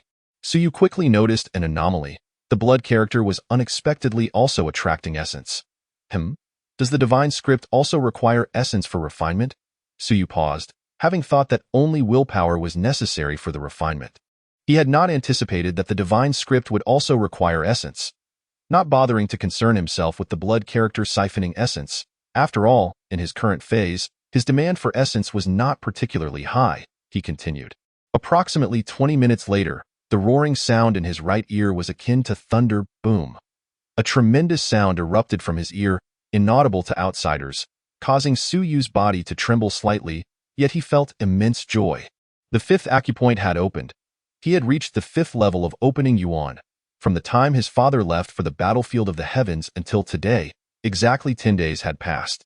In just 10 days, he had advanced from the 3rd level of opening yuan to the 5th level. Remarkably swift, Suyu was elated. While the 5th level of opening yuan might not be significant to others, within the Southern Yuan Academy, it placed him among the elite. Bai Feng and his peers had seen many, including those at the 9th level of opening yuan from mid-tier academies, but that was Bai Feng. Should news of Suyu's 5th level of opening yuan spread, it would surely cause a stir in the mid-tier academies of the Southern Yuan. With his hearing enhanced once more, Suyu felt a profound difference. The previous opening of his left ear had left him slightly disoriented, with one ear stronger than the other, often creating a sense of discrepancy. Now, that sensation had vanished. How delightful! He had reached the 5th level of opening yuan. Unable to contain his joy, Suyu realized he had yet to use the essence liquid. Today was April 19th, and the assessments for higher academies typically took place on June 25th, with results announced at the end of June and enrollment in early August. This was the upcoming schedule. With just over 2 months until the assessment, the Civilization Academy did not place much importance on the level of opening yuan, but Suyu himself did. Without reaching the Thousand June realm, one possessed negligible combat power. Having slain numerous followers of the Myriad Races, Suyu's pursuit of strength was exceedingly high. He did not wish to meet a pitiful end at the hands of those followers. Previously, over 10 students from the academy had perished, serving as a cautionary tale. Even with blood-activated martial skills, that power was merely borrowed. Suyu wished to possess such strength within himself, having broken through to the 5th level of opening yuan. Suyu did not rest. He resumed his previous study plan, cultivating, reading, and sleeping. This time, the books he read were not ordinary texts but rather the opening yuan technique gifted by Bai Feng. As for the original Thousand June bone fragments, Suyu chose not to examine them, not because they were inferior to the opening yuan technique, but because the opening yuan technique was more suited to his current state. He read diligently, familiarizing himself with the entirety of the opening yuan realm, engaging in a battle of wills. This stage of reading proved genuinely challenging. Suu experienced the same struggle as Chen Hao and his companions, feeling an overwhelming urge to toss aside the book and sleep after reading a single line. The struggle of willpower was akin to that of a poor student grappling with a hefty tome. He continued reading until nearly midnight, at which point he washed up briefly before preparing for sleep, eagerly anticipating the arrival of dreams. He now yearned for the onset of dreams, as they also represented a form of willpower contest. If one day his willpower became strong enough to slay the monsters within his dreams, perhaps he would reap unexpected rewards. The illustrated manual of the Myriad Races was activated through blood. Suyu often pondered what would happen if he had not considered the blood aspect. How would he activate the illustrated manual and escape the dream? A counterattack. He speculated that if he countered the monsters in his dreams, there might be different outcomes and rewards. That night's dream was peculiar. So peculiar that Suyu had never anticipated it. In this dream, he was pursued by monsters and swiftly slain. However, he discovered that he could actually outline divine scripts within the dream. Indeed, divine scripts, the blood character manifested within the dream. Suyu outlined the blood character, and a phantom iron-winged bird swooped down upon him. He was somewhat puzzled as to why it was an iron-winged bird attacking him, though it likely related to his own subconscious. Regardless, he had managed to wield divine scripts within the dream. Marking a completely new beginning the next day, Suyu awoke, lost in contemplation. He pondered a crucial question. Was the divine script in the dream real or merely a fabrication? Did the blood character from his mind traverse into the dream? Or was the blood character inherently part of the dream? It sounded convoluted, yet Suyu sought to comprehend this, as it held significant importance. If the blood character did indeed enter the dream, it would imply that his dreams were not mere fantasies but a unique space that might be compatible with divine scripts. This suggested that the illustrated manual of the Myriad Races harbored deeper functionalities yet to be unearthed by him. Sensing the blood character in his mind, Suyu noticed that the previously dimmed characters had begun to emit a faint glow once more. He could not ascertain whether this was due to a good night's sleep or the events of the previous night's dream quickly rising and washing up. Suyu refrained from delving deeper into his research. Today, he was heading to the academy. Although Bai Feng had mentioned yesterday that he had little to teach today, too much ambition leads to indigestion. Suyu still prepared to visit the academy at the Southern Yuan Mid-Tier Academy. Outside the academy gates, Suyu hurriedly arrived, not waiting for Chen Hao. Today, there were a few more people present at the entrance. It was still early, and most students had yet to arrive.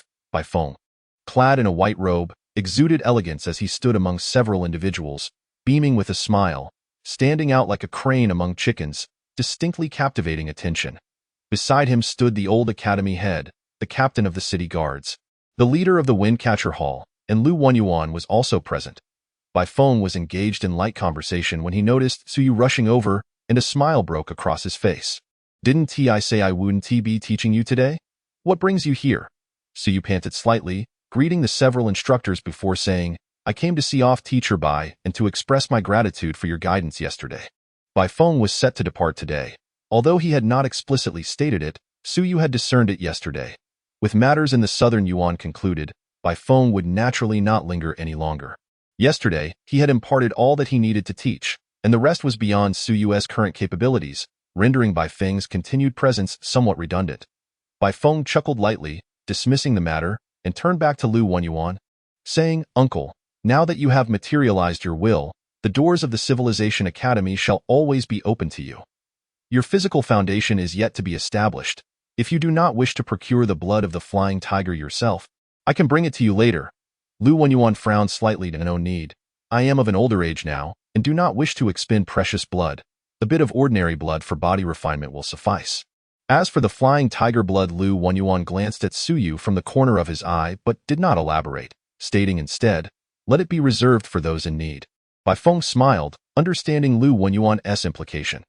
Since Suyu intended to enter the Civilization Academy, although it was uncertain how many years it would take for him to materialize his will, he would undoubtedly require formidable blood for body refinement by then. The blood of the flying tiger is quite powerful, ranking among the top 50 of the strong races. Even though the academy possessed such powerful blood, how could it be distributed evenly among all students? It was impossible. Suyu came from a modest background. His father was merely a 1,000 June realm cultivator. Where would he procure powerful blood? He could only rely on the academy and his teachers. Even if Bai Feng accepted him as a student, it did not imply that Bai Feng would prepare body refinement blood for him. The blood of the flying tiger belonged to Bai Feng, a junior of Lu Wanyuan. Now that it was offered to Lu Wanyuan, who declined it, it could be passed to Su Yu, and Bai Feng's mentor would likely not refuse. Lu Wanyuan did not mention this, and Bai Feng was aware of it. There was no urgency regarding body refinement. Some matters could wait until Su Yu entered the academy. That is up to Uncle S' discretion. Bai Feng concluded before turning back to Su Yu and saying blandly, Su Yu, destiny and the future are yours to shape. Though the southern Yuan is small, it does not mean that it cannot produce strong individuals. Background, family circumstances, and talent may provide initial advantages, but the journey is long. The road is steep and winding. Who can persevere until the end? Who can laugh in defiance of the heavens? Who can stand against the myriad races? We shall see as we walk this path together. I await you at the Civilization Academy. The southern Yuan is too small. The world beyond is far more splendid. And with that, Bai Feng's laughter rang out. And with a single step, he was already several dozen meters away, vanishing from sight in the blink of an eye. So carefree and unrestrained.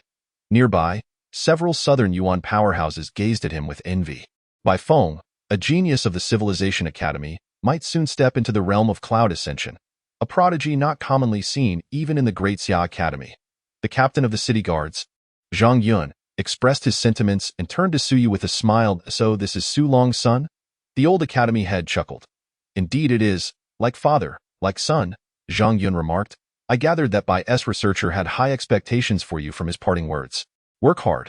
Though the southern Yuan is small, it does not mean that it cannot produce strong individuals. I am aware of your father's situation. There is no need to worry too much. Although our human race faces many foes in the battlefield of the heavens, we still advance boldly, forging ahead without fear. Messages from the soldiers stationed in the southern Yuan would periodically arrive, and when news from the battlefield of the heavens returned, I will ensure that you receive any updates concerning your father. After Zhang Yun finished speaking, Su Yu hurriedly expressed his gratitude, saying, Thank you, Lord Zhang. Do not mention it. Zhang Yun, with an air of frankness, remarked that we are all akin to family. Your father is a man of integrity, disinclined to engage in scheming. Thus, even when he ventured to the battlefield of the myriad realms, he remained steadfastly at the intersection of communication, reluctant to depart. A few years ago, I extended an invitation to your father to join the city guard as a centurion, but he declined. Had he accepted, he likely would have ascended to the rank of 10,000 stones, and with his valor, the position of deputy commander would have surely been his. While it is lamentable, I hold deep admiration for your father's choices. Zhang Yun spoke candidly, then added with earnestness. You are fortunate to have an excellent teacher. Lu Zhijiao is the guardian of civilization in Nanyuan. You also have a commendable chief. Although his prowess may not be formidable, he has dedicated himself tirelessly to the Nanyuan Academy for these past 40 years. Nanyuan may be small, yet it is imbued with purity.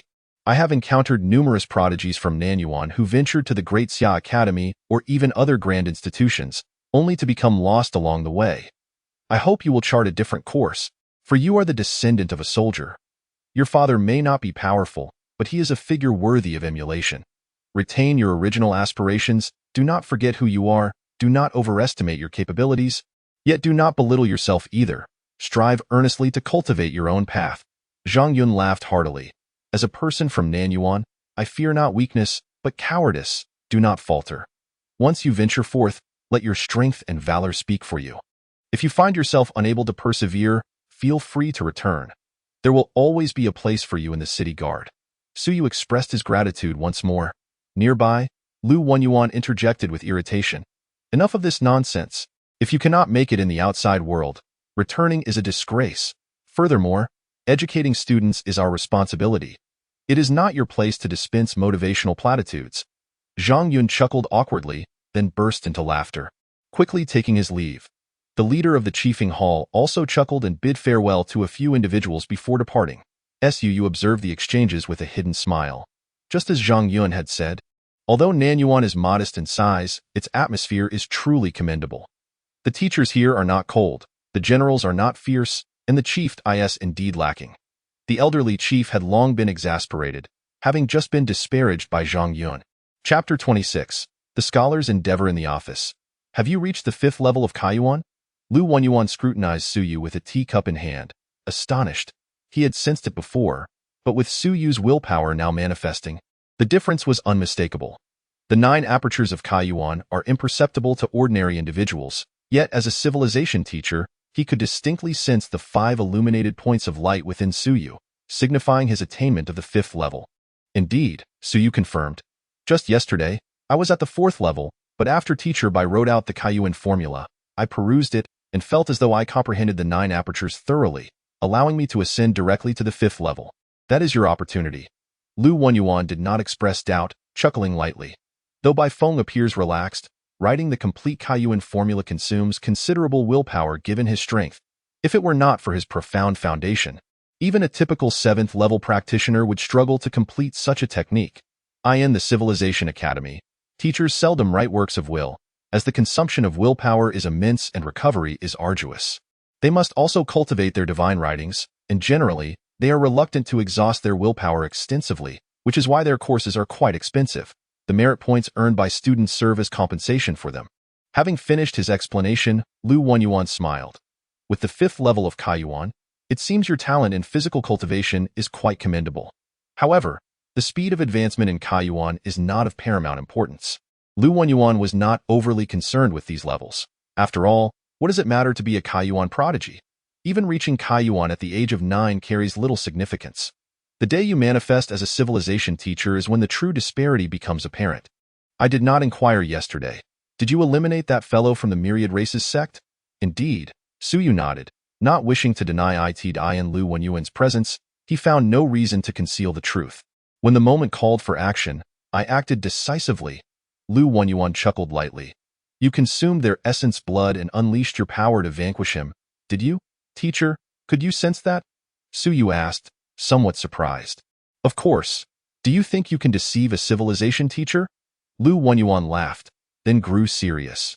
Your physical body is too weak. The Kaiyuan realm is not suitable for consuming essence blood for cultivation, nor for unleashing power through it. You are being reckless. In dire circumstances, when you were in danger, it was our oversight as teachers that allowed you to consume essence blood, and I could not object at that moment. But now, you must refrain from such practices. Lu Wenyuan's tone was stern. Do not sacrifice your lifelong potential for temporary gains. Essence blood can indeed strengthen the body and hasten cultivation, but you have yet to complete the Kaiyuan realm. The 9 apertures remain unconnected. Do you understand the troubles that may arise from accumulating essence blood within you? When the day comes for you to manifest, if your body is saturated with essence blood from the myriad races, it will resist and clash during body refinement, significantly weakening the strength of your transformation. Lu Wenyuan's demeanor was grave. Remember, do not consume essence blood for cultivation any longer. Do not gamble for a fleeting opportunity, for you may not always emerge unscathed, understood? Su Yu replied hastily. In truth, he had not personally consumed the essence blood. Rather, it was absorbed by the tome, leaving only a trace of essence blood's aura within him. Lu Wenyuan had sensed only that, which had no actual effect on Su Yu. Of course, there was no need to elaborate on this with Lu Wenyuan. That's good. Lu Wenyuan resumed his smile. With just over 2 months until the Academy's assessment, you have effectively been pre-admitted, but that does not mean you can become lax during these 2 months. Bai Feng mentioned that you were considered a genius in Nanyuan, but upon reaching the Great Xia Academy, you may merely be seen as an ordinary individual. This is not inaccurate. However, that was in the past. Lu Wenyuan continued with a smile. Previously, I had not manifested my will, and there were certain things I could not teach you or assist you with. But now, things have changed. For the next 2 months, you will primarily follow my guidance in your training. Su Yu hesitated, then softly inquired, Teacher, will it just be me? Yes. Teacher, to my father, he isn't your long-lost son, is he? Lu Wenyuan was both amused and exasperated. You wish to be my grandson? I am not interested. After pointing a finger at him, Lu Wenyuan chuckled. You, do not overthink things, in Nanyuan. Both you and Lu Yu possess commendable talents. But Lu Yu has family guidance and resources, thus she currently surpasses you. As for you, with nothing to support you, and your father away in the battlefield of the Myriad Realms, you have spent 5 years in a middle-tier academy under my watch. I am not entirely a selfless benefactor. The future for the others in the academy is limited. You may well travel further than them, and humanity requires strong individuals. Lu Wenyuan spoke candidly, because I believe you have the potential to become a formidable figure. I am willing to assist you to the best of my ability to ease your path. However, this is contingent upon you proving yourself worthy of my favoritism.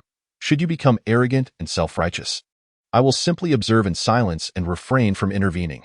Thank you, teacher. Su expressed his gratitude sincerely. During his 5 years at the Nanyuan Middle Academy, Lu Wanyuan had provided him with immense assistance, particularly in mastering the myriad languages and the study of the Myriad Races dialect. Over these 5 years, he had transformed from an inexperienced youth to someone on the verge of entering a civilization academy, with Lu Wanyuan playing a crucial role in his development. Do not thank me. When the day comes that you are truly powerful, remember this: on the battlefield, slay more enemies. That is the best repayment you can offer me. Lu Wanyuan rose, dismissing the topic. Come with me. For the next few days, learn a few more dialects of the myriad races, and also work on enhancing your willpower. You are currently too weak that SU remained silent and quietly followed Lu Wanyuan out. In the summer merchant house, in the warehouse. Accompanied by the steward of the merchant house, the two entered a vast storage room. Upon witnessing the contents within, Suyu was left in awe. Today marks the first lesson. Corpse identification. This is the main warehouse of the summer merchant house in Nanyuan, containing 132 corpses of demon beasts, most of which were slain on the battlefield of the myriad realms and brought back without processing. Your task today is to remain here for an entire day and identify the corpses. Lu Wanyuan tossed a small booklet to him, which recorded their data: height, width, weight, number of bones, AT. That moment, Suyu wore a dazed expression, feeling a twinge of nausea. The stench of blood was overwhelming. Remain here for a day? You will be alone in this space, of course. Do not disturb these corpses of the demon race. They are of great value, and you cannot afford to compensate for any damage. As Lu Wanyuan spoke, he added, I expect to see your recorded data by tonight. Additionally, for any unknown species, I want to see your own deductions. Even if you have to make wild guesses, you must write them down. Teacher. Alone. Suyu's face displayed a bitter expression. While he was not excessively fearful, being left in such a large storage room, permeated with the strong scent of blood, felt rather inappropriate for a mere 18-year-old youth. Alone? Lu Wanyuan replied nonchalantly. Can you not endure even this? On the battlefield of the myriad realms, soldiers sometimes need to lie hidden among piles of corpses for several days. If you cannot withstand this, you need not venture to the battlefield, for it would only lead to your demise, understand? Suyu conceded. If he was to be alone, then so be it might be beneficial. The abundance of demon corpses could allow him to encounter some of the monsters that had haunted his dreams. Close the door. Lu Wanyuan exited the warehouse, and the next moment, the personnel from the summer merchant house promptly shut the heavy metallic door behind him. As the door closed, the previously silent steward chuckled. Lao Lu, is this your newly admitted disciple? Yes, Lu Wanyuan replied curtly, not offering further details. The steward did not press for more information. It was a given. If he were not an admitted disciple, Lu Wanyuan would not have gone to great lengths to allow him entry into the warehouse of the summer merchant house. This main warehouse is not accessible to just anyone. However, Lao Lu, as a newcomer who has never been to the battlefield, he is quite young. After a day here, I fear he may have nightmares for several days. Should we turn on the lights to make it easier for him? Inside, the lights were off, with only a few dim safety lights providing illumination, making the warehouse even more eerie. No need, Lu Wanyuan replied. Civilization teachers often deal with corpses. If he cannot even pass this trial, how will he handle the future? Lu Wanyuan smiled, but the steward did not respond. It was perhaps premature to speak of civilization teachers. Many individuals remain trapped in the nurturing phase their entire lives. Not everyone earns the title of civilization teacher, for capturing gods and demons. How many in the Great Xia Academy can accomplish that? Lu Wanyuan seemed to hold his student in excessively high regard. Of course, given that Lao Lu's will had manifested, he could indeed be considered a civilization teacher. The summer merchant house did not mind a recently promoted civilization teacher, but Lu Wanyuan also had a junior who worked as a senior researcher in the Great Xia Civilization Academy, which warranted attention. After all, the people of Nanyuan were not to be trifled with. This is a fire boar, standing at 3.1 meters tall and measuring 7.2 meters in length. It excels in fire spitting and charging. A cannon fodder species on the battlefield of the myriad realms, primarily at the Thousand June realm. He gazed upon the imposing corpse before him. Suyu began to take notes. Lu Wanyuan had assumed he would feel fear. disgust, or terror, but in reality, Suyu found it less daunting. It was merely somewhat pungent. The blood scent in this warehouse was overwhelming, and he found it difficult to bear. For weight, Suyu calculated the volume, recalling the density of fire-boar meat and the proportion of bones, roughly estimating its weight to be between 20 to 25 tons, equivalent to 40,000 to 50,000 jin. The formidable size and weight of the fire-boar made it a fearsome cannon fodder species. Even at the 1,000 Jun realm, its charge could be devastating. A small team of 1,000 Jun warriors, if unprepared, could easily be shattered by a charge from a fire-boar. As he pondered, Suyu furrowed his brow, sensing the urge of the blood within him stirring. You wish to absorb blood? Suyu grimaced. This was not his property. While the essence blood had been refined, the ordinary blood was still valuable, and it would be improper to take someone else's belongings. You see, the amount of blood in these corpses was quite limited. The essence blood had been extracted, leaving behind only a small quantity of ordinary blood, most of which had merged into the essence blood. However, even if it were minimal, it was not his to take. He was here to gain experience, and to take something would mean Lu Wenyuan would take the blame, which simply would not do. You can actually absorb blood, Suyu mumbled. The blood seemed somewhat displeased. As a blood character divine writing, was it not normal to absorb blood? Can absorbing blood enhance you? Suyu was uncertain, but he knew that he could not absorb blood from here. Otherwise, it would be difficult to explain. Calm down. Once we have money, I will buy some ordinary blood myself. It is not too expensive. Last time, he purchased a bottle of ordinary blood from an ironwing bird for 5,000 coins. Though the quantity was not substantial, in reality, if one were to buy in bulk, it would not be overly expensive, and there would be considerable discounts. The key issue was that no one would purchase ordinary blood in bulk unless Suyu's eyes flickered. Essence blood is indeed extracted from ordinary blood. He could not help but wonder, little brother, can you extract essence blood? If so, this could be a pathway to wealth. Some civilization teachers could extract essence blood, and the pay for a single drop was quite substantial. That a drop from 1,000 Jun beast could fetch up to 50,000 coins at the summer merchant house. In truth, the cost was minimal, primarily revolving around storage, transportation, and extraction, along with personnel fees. As for the base cost, one could procure dozens or even hundreds of 1,000 Jun demon beasts from the battlefield of the Myriad realms for 100,000 coins. Those beasts are considered refuse on the battlefield, so much so that the soldiers do not even consume them. There are simply too many to eat. The bulk of profit lies in the later stages, where the costs of essence blood extraction and transportation make it unfeasible to bring back 1,000 Jun demon beasts unless done in large quantities. Thus, selling them for 50,000 coins is already a loss. Of course, the military also has civilization teachers who extract directly from the battlefield, but generally, 1,000 Jun beasts hold little value, and civilization teachers often do not bother. Suyu was not particularly knowledgeable about these matters before, but now that he understood the existence of civilization teachers, he had pieced together a rough understanding. The blood character divine writing seeks to absorb blood, Suyu sighed.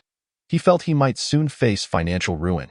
If blood could nourish divine writings, would he not have to purchase some? He would undoubtedly need to buy it.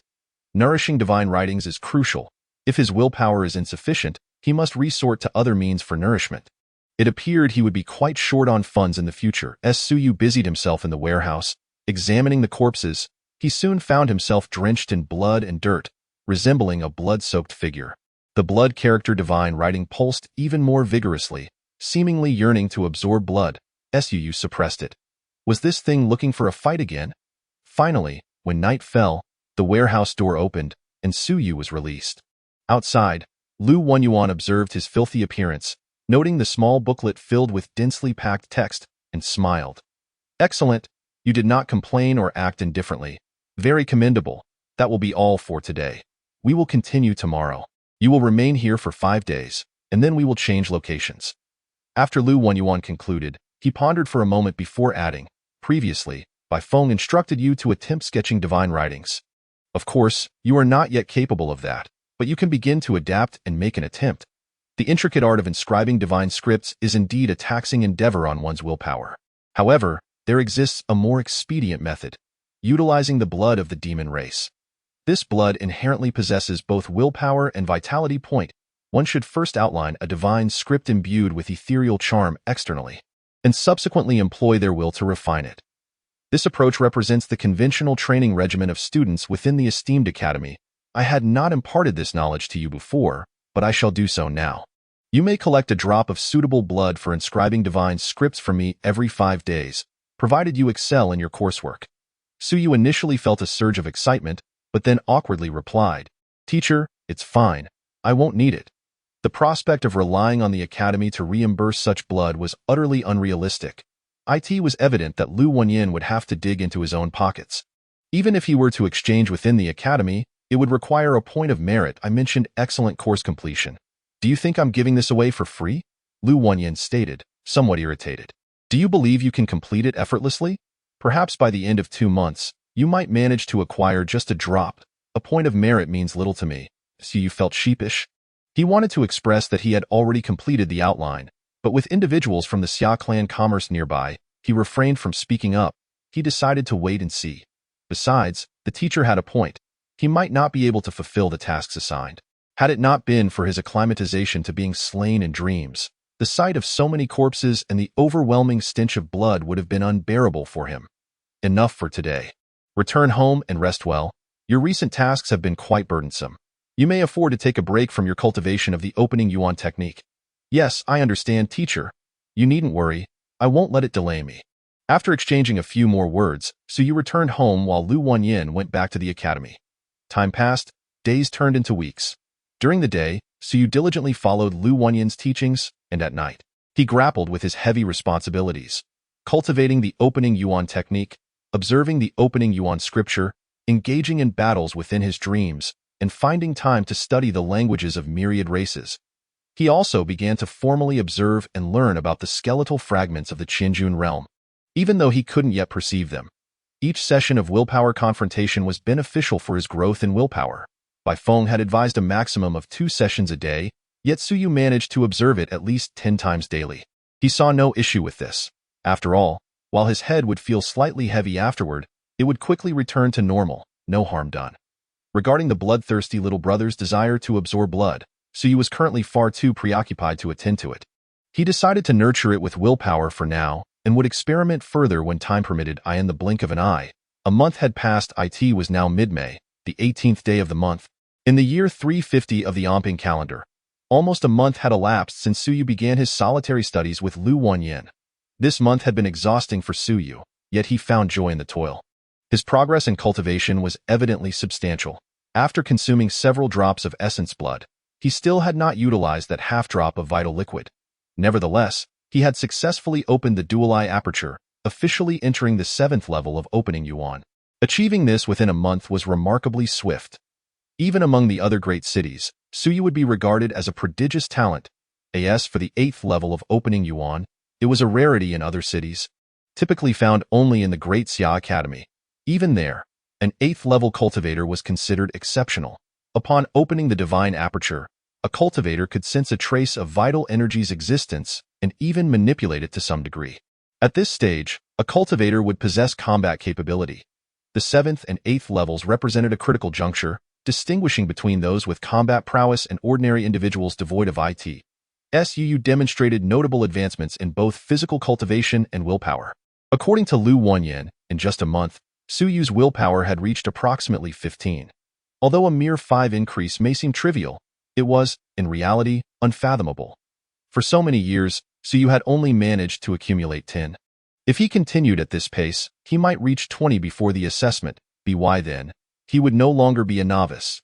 20 willpower would grant him direct access to observe the skeletal fragments of Qianjun, marking the true commencement of his journey as a civilization master. Beyond his advancements in strength, Lu Wenyin had taken Suyu to numerous locations over the past month, exposing him to a plethora of experiences. Some gains, perhaps, were even more significant than mere strength enhancement. 200,000 Anping coins, 10 gold coins, 2 drops of essence blood, and 10 merit points. Throughout the month of cultivation, Suyu had expended a considerable amount of essence blood, yet his financial outlay had been minimal, and his merit points had actually increased. During this month, Lu Wenyin had rewarded him with essence blood on 3 occasions, all of which Suyu had chosen from the iron-winged bird. As for merit points, those were rewards from a previous report made by Chun Hao. In actuality, So you had only spent 60,000 coins to purchase 2 drops of essence blood at the internal price from the Xia clan commerce. A benefit granted due to his teacher being Lu Wenyan.as. He walked towards Lu Wenyan's office. Su Yu clenched his fists, feeling a small surge of excitement. Just last night, he had broken through to the 7th level of opening yuan, and the next milestone was the 8th level. The opening of the divine aperture was quite challenging, and once achieved, he could truly engage in martial arts cultivation, gaining combat capability. Today was supposed to be a day of rest, yet Su Yu found himself unable to contain his eagerness. The bloodthirsty divine script had been persistently craving blood, and Su Yu had managed to thwart its attempts. Previously, it had even sought to absorb the essence blood from his hands. Startling him, he was merely at the opening yuan realm. The current absorption of essence blood stemmed from the script's consumption, not from his own volition. The divine script resided within his sea of will, and the thought of it attempting to absorb essence blood was alarming. One misstep could lead to disaster, and he would have no recourse for justification. This time, Su Yu refrained from acting recklessly. He didn't even dare to offer it ordinary blood, fearing that he might meet an untimely end at the hands of his bloodthirsty little brother. After nurturing the little brother with willpower for a month, Su Yu had also advanced to the 7th level of opening yuan. At this moment, he felt that his strength had significantly increased, and his safety was perhaps more assured. Thus, he sought out Lu Wenyan to inquire about matters concerning divine scripts. Lu Wenyan had not taught him how to inscribe divine scripts in recent days. After Bai Feng's previous guidance, Lu Wenyan deemed that Su Yu did not require further instruction in divine scripts and should focus solely on studying the opening yuan scripture. Inside the office, even on a day of rest, Lu Wenyan had not returned home to recuperate. Throughout the month, he had accompanied Su Yu in various endeavors, and numerous matters within the academy had accumulated. Seizing the opportunity of a rest day, Lu Wenyan was diligently addressing these issues. Even before Su Yu entered, Lu Wenyan sensed his presence. When Su Yu knocked and stepped inside, Lu Wenyan looked up at him, slightly furrowing his brow. Rest is important. Balance between work and relaxation is beneficial. You have exerted considerable effort this month. Moderation is key. Su Yu was aware of his diligence, but after this month, he realized he had worked even harder than Lu Wenyan had previously observed. Such a student was commendable, yet it also caused concern, as there was a fear he might overexert himself. Moreover, Su Yu had not abandoned his physical cultivation, which was also progressing rapidly, leading Lu Wenyan to question whether this young man was better suited for physical cultivation than anything else. "Teacher, I am not fatigued," Su Yu quickly asserted, before promptly adding, "I came today to inquire about divine scripts. I have said it before. At this stage, your task is to lay the foundation for divine scripts and outline your own." Lu Wenyan interjected, having already reiterated this several times. He felt Su Yu was still too impatient. "Your willpower is currently insufficient. Obsessively pursuing divine scripts is not advisable." Lu Wenyan spoke sternly. "Su Yu, cultivation must be gradual. One cannot rush. I have cautioned you several times regarding divine scripts. Why do you persist in ignoring my words? Once your willpower reaches 20, I will compose a will script for you to capture divine scripts and see if you can formally establish your foundation. For now, do not dwell on divine scripts." Lu Wenyan's displeasure was palpable. However, his words also conveyed a clear message. In a few days, he would write a will script for Su Yu. To compose a will script with his newly attained strength was no small feat. Even if Su Yu were unaware of the price to be paid, he recognized its difficulty. Bai Feng had nearly reached the 7th level while writing a opening yuan scripture, and even then, it had taken a toll on him. Su Yu forced a smile, reflecting on how he had attempted to inquire of his teacher on several occasions, only to be met with similar admonitions. Lu Wenyan could be quite obstinate. As a teacher, his role was to impart wisdom and resolve queries, yet he felt it essential to guide his students towards the right path, steering them away from potential pitfalls. He believed that Su Yu's singular focus on divine scripts was leading him astray. Willpower was fundamental. Divine scripts were a concern for later stages. Attempting to juggle too much at once could easily lead to a misstep. "Teacher, please do not ask again." "Teacher." Su Yu felt exasperated. The old man could be infuriatingly stubborn. "I have already learned how to inscribe divine scripts." "Silence." Lu Wenyan suddenly erupted in anger. Su Yu faltered, taken aback by Lu Wenyan's outburst. Sensing something amiss, Lu Wenyan was also startled by his own fury, his expression shifting before he regained his composure and spoke in a subdued tone. "I somewhat regret having Bai Feng teach you divine scripts. While beneficial, I did not anticipate your fervent pursuit of them. Suyu, civilization masters and divine scripts are inseparable, but you must remember that willpower is paramount. He had not truly listened to Suyu's claim of having learned to inscribe divine scripts. Naturally, he misunderstood the implication that learning did not equate to successful execution. Lu Wenyin took a deep breath and gestured for Suyu to sit. Suyu complied without protest. Once seated, Lu Wenyin's gaze momentarily lost focus before quickly returning to normal. After some internal struggle, he finally spoke. Some civilization masters, believing in the might of divine scripts, during their youth, when their resolve was unsteady, became overly fixated on pursuing divine scripts. The Great Xia Civilization Academy has seen generations of directors leave behind powerful divine scripts. Each character holds boundless potential, beckoning admiration. 50 years ago, the fifth director of the Great Xia Civilization Academy perished, leaving behind a single character. That character altered many destinies and transformed countless lives. A hint of bitterness appeared in Lu Wenyin's eyes as he recounted how some civilization masters, in their fervor to pursue powerful divine scripts, strayed down the path of divine script mastery, not as a supplementary study, but as a primary focus. Divine scripts became their main pursuit, with everything else relegated to the sidelines.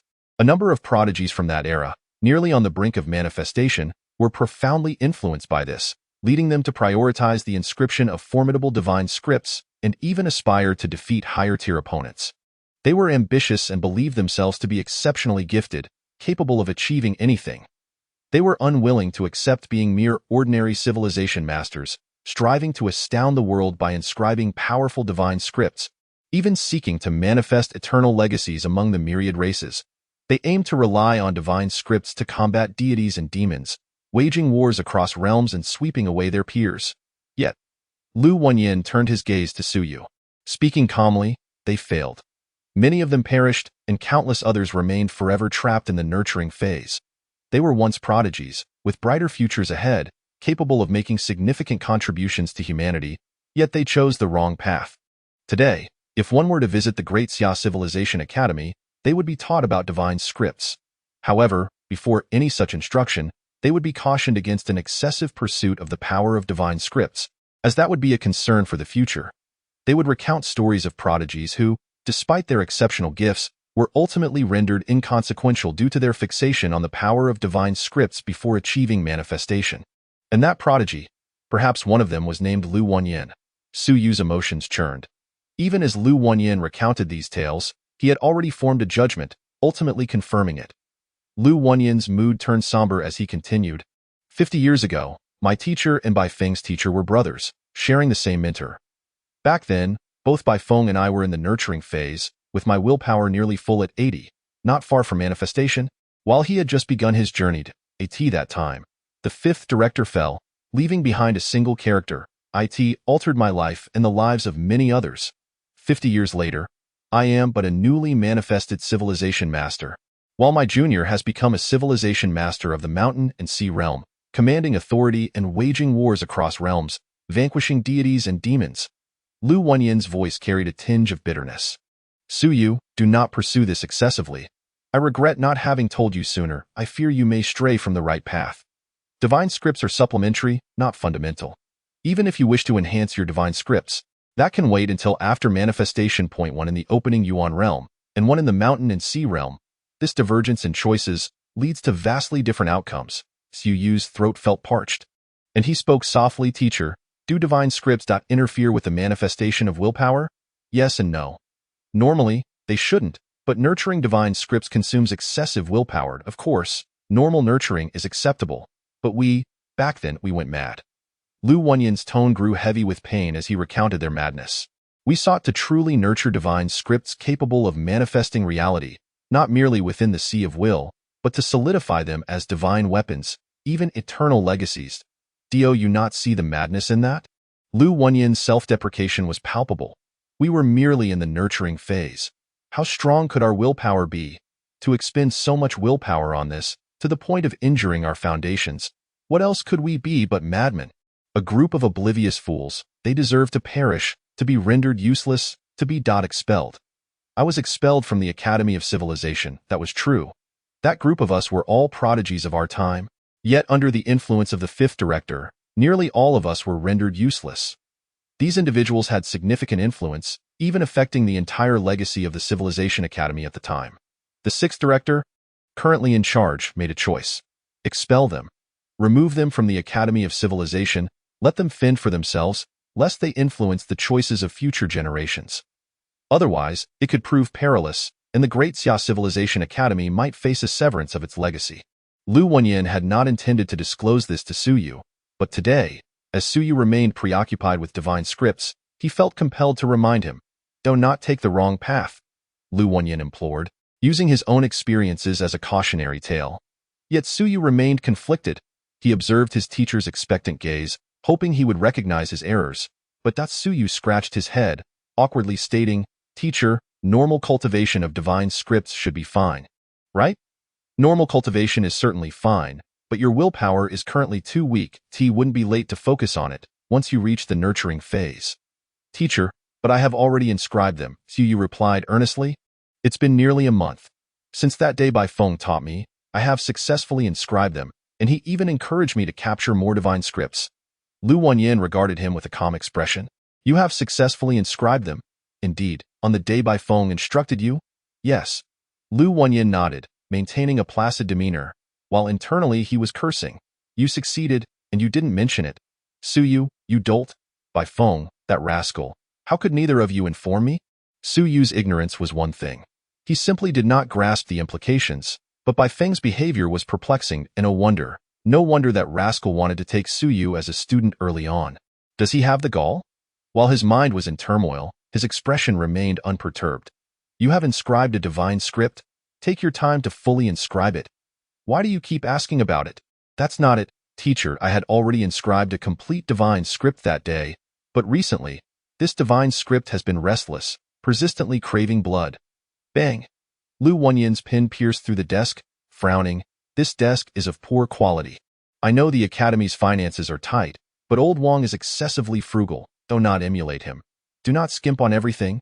Suyu blinked. "Teacher, I was talking about divine scripts. What has this shabby desk got to do with it?" Lu Wenyin, infuriated, dropped his pen and turned to Suyu, furrowing his brow and asking, "You sketched a complete divine script on your very first day?" It's the character for blood." Suyu hurriedly replied, "A few days ago. I intended to discuss this with my teacher, but that it wasn't particularly urgent. The teacher advised me to build a solid foundation, so I refrained from pressing further. I did think to inquire again a few days ago. But just like today, Lu Wenyin interrupted me directly. Suyu held Lu Wenyin in high regard. When the teacher interrupted him and stressed the importance of a strong foundation, he felt he had no grounds for objection. However, today, he found himself at a loss for patience. The teacher had even recounted his own past, adopting an attitude that suggested if he dared to pursue divine scripts again, their mentor-student relationship would be severed. Suyu felt compelled to push through and express everything. Surely, there wouldn't be any repercussions for having sketched the divine script in advance. Bai Feng had said little, but who knew if Bai Feng could be trusted? The character for blood. Lu Wenyin nodded, acknowledging that this character had been sketched before. Blood-sucking, that was to be expected. If it wasn't your own blood, then it shouldn't pose much of a problem a month ago. On the first day, a complete sketch. Lu Wenyin murmured, then nodded slightly, saying, "I see I misunderstood you. This is quite commendable. You have successfully sketched it already. I was wondering why you kept bringing this matter up these past few days." With that, Lu Wenyin stood up and said, "I'll go communicate with Bai Feng and look up some information to see what characteristics the divine script for blood possesses. You wait here. I will return shortly." As Lu Wenyin walked away, he added, "Don't wander off, Dado, and don't discuss this matter further. Nanyuan is too small, and we must be cautious of the Myriad clans getting wind of it and taking action against you." The reasoning was just as Bai Feng had mentioned. Speaking of which, Lu Wenyin, without a care for the office door that had already closed, crashed through it with a resounding bang, storming out, grumbling, "Old Wang, that fellow buys everything of inferior quality. It's one thing for the desk to be subpar, but even the door is a defective product. If this academy continues to be run under his oversight, it will inevitably face closure. Saving money shouldn't be done in such a manner." As Lu Wenyin continued to grumble, not far away, the old academy head tugged at his beard, looking somewhat aggrieved. "Is it really that bad?" "Surely not. Old Lu's office supplies are quite decent. They are the best the academy has to offer." Outside, Lu Wenyin continued his tirade, walking and walking, until he suddenly took to the air. In the next moment, he found himself in an uninhabited area. Suddenly, he collided headfirst into a pillar, causing him to wince in pain, muttering, "One day sketching divine scripts. One day sketching divine scripts. Damn it. How humiliating. No one told me. By phone, I won't let this go. You want to take on students? You must be dreaming. I won't let this go." It was incredibly embarrassing. What had he just said? Lu Wonyin seemed to regain some clarity, realizing that he had inadvertently exposed his own embarrassing past, then proceeded to admonish Su Yu, advising against pursuing divine scripts and aiming too high. But how mortifying. His lifetime of reputation was utterly ruined today. That brat was also a scoundrel. He started several times but never finished. Would it kill him to say a few more words? When the teacher is wrong, one should have the courage to refute. Hadn't he taught that? It seemed he hadn't. Lu Wonyin murmured to himself, then quietly roared a few times, deciding to say nothing more and just remain calm. Su Yu was merely a naive youth, utterly ignorant. If he didn't speak, how would Su Yu know anything? Merely sketching a divine script as if it were something no one else could achieve. Lu Wonyin rubbed his old face, regaining his composure. This was not a big deal. He, Lu Wonyin, had seen much in his life. What storms had he not weathered? Chapter 28. Strive on, young one. After a little more than 10 minutes, Lu Wonyin returned. Su Yu stole a few glances but noticed nothing amiss. Lu Wonyin wore a calm expression, stating that Bai Feng had gone into seclusion upon returning and that he hadn't managed to contact him. "You should have informed me sooner about this. Next time, when there's something to say, just say it all at once. Being so hesitant is unbecoming of a cultivator." Lu Wonyin chastised him, clearly displeased. "You must understand that whether as a civil master or a warrior is simply a self-designation for a practitioner of the physical body. Strong individuals possess common traits. Decisiveness and determination are essential. You bottled this matter up for a month. Don't you think that's a bit too indecisive?" Lu Wonyin slammed the table, nearly breaking it. The more he spoke, the more convinced he felt of his own correctness. "What are you planning to be so hesitant when facing the demonic army on the battlefield next time? Are you preparing to collect the corpses of the human soldiers? Even if the commander doesn't give you the opportunity, you must create your own chance to speak." Lu Wonyin's expression was one of disappointment. "I thought you were composed, but it turns out you were just indecisive. I am quite disappointed." Su Yu hesitated, then realized that this might come off as even more indecisive, so he quickly said, "Teacher, it was my fault. I won't act like this again." "Good." Lu Wonyin finally smiled, taking a deep breath. He had managed to regain some face as a teacher. "Now, show me the divine script's manifestation." And no sooner had he spoken than the character for blood erupted in Su Yu's mind. The illusion reappeared. This time, it was not the iron-winged bird but rather hundreds of demon soldiers charging forth, creating a thunderous sound. Lu Wonyin fixed his gaze, slightly frowning. These demons appear quite real, though there are some flaws. "Are these derived from the demon corpses you observed at the Xia family trading post?" "Yes," Su Yu confirmed. "They are relatively real, but what you saw were merely corpses, lacking vitality. Some of the weaker ones who have never been on the battlefield might fall for this, but those who have will quickly realize." Lu Wonyin offered a few comments before adding, "Not bad. At least ordinary practitioners might be deceived by you, albeit only for a brief moment." Nodding, Lu Wonyin's eyes brightened slightly, and the previous illusion vanished instantly. Meanwhile, Su Yu's complexion paled slightly, but he was not significantly affected. "Not bad. Your willpower isn't overly strong, but it's resilient, akin to being tempered through countless trials," Lu Wonyin remarked, looking at Su Yu with a hint of confusion. "Logically, you haven't been on the battlefield, nor have you experienced any significant upheaval. Your willpower shouldn't be this resilient. When I shattered your illusion, you should have faced some backlash. Even if Su Yu's willpower is weak, the backlash shouldn't merely result in a pale face. That would indicate exhaustion, not a backlash," Su Yu quickly replied. "I often watch the academy head behead people.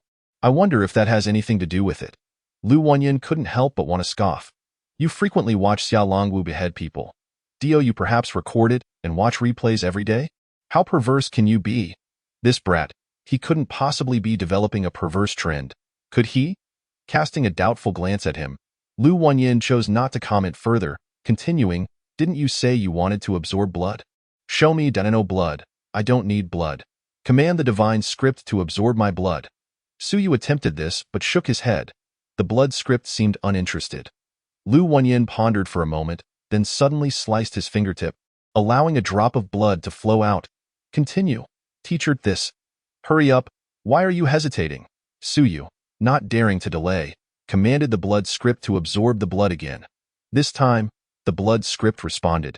He felt a tremor in his mind, and in the next moment, a force of suction erupted, pulling the drop of blood from Lu Wenyin's fingertip, attempting to break free of his control. Lu Wenyin's gaze flickered. That's enough. He didn't let the blood escape, nodding and saying, not bad. This is the path of attack. Previously, it was the path of illusion.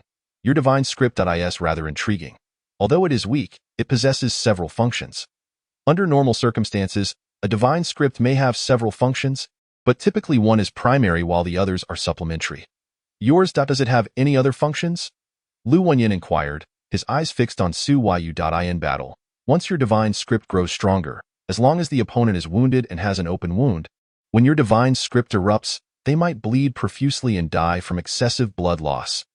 Hence, I say this is the path of attack. Su nodded, then shook his head. For now, it seems I can only create illusions and absorb blood.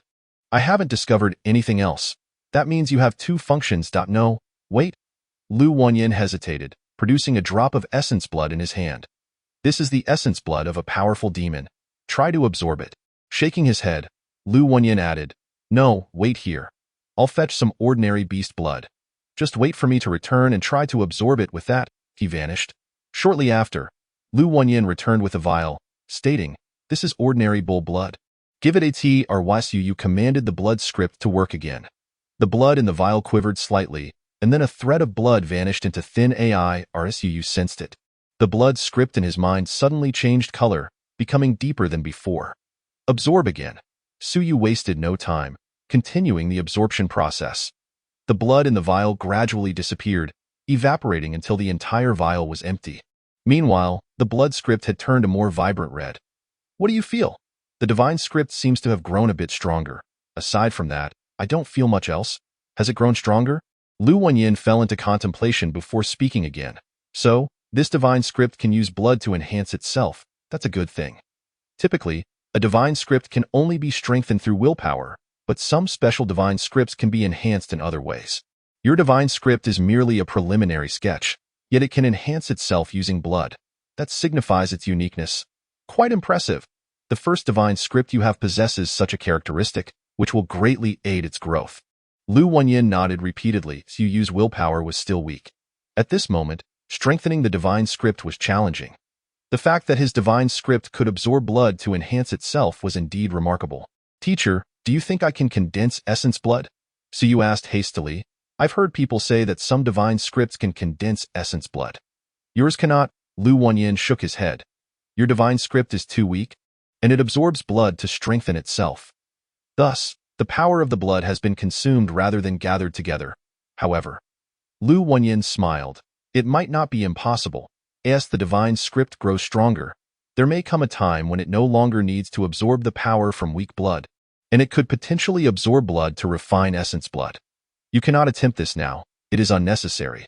Wait until you reach the manifestation stage or the later stages of cultivation. Even if you could refine it now, with your absorption speed, it might take 10 days or half a month to condense just a drop of essence blood. That would be counterproductive. Upon hearing this, Suyu felt somewhat disappointed. It appeared his dream of becoming wealthy had been shattered, while the dream of bankruptcy seemed likely to come true. This fellow truly only absorbed blood without making any profit. Illusions, blood absorption, enhancement, 3 characteristics. Lu Wenyin nodded again. It was reasonably good for refining essence blood. It was not evident at present, but that was not a significant feature, and Lu Wenyin was not overly concerned. Hearing this, Suyu became somewhat excited, saying, Teacher, having 3 characteristics, doesn't that imply the divine script is quite strong? He had heard Lu Wenyin mention that many divine scripts possessed only one characteristic. Quite strong. Lu Wenyin smiled lightly. The number of characteristics doesn't really signify much. Let me offer a simple example. I possess a divine script solely designed to break the opponent's sea of will. It has only this one characteristic. Which do you think is better, this divine script or yours? Suyu felt somewhat awkward. Indeed, breaking the sea of will was an exceptionally strong characteristic. Thus, one should not focus on quantity but rather on efficacy. on whether it is powerful.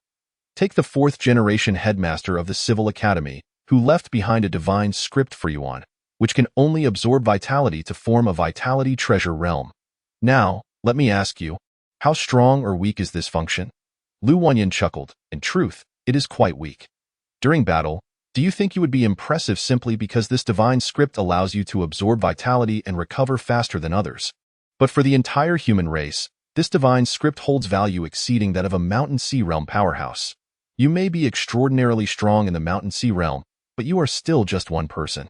In contrast, the Vitality Treasure realm can benefit countless students of the Civil Academy. So tell me, just how strong is this divine script? Suyu understood, nodding slightly, and responded, I grasped the meaning of the teacher. Strength is not determined by the number of characteristics, but by how one employs them and in what context. The Yuan divine script may be insignificant in combat, but as a support, it is a treasure. Precisely. Lu Wenyin smiled. Thus, the number of characteristics is not something to overly concern yourself with in the early stages. Having multiple characteristics is indeed beneficial, but in the later stages, one generally pursues specialization. A divine script specializing in one characteristic is easier to nurture to its utmost potential. As he spoke, he tossed the previous essence blood of the fire pig back to Suyu, saying, try to absorb this essence blood again. You won't be able to use it in the opening stage. But the divine script's absorption doesn't regard these limitations. I am concerned about whether you can withstand it. Suyu, not hesitating, continued to control the blood script to absorb. This time, it was challenging and slow. Suyu distinctly felt his willpower draining.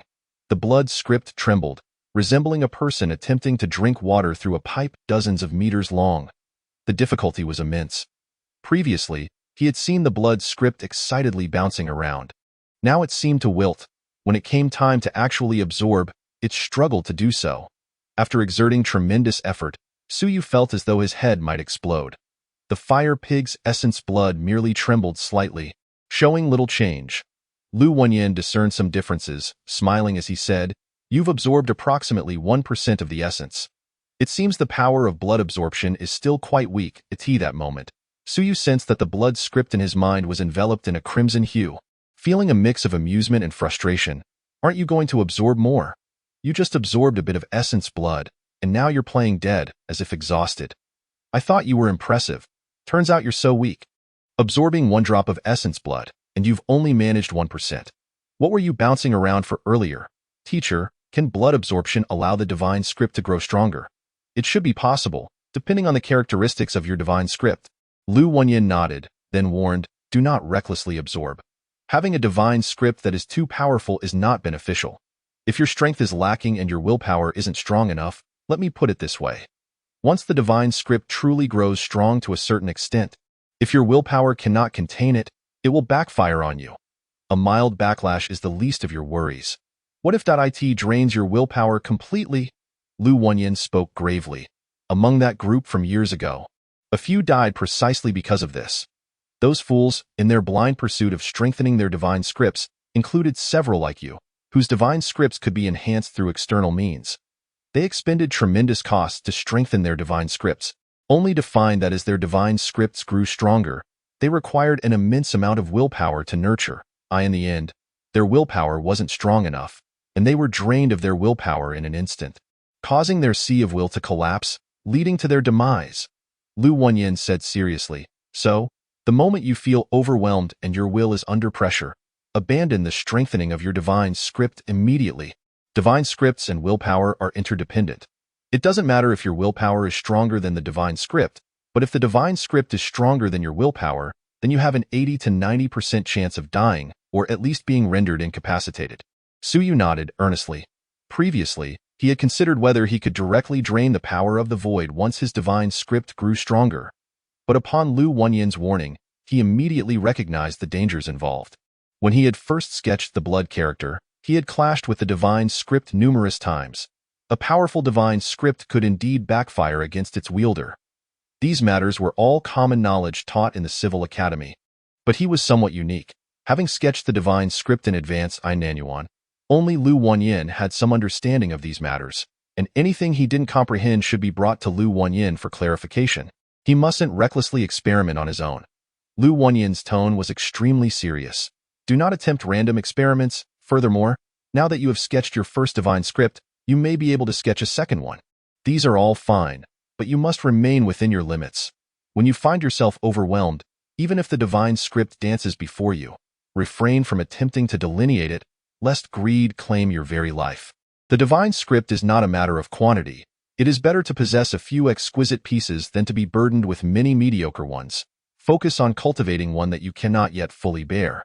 Do not even dream of mastering several. Su nodded again, recognizing these words as the sage advice of his mentor, which he, a novice, was determined to remember carefully. Lu Wenyuan continued, sharing insights and knowledge he had accumulated over the years. Although he had not taught in quite some time, his experience remained intact. Eventually, Lu Wenyuan expressed a hint of regret. I have only just materialized and have lingered too long in Nanyuan. I find myself somewhat out of touch with the times. The era is evolving, and so too is the path of cultivation. Some matters can only be comprehended within the halls of the Academy of Civilization. In the month that follows, do not attempt to delineate the divine script again. Concentrate on one, and moreover, strengthen your willpower, for it is the foundation. Teacher, I understand, Suyu replied. There was a brief hesitation from Lu Wenyuan before he continued. Your innate willpower is rather average, yet your speed in delineating the divine script is remarkable. I am uncertain whether this is a blessing or a curse, but it is indeed an extraordinary talent. With your abilities, should they become known at the Academy of Civilization, you could surely find a commendable mentor to guide you. Previously, Baifeng expressed a desire to take you as a student. I thought it mere fortune on your part, but now I find myself in a quandary. You displayed a look of confusion, to which Lu Wenyuan responded with a wry smile. I have contemplated whether to inform Baifeng's mentor of your situation. If I were to do so, he might accept you. However, that does not guarantee a better outcome than with Baifeng. Lu Wenyuan sighed. He has many students and is formidable himself, so his time at the academy may not be extensive, nor would he likely invest much effort in teaching you. He is a civil master of the Shanhai realm, frequently venturing to the battlefield of 10,000 realms, the oceanic worlds, and various other places. Thus, his time to instruct you throughout the year is limited. Although Baifeng is merely at the ascendant stage, he will likely remain at the academy longer, providing you with greater assistance in the early stages. Eventually, when you reach the ascendant stage, his mentor will also guide you, as you would be considered his disciple, and genius is always valued, no matter where it exists. While Lu Wenyuan had been angered previously, he now found it necessary to consider Su Yu's best interests. Baifeng may be weaker than his mentor, but without students of his own, he can devote more time to assist Su Yu. Once Su Yu becomes powerful, he could naturally follow Baifeng's mentor as well. After contemplating further, Lu Wenyuan slowly suggested, actually, there is another option. You could apprentice under Baifeng's mentor, and have him instruct Baifeng to guide you as his junior brother. Of course, this hinges on Baifeng's willingness. Lest he become hostile, Su Yu cleared his throat and chuckled bitterly. Teacher, I fear I might be met with violence. Baifeng is preparing to accept me as a student, and suddenly I would become his junior brother, expecting him to guide me. Wouldn't that be a bit excessive? Lu Wenyuan shrugged nonchalantly. That is your own affair. Ultimately, the choice lies with you. Baifeng could suffice. But this fellow is unpredictable. He is about to break through to the 7th level of the ascendant stage, and may soon prepare to advance to the Shanhai realm. You must consider carefully. His time may not be abundant. Su Yu nodded, acknowledging the truth in Lu Wenyuan's words. The matter of apprenticeship could wait. There were other researchers at the Academy of Civilization besides the two of them. Lu Wenyuan pondered for a moment before adding, do not disclose your ability to delineate the divine script to outsiders. Consider it your trump card. Even during assessments, you need not display it or declare that you have succeeded in delineating it. Even if you have laid the foundation with just 1 or 2 strokes, that is sufficient. The Academy of Civilization, the Academy of Ward, no institution is devoid of strife. Lu Wenyuan sighed. Su Yu, remember this. The human heart is inscrutable. While the majority of the human race is engaged in the struggle against the Myriad clans, it does not imply that everyone is united. If it were so, the sect of the Myriad clans would not exist. The Myriad clan sect encompasses numerous factions, with some individuals deeply hidden. It is often more advantageous to eliminate weaker talents. It is essential to reveal some of your gifts to gain attention and receive cultivation. However, it is equally vital to keep certain aspects concealed. Lu Wenyuan spoke gravely. Keeping a hand in reserve could be a matter of life and death. You can showcase your abilities and prove your worth for cultivation. But you must retain some trump cards for critical moments. Teacher, I understand. So you quickly nodded, grasping this concept. That is all I need to know. Lu Wanyuan smiled with satisfaction, saying, then return to your training. Moreover, since you have mastered the divine script, in the coming month, accompany me to the wind-catching hall. The wind-catching hall? Su Yu inquired. Indeed. Although our previous engagement with the Myriad clan was thwarted, with all their assailants perishing, some troublemakers remain at large beyond the city walls, and we have yet to capture them all. They are stained with the blood of innocent civilians and must not be allowed to escape. Lu Wanyuan looked at him and continued, join the wind-catching hall in their pursuit. Capture them, eliminate them. I want you. Go witness bloodshed. While your previous kill at the academy was commendable, it is insufficient. I wish for you to be untroubled by the sight of blood before you enter the Academy of Civilization. Civil masters also take lives, many lives. Those who do not are the most rudimentary, the most useless of their kind. I do not wish for you to become such a person, but rather a preparatory powerhouse on the path to strength. Aside from not revealing your delineation of the divine script, you may expose everything else. During evaluations, strive to stand out, to seize the limelight, and to draw the Academy's attention, which will afford you corresponding privileges. This is what you should pursue, for you do not have a powerful lineage in the Shanghai realm to rely upon. Suppress the talents of those in the Academy, and rise up. Lu Wanyuan gazed at Su Yu with a smile. The assistance I can provide is limited, so strive diligently. The more effort you exert now, the greater your future rewards will be. Su Yu trembled slightly. He sensed a foreboding as his teacher spoke. Chapter 29. Drawing inferences from one instance outside Nanyuan City, in a small village, a figure leaped into the air, swiftly fleeing. Just as he took off, he suddenly halted, for a massive iron-winged bird lunged towards him. Panic-stricken, he instinctively recoiled. Suspended in midair, he plummeted towards the ground. And at that moment, a metallic whistling sound pierced the air nearby.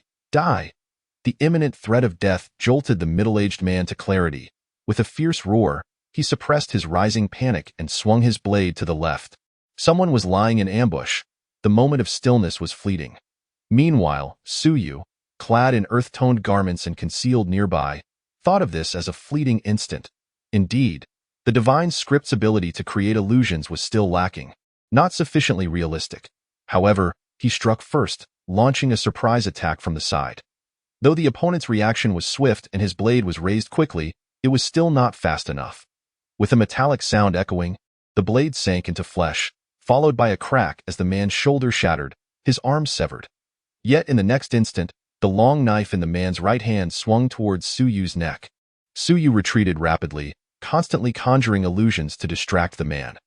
Hundreds of monstrous creatures surged towards the man, and even though he knew they were mere illusions, he was only at the Thousand June stage and could not remain immobile, his body swaying slightly to avoid the oncoming beasts.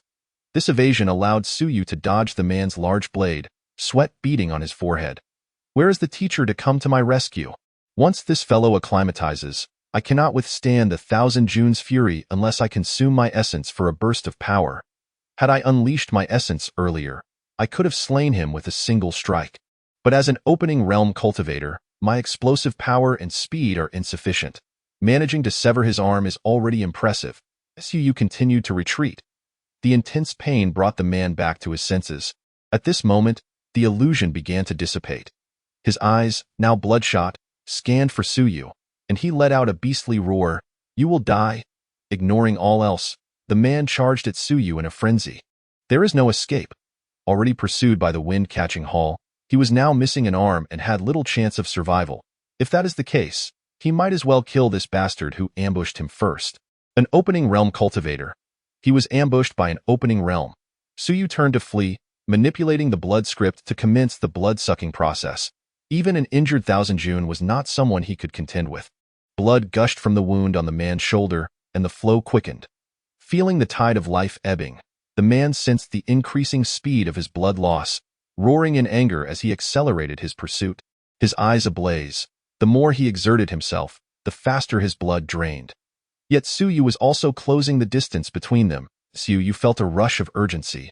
The man was still alive, and he would soon be cut down. Buzz! The sound of the blade descending reached Su Yu's ears. He reacted instinctively, rolling out of harm's way just in time. Years of being hunted in dreams had granted him some escape skills. Although the ultimate result was always death, Suyu could roughly gauge how he would be slain, even without turning around. Rolling a few times, sharp stones grazed his cheeks, but he paid no heed. Scrambling to his feet and fleeing once more, the blood script continued to pull the blood from the man. The exhaustion of his willpower left Suyu pale, sweat pouring down his face. Behind him, the man who had failed to deliver a fatal blow let out a piercing howl, his vision blurring from blood loss. "Do not think you can escape." The man's furious roar echoed as he chased once more. "Teacher Liu, will you not intervene?" Not far off, the head of the wind-catching hall, Zheng Hua, glanced at Lu Wenyuan. The opponent was now cornered and desperate, determined to kill Suyu, who was merely at the opening realm. If this continued, it would be perilous. Lu Wenyuan remained silent. The time was not yet right. Moreover, he was at the ascendant stage, and the distance between them was less than 100 meters. With his strength, it would be effortless to freeze the opponent in place, so he was not in a hurry. He wished to see just how far Suyu could go at this moment. Suyu had already exceeded his expectations. An opening realm cultivator ambushing 1,000 June and managing to sever the man's arm was quite remarkable. As Lu Wenyuan pondered this, Suyu was once again pursued by his opponent. Lu Wenyuan prepared to act, but suddenly, Suyu turned around as if to confront the man head-on, impatient. Lu Wenyuan mentally critiqued, barely finishing this thought before Suyu suddenly shouted, "Do not kill him. Capture him alive." The man swung his large knife at Suyu, startled by the command. Despite his resolve to die, the sound of something slicing through the air behind him made him flinch. Even with a heart set on death, he could not ignore the threat behind him and quickly dodged. While Suyu turned and fled once more, the man barely managed to evade, but there was no further sound from behind him to end that fleeting moment. Suyu's willpower simulated an illusion, subtly disturbing the air to create a false perception. Ahead, Suyu rolled and crawled, managing to escape another 10 meters. "I'll kill you," the man bellowed, realizing he had been deceived. How is he still so vigorous? Suyu gasped for breath. Having lost so much blood, he still had the strength to resist. Was the 1,000 June truly this difficult to kill? Hadn't he slain one with a single strike before? Previously at the academy, he had ambushed and taken down 2,000 June, and later learned they were even at the 7th level. He had felt little fear from the 1,000 June, but today Suyu recognized his miscalculation. Without consuming essence for a burst of power, and without a surprise attack, even a mere 1,000 June could swiftly end him. "Suck faster." Suyu mentally roared, frustrated with the sluggishness of his blood script. He had thought it would perform wonders. With such a large wound, why was the blood flow so slow? It was utterly useless. The blood script was desperately trying to draw forth blood, but its power was limited. Suyu's willpower was weak, and the time spent nurturing the script had been too short. After several bursts, the script had already dimmed significantly. At this moment, its effectiveness was far from its peak. Behind him, the sound of the blade echoed once more. Without a moment's thought, Suyu rolled again, the long knife striking the ground, sending sharp stones flying, some cutting across his face and neck, leaving trails of blood. But Suyu could not afford to be concerned with his injuries. He rolled frantically, using all 4 limbs to escape. Having discarded his knife, he fled once more in a desperate dash. It was a pitiful sight. Damned bastard. The man, having repeatedly failed to strike down Suyu, was furious. Despite being merely at the opening realm, Suyu was elusive, and with his left shoulder severed, the severe pain dulled his reaction speed significantly. At that moment, the man felt his vision darkening, blood loss taking its toll as he watched Suyu flee once more. The man let out a final, desperate howl. In the next instant, he ceased his pursuit. With a roar, he hurled his long knife.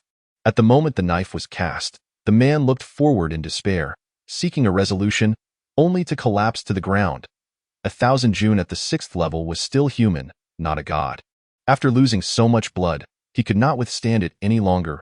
Buzz, the sound of slicing air came from behind. This time, Suyu had no time to react. He sensed it, but his body was too slow to respond. In the next moment, he felt the sharp blade graze his back. It was over. That fleeting thought crossed his mind, but the next instant, the long knife came to a halt. Not far away, Lu Wenyuan felt satisfaction in his heart. Though his face bore no signs of joy, he stepped forward, frowning.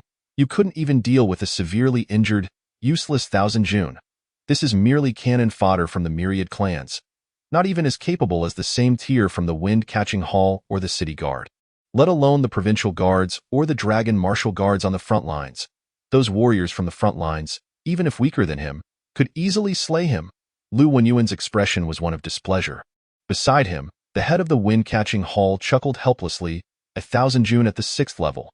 What is Su Yu's realm? The opening realm, not even at the 8th level, but rather at the 7th level. He nearly managed to kill 1,000 June at the 6th level, and yet you remain unsatisfied? Comparing him to the frontline warriors is a jest. On the front lines, unless one is at the 4th level of 1,000 June, it is nearly impossible to kill such an opponent in terms of physical capability, reaction speed, and explosive power. Su Yu was at a significant disadvantage compared to the man. Had he not been resourceful and ambushed at the right moment, he would have been slain instantly to Su. In a state of utter disarray, gasped for breath, his body riddled with wounds.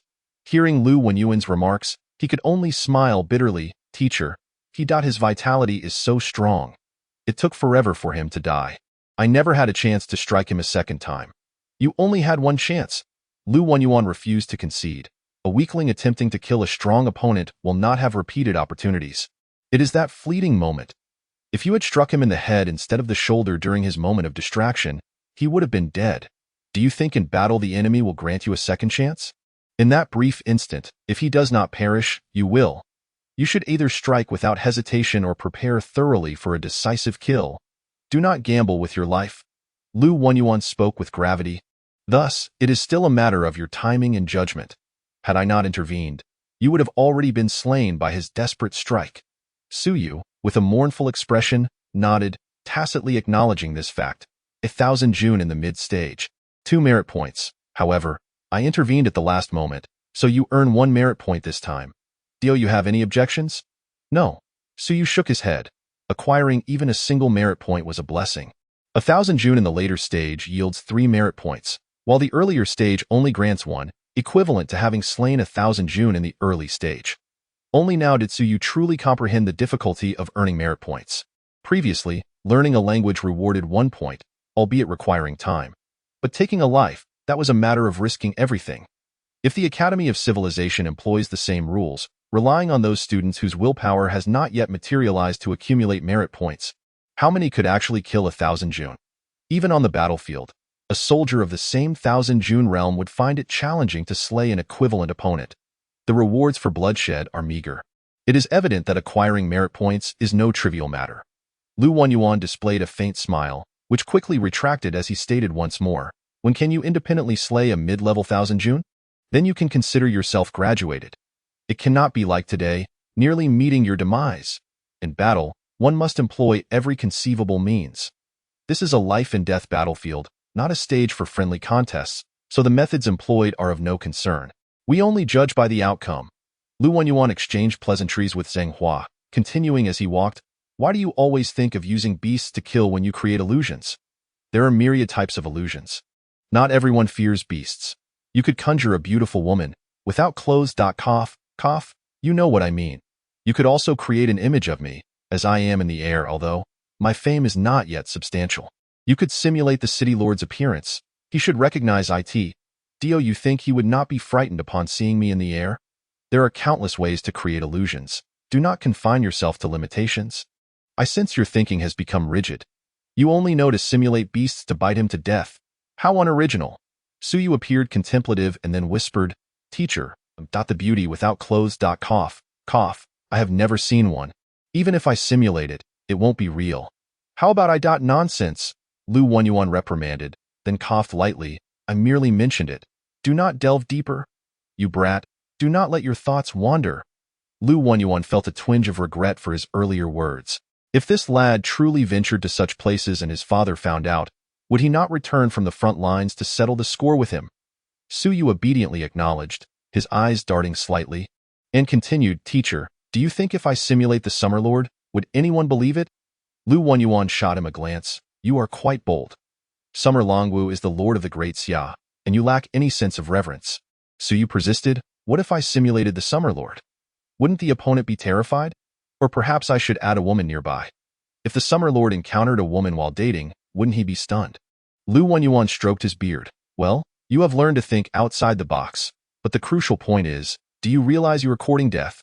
Of course, you are currently too far from Summer Longwu. However, should he ever catch sight of you? Lu Wenyuan dared not contemplate the consequences. Cough, do as you wish. Lu Wenyuan was reluctant to elaborate further. He had only hinted once, and now this lad had learned to create scenarios on his own. He was lost in thought when Suyu shifted the topic back to the main subject, saying, Teacher, I reviewed the assessment process for this year, and the War Academy has a reward of 3 drops of vitality liquid for the top scorer. Lu Wenyuan regarded him. What do you wish to convey? If I take the exams for both and achieve first place in the War Academy, will they award me the vitality liquid? The first place he referred to was in Nanyuan. The reward of vitality liquid for the small city's top scorer was provided by the Nanyuan City Lord's Mansion, not the War Academy. The War Academy did not particularly care about the small city south first place unless one secured the overall first in the Great Xia. Lu Wenyuan could only sigh in exasperation. Are you trying to deceive them for rewards? Teacher, it is not deception. The assessment process did not state that one must attend after passing. If I pass and do not go, I still passed, right? Do you truly believe you can secure first place? Although Nanyuan was small and lacked many geniuses, this lad seemed to genuinely have a shot at first place. After all, this was merely Nanyuan, not another major city. With the 7th level of Kaiyuan, he was already more than capable. Lu Wenyuan cast another glance at him, feeling that his student had become rather unrestrained. He even dared to scheme for rewards. Lu Wenyuan fell into contemplation, wondering when this change began. Oh, it seemed to have started when he remarked that the boy was too indecisive. Thereafter, the lad transformed, no longer indecisive but shockingly straightforward, even contemplating deceiving for rewards. Do as you wish. Lu Wenyuan grew weary of saying more but cautioned him not to neglect the assessment for the Civilization Academy. Furthermore, if he managed to deceive for rewards, while Wu Wenhai might not care, that one who came second would likely wish to eliminate him. Suu shrugged. 3 drops of vitality liquid? That's all my possessions combined. It is enough to buy 3 drops. Why not take them if offered? The assessment times for both academies had discrepancies, and he had verified that he could take both. Suu calculated that it should not pose a problem. Had it not been feasible to take both examinations, the academy would not have allowed students to apply for both, providing them with opportunities. Suu had previously registered for both the Civilization Academy and the War Academy, so he was qualified to take the exams. Today was already June 1 ST, and the assessment was not far off. For over 10 days, he had been accompanying Lu Wenyuan, traversing various locations, hunting down the Myriad Races disciples. While Suyu had not engaged much in combat, he felt that he was nearing the 8th level of Kaiyuan. Perhaps after a few more training sessions and consuming a few drops of essence blood, he could advance to the 8th level of Kaiyuan. The 8th level of Kaiyuan. Would he have any rivals in Nanyuan? It would be a secure first place.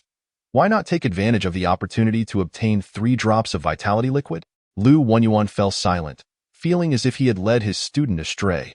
What a naive child he was, now learning to dabble in such nonsense, all of which he had taught him. He hoped this lad would not wander to those chaotic places to seek out those unclad female spirits. Lu Wenyuan felt a twinge of concern. Would he truly venture to see them? Suyu, before your will manifests, your resolve is most susceptible to wavering. Once you encounter alluring women, you may as well be ruined. Do you understand? This is why your teacher has never taken a wife. You must be aware of this. Suyu blinked. Is there such a saying? I have never heard anyone mention it. Naturally, he had only met 2 civilization masters, Lu Wenyuan and Bai Feng, and since Bai Feng had only taught for a day, he had no grounds to refute Lu Wenyuan's assertion. Understood. If anyone tries to tempt me, I'll slay her. Suyu nodded earnestly. Before his will materialized, no one would dare disrupt his path. He would not show mercy. Lu Wenyuan felt he had again misspoken. As a teacher, he must lead by example. He truly must refrain from speaking carelessly next time. This lad, if he cannot marry in the future, well, at worst, the old man will introduce him to someone. Lu Wenyuan felt powerless. A teacher must not lie. He needed to be cautious and not speak recklessly with this boy. Chapter 30. Broaden your perspective. Seeking recommendations, the master and disciple made their way back, often out early and returning late. This had become their recent routine. Upon entering the city, they parted ways. Suyu returned home while Lu Wenyuan headed to the academy. the entrance of the community. Chun Hao sat dejectedly on the ground, counting ants. Upon hearing footsteps, he quickly looked up and, upon seeing Suyu, complained, "You? Why have you only just returned?" Suyu chuckled at his presence. "What are you doing here?" "Waiting for you, what else?" Chun Hao lamented. "You've been out with Teacher Lu every day. What is going on?" "Teacher Lu is so biased. He is not a personal tutor, yet he only takes you along." The classmates are all gossiping as he spoke. Envy and jealousy were clearly evident, eye in the air. "He exclusively takes you along, you. Why not ask Teacher Lu to take me with you?" Previously, Lu Wenyuan's will had not manifested. Even as a 1,000 Jun instructor, despite his excellent command of the Myriad Races languages, he was still considered an ordinary instructor. However, once Lu Wenyuan's will manifested, he instantly became a prominent figure in Nanyuan. The city lord, Wu Wenhai, was only at the second level of the air. While Lu Wenyuan had already slain a second-level air being, this news had spread throughout the small Nanyuan. Now, who among the students at the Nanyuan Academy would not wish to associate more with Lu Wenyuan? Even if the students did not fully comprehend, the parents certainly did. Chun Hao's father returned home daily, scolding him for not being as good as Suyu. "Look at Suyu, he is being groomed by Lu Wenyuan as a direct disciple. You, on the other hand, are close to Suyu yet can barely touch the periphery. Are you sure you want to be included?" Suyu grinned. "If you're certain, I will speak to Teacher Lu tomorrow." "Forget it." Just moments ago, Chun Hao had been full of indignation, but he deflated instantly, saying, "I don't dare. I tremble just standing next to Teacher Lu. He is much fiercer now than before. That's not fierceness. His will has just manifested, and his physical body hasn't been tempered yet, so he cannot fully contain ice." You offered an explanation. "That guy is all talk. Lu Wenyuan is not truly fierce.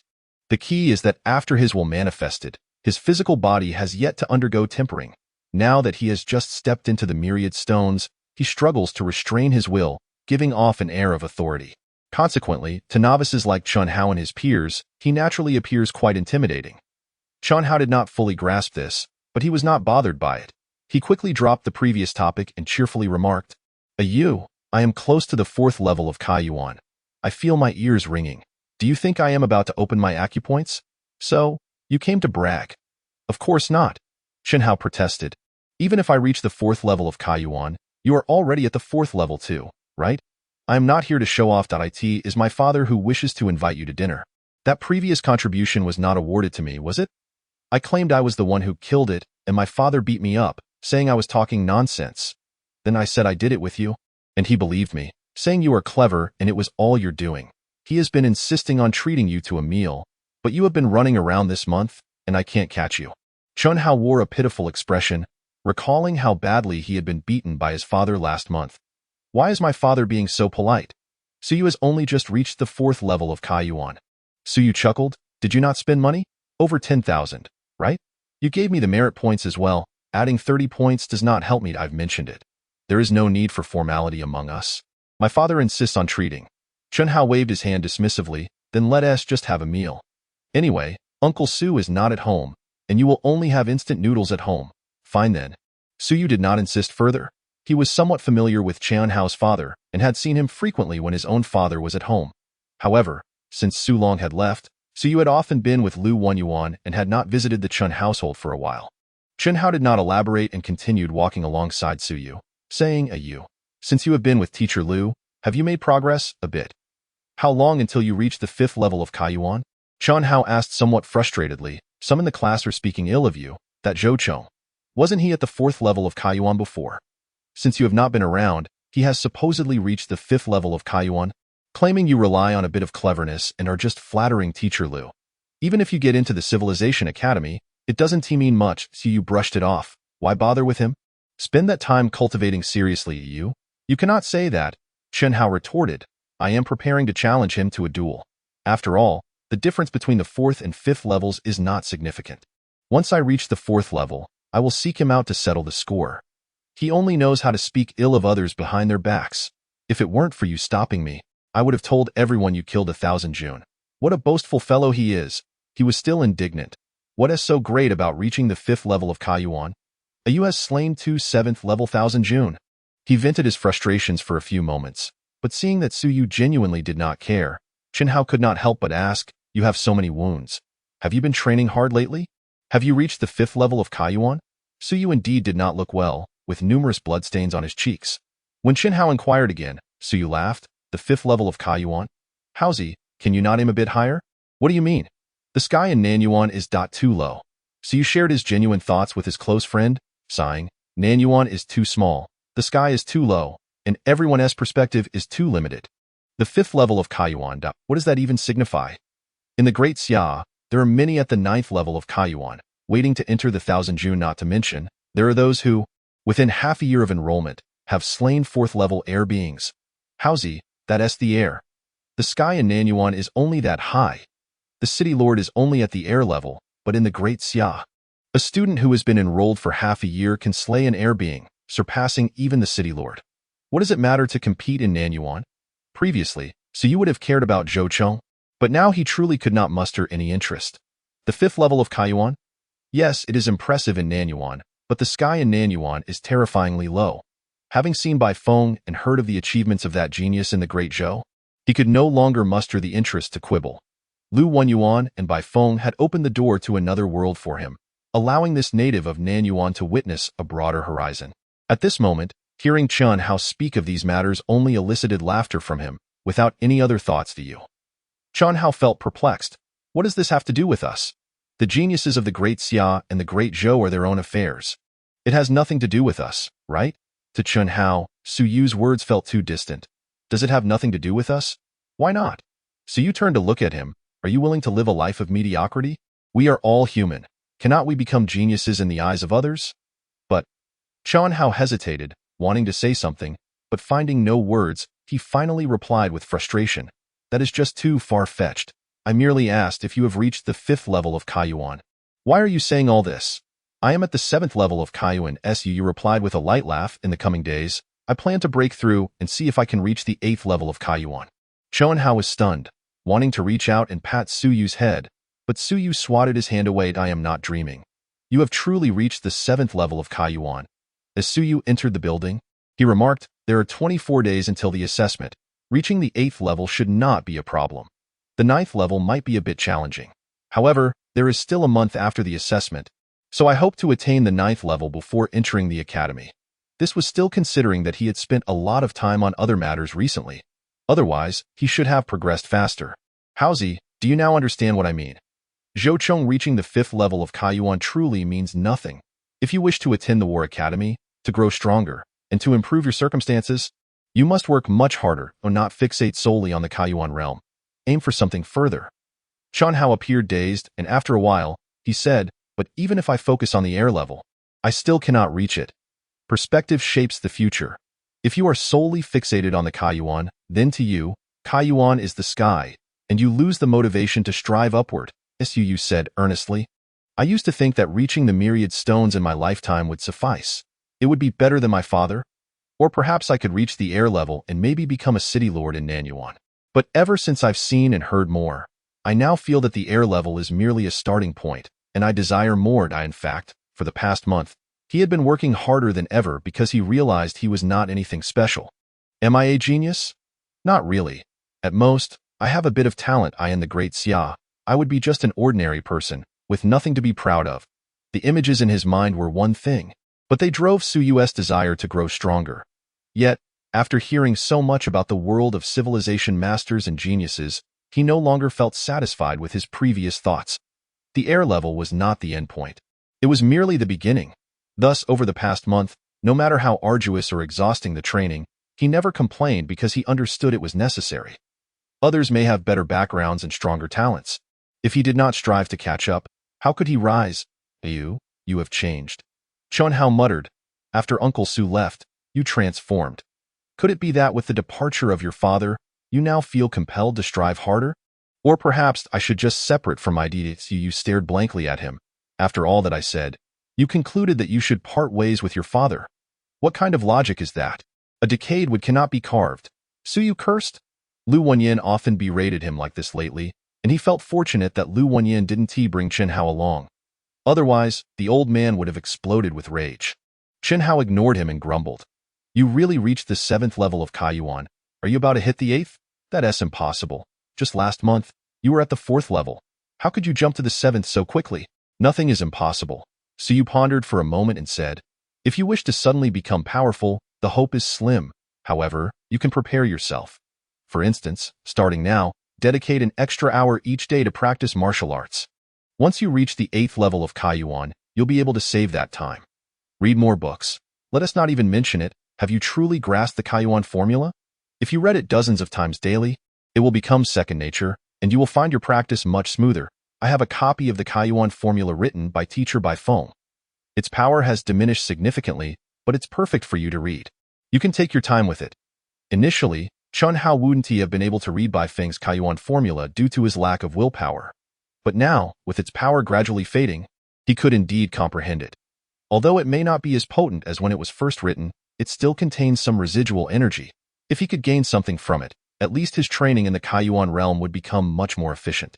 Chun Hao scratched his head, feeling both excited and troubled. I'm afraid I'll fall asleep the moment I start reading. Then bear with it. Su opened the door, irked, and said, if you don't cherish this opportunity, then you can forget about becoming stronger. Just muddle through in Nanyuan. Don't go to the battlefield of the heavens and seek death. Those who fail to seize opportunities that come their way have no right to speak of becoming stronger. I don't want to end up on the battlefield of the heavens, collecting your corpse. Ugh, Chen Hao muttered. If anyone is to collect it, it should be my parents. Yu was too exhausted to scold him. This guy is hopeless. Thank you, Chen Hao suddenly said, a hint of despondency in his voice. I am a bit slow-witted, not as clever as you. You are right. I am indeed a decayed wood. You are so intelligent and even more diligent than I am. I wish to catch up with you. It seems like what my dad said is true. There is no hope for me in this lifetime. Well, I'll listen to you. From now on, I'll spend an extra hour every day practicing martial arts and then an hour reading. Chen Hao said this with some difficulty. Adding 2 hours daily was quite painful. Practicing martial arts is fine, but an extra hour of reading is exhausting. How about an hour and a half on martial arts and half an hour on reading? He hesitantly looked at Su. How does that sound? Su felt drained. What a brute. Enough nonsense. You can read here. I'll practice while you read. I'll keep an eye on you. It'll be beneficial for you. While he practices, absorbing essence and blood, it will indeed be advantageous. He could train in his room while Chan Hao reads outside, where the surrounding energy would be denser, aiding his enlightenment. Moreover, he was preparing to consume that half-drop of energy liquid soon. The energy would be even richer then. All right, I tend to doze off while reading alone. That's why you're at the 3rd level of Kaiyuan, while I'm soon at the 8th. Su rolled his eyes, entered the bathroom, and began washing up. While changing clothes, he added, don't mention my progress to others. It's pointless. Also, next time Zhou Chong speaks ill of me, you should just go beat him up.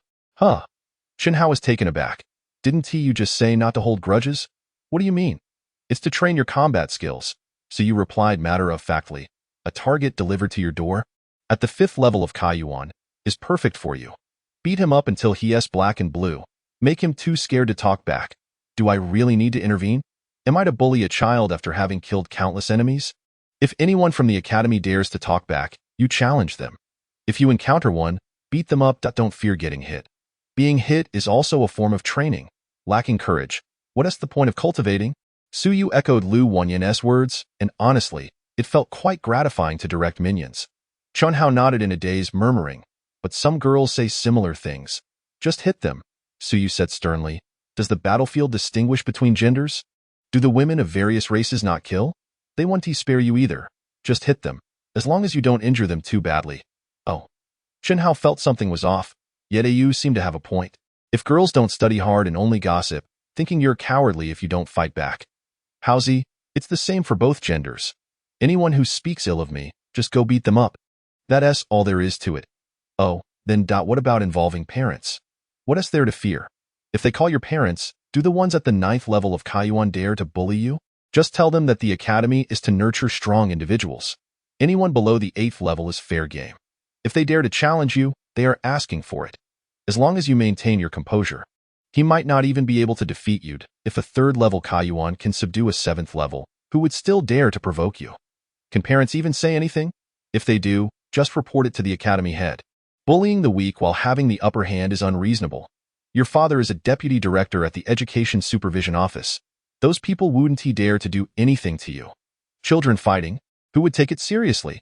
Chen Hao nodded repeatedly, finding it all very reasonable. So, Should I not start the fight tomorrow? Yes, once you arrive at the academy, take down Zhou Chong first.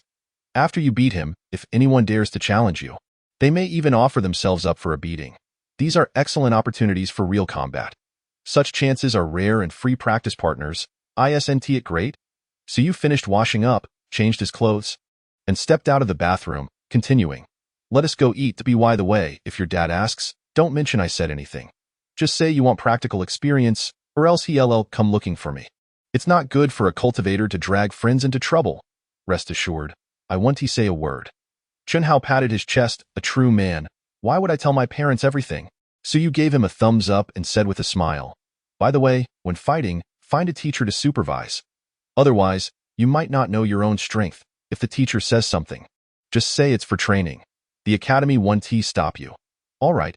Also, when fighting girls, shout that both genders are cultivators.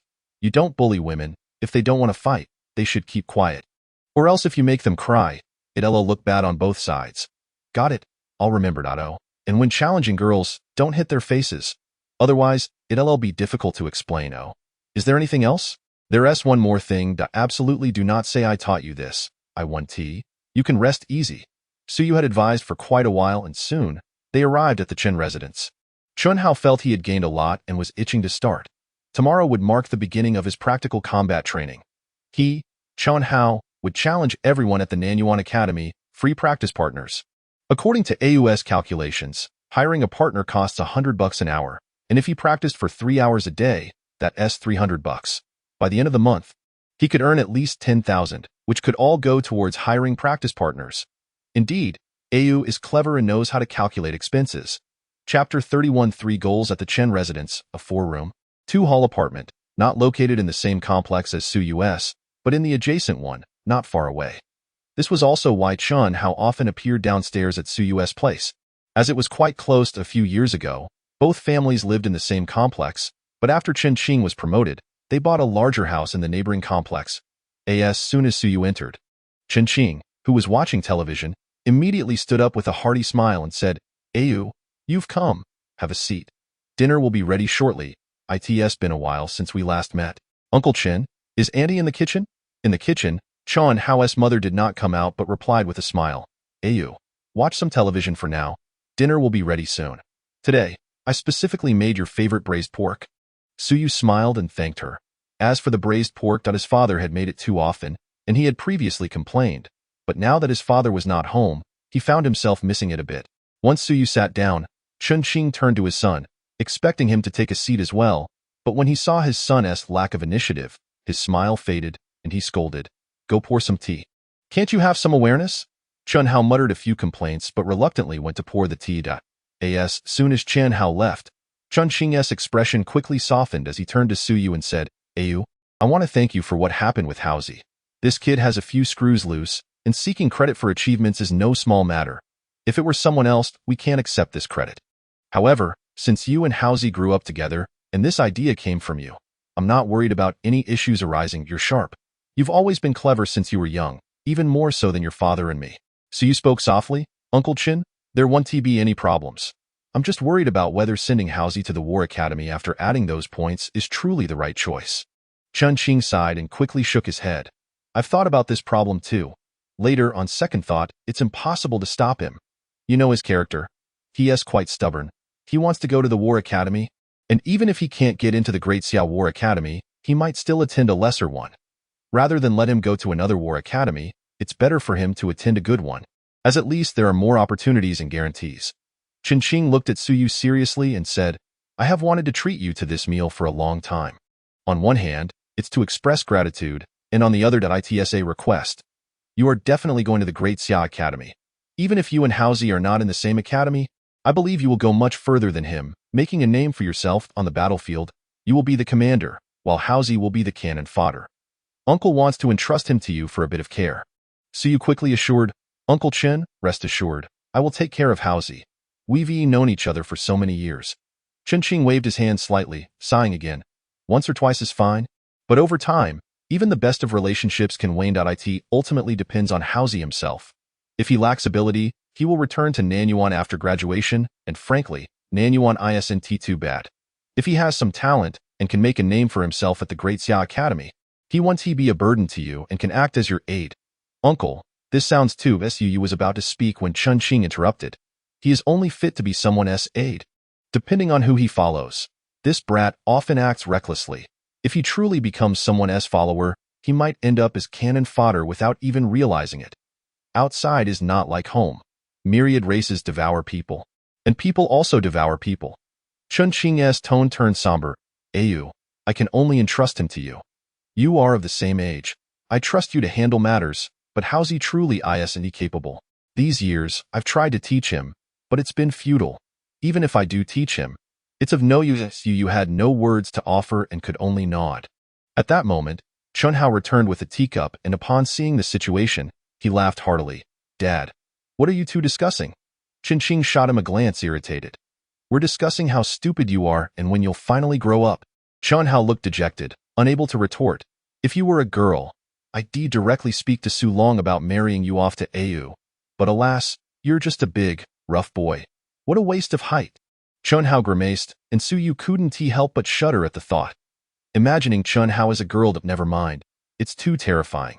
After chatting for a while, Aunt Chun had finished cooking, and the dishes began to be served.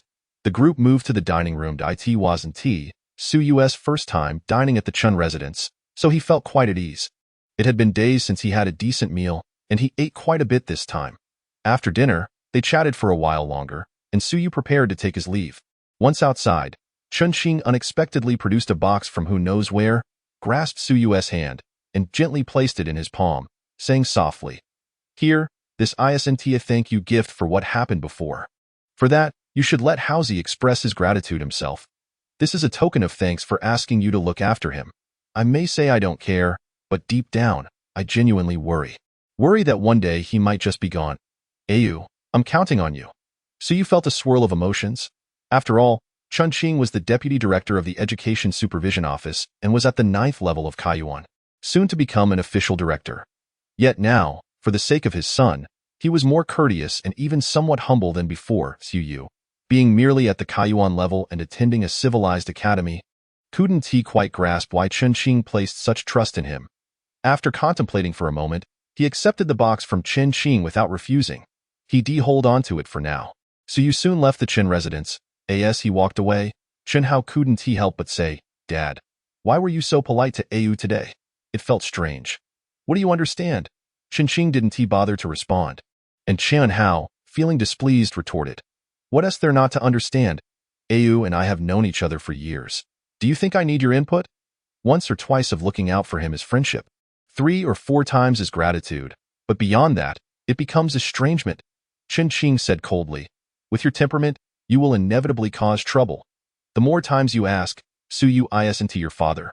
Why should he look after you? If you ruin the friendship, would you still cling to him? Dad, do you not trust me? Yes. Chun Qing answered bluntly, then added, If you really go to the Great Xia Academy, don't create trouble for me. Just focus on your cultivation.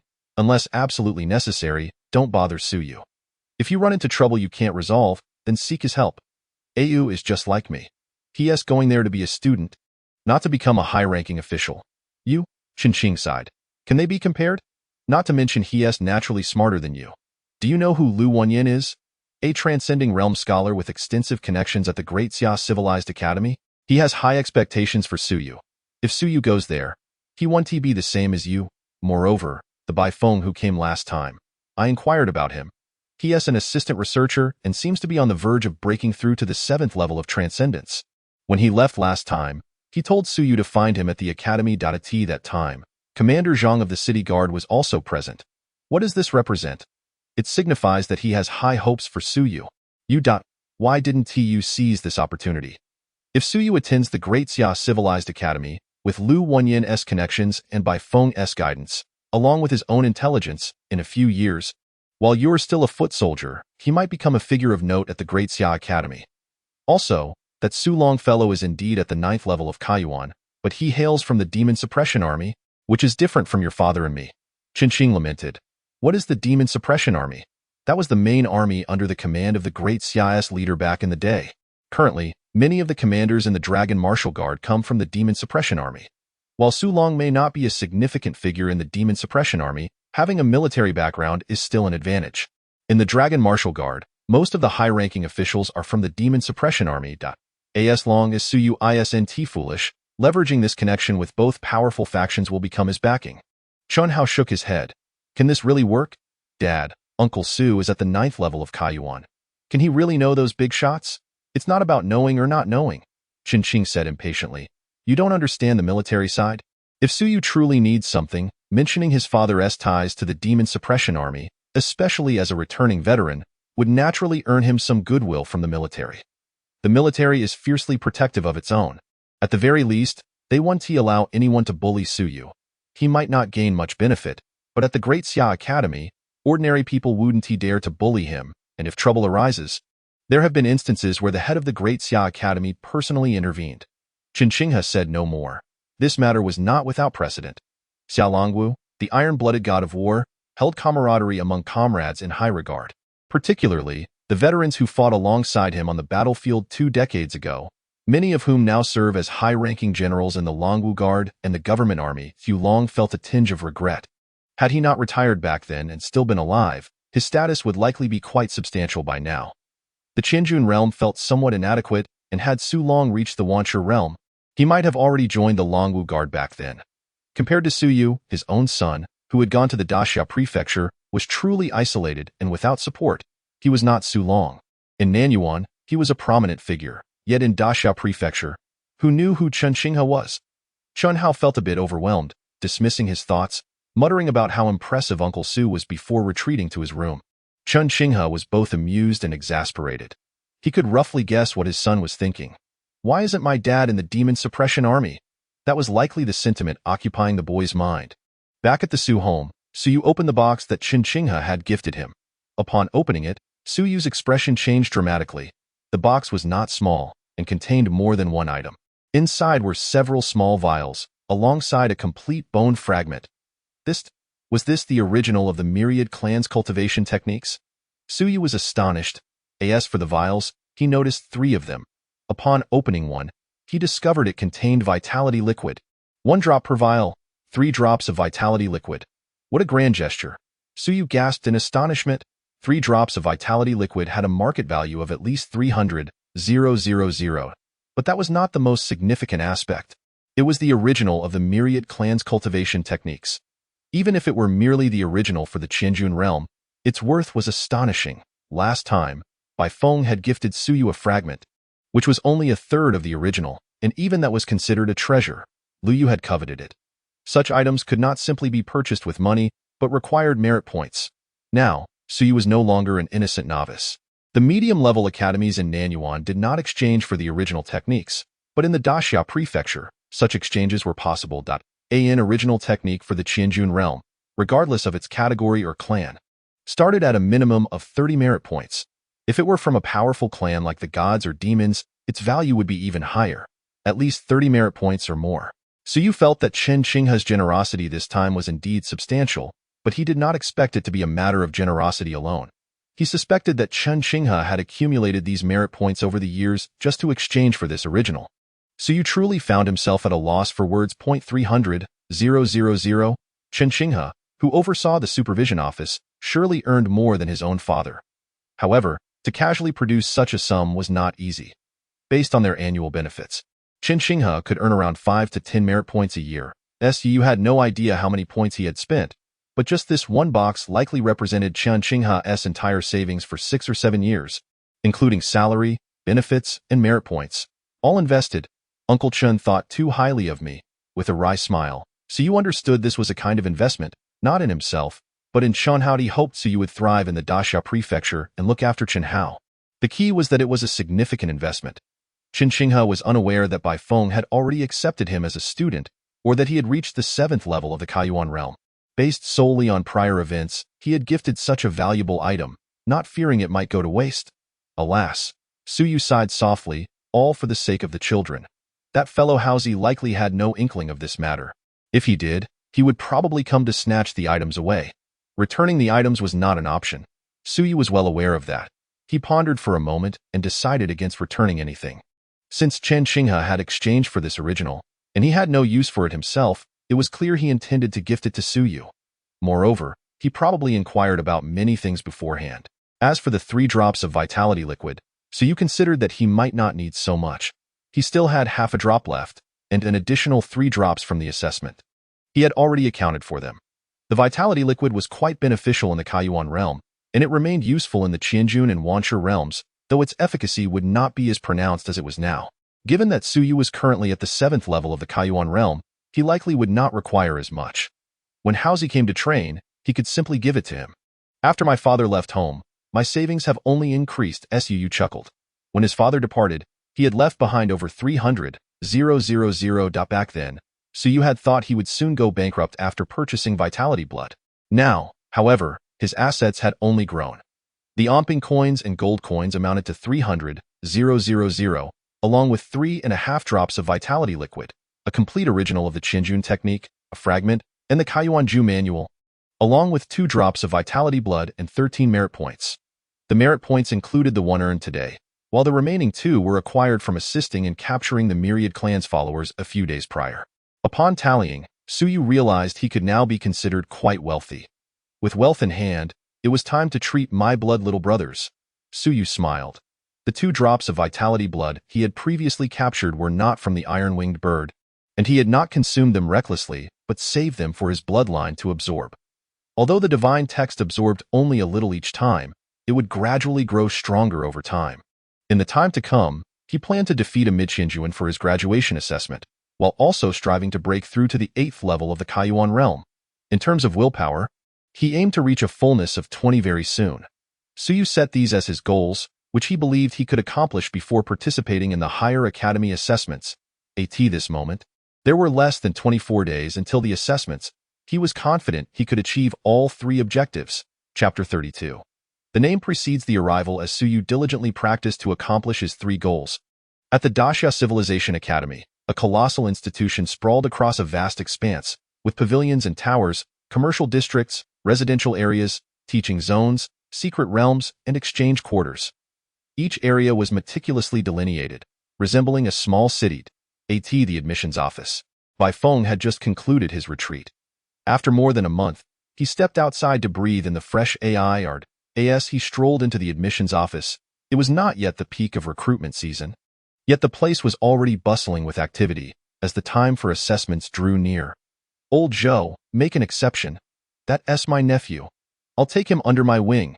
He had a solid command of the myriad languages, possessed a talent for divine texts, and his willpower was commendable. A little care would suffice. That one do. A middle-aged man in the crowd bellowed. Even if you take him under your wing, he must pass the foundation assessment. No one's nephew gets a free pass. Old Zhou, are you blatantly trying to block me? Stop with the theatrics. Tianfeng City has the data ready. Your nephew has spent 5 years in a medium academy and has mastered 3 foundational languages. Are you trying to fool me? Who are you trying to fool? Who are you? Do you want to fight me? I doubt. What do you mean, I? You, a junior researcher, wish to challenge me, a mid-level researcher. The clamor grew louder, and Bai Feng shook his head. This area of the academy was undoubtedly the noisiest. People were either trying to pull strings or recruit talents from various cities. The ordinary crowd could hardly maintain order here. Bai Feng avoided the commotion and sought out a less crowded window, waiting a moment until it was his turn. Please check the recent updates on Suyu from the Nanyuan Medium Academy. The young woman at the window blushed upon seeing Bai Feng, quickly responding, Assistant Bai, I'll check right away. Bai Feng smiled, but inwardly mused. This girl is not cut out for this. I want to come back here for business again. Why call me Assistant Bai? Can't you just say Researcher Bai? Suyu, a candidate from the Nanyuan Medium Academy pre-assessment class, has mastered 18 languages of the Myriad clans, is at the 5th level of the Kaiyuan realm, and has accumulated 21 merit points. He was recommended by Lu Wanyuan, and his is 300 points, which is below average. Below average? Bai Feng nodded slightly.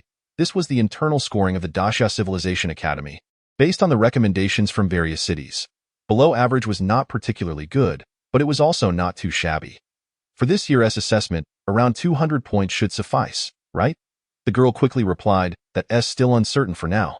But based on past records, 200 points should be about enough. Mastering one language of the Myriad clans and passing the assessment earns 10 points. Each level in the early Kaiyuan realm earns 10 points, while each level in the mid-Kaiyuan realm earns 30 points. Merit points, aside from those awarded for mastering the myriad languages, are also granted for additional merits, with 1 point equating to 10 points. With Su Yu's comprehensive score of 300 points, his admission should pose no challenge. Of course, during the assessment, candidates would not be informed of the scoring criteria. If a candidate encountered unexpected circumstances, a second assessment opportunity would be granted. This was the advantage of being recommended by various cities, as it mitigated the risk of a single misstep. Under normal circumstances, a candidate at the early Kaiyuan realm, mastering 17 languages, would likely pass the assessment. Some who had unexpectedly earned merit points would have even lower requirements, managing to pass with mastery of around 15 languages. Alternatively, a candidate at the 4th level of the Kaiyuan realm could pass by mastering 14 languages.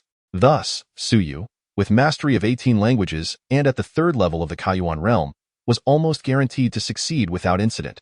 During his time in Nanyuan, Su Yu was assured of passing the Civilization Academy's assessment, qualifying him as a talent. However, at that time, his score was rated as below average, indicating that upon admission, it was unlikely any researchers would take him as their student. Now rated as below average, it was considered acceptable.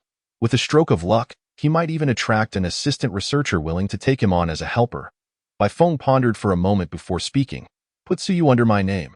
I still have 2 student slots available. Huh? The girl exclaimed, suspecting she had misheard him, quickly adding, Assistant Bai, his comprehensive score is below average. Is there a problem? Bai Feng replied with a smile. Below average is still acceptable. He was recommended by the Nanyuan side. Lu Wenyuan is my mentor. I should be able to take a student without issue, right? Not that. The girl became flustered. Although a below-average candidate might be decent for most, it was a waste of a student slot for Bai Feng. Assistant Bai, before your formal appointment, you only have 2 student slots at most. Best Yu hasn't even been admitted yet, and his score is below average. He would offer limited assistance in your daily research. Thank you, I understand. The slot goes to him. Bai Feng remained cheerful, and while the girl meant well, he didn't need her reminders. What's wrong with being called Assistant Bai? Fine. The girl felt a bit regretful, but as it was Bai Feng taking on a student, she had no grounds to object. Just as she was about to proceed with the registration, someone nearby chimed in with a grin. Bai Feng? You're accepting a student, but instead of selecting from the academy, you're opting for a newcomer. It's one thing to take on a newcomer, but to choose one with a below-average score. What is your reasoning? This year alone, there are quite a few candidates with excellent scores reported, and several top-tier ones. When the assessments come around, there may be even more candidates appearing.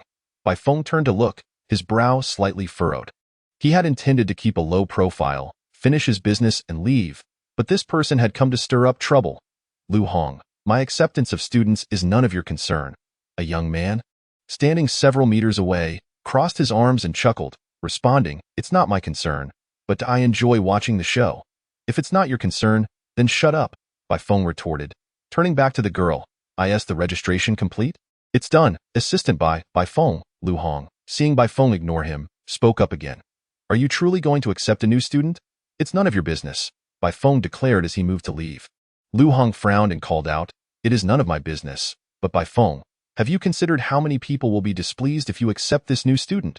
Bai Feng fixed him with a glare. Last year, my brother wanted to join under you, but you refused. Fine, you've consistently rejected him or taken on only the top-rated geniuses. I have no objections, as my brother is a waste. But this year, if you suddenly accept a below-average student, how do you think my brother will react? What will my family think? Bai Feng scoffed, dismissively stating, I couldn't care less. Bai Feng, you are right. It's none of your concern. I don't care, but as for my family, whether they care or not is irrelevant. However, it's not just my brother who wanted to be under your guidance. Many others have too. Even some top-rated genius candidates. You have refused to accept. This year, if you suddenly take on a below-average student, what will they think? It's none of your concern. Bai Feng replied coldly. Not a problem. You can accept him. Since you still have 1 slot left, having one person is too noticeable. Why not take on another? Your brother. That's not the case. He is already under researcher who, he is Wu Qi's sister, with a solid score. Previously, neither Wu Qi nor I had the intention of seeking you out, but since you're interested this year, whether it's 1 student or 2, what do you think? I think that you should get lost, Bai Feng said, visibly irritated. What's the big deal about being above average? What's the big deal about Wu Qi? Is her sister so impressive? I'll accept whoever I want. As for trouble, let them find it if they wish. as long as they don't kill or maim anyone. They can pressure me however they like. Bai Feng was unconcerned, internally scoffing. Pressuring me? If you have the ability, go ahead. I'm accepting students. It's none of your business. Hurry up and get lost. Lu Hong, stop trying to cozy up to me. Don't come here with that nonsense. This wasn't just directed at him. It was for Wu Qi and others too. If they wanted to take someone, let them do so. If they kept eyeing his side, he wouldn't be polite. Bai Feng's voice was raised. He had intended to keep a low profile, but with Lu Hong's interference, many people had taken notice of his side. Bai Feng was unrepentant, declaring loudly, "Whom I choose as a student is my freedom. Even if I choose a cripple as a student, if he can pass, I'll accept him. What is it to you? Do you wish to dictate my choices? Stop with the useless shenanigans."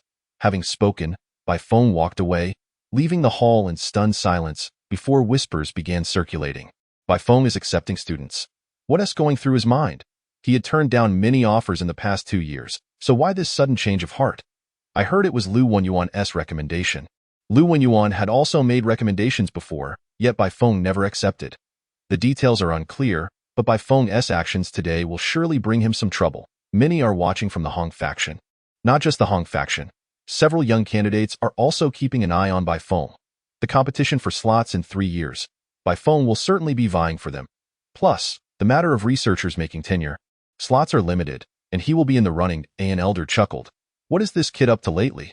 With so many interested parties, do you think they won't pay attention to his sudden decision to take on a student? Plus, the Hong faction has many valuable resources. Who wouldn't be envious?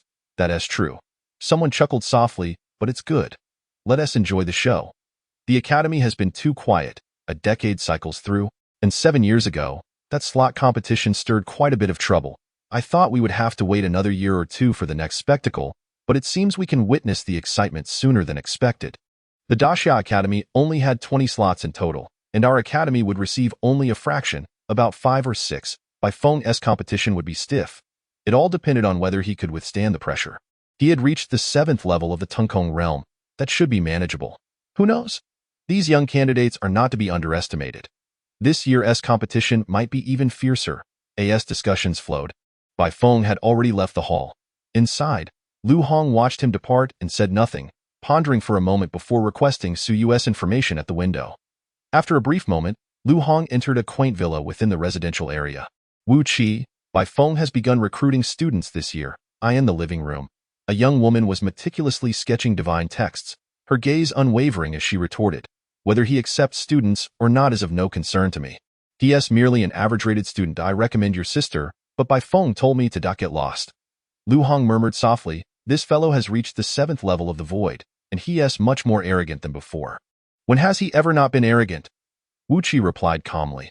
"Aside from the time he was beaten to the point of vomiting blood by that individual from the War Academy a few years back, he has always been boastful." Wu Qi spoke of this with a faint smile.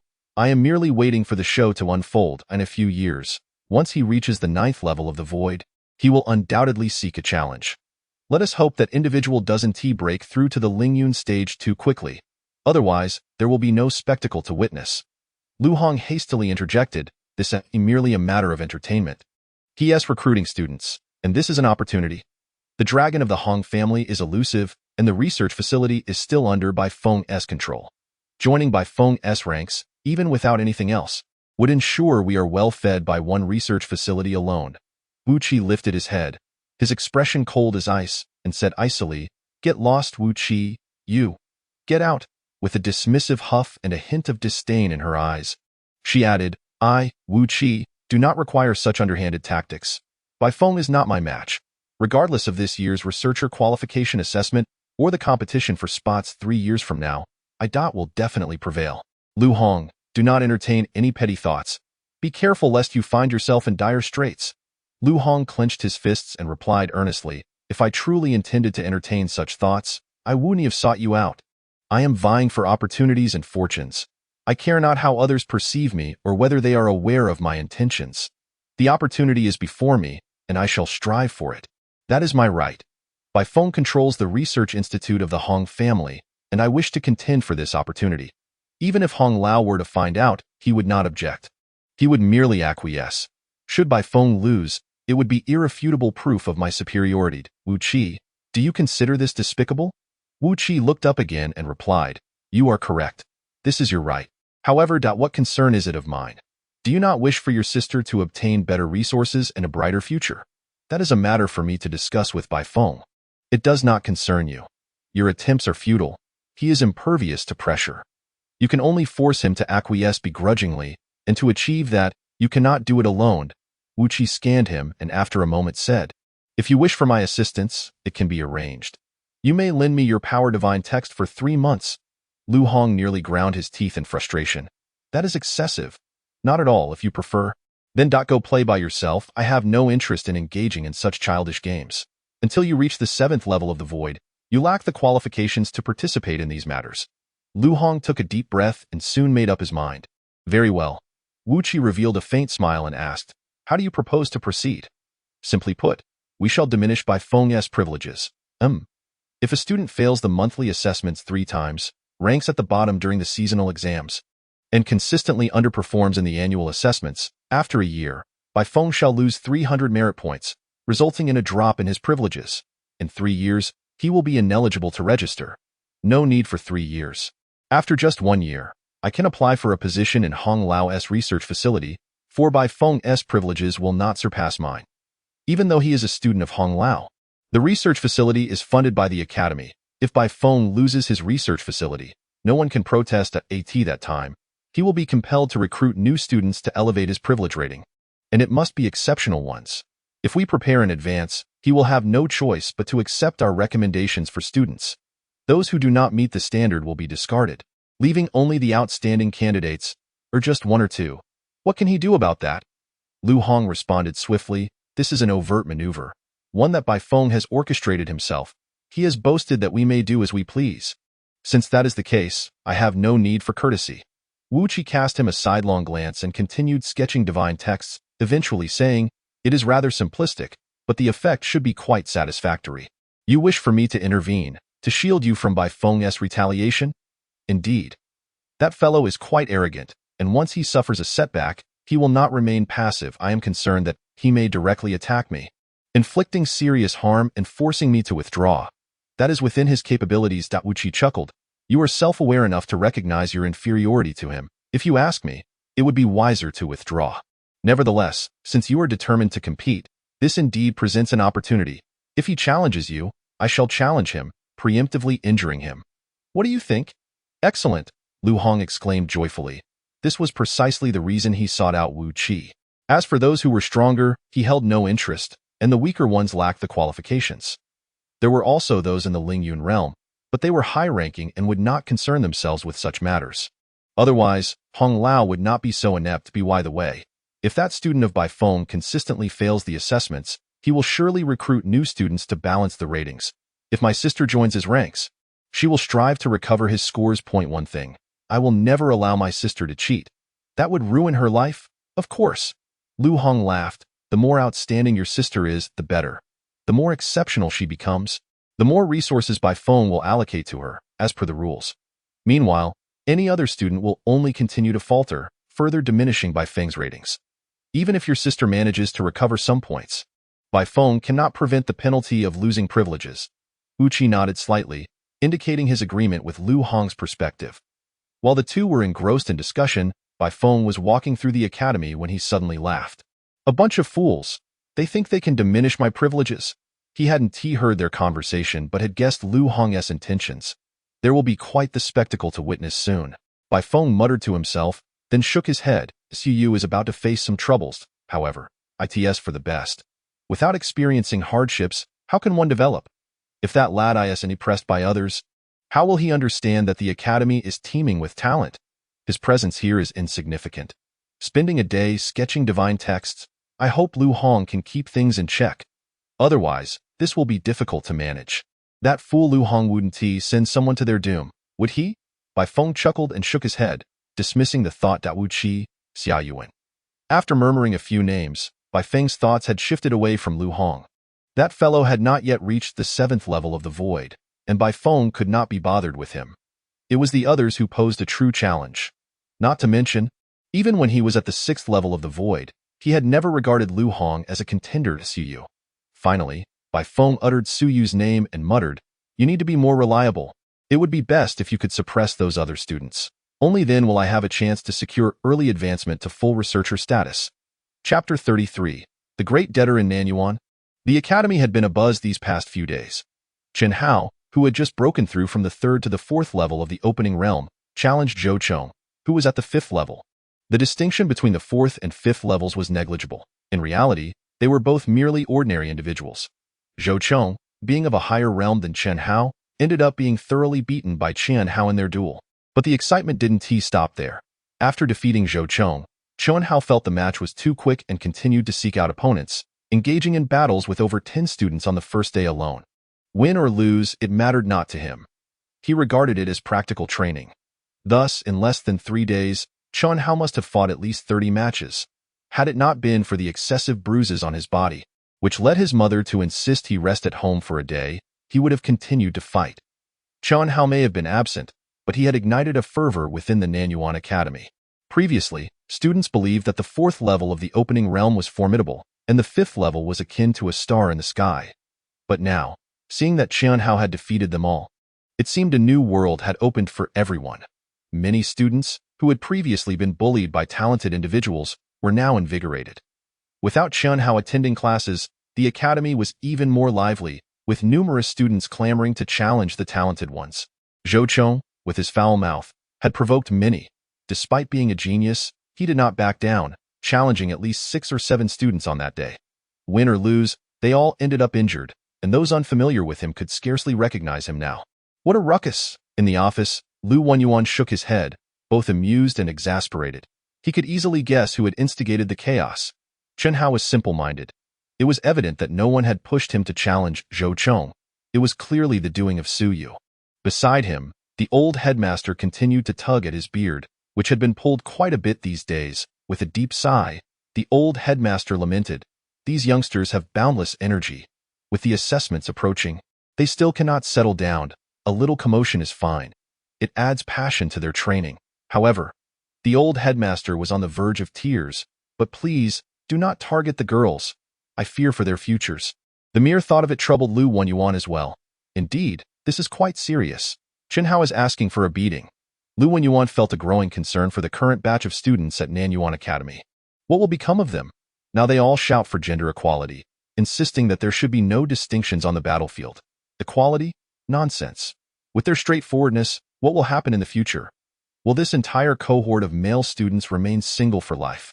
The old headmaster sighed heavily, fearing that this trend would not only ruin this generation but would also set a precedent for the ones to come. The academy still had many students aged 11 or 12, and he had heard from other instructors that quite a few male students were preparing to challenge female students. Have they lost their minds? Lu Wenyuan was at a loss for words. It wasn't that they had lost their minds. It was the older students who had spread the notion that challenging female students was a demonstration of unwavering determination in their cultivation, which would aid in their progress. Lu Wenyuan glanced at the old headmaster, who was also looking at him, and suddenly both elderly men displayed expressions of dismay. This cannot be allowed to spread. If this continues, in a few years, the entire Nanyuan Academy will truly resemble a monastery. That is terrifying. Moreover, if this notorious reputation spreads, what will happen when Nanyuan students arrive at the Daxia Academy? Will they still be able to pursue romantic interest with female students? What nonsense is that? The old headmaster sighed once more. Let us first get through this cohort of students. Old Lu, let us not dwell on these matters for now. Have you heard the news from the Daxia Civilization Academy? As the strongest intermediate academy in Nanyuan, it naturally had connections with various academies in Daxia. Some information would quickly disseminate. Moreover, there were several graduates from Nanyuan Academy within the Daxia Academy, so the old headmaster was well informed. Lu Wenyuan nodded slightly, then nonchalantly remarked, "It's the same old traditions." Utterly uninspired. The issue does not lie with Su Yu but rather with Bai Feng. This fellow has just broken through to the 7th level of the void, and he suddenly poses a significant threat. Previously, even though he was at the 6th level of the void, there were still 7 or 8 others his age at that level within the Daxia Civilization Academy. There were even several in the later stages of the opening realm. His position within the top 10 was somewhat contentious, but now that he has swiftly broken through, he naturally draws attention. Bai Feng's recruitment of students hadn't originally been so sensational. If he were to recruit at the 6th level, While it would attract some attention, it certainly wouldn't be as significant as it is now. The key factor is that he has reached the 7th level. The gap between the 6th and 7th levels is merely one realm apart. Yet it signifies that the bottlenecks for Baifeng to reach the 8th and 9th levels are nearly non-existent. Consequently, Baifeng has ascended into the ranks of the top 5 within the Daxia Civilization Academy. This pertains to Baifeng's group. It does not include the Academy's long-standing veterans. The old headmaster expressed concern, will this impact Suyu? I have heard that during such times, the competition becomes fierce, not just within the Civilization Academy, but also the War Academy. There have even been instances of lives being lost. That occurs only under rare circumstances, Lu Wenyuan clarified. Most instances of loss of life are merely accidents. Accidents do happen, but they are not common. The old headmaster was still worried, for Suyu, a student from an intermediate academy, to suddenly be embroiled in this matter. Old Lu, I wonder, should he consider transferring to the Civilization Academy? Now that he has reached the 7th level of the opening realm, he would surely be stable if he applied to the War Academy. What do you think? Absolutely not. Lu Wenyuan frowned. Even if he were to achieve success at the War Academy, it would never match what he could attain at the Civilization Academy. Transferring to the Civilization Academy is a hurdle. If he can get over it, he will be able to progress much faster and further. But he is only 18. He knows nothing. Lu Wenyuan countered resolutely, not knowing is not an issue. No one is born with knowledge. Suyu is tenacious. Minor setbacks cannot break him. Once he endures, he will emerge as the most outstanding. You perceive this as a crisis. I view it as an opportunity. If he were an ordinary student entering the academy, it would take him at least 5 more years to engage with this field. But now, he can interact with the most exceptional youth, which will only aid his future, not hinder its for the dangers. They are not insurmountable. Lu Wenyuan spoke firmly. Baifeng is not a weakling among the younger generation.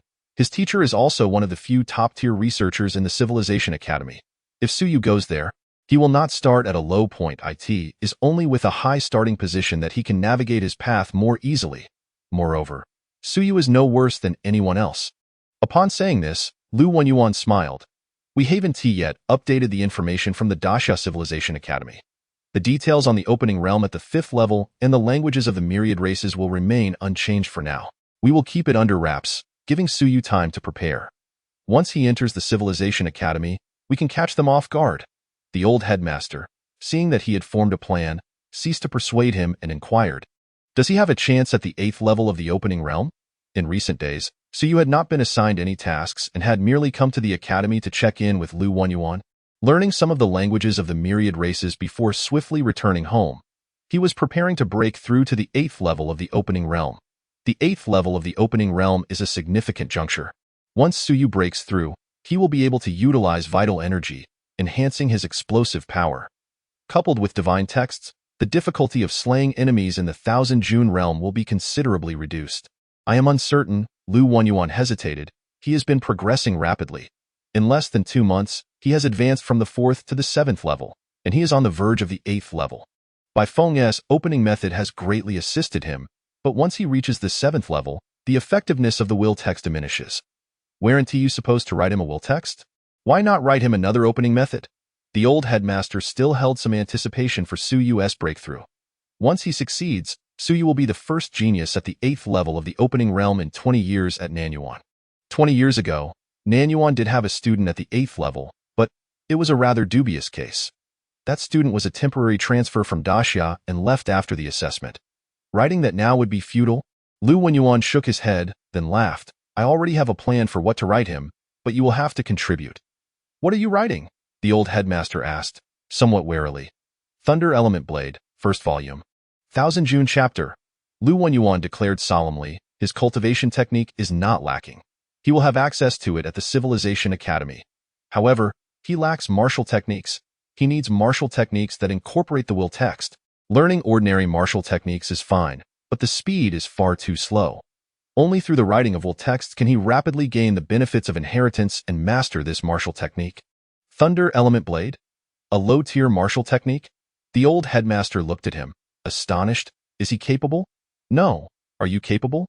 Can you write the Thunder Element Blade, Thousand June chapter, now? The strength of a civilization master does not solely lie in their martial prowess. In fact, many warriors are not weak in combat. However, civilization masters possess numerous strengths, such as the will text. Bai Feng managed to write a half-baked opening method, and Su Yu gained significantly from it, breaking through to the 7th level with minimal use of his blood essence, all due to the impact of that will text. Am I incapable? Lu Wenyuan huffed, puffing his cheeks. It's merely a low-tier technique. And it's just the 1000 June chapter. Do you think I can't manage? Whom do you look down upon? However, you must pay the price. I require the essence blood of 100 thunder beasts, from the strength of the 1000 June realm. Additionally, I demand the horn of a thunder beast ground into powder, and provide me with a piece of beast skin from the Wanshe realm, for I shall transcribe the thunder source blade. You. The old director's eyes widened, and he began to calculate with his fingers. 100 drops of thunder beast blood from the 1000 June realm equates to 100 merit points. The horn of a thunder beast is worth 5 merit points each, and the beast skin from the Wanshe realm, suitable for transcribing profound level martial techniques, is at least 10 merit points. 115 merit points. Are you robbing me? Vulgar. Lu Wenyuan reprimanded. You are too crass. Everything is tied to money. Just over 100 merit points. Last time, when the Myriad tribes invaded and were annihilated, didn't the Academy gain an additional 1,000 merit points? That is the Academy's foundation. What foundation? Did I not slay a soaring enemy? I can hardly be bothered to calculate. Did you not greedily take that merit for yourself? What do you mean by greedily took? The old director, infuriated, exclaimed, Stop pretending to be confused. You exchanged for a soaring Myriad tribe's original. Have you forgotten? Not only have you spent all your merit, but you also owe the Great Xia Civilization Academy quite a bit. The Great Xia Academy is not holding you accountable, yet you still seek to take advantage. Do you have any shame? Are you even human? Accusing me of being greedy for this merit. Lu Wenyuan lightly coughed. Interrupting, I recall now. Wasn't it to enhance my strength and protect Nanyuan? This should count as a public expense for Nanyuan, right? Ahem, fine, fine. Let's say it's mine. Now, for nurturing a genius for Nanyuan, could the Academy not support me a little? Think about it. Su Yu is indeed a rare talent in Nanyuan. If I transcribed the Thunder Source Blade for him, it would be difficult for me to directly transcribe it with my own will. If he learns the Thunder Source Blade, he will be able to establish himself in the Great Xia Academy. What do you say? If he comes first, will the Nanyuan Academy not gain prestige? Will there be no merit? If he thrives in the Great Xia Academy, will he not repay the Academy in the future? If he soars, or even reaches the Cloud Peak realm, should he not share some insights and come back to transcribe a few pieces of will literature for the Academy? One piece of will literature would be worth more than your contribution today. Old Wong. One must look ahead in life. You are no longer young. How can you be so short-sighted? Lu Wenyuan lamented. He possesses talent, resilience, a solid foundation, and is someone who values relationships. This time. If you do not invest a little, how can he rise to prominence and repay you? The old director tugged at his beard, pulling out a few more strands, and after a moment sighed, over 100 merit points. What does that amount to? Merely slaying a soaring enemy. You merely slaying? Why not try slaying another? Lu Wenyuan, impatient, retorted. Why all this unnecessary talk? What are merit points for? The Academy gained quite a bit from the last teaching session, and no one needs to use them right now. Consider it a gift to me, as a soaring civilization master. I still have basic merit consumption. The Great Xia Academy will definitely allocate funds later. As a civilization master. Even though he is not within the Civilization Academy, he still has basic research expenses. Transcribing will literature and tempering the body all require resources. Although Lu Wenyuan is merely an auxiliary civilization master, by the rules, he still has a portion of basic income. The old director stared at him wide-eyed. Allocate funds? Last time I asked, the Great Xia Academy said you owe them 30,000 merit points, a debt you could never repay in your lifetime. So don't even think about it. 30,000? Lu Wenyuan was taken aback, then incredulously replied, only 30,000? When I left the academy, I owed over 100,000. How did it drop to just 30,000? The old director was at a loss for words. You know that? Taking a deep breath, the old director angrily stated, regardless, you are already out of luck. I will give you the items, but that I must make it clear in advance. When Su Yu manifests his will, he must find time to return a piece of will literature. That is certain. If he does not repay, once my will restores, I will write another piece. Lu Wenyuan chuckled, finally relieved that he would not have to dig into his meager savings. The old director sighed again. then could not help but complain. The Great Xia Academy does not even allocate basic merit to you. What will you do about tempering your body? If this drags on for a few more years, how old will you be? If they don't give, then they don't give. Lu Wenyuan laughed. I have no worries about food and drink to be by the way. I owe only 30,000 now. Did you inquire about the situation? I did ask. Researcher will return 50,000 to you. Lu Wenyuan frowned. After a moment muttered, Fool. Huh? Missing a screw in your brain. Debts are nothing to worry about. What good does returning 50,000 do? Moreover, the merit owed to the Great Xia Academy is not real merit. It was a rash statement I made in anger back then. I didn't truly borrow that much merit. Lu Wenyuan felt somewhat helpless. 50,000 merit points was no small amount, a substantial sum. He was too lazy to discuss this matter further and shifted the topic. Forget about that. Prepare the items quickly. Tomorrow I will transcribe the Thunder Source Blade. If this kid can learn it, even at the 8th opening of the Yuan realm, combined with the Thunder Source Blade and his divine text, he could easily dispatch ordinary opponents of the 2nd or 3rd levels of the Thousand June realm.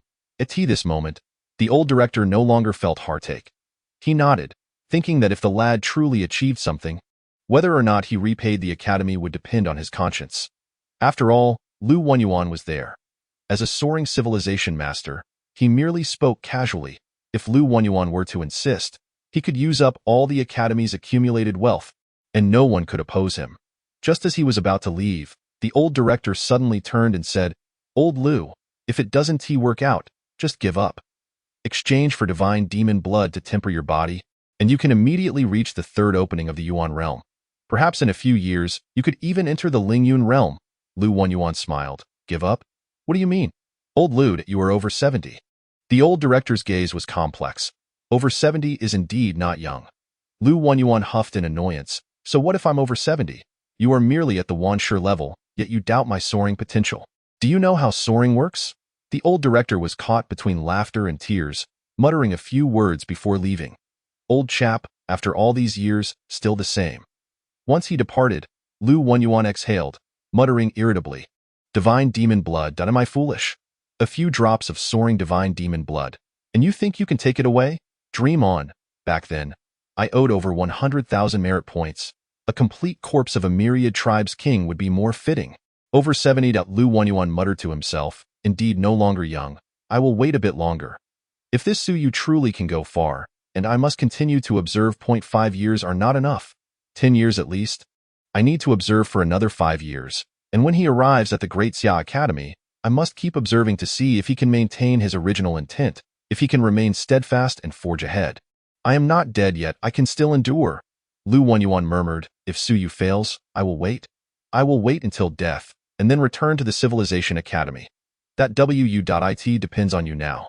Lu Wenyuan gazed out the window, having waited 50 years. What is another bit of time? In the next moment, the sentimental Lu Wenyuan suddenly erupted in a fit of cursing. Fool! 50,000 merit points.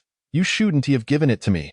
How could you use it to pay off debts? Just as foolish as 50 years ago. No wonder after all these years, you're still a senior researcher and haven't even managed to become a deputy director. A civilization master must be sharp-minded. Your brain is like that of a pig. Lu Wenyuan cursed for a while, still feeling unsatisfied. 50,000 merit points. Are you out of your mind? Who told you to repay it? Chapter 34. 8th opening of the Yuan realm. In the Su family, Chen Hao was recuperating in the living room, reading a book, his head nodding off, his eyes already blurry. Reading was truly exhausting. Yawning, Chen Hao barely opened his eyes and turned to glance at the bedroom, wondering how you could sit still. Has he been in there so long? Do academic geniuses not need to relieve themselves? In the room, Suyu swallowed the drop of essence liquid that Bai Feng had condensed that day. The concentration was not too high, but it was quite suitable for him at present. As he swallowed the essence liquid, Suyu also consumed the essence blood of the ironwing bird, which he had purchased for 30,000. Activating the Nayuan art, he began to devour the essence, allowing the essence liquid to be absorbed to the maximum extent. At this moment, Suyu once again felt the 9 orifices of his body opening. 7 orifices had opened, and the 8th orifice, the purple vault orifice, was half open and half closed. The 7 orifices now radiated a light invisible to ordinary eyes, as if forming a loop connecting to the purple vault orifice. Opening the purple vault signifies the formal connection of essence. The ninth orifice, the Baihui, links the essence of heaven and earth, while the eighth orifice, the purple vault, allows for the connection of internal essence pathways. Reaching the eighth opening of the Yuan realm bestows true combat power. Humanity has long practiced the Kaiyuan art, and within them lies a certain amount of essence. Without opening the eighth orifice, this essence cannot be actively utilized and can only passively refine the orifices.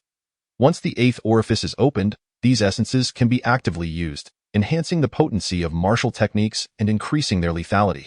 The greatest difference between the eighth and ninth openings of the Yuan realm lies in the fact that the eighth utilizes one stored essence, while the ninth can connect to external natural essences. By opening the purple vault, I can utilize martial techniques, dramatically increasing their lethality. No longer will I encounter the situation of failing to slay a 1,000 June opponent with a single strike. Suyu mused internally, feeling the speed of essence absorption surge. He felt as though he might burst. Absorbing essence through the Kaiyuan method is inherently limited. Not only did he use essence blood to activate the Niuan art, but he also consumed half a drop of essence liquid. Thus, his absorption speed and concentration surpassed that of typical 1,000 June practitioners. Refining orifices, Suyu grunted softly as the essence surged toward the purple vault. He had been stuck at the 7th level for quite some time. On May 16th, he had officially entered the 7th opening of the Yuan realm, and today was already June 5th. Approaching 20 days, this was the longest he had been stuck since activating the Niuan art. Moreover, with Bai Feng's Kaiyuan art assisting him, it was somewhat concerning that he had not broken through in these 20 days. Buzz! The surrounding essence began to gather, the air trembled, and the sound of wind resonated in the closed room. Outside, Chuanhao looked puzzled. Simultaneously, he felt quite comfortable, although he could not yet see the essence. He could feel some of it in his body, sensing a comfort akin to suddenly having a warm bowl of soup after days without food. It is indeed comfortable at Ayu's place. It must be because my old man hasn't he scolded me. Chuanhao thought, turning again to glance toward the bedroom, wondering if Ayu was practicing martial techniques. The commotion was quite significant. Still not opening. Suyu felt he could hardly bear it any longer. If he did not break through today, it would be a tremendous waste. The essence liquid and the essence blood were worth nearly 100,000. Now that he was halfway through the opening, if he failed to complete it, he would have to consume more essence blood or even essence liquid next time. This was not cultivation. It was a financial drain. Suyu felt overwhelmed. At this moment, he could no longer remain seated. He stood abruptly, needing to release some of the accumulated essence within him, or he would burst. Cultivation does not necessarily require sitting still. One need not remain immobile. However, during cultivation, sitting still and absorbing essence is the most resource-efficient and effective method. With greater movement, absorption efficiency decreases, leading to wasted essence. At this moment, Suyu cared little for such considerations.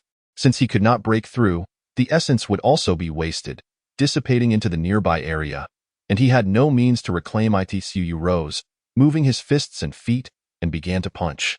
Tiger Fist, a basic yellow-grade martial technique, is the most fundamental form of combat training for humanity, primarily for physical conditioning. Although it is a martial technique, its essence utilization is relatively low, relying mainly on physical strength. Buzz! Like a hungry tiger pouncing on its prey, Suyu's punches were swift, his movements filled with vigor. The Tiger Fist was adapted from the techniques of the Tiger clan, characterized by its ferocity and simplicity. With a mighty force, he shook the ground to bolster his momentum. Ha! A powerful shout emanated from his mouth. The sound of his punches resonated, amplifying his presence. This is also why many individuals continuously shout during battles. Outside, Chuanhao was startled. Ayu's shout felt significantly more imposing than usual, evoking the sensation of a tiger pouncing on its prey. Downstairs, an elderly neighbor felt the ceiling tremble and looked up, soon exclaiming in amazement, "This lad, his tiger fist indeed has some genuine essence to it." Placed in the military, he would be considered quite a capable hand. Although his strength was not remarkable, still at the Yuan realm, it must be said that the intensity of that shout was something even ordinary 1,000 practitioners would struggle to produce. The old man had not seen it firsthand, but he could hear that the shout was extraordinary. This was Suyu's roar infused with willpower, distinctly different from the average. Ha! The shouts continued, each one more powerful than the last, as his arms stirred the air, creating a continuous sound of impact. His fingers splayed. Although the tiger fist is a fist technique, the tiger clan's claws are sharp, not merely ornamental. With a loud rip, his fingers pierced through the wardrobe door, directly tearing it apart. Suyu glanced at it. Not bothered. It was normal to cause some destruction while practicing at home in such a small space. At this moment, with considerable essence consumed, Suyu finally felt less stuffed than before and resumed absorbing essence to refine his orifices. The 8th orifice was gradually beginning to break open, establishing an essence pathway with the other 7. The more he practiced, the more exhilarated he became, and his shouts grew louder, until there came a moment when he felt an explosive surge of strength. Without hesitation, Suyu unleashed a thunderous punch towards the wardrobe. Bang! The wardrobe door shattered. The entire wardrobe began to splinter, wooden shards flying everywhere. Ha ha ha! At this moment, Suyu was unconcerned with the wardrobe. He could not hide his smile. Even though he was far more composed than the average youth, he could not help but feel excitement. The purple vault orifice has opened. 8th opening of the Yuan realm. Bang! The door burst open with great force, and Chunhao looked at the fragmented wardrobe, then back at Suyu, scratching his head. Are you all right? Even if Su uncle bought a hideous wardrobe, you didn't need to smash it directly. Suyu panted, glancing at him with a look of exhaustion. Is the wardrobe the key point? The key issue is that I shattered the wardrobe with a single punch. Do you fool, understand what that means? Before reaching the 8th opening of the Yuan realm, being able to shatter a wardrobe door with a punch was already quite impressive. That was the strength of an ordinary person. Now, the wardrobe is in ruins, and you don't think deeper? If this were an ordinary person, my punch just now would have blasted them apart, just as thoroughly. Suyu could not be bothered to say more, retracting his fist and rising to stretch out, checking his knuckles, which were unscathed. During that explosive moment, a faint essence burst had also provided a protective effect. The 8th opening of the Yuan realm. Suyu felt joy within. With 20 days until the assessment, he had achieved his first goal. I need a blade of my own. Furthermore, I need to cultivate a formal killing martial technique to adapt to my strength and become proficient in my techniques. Then I can seek opportunities to slay a mid-thousand June member of the Myriad tribes. I just wonder if these fellows still exist in Nanyuan. I hope they haven't been completely wiped out. In recent days, the wind-catching hall has been deployed, and many of the hidden Myriad tribes members have been unearthed. Finding a large number of them now seems nearly impossible. Catching one would be considered lucky. Suyu contemplated, glancing at Chunhao, and said, "Clean up the clothes and tidy the room." Chunhao looked innocent. "It wasn't me who did it." "Then go read for an hour." Cough, cough. "I'd rather clean." Chunhao quickly made up his mind. He much preferred working over reading, which truly felt like a chore. It was only at this moment that Chunhao seemed to realize, suddenly exclaiming, You've reached the 8th opening of the Yuan realm? You just realized?" Suyu stared at him, speechless. "Your reflexes are a bit slow." Really?" Chunhao was astonished. This was far too fast. Last time I mentioned that I was on the verge of achieving the 8th level. So is it strange for me to break through now? After Suyu finished speaking, he slightly furrowed his brow and said, "Next time when I cultivate, you should join me too. All your energy has been wasted." Chunhao had just broken through to the 4th level, but the transition between the 4th and 5th levels was not particularly difficult. He had opened one of his ear orifices, making the other side much simpler. With just 20 days left until the assessment, if luck was on his side and with substantial energy assistance, there might still be hope for him to break through to the 5th level. Although at the 4th level, coupled with a 30-point bonus, Chunhao's chances of entering the War Academy were quite promising. It should be stable enough. However, performing well on the assessment would greatly aid his admission. Being at the bottom of the class in the War Academy was not an easy position to be in, the 8th level. Chunhao felt somewhat lost and paid little heed to Suyu's words. He was feeling rather dejected at that moment. He had previously thought that reaching the 4th level was already commendable, and while Suyu claimed he was at the 7th level, the distinction between the 7th and 8th levels was significant. In a real fight, he might not necessarily lose, but once one reached the 8th level, it was no longer a matter of physical prowess, but rather the utilization of energy. Even 10 of him would not stand a chance against Suyu. Am I really that foolish?" Chunhao lamented, unable to focus on his reading. The opening Yuan technique, as his father had said, was a remarkable thing, something only great individuals could write. It was only because Suyu regarded him as a brother that he was allowed to see it, yet he simply could not concentrate on it. "Now you are already at the 8th level. and I have just reached the fourth. You paid no mind to Chen Hao's despondency and indifferently remarked, "Don't compare yourself to me. I am chasing after the geniuses of the great Xia Prefecture. You need only catch up to Zhou Chong. If you can easily defeat him, then you will have succeeded. But didn't you say last time that I should broaden my horizons and set my sights on Tung Kong?" Chen Hao protested. "Nonsense. Goals must be approached step by step. First catch up to Zhou Chong, then advance to the Qian Jun level, and subsequently aim for the Wanshi level. I never said you had to achieve everything at once. Break down your goals into smaller segments and accomplish them one by one. That way, you will find motivation." This was also Su Yu's advice. Overarching goals were often too vague to be why dividing larger goals into smaller, manageable tasks, one would find the process simpler and far more motivating. "Is that so?" Chen Hao pondered and nodded. "Then my current goal is to defeat Zhou Chong decisively. Tomorrow, I'll go to the academy and give him a good thrashing." So you felt an inexplicable sense of sympathy for Zhou Chong. What I meant by defeating him decisively was in terms of cultivation level, not combat ability. You've already beaten him once, and now you want to fight him again. Are you even human? I can't be bothered with you. Hurry up and tidy yourself up. Accompany me to the Xia family business. He intended to purchase some essence blood and look for suitable weapons, and if he still had funds available, see if he could buy a martial art that suited him. Generally, mid-tier academies only provided basic martial arts, which were of the low yellow grade, in a place like Nanyuan. Even if they offered higher grade techniques, one would be unable to learn them, as it took decades to produce even one person at the 8th level. Of course, there were yellow grade intermediate and even advanced techniques available from instructors, but they required merit points for exchange. Su preferred to spend a bit of money, as he now realized that merit points were more valuable than cash. For instance, at the Civilization Academy, one could exchange them for foundational techniques from the Myriad Races, which money could hardly buy. He already possessed martial arts. The blood condensation blade he had previously obtained was a medium yellow grade technique. His father also had military martial arts, but those were more effective at the Qian Jun level, and he found them difficult to comprehend at present. Chen Hao hurriedly began to tidy up, sweeping the floor while glancing back to ask Yu, "Should we buy some beast meat from the Xia family business to grill? It tastes exceptionally good. Just thinking about food." Su Yu muttered under his breath before quickly adding, "We'll see when we get there. Also, if anyone asks what I'm buying the essence blood for, just say I'm studying how to sketch divine texts." "Oh, understood." Chen Hao was not particularly concerned about this. In truth, he was curious about why Su Yu was purchasing so much essence blood. This guy wouldn't he be secretly drinking it? Would he? However, his father had warned him that consuming essence blood before reaching the Qian Jun level was quite dangerous. "Yu, why don't you teach me how to sketch divine texts?"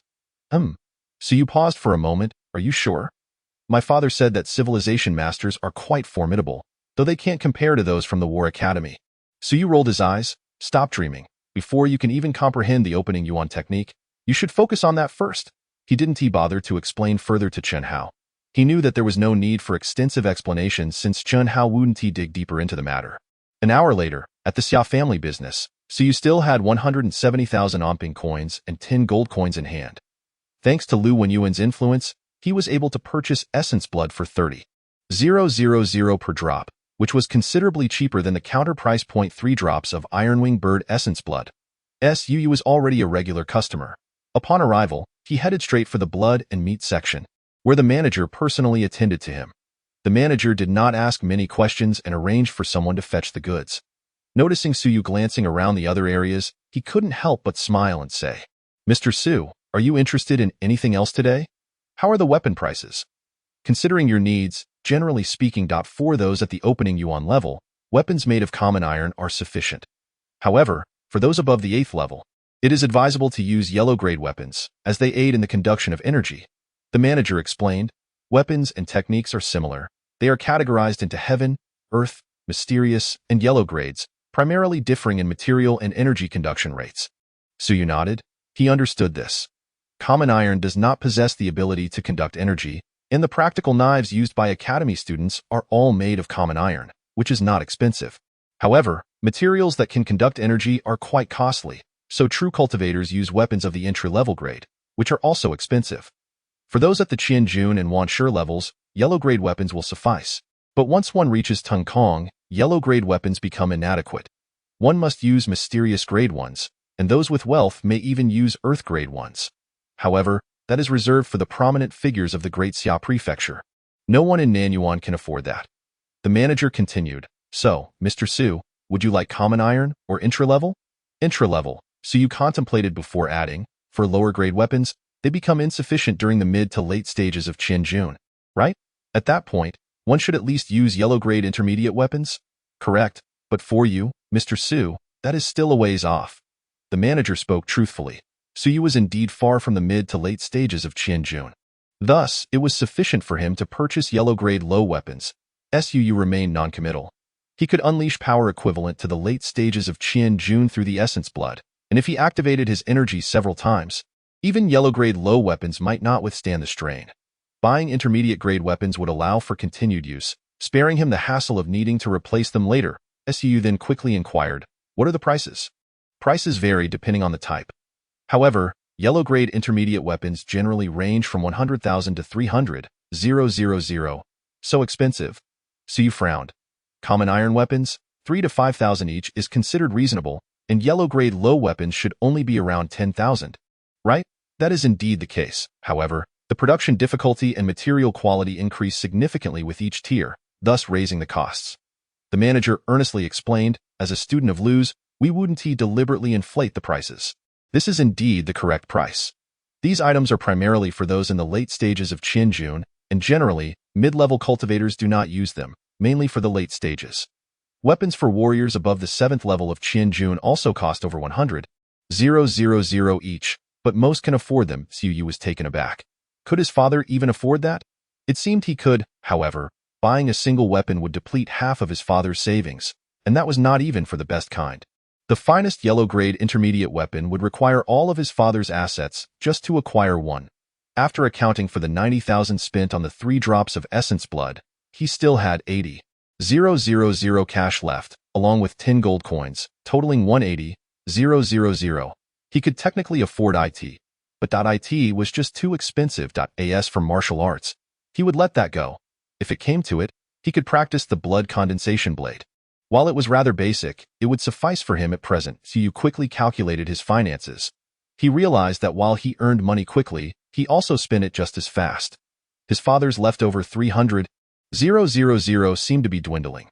Including the 10 gold coins seized last time, he would likely have to part with them this time as well. The rich in martial arts and the poor in literature. My teacher was not wrong. The expenses for weapons at the Qianjun level were already so high. What would it be like at the Wanshi level? Tungkong.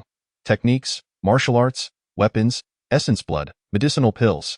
Su shuddered at the thought. No wonder those from the Qi Feng Hall pursued the Myriad Races disciples with such fervor. They were all about the money. Killing a beginner would net 1 point of merit, 2 for intermediates and 3 for advanced. That was far more lucrative than a salary. Soon, Su obtained the essence blood. As for the weapons, he didn't look much further. In Nanyuan, they were all standard issue.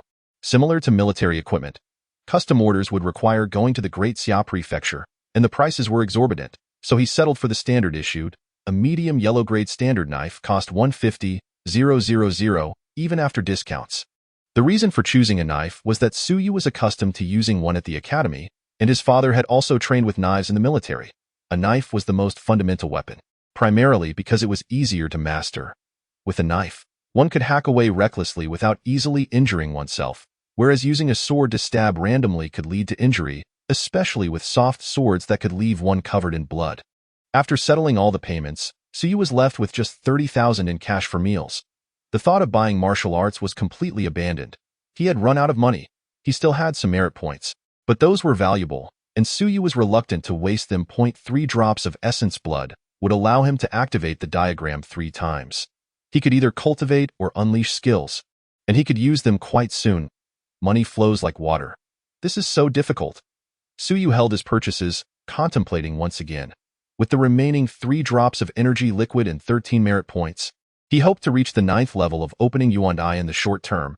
He had no means of earning more in this day and age. Opening yuan was not worth much, nor was Qianjun. If it weren't for his teacher taking him to hunt the Myriad Races disciples, he wouldn't have had the chance to earn a few merit points. Nanyuan was not lacking in Qianjun-level cultivators. A large group was clamoring for the Qi Feng Hall to release the Myriad Races disciples to them. "How's what is it?" As Chan Hao, still preoccupied with thoughts of eating beast meat, walked out of the Xia family business alongside Su. He looked somewhat dazed and asked, "Why are you calling me? You know, if I were to sell our house, would my father kill me if he came back and found it gone?" Chenhao was taken aback. "Was it you really considering selling the house?" Suyu murmured, "If the house sells for 500,000, that should be its worth. But what I'm really afraid of is, if one day my father comes back, finds the house gone and can't find home, he might just kill me with a knife in the street." Chenhao quickly nodded and urged, "Don't do anything reckless. If I sold my family's house, my parents would hunt me down for life. You don't act on impulse." Chenhao wiped the sweat from his forehead. When a top student went wild, it was scarier than he thought. "You're just talking. You wouldn't really sell it, would you?" Suyu chuckled. "How could I possibly sell the house? Besides that, it wouldn't even sell. The house is under my father's name. He is not here, and it hasn't been transferred to me, so where would I sell it? I can't believe I didn't think to have him transfer the house to me before he left. Otherwise, I would have had a backup plan to sell the house in a critical moment." On the battlefield of the heavens, in a military camp, Su Long muttered to himself, "I left that kid with over 300,000. Next month, the salary card will be sent back too. With just the basic salary, he makes over 10,000 a month, enough for him to live for a lifetime. When I go back next time, if that kid doesn't spend recklessly, he should be able to buy a smaller house in the Great Xia Prefecture, right?" Su Long rambled for a while, feeling that it should be about right. His son was not one to squander money. Chapter 35. A glimpse of the grand stage as the time for the high-tier academy assessment drew near. The following day, when Suyu arrived at the academy, he sensed a tense atmosphere. The pre-assessment students walked faster than the others, bustling about. The dueling excitement had quickly faded, and at this moment, the students had lost interest in fighting. Suyu had initially intended to find Lu Wanyuan, but on his way, he unexpectedly encountered someone he hadn't anticipated.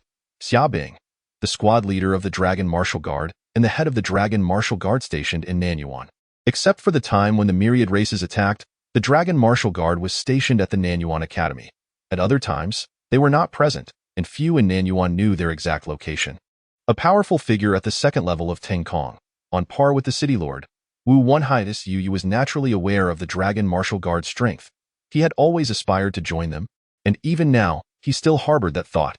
However, entering the Dragon Martial Guard was no easy feat. His father had yearned for many years without success. Upon seeing Xiaobing, Suyu noticed that Xiaobing recognized him as well. Originally rushing by, Xiaobing suddenly stopped when he passed Suyu, turned his head to glance at him, and Suyu felt the weight of his gaze. He quickly halted and bowed. "Lord Xia." Xiaobing nodded slightly, observing him for a moment before revealing a hint of surprise. "You've reached the 8th level of opening yuan." Suyu was taken aback and quickly replied, "I just broke through yesterday." "Fast progress," Xiaobing remarked, adding, "I initially thought you would quickly reach the 7th level. The 8th level is somewhat beyond my expectations." Suyu was unsure how to respond. Was Xiaobing paying attention to him? They had no prior connection. Xiaobing, who rarely spoke lightly, continued, "By Feng's opening yuan technique is merely half-baked. Your rapid advancement to the 8th level indicates that you possess considerable talent in the path of a warrior. I know your father.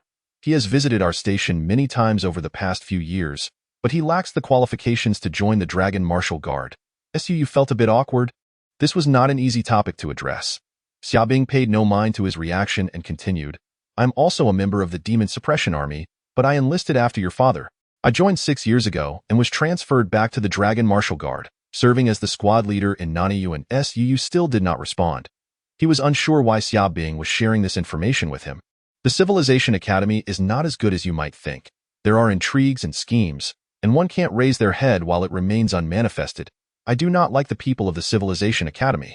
I prefer the War Academy and the Dragon Martial Guard. Of course, this has nothing to do with you." Xiaobing's expression was serious as he spoke.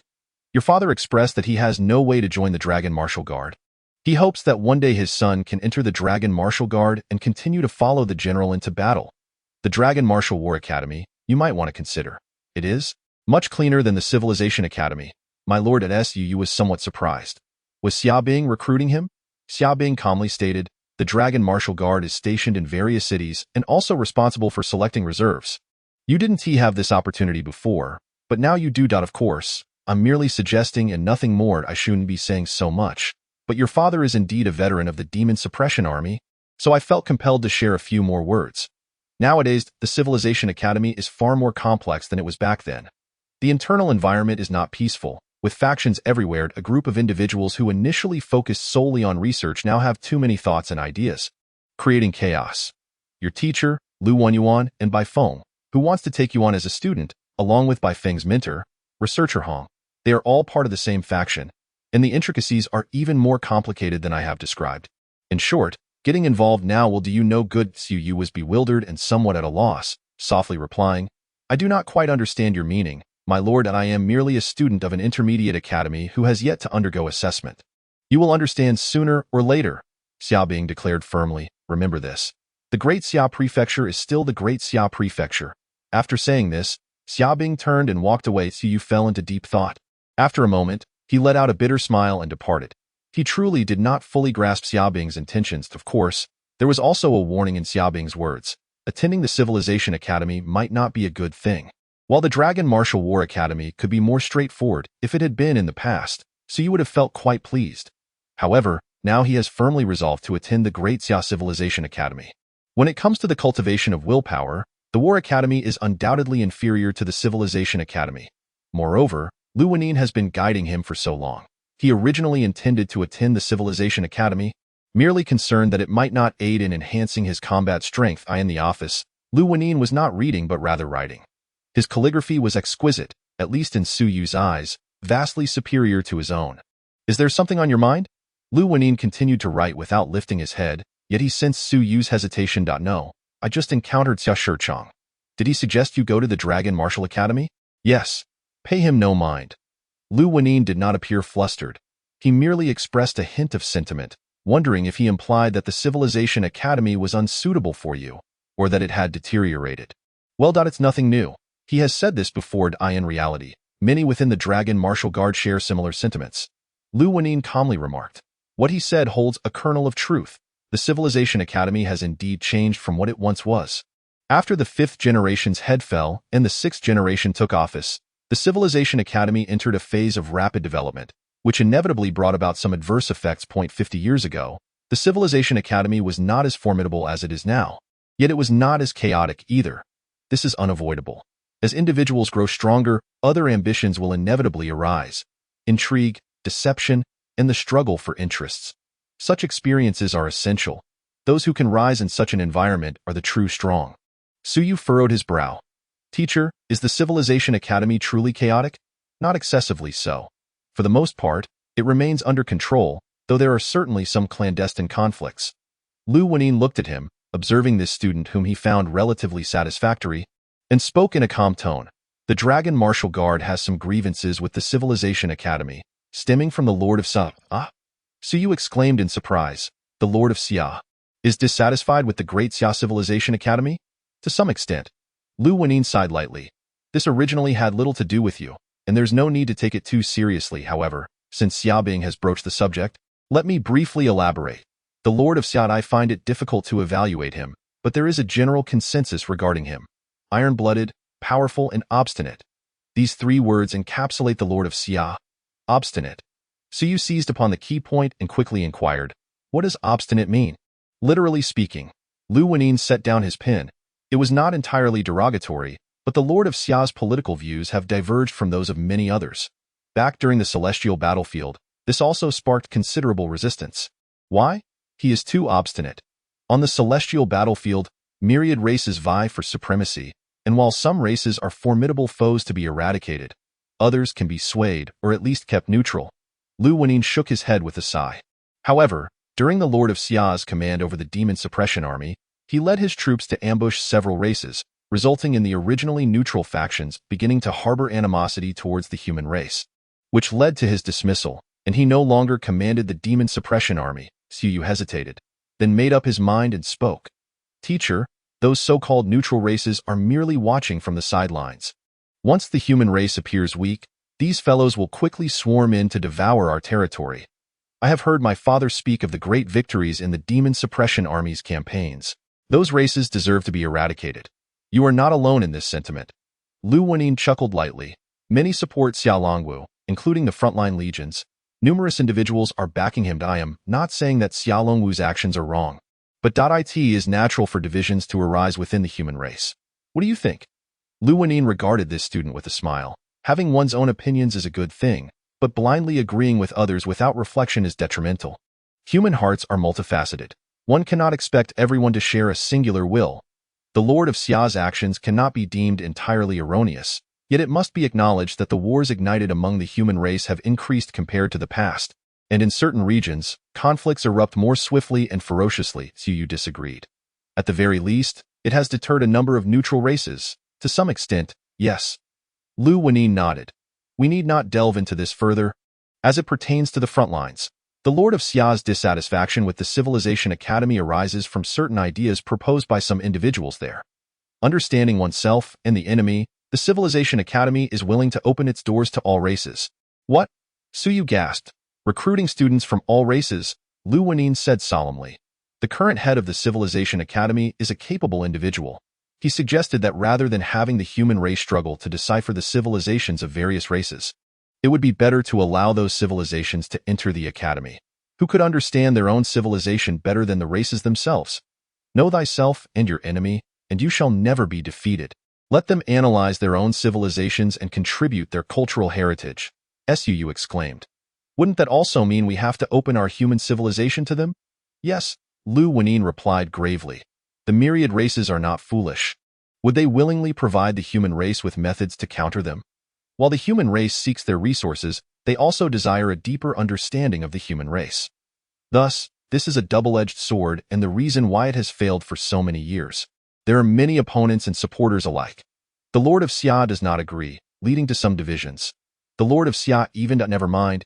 It's better not to mention this matter, Yu grew anxious. You can't just leave it at that. You're leaving me hanging, teacher. What happened with the Lord of Xia? Lu Wenin found his impatience amusing and said, This matter is difficult to discuss. Consider it a dark chapter in history, and do not bring it up when you arrive at the Great Xia Civilization Academy. Certainly, I will refrain from mentioning it.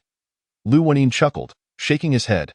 12 years ago, the Great Xia Civilization Academy proposed such a suggestion again, but at that time, the Lord of Xia did not appear, and the Great Xia authorities remained silent. The current head believed that the silence implied consent. Thus, they contacted several minor races to attempt to enroll a few of their students in the Great Xia Civilization Academy. The result? They had only just arrived when the celestial battlefield erupted in conflict, and the Lord of Xia led the Dragon Martial Guard to launch a surprise attack on these minor races, directly annihilating their strongholds and seizing a vast number of techniques, manuals, and other resources. Although the Lord of Xia did not come to the Civilization Academy, he had the Dragon Martial Guard deliver over 10,000 books. The message was clear. The things you have been desperately seeking, I am willing to claim directly on the battlefield, Lu Wenin lamented. This effectively shattered the plan to enroll the myriad races. They delivered themselves to you, and you razed their strongholds. Who else would dare to come? The efforts of the current head, which had taken years to negotiate, were obliterated in an instant. As Yu listened, for some reason, a surge of passionate blood rushed to his head, and he murmured, Isn't that a good thing? What I desire, I will seize for myself. I would rather take it directly than seek it indirectly. I do not say it is wrong, however, it is indeed somewhat alarming. Lu Wenin spoke softly. The human race cannot solely repel the myriad races, Yu. You must understand this principle. Minor races and weaker factions can be swayed. At that time, attempting to connect with those minor races represented potential allies, yet they were annihilated, which will instill fear among other minor races. If they are pushed into opposition, a single faction may not be able to contend with the human race, but a coalition of 10 or 100 could. You cannot kill them all. Yu nodded slightly. He understood this point, yet Xia Longwu's actions were undeniably invigorating. Thus, divisions arose, Lu Wenin sighed. The Lord of Xia is quite obstinate. He believes that severing heads will better intimidate the myriad races, yet many believe that such actions will only worsen the human race's situation. Fortunately, afterward, the Lord of Xia was ordered not to appear on the celestial battlefield again, which quelled much of the minor race's anger. Yu, unwilling to accept this, asked, So the Lord of Xia can no longer go to the celestial battlefield? Isn't that tying his own hands? Not necessarily. Lu Wenin chuckled lightly. It is merely a concession made by the strong on the front lines, primarily to appease the minor races among the myriad. Truth. If the Lord of Xia truly wished to go, who would dare to care? Who would let a top-tier strongman languish in the rear? Moreover, it may not be a bad thing. Give him some time to refine his realm. He was progressing too rapidly, and a balance is necessary to step into the next stage more effectively. Lu Wenin explained. This is not a bad thing. The Lord of Xia is aware of this himself. Otherwise, given his temperament, do you think he would obediently remain at the Great Xia? Lu Wenin laughed heartily. You underestimate our Lord. Despite his limited appearances on the celestial battlefield in recent years, he has not truly been absent. The battlefield is vast. Who would constantly monitor him? The Dragon Martial Guard frequently appears on the celestial battlefield, and the Academy's forces are often called to train, which is why the combat strength of the Great Xia is among the top in all academies. Suyu nodded silently, beginning to grasp the meaning behind Xiaobing's earlier words. Lu Wenin exhaled softly and added, These matters are for you to hear. Do not think you lack the qualifications to interfere. Even Bai Feng and his teacher do not possess that qualification. This is a matter of another level, and it does not significantly relate to us. Xiaobing believes you have some talent, and that attending the Civilization Academy might influence you. In reality, I hope you can be influenced. Lu Wenin slowly said, Life is a tapestry of experiences, and every encounter is a trial. A pure environment suits soldiers. As the military requires purity, however, the strong must broaden their horizons. If you do not witness the insidiousness of human nature, do not experience schemes and intrigues, and do not navigate the treacherous waters of deceit, you may fall prey to a simple ruse when you step onto the battlefield. Xia Bing does not understand. If the Lord of Xia truly disapproved of the Civilization Academy, why not impose restrictions and allow it to continue growing?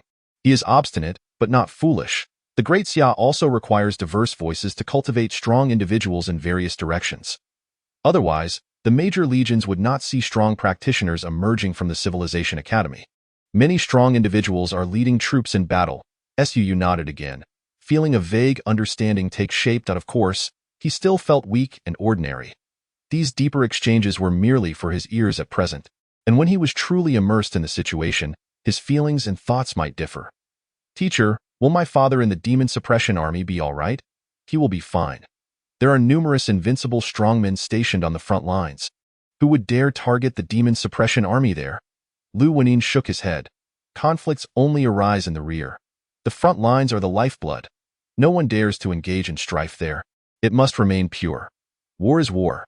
If chaos erupts in the rear, the front lines must still follow orders. Even the Lord of Xia, when on the front lines, must report to several invincible strongmen and obtain permission to mobilize his troops. Su Yu's eyes flickered slightly. So the Dragon Martial Guard and the Demon Suppression Army's ambushes against various racial legions were permitted? Naturally, Lu Wenin smiled. Do you really think the Lord of Xia would dare to initiate conflict without permission? Among the invincible strongmen, many support him, I see. Su Yu sighed in relief. Just moments ago, he had been worried that Xia Longwu might be targeted, but now he realized. He had been overthinking. Here he was, a mere minor practitioner, fretting over the affairs of a powerful figure. Let us not dwell on this, Lu Wenin remarked. What you ought to know, you will eventually learn. What is not your concern is of no use to you. Knowing it will only clutter your mind and yield no benefits. You have reached the 8th level of opening the apertures. I sense the fluctuations of vital energy around you, indicating steady progress. Lu Wenin was quite pleased, stating, Prepare yourself. This afternoon, I will compose a treatise on will, titled Thunder Elemental Blade 1000 June Chapter. Review the translated text in the morning to familiarize yourself with the content. Suyu was elated. Teacher, is it a martial technique? Indeed it is, Lu Wenin, seeing his excitement, replied nonchalantly. However, you may not necessarily gain much from it. Even if you do, it likely won't be significant, as you have only opened 8 apertures, which is quite limited. Mastering it may not guarantee your ability to utilize it, as the Thunder Elemental Blade requires many apertures. Yes, I understand, Suyu nodded eagerly. Unable to suppress his joy, he was well aware of the benefits of the treatise on will, as the immersive guidance it offered was a completely different experience, of course. This also required the author to possess a profound mastery of the martial technique. Otherwise, what was written would merely reflect the author's understanding, and if they lacked depth, any insights gained would be in vain. Chapter 36. The tempestuous times at the Great Xia Academy. While Lu Wenin and Suyu were deep in discussion, a debate was also unfolding within the city lord's residence. In the spacious hall, there were only a few individuals present. Xia Longwu sat upright, gazing intently at those below. To his left was an elderly man, resembling a strategist for the great Xia, who wore a smile and listened silently, saying nothing. To his right sat another elderly man, cultured and amiable, also smiling, his hair silver-white. Yet he too remained quiet. Aside from these two, a middle-aged man with a robust physique stood alone, his muscles well-defined, and he spoke in a booming voice, angrily denouncing. Wan Tianxing, cease your incessant promotion of your ideas. This is the great Xia, not the seeking realm. The robust man was addressing the silver-haired elder on his right, Wan Tianxing, the sixth head of the Great Xia Civilization Academy. Wan Tianxing maintained his serene demeanor. Even when confronted by the robust man's ire, he remained calm, his voice neither loud nor soft, yet clearly audible as he slowly replied. Zhang Ping, speak properly and refrain from raising your voice. I am not deaf and can hear you. As he spoke, Wan Tianxing retained his pleasant smile, as if merely engaging in neighborly chatter, softly stating, the Dragon Martial Guard should be withdrawn. The fighting has already occurred, and in the conflict with the Tianyi Divine Clan, nearly 1,000 of our 3,000 warriors have been lost, a grievous loss. When it is time to show strength, then one must do so. I have no objections. But now, are we truly preparing to annihilate the Tianyi Divine Clan? Wan Tianxing glanced at Xia Longwu and continued gently. The Lord of the Academy should understand that it is unfeasible. The Tianyi Divine Clan has only dispatched a 10,000-strong troop to the celestial battlefield. They have not sent their main forces. Continuing the pursuit might yield greater victories, but it would require sacrificing more lives. Are we prepared to expend all 3,000 Dragon Martial Guards? Having spoken, Wan Tianxing shook his head. There is no need for such recklessness. We have already fought. Now it is time to negotiate. We should speak with the Tianyi Divine Clan and, at a certain cost, allow this remnant force to retreat. At this point, the robust man erupted. We have already surrounded them. They are now nearing their last stand. This 10,000-strong troop can be completely annihilated, yet you, Wan Tianxing, wish to let them go. What are your true intentions? Have the Tianyi Divine Clan bribed you? Wan Tianxing remained unperturbed, smiling as he replied, Zhang Ping, there is no need for personal attacks. I have not denied that we could defeat them. The crux is, is it worth it? The 3,000 Dragon Martial Guards were forged at great cost to the Great Xia. Are we truly willing to expend them for a mere 10,000-strong troop? Within that force are members of both your War Academy and our Civilization Academy, all elite fighters, and for the sake of a ragtag army, you wish to throw them all away. Wan Tianxing sighed. Some individuals do not like to think. They only enjoy fighting and killing. Such people should be sent to the battlefield as foot soldiers and must not be allowed to command. The robust man coldly retorted, I have served in the military for 30 years, and I emerged from the ranks of foot soldiers. Wan Tianxing chuckled softly. Then why not simply fulfill your role as a soldier? What need is there to meddle in the formulation of grand strategies? The robust man exclaimed angrily, I know you look down on me, and I do not require your respect. As long as the remaining 2,000 Dragon Martial Guards from the Great Xia Manor are summoned, without incurring significant costs, we can annihilate them entirely, the burly man protested bitterly. After losing nearly 1,000 men and pushing them into a corner, Wan Tianxing, have you considered how the Dragon Martial Guards would feel if you ordered a withdrawal at this moment? Would the soldiers on the front lines be content? I am a soldier. I understand them. They feel aggrieved. They feel wronged, having lost a third of their comrades while holding the upper hand and pushing the enemy into a desperate situation. To abandon this moment, no one could accept it. With reddened eyes, the burly man exclaimed, for the sake of winning this war, we have paid such a steep price. Thus, we must make amends.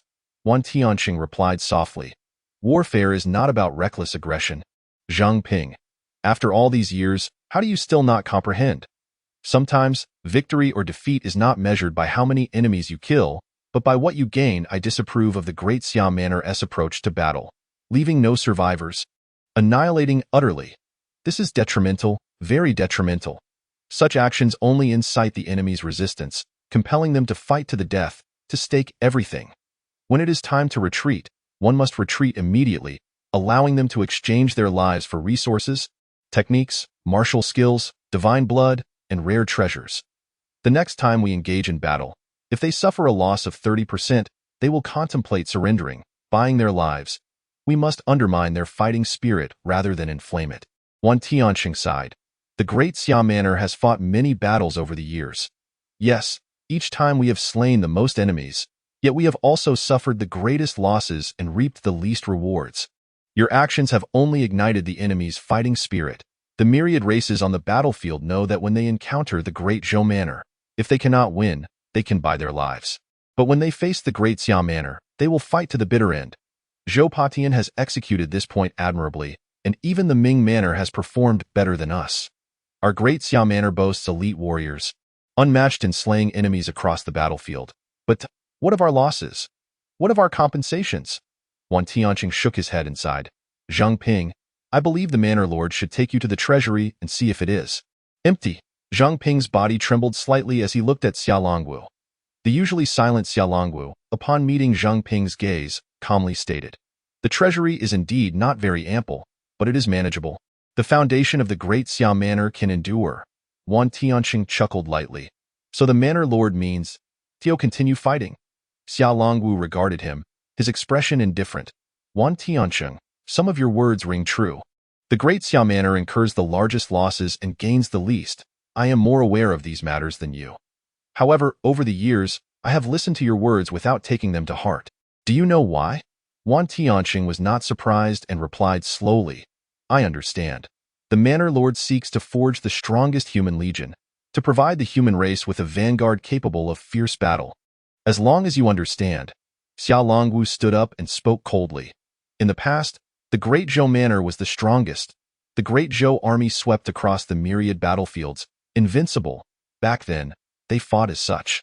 When victorious, the enemy could buy their lives. 1 year, 2 years, 10 years, 100 years. There came a time when they waged war across the heavens. They had pushed the enemy into a corner, thinking they could reap their rewards. Yet they were mistaken. That elite divine race legion fought to the death.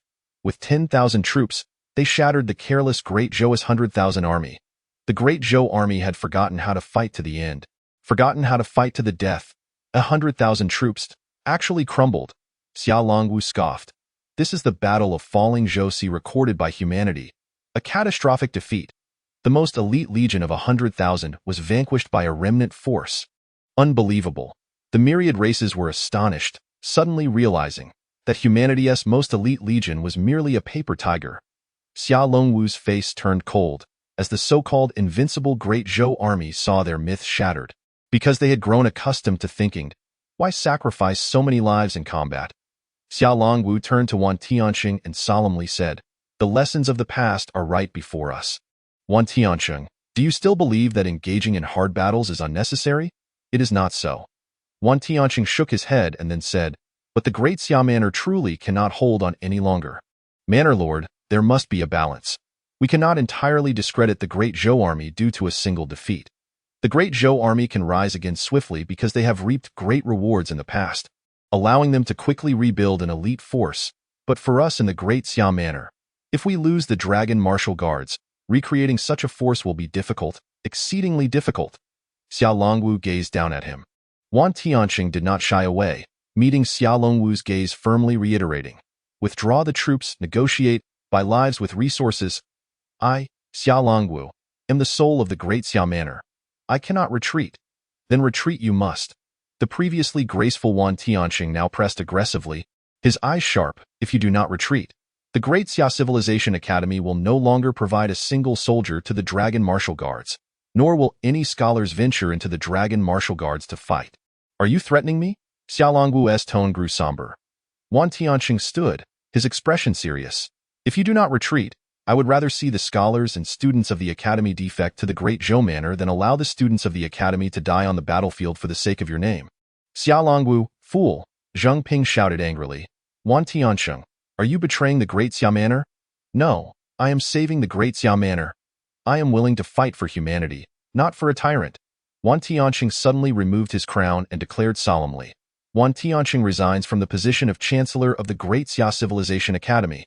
Xia Longwu stared at him for a long time, remaining silent at that moment. An elder on the left chuckled and spoke. "Chancellor Wan, do not tease Chancellor Zhang." Zhang Ping frowned at them, somewhat displeased. "What do you mean?" The elder smiled lightly. "Retreat is still necessary. The Great Xia Manor has fought for decades, suffering greatly, incurring enormous losses. The Manor Lord has summoned you all to discuss this matter. Since you have guessed it, why trouble the Manor Lord's face? Wan Tianqing feigned ignorance. What do you mean? The elder chuckled, shaking his head. You, still the same as in the past. Allow me to clarify. Must you all bicker and argue? The Manor Lord wishes to retreat, but cannot retreat. He is a flag for humanity, the very soul of the great Xia Manor. If he retreats, what will the soldiers on the front lines think? He is not the shameless Zhu Tiandao. The previously tense hall suddenly erupted in laughter. Even the usually stern Xia Longwu sat down, clearing his throat. Nonsense, do not speak carelessly. Manor Lord Zhu. Cough, cough. One must still have some dignity at the right time. Everyone burst into laughter. The elder joined in. Yes, I misspoke. Let us not discuss that individual and return to the previous topic. The withdrawal is imperative.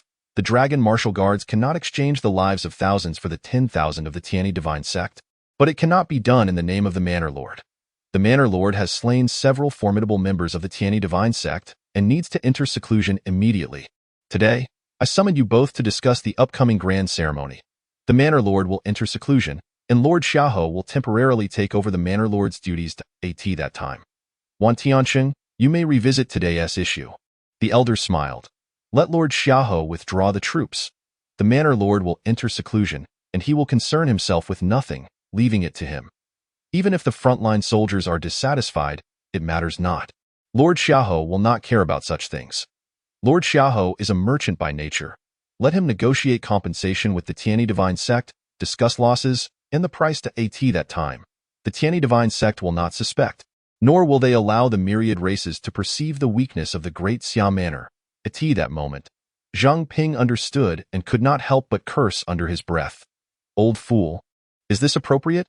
Xiaohe, every time you have a problem, you throw it on him. The external criticism is already overwhelming. So what if there's one more accusation? The elder smiled. Chancellor Zhang, Chancellor Wan is not wrong. The treasury of the great Xia Manor is nearly empty. We truly cannot continue fighting like this. We cannot establish a second Dragon Martial Guard. Once these fierce warriors are exhausted, the elite of the great Xia Manor will be finished. It is merely the Tianyi Divine Sect. They do not directly threaten the extermination of their race. Why fixate on a legion of 10,000? The Manor Lord enters seclusion, and Lord Xiaohe assumes command. He is more interested in wealth than fame, as the Myriad Races know. If he chooses to withdraw troops and demands compensation from the Tianyi Divine Sect to replenish the treasury, who could raise an objection? The elder laughed heartily. The Tianyi Divine Sect would likely be relieved. Fortunate that it is Lord Xiaohe taking command, and not the Manor Lord continuing to oversee the Dragon Martial Guards, or else that legion of 10,000 would truly be doomed. The Manor Lord is notoriously unyielding. If he were to withdraw troops now, it would seem astonishing, leading others to believe that the great Xia Manor is genuinely at its end. Zhang Ping hesitated, then murmured, Is it truly that severe? Indeed, the treasury is truly nearing depletion, the elder sighed. Otherwise, after so many years of conflict, why would we choose to compromise at this moment? The Tianyi Divine Sect dares to invade the great Xia Manor. According to their previous attitude, they would not cease until they were thoroughly beaten. But now, we must truly conserve our strength. The elder spoke earnestly. The Manor Lord's choice to enter seclusion at this juncture is also a consideration of this aspect. We cannot continue fighting. Not only the Dragon Martial Guards, but even the Demon Suppression Army has issued multiple calls for veteran recruitment due to excessive losses. Including the Demon Suppression Army, we must lay low for a while. The great Xia Manor appears formidable, yet in reality, it is already on the brink of collapse. We have built our reputation through years of warfare, and it is now essential to recuperate. The Manor Lord shall emerge when the great Xia Manor has regained its vitality. At that time, it will also be the Manor Lord's moment of invincibility. Beside him, Xia Longwu said lightly, I had intended to march onto the battlefield soon, to slay a king and assist in my ascension. However, for the sake of thoroughness, I shall conserve my strength. This battle will be postponed. In a few years, I believe the great Xia Manor can regain its vigor. The Manor Lord is wise, Wan Tianqing flattered. The Manor Lord's decision brings hope to the great Xia Manor. Xia Longwu was not swayed by flattery, responding coolly, Weren't you just about to resign? Why not do so at the grand ceremony in a few days?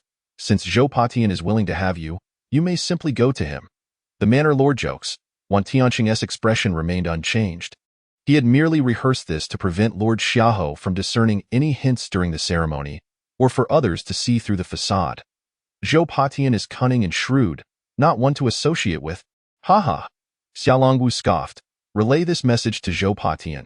He was speaking to the elder on the left. The elder laughed, turning to Zheng Ping. Chancellor Zheng, you shall convey these words to Manor Lord Zhou. Relaying every word of Chancellor Wan without omission, Zheng Ping's expression darkened, and he remained silent. Xiaolongwu ignored them, rising. This matter is thus decided. The dragon martial guards will swiftly withdraw, and the Tianyi divine sect must pay the price. While I enter seclusion, on the day I emerge, I shall take aim at the Tianyi divine sect. The few below responded affirmatively, and no one voiced further objections. Wan Tianxing wore a broad smile, casting a glance at Zheng Ping as he departed. Sighing, "Brute, not worth my consideration." Zheng Ping's face darkened. "Old fool, when the time comes for exchanges between the manors, your own will be filled with cries." Wan Tianxing paid it no mind, instead laughing joyfully. "I await, to fight fiercely. In previous years, your warfare academy was too soft, and your punches too weak, as if you hadn't eaten. This year, if you return, I shall generously provide you with 10,000 pounds of battle rations. Eat well, exert more strength, and if you drive away half the students, I shall send you a banner of commendation. There are too many people in the Civilization Academy. Why do we need so many?" Wan Tianxing shook his head. "A bunch of incompetents. I have long wished to streamline the organization. Had it not been for those old fellows obstructing me, I would recruit at most 1,000 each year. Old Zheng, this time I must trouble you. Work hard, and if you drive away 1,000, I shall personally lead the Academy's faculty and students to present you with a banner of commendation." Zhang Ping's expression grew increasingly grim. "This old fool, he has never won a verbal spar with him." Wan Tianxing laughed heartily, leisurely exiting the hall, lamenting. "The Great Xia Warfare Academy has fallen. Alas! The Dragon Martial Academy seems to have some prospects, but you, the Great Xia Warfare Academy, truly, if you do not drive away 1,000 this year, I shall look down upon you." With that, Wan Tianxing had vanished from sight. Once Zheng Ping saw him leave, he suddenly felt exhausted.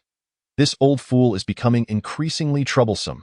Manor Lord, is the Great Xia Manor truly turning from offense to defense?" Beside him, Xiaolongwu, who had just departed, reappeared without him noticing. Watching Wan Tianxing leave, Xiaolongwu fell silent for a moment before softly saying, "It is not defense. It is waiting for our vitality to be restored. Wan Tianxing has waited for so many years, and now that the Great Xia Manor is weak, he is won." Zheng Ping sighed again. "I am somewhat fearful." "Fearful of what?" "Fear of losing our fighting spirit, of losing confidence, of losing morale." Zheng Ping turned to Xiaolongwu, his gaze complicated. "I fear that once we retreat, the hearts of the people in the Great Xia Manor will change along with it. What must come will come in due time." Xiaolongwu replied indifferently, "We cannot fight forever. Once the veterans retire, we must return to battle again. Recuperation is necessary. Now is a better time to recuperate than when we cannot fight.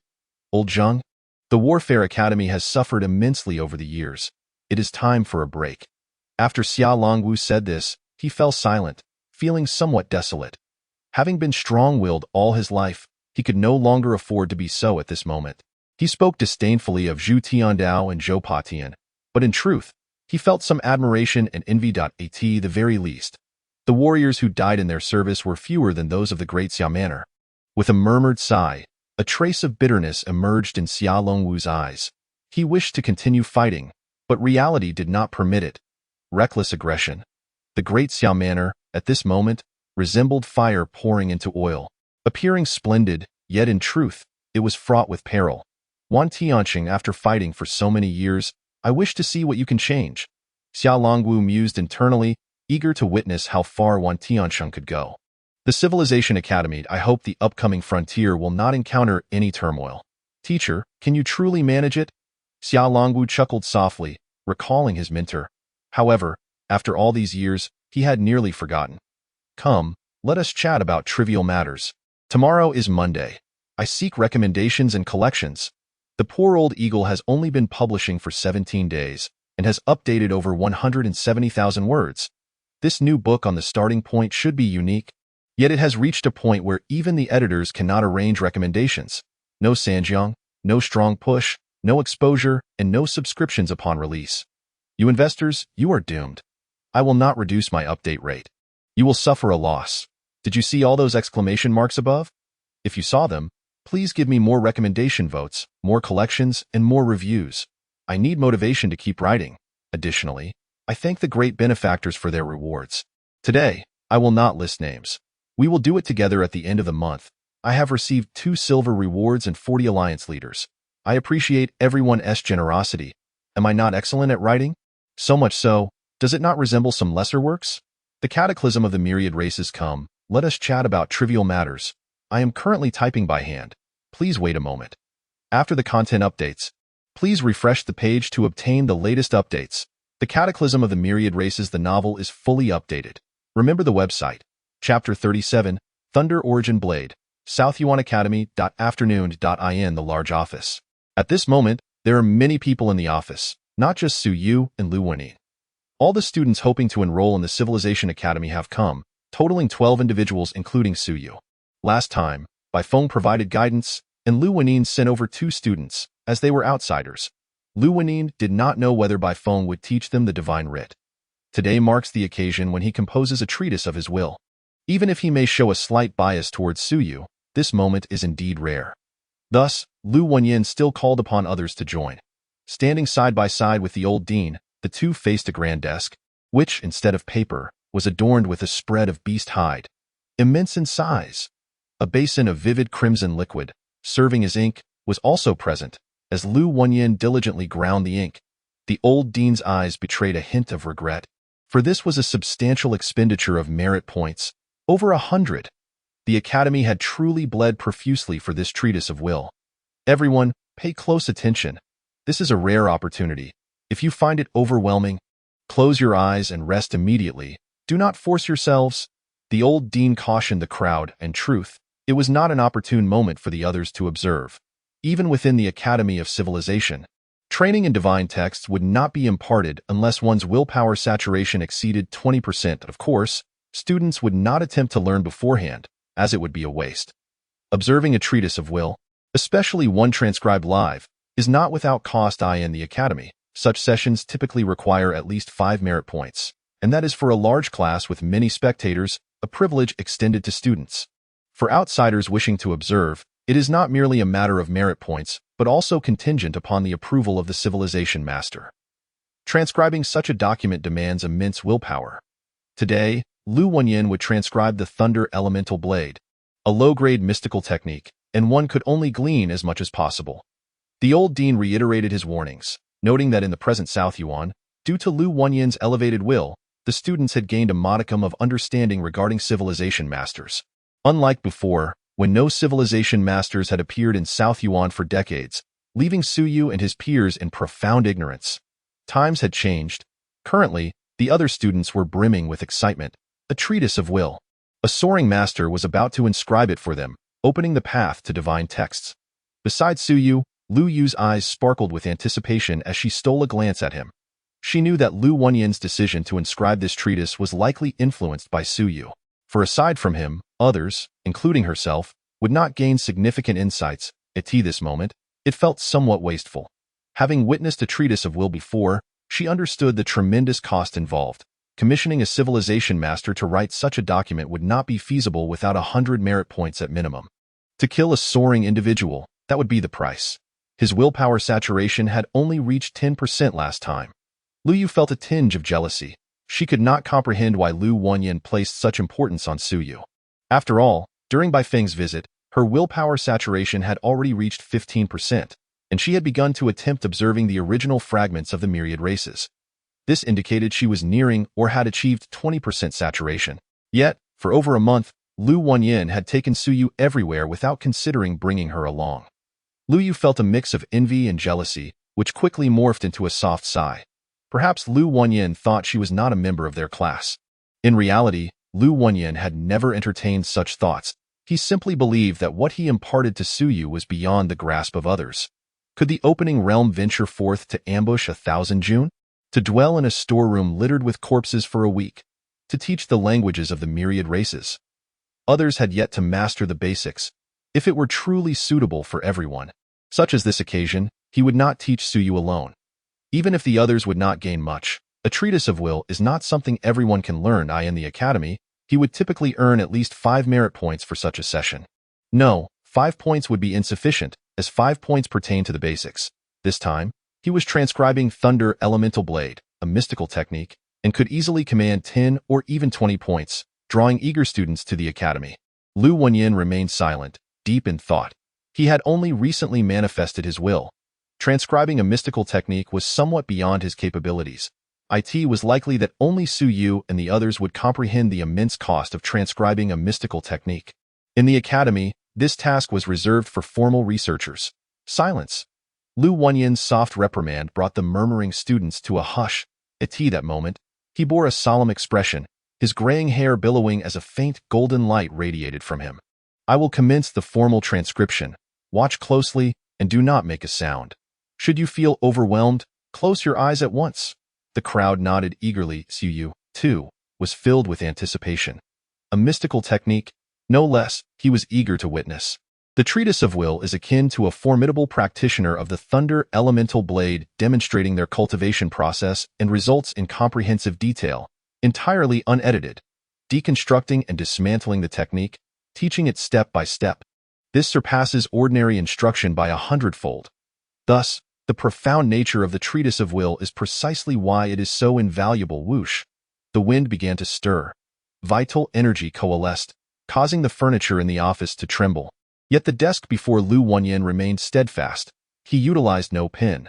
His lifeblood served as ink, for an ordinary pen could not withstand such demands.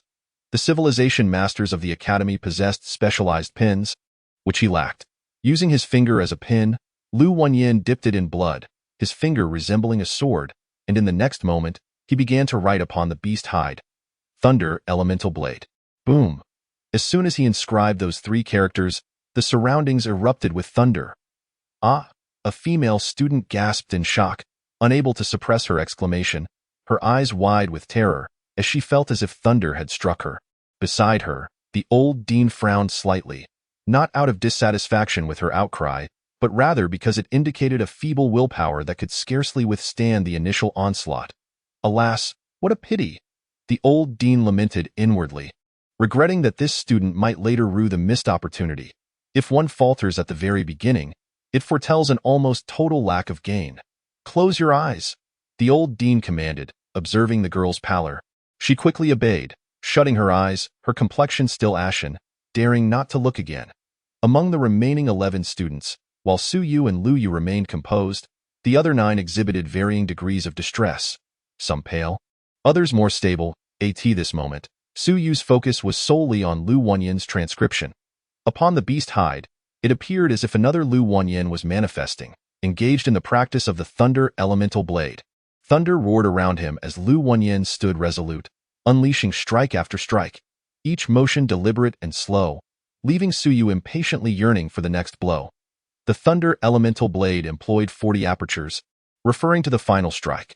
The technique comprises 9 strikes, each more powerful than the last, utilizing an increasing number of apertures. Even if you comprehend and learn, you may still be unable to wield it. In the opening realm, one might barely execute the first strike, applicable only to those at the 8th level of the opening realm. 8 apertures must ideally unite into one.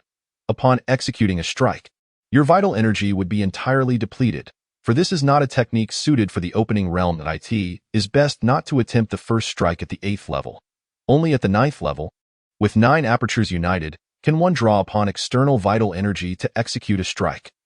Otherwise, attempting to strike at the 8th level would result in injury. These words were not spoken by Lu Wenyin, who was currently engrossed, drenched in sweat. It was the old dean who reminded everyone, particularly Suyu. Lu Wenyin's transcription of the Thunder Elemental Blade was somewhat beyond Suyu's current capabilities. However, there was a benefit. Even when Suyu reached the 1,000 June or even the 10,000 Stone realms, he could continue to cultivate the Thunder Elemental Blade without discarding it upon reaching higher levels. Boom. Suyu hardly noticed. All he perceived was the thunderous roars and Lu Wenyin practicing the blade.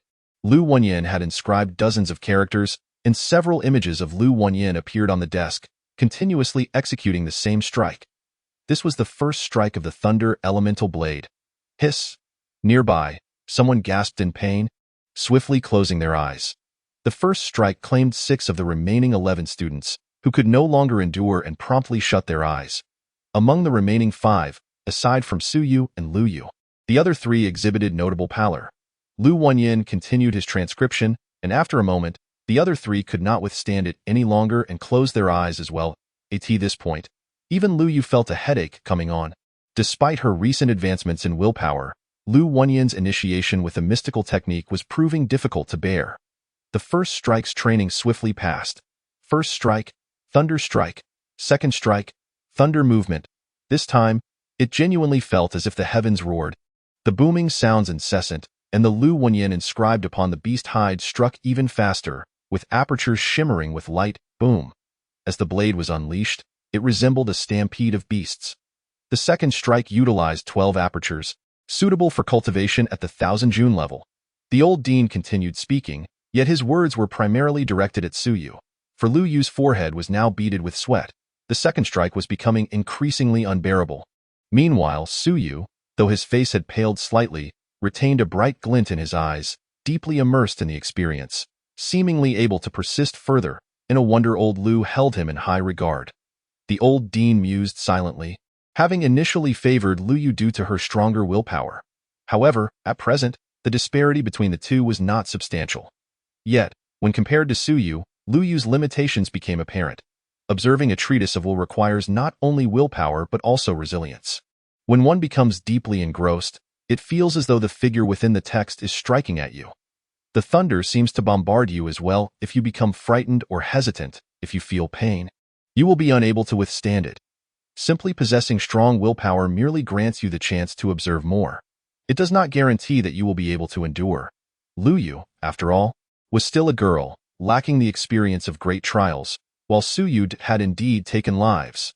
The old dean reflected, affirming that Suyu had truly killed before, not merely during the pursuit of the Myriad Races alongside Lu Wanyin, but during his previous exploits at the academy, where he had received accolades for his deeds. At that moment, the old dean became certain that it was not Chun Hao who had slain, but Suyu. A student, in the 4th level of the opening realm, daring to ambush a strong adversary at the 7th level of the 1000 June. This exemplified courage and bloodlust, yet also recklessness. He hoped old Lu had not misjudged his character.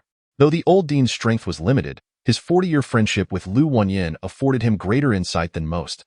Lu Wanyin had quietly remained in the academy for so many years, largely due to his rapport with the old dean. 40 years ago, when the old dean returned from the front lines, injured and appointed as head of the South Yuan's Intermediate Academy, he was merely at the 9th level of the 1000 June, quite weak and lacking knowledge, yet he knew one thing. Those under his command were life-and-death comrades. Regardless of past grievances, upon arriving at the South Yuan Academy, he would follow Lu Wanyin's lead. Thus, they gradually forged a deep friendship. A fleeting image flashed through the old dean's mind, and in the next moment, he moved swiftly, grasping Lu Yu and pulling her aside, frowning as he admonished, "Do not force yourself to continue watching." Dean. Lu Yu appeared dejected, glancing at Suyu, who was still observing intently. Suddenly, she felt overwhelmed. I couldn't even finish watching the second strike. Dean. She had always believed herself superior to Suyu. Although she had not matched Suyu during Bai Feng's transcription of the opening method, she had at least managed to observe the entirety of it. This time, the gap was glaringly apparent. She could not even complete the second strike. Meanwhile, Suyu's face paled, yet his eyes sparkled with determination, continuing to watch as Lu Wanyin began inscribing the third strike. At this point, Lu Wanyin also began to show signs of fatigue, large beads of sweat trickling down. Thunder! At that moment, Suyu did not proceed to observe the third strike. He found himself struggling to comprehend, and Lu Wanyin's strikes were coming too rapidly for him to follow. Suddenly, he caught sight of a character that seemed to come alive. Thunder! The thunder of the thunder elemental blade. The character Thunder appeared more frequently than any other, even surpassing the blade itself. This was a formidable practitioner who, after witnessing the thunder, had created a technique. The power of thunder was immense, its speed unmatched, and its destructive force unparalleled. That practitioner had once witnessed thunder obliterating a mountain peak, reducing the summit to scorched earth. thereby giving birth to the Thunder Elemental Blade. At this moment, Suyu also beheld the thunder. All that remained was the thunder, lightning wreaking havoc, striking mountains and the cosmos alike. Thunder, the might of thunder, is truly formidable, Suyu mused, feeling no fear. The thunder seemed to instill a sense of dread, as if it sought to intimidate him. Yet Suyu felt no trepidation. He recalled dreaming as a child of a monster unleashing a thunderstorm upon him. In his youth, he had been terrified, nearly paralyzed with fear.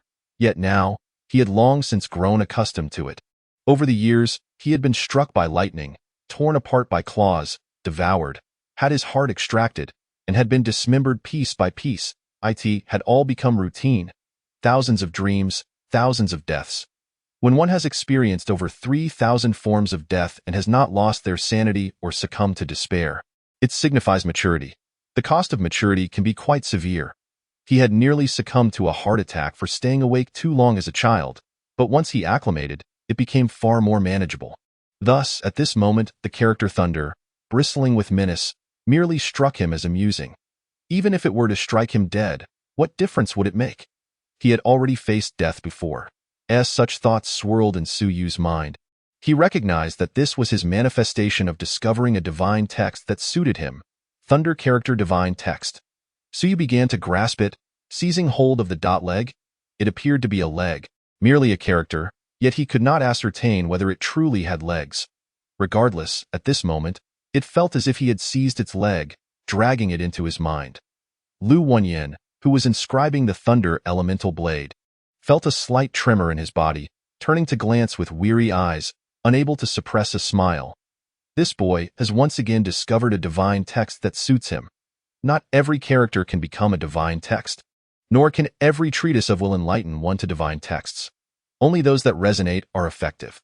Talents like Bai Feng have observed numerous treatises of will before sketching their first divine text foundation. Some students have expended vast resources, observing dozens of treatises of will or numerous original texts of the Myriad Races before they have the opportunity to outline a divine text. Many do not outline divine texts until they reach the nurturing stage, or even fail to outline one during that phase, which is quite common. This is because they have not yet discovered a divine text that suits them. However, Suyu, having observed only twice, had managed to identify a divine text that fit him, which surprised and delighted Lu Wenyin. What a remarkable LDDS, he mentally praised Suyu. Lu Wenyin momentarily lost focus, leading to some difficulties. He was expending considerable energy and found it challenging to continue. Having reached the third strike, he was already on the verge of exhaustion. Yet, he could push through, and after some deliberation, he gritted his teeth and pressed on, writing the fourth strike, sufficient for Suyu to utilize even at the peak of the 1,000 June, or even the 10,000 stone realm as for what remained. He could write something trivial. The text would be authentic, but devoid of willpower. After all, this lad would not need the fourth strike before reaching the 10,000 stone realm. When he did, if the opportunity arose, Lu Wenyin could write it for him then. Lu Wenyin continued his transcription, while Suyu activated his previous mode, unleashing a barrage of strikes against the Thunder Minion. This time, it was significantly more challenging, as the Thunder Minion relentlessly zapped him. In reality, Suyu's physical body trembled, as if electrified, his hair standing on end. The old dean, observing from the side, could only marvel at the spectacle. At this moment, Lu Wenyin had completed the fourth strike, gasping for breath. The old dean cast a questioning glance, and Lu Wenyin subtly shook his head, signaling that he was fine. He then began inscribing the fifth strike. At this juncture, the old dean sensed something was amiss. Lu Wenyin was writing far too quickly. Previously, he had written each character painstakingly, as if burdened by a mountain, but now he was writing with incredible speed, completing the fifth strike in the blink of an eye. Old Lu? The old dean was perplexed, wondering what had transpired. He has found his rhythm. Lu Wenyin gasped, his tone unchanged. I found my flow, hence the speed. After all, you cannot comprehend it.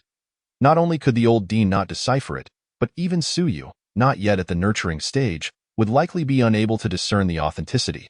The first four strikes were genuine, while the remainder would be fabricated. By the time you figure it out, you won't even be in South Yuan anymore. Lu Wenyin pondered to himself that when the time comes, he would simply claim that the prolonged duration had dulled his willpower. Could Suyu possibly have any rebuttal? After all, it was not his own incompetence that was to blame. Rather, it was that this young lad was utterly useless, taking so long to reach the fifth stroke of the blade. How embarrassing! He had wasted his time composing such an extensive treatise on willpower. Chapter 38. On the verge of breaking, Lu Wenyuan hastily completed the remaining 5 strokes. Finally exhaling deeply. He felt the gaze of the old director focus on him. Lu Wenyuan maintained a calm demeanor, almost as if speaking to himself. Once you get the hang of it, it becomes increasingly simpler. The old director, not fully comprehending this, was aware that the realm of civil educators was beyond his understanding. Much of the knowledge he possessed had been imparted to him by Lu Wenyuan. Upon hearing Lu Wenyuan's words, the old director's expression shifted, and suddenly, he gazed at Lu Wenyuan with immense enthusiasm. Lu Wenyuan turned to look, momentarily taken aback. Why such fervor? You can still write? The old director's inquiry caused Lu Wenyuan's heart to skip a beat. Old Lu. The old director quickly crept closer and whispered. Can you really write more? Is it that simple? A treatise on willpower from a transcendent civil educator could fetch a fortune from wealthy merchants, selling it to their descendants, 300 merit points at a minimum. If you could produce 100 of these, your debts would be settled, and could you return to the civil academy? Of course, there are costs involved, but those would only amount to around 100 merit points. Writing 150 of them would clear your debts. The old director was ecstatic. Lu Wenyuan was left dumbfounded. I was merely speaking hypothetically. You took me seriously? Don't even mention one. Just these 4 strokes nearly exhausted me. And as for the treatise on willpower, it's not that simple. First, as a civil educator, one must have an exceptionally profound foundation in the thunder element blade and possess deep mastery of it. A civil educator has little time to study such things. Furthermore, the consumption of willpower is immense, and its recovery is far more challenging than that of vitality. Writing a single piece for 300 merit points. Perhaps writing one every few months is feasible, but asking him to write daily would be impossible. He could manage 3 or 4 pieces a year, like the opening yuan technique, but producing 3 or 4 thunder element blades in a year would be beyond him, leaving no time for further cultivation or other pursuits. Old Wang. Lu Wenyuan cursed inwardly, yet wore a mysterious smile on his face as he softly cautioned, let's not speak of such matters. There are rules in the civil educator profession. Many things cannot be disclosed. This is to prevent spies from the 10,000 Races sect from acquiring them. Techniques like the Thunder Element Blade exist within the 10,000 Races sect. But aside from their own civil educators writing treatises on willpower for them, the treatises of civil educators from various academies are strictly prohibited from being disseminated. Even if they were to leak, they would not be in the form of real-time writings, but rather aged and nearly mundane versions. Such treatises are practically worthless. Lu Wenyuan smiled and said softly, let us not discuss this any further. Be cautious not to attract unwanted attention. The old director paused slightly, expressing regret. I see. I thought it was unlikely. If earning merit points were that easy, civil educators wouldn't be struggling for merit points. By Feng wouldn't need to come here and slay a transcendent 4th-level being. Just as Lu Wenyuan had mentioned that writing became easier with practice, the old director had suddenly entertained that notion. Now, upon hearing this, he felt he understood. Lu Wenyuan secretly sighed in relief. Indeed, there were limitations. However, trading normally with wealthy individuals posed no issue, but it was beyond his capabilities. Just as he couldn't, neither could a transcendent or even a mountain sea level expert write 100 pieces in a year. Those individuals also required time for cultivation and other matters. Excessive consumption of willpower would leave them without the means to nurture their divine texts, leading to potential troubles. Lu Wenyuan chose to ignore the old director and turned his attention to Suyu. At this moment, Suyu was still struggling. His focus had shifted away from the blade techniques and was now fixated on the divine text he had captured. Lu Wenyuan's eyes held a mix of anticipation and concern. The weakness of his willpower made it exceedingly difficult to nurture a single divine text, and now he had captured a second one. Alas, if this continued, Suyu's rate of willpower growth would be significantly hampered. While Lu Wenyuan felt joy, he was also worried. Having too many divine texts was indeed not advantageous. However, lacking them was equally detrimental. If there were too many, how could Suyu nurture them with limited willpower? If the divine texts went unnurtured, they would dissipate. Yet if he did nurture them, the consumption would be great, and he would struggle to recover. If this continued, it could easily lead to his downfall. He had now reached about 19 fullness, nearing 20. Nurturing 2 divine texts, With the blood divine text able to absorb energy for its own sustenance, would allow him to maintain that balance. He absolutely could not nurture a third one. At least not until he reached a state of cultivation. Lu Wenyuan was somewhat distressed. Sometimes, encountering a genius brought its own troubles. Su's rapid capture of divine texts posed the risk of overexertion, potentially leading to his demise, or nurturing too many and making no progress for decades, which would also spell disaster. Everyone else should head back, Lu Wenyuan declared, then added sternly, the thunder element blade must not be disseminated. As a profound technique, even ordinary copies are prohibited from being shared. Such techniques, even at the Civil Academy or the War Academy, require 100 merit points to exchange for a single copy. The old director, solely focused on the value of the treatise on willpower, had overlooked that this was a profound technique. At this moment, the old director was jolted back to reality. He quickly affirmed, yes, this absolutely cannot be shared. The martial techniques of the War Academy are mostly copies, while treatises on willpower are exceptions. If a profound technique were to leak and be discovered, it would lead to significant trouble. Lu Wenyuan continued, the absence of a treatise on willpower does not imply one cannot cultivate. It merely slows the process significantly, relying solely on personal comprehension. The role of the treatise is akin to having a top-tier expert provide comprehensive analysis, enhancing your understanding and accelerating your cultivation. The old director suddenly recalled this point and looked at Lu Wenyuan with concern. Earlier, he had been so focused on the treatise that he had forgotten the importance of the copy itself. This was not a technique from the academy, but rather one Lu Wenyuan had brought with him. Would disseminating it lead to trouble? Lu Wenyuan, however, was not as worried. Noting the student's apprehension, he softened his demeanor and smiled. You can cultivate on your own. This is a gift I'm giving you. However, it must not be shared with outsiders, including family. The human race does not encourage unearned gains. Everything requires a corresponding price. To receive without effort is akin to being a parasite. Consider the Thunder Element Blade as my graduation gift to you. Even if you do not master it today, that is of no consequence. Your days are still long ahead. Thank you, Teacher Lu. The students hurriedly expressed their gratitude. Although they had not seen the treatise on willpower, some had glimpsed portions of it, but their gains were not substantial. Nonetheless, they had all seen the copy. All is well. Everyone should return and rest well. Not seeing it on the first attempt is perfectly fine. Next time, with experience, you will surely benefit. The Civil Academy does not lack civil educators skilled in transcribing treatises on willpower, as long as you are willing to put in the effort. Thank you, teacher. The group once again expressed their gratitude before departing, filled with anticipation. Many turned back to glance at the still trembling Suyu. Curious about how far he had progressed with the blade techniques. As for Suyu learning more, they were not surprised. Lu Wenyuan had been taking Suyu around these past few days, clearly providing him with special attention. Their envy and jealousy were of no use. Half an hour later, Suyu awoke at this moment. Only he and Lu Wenyuan remained in the office.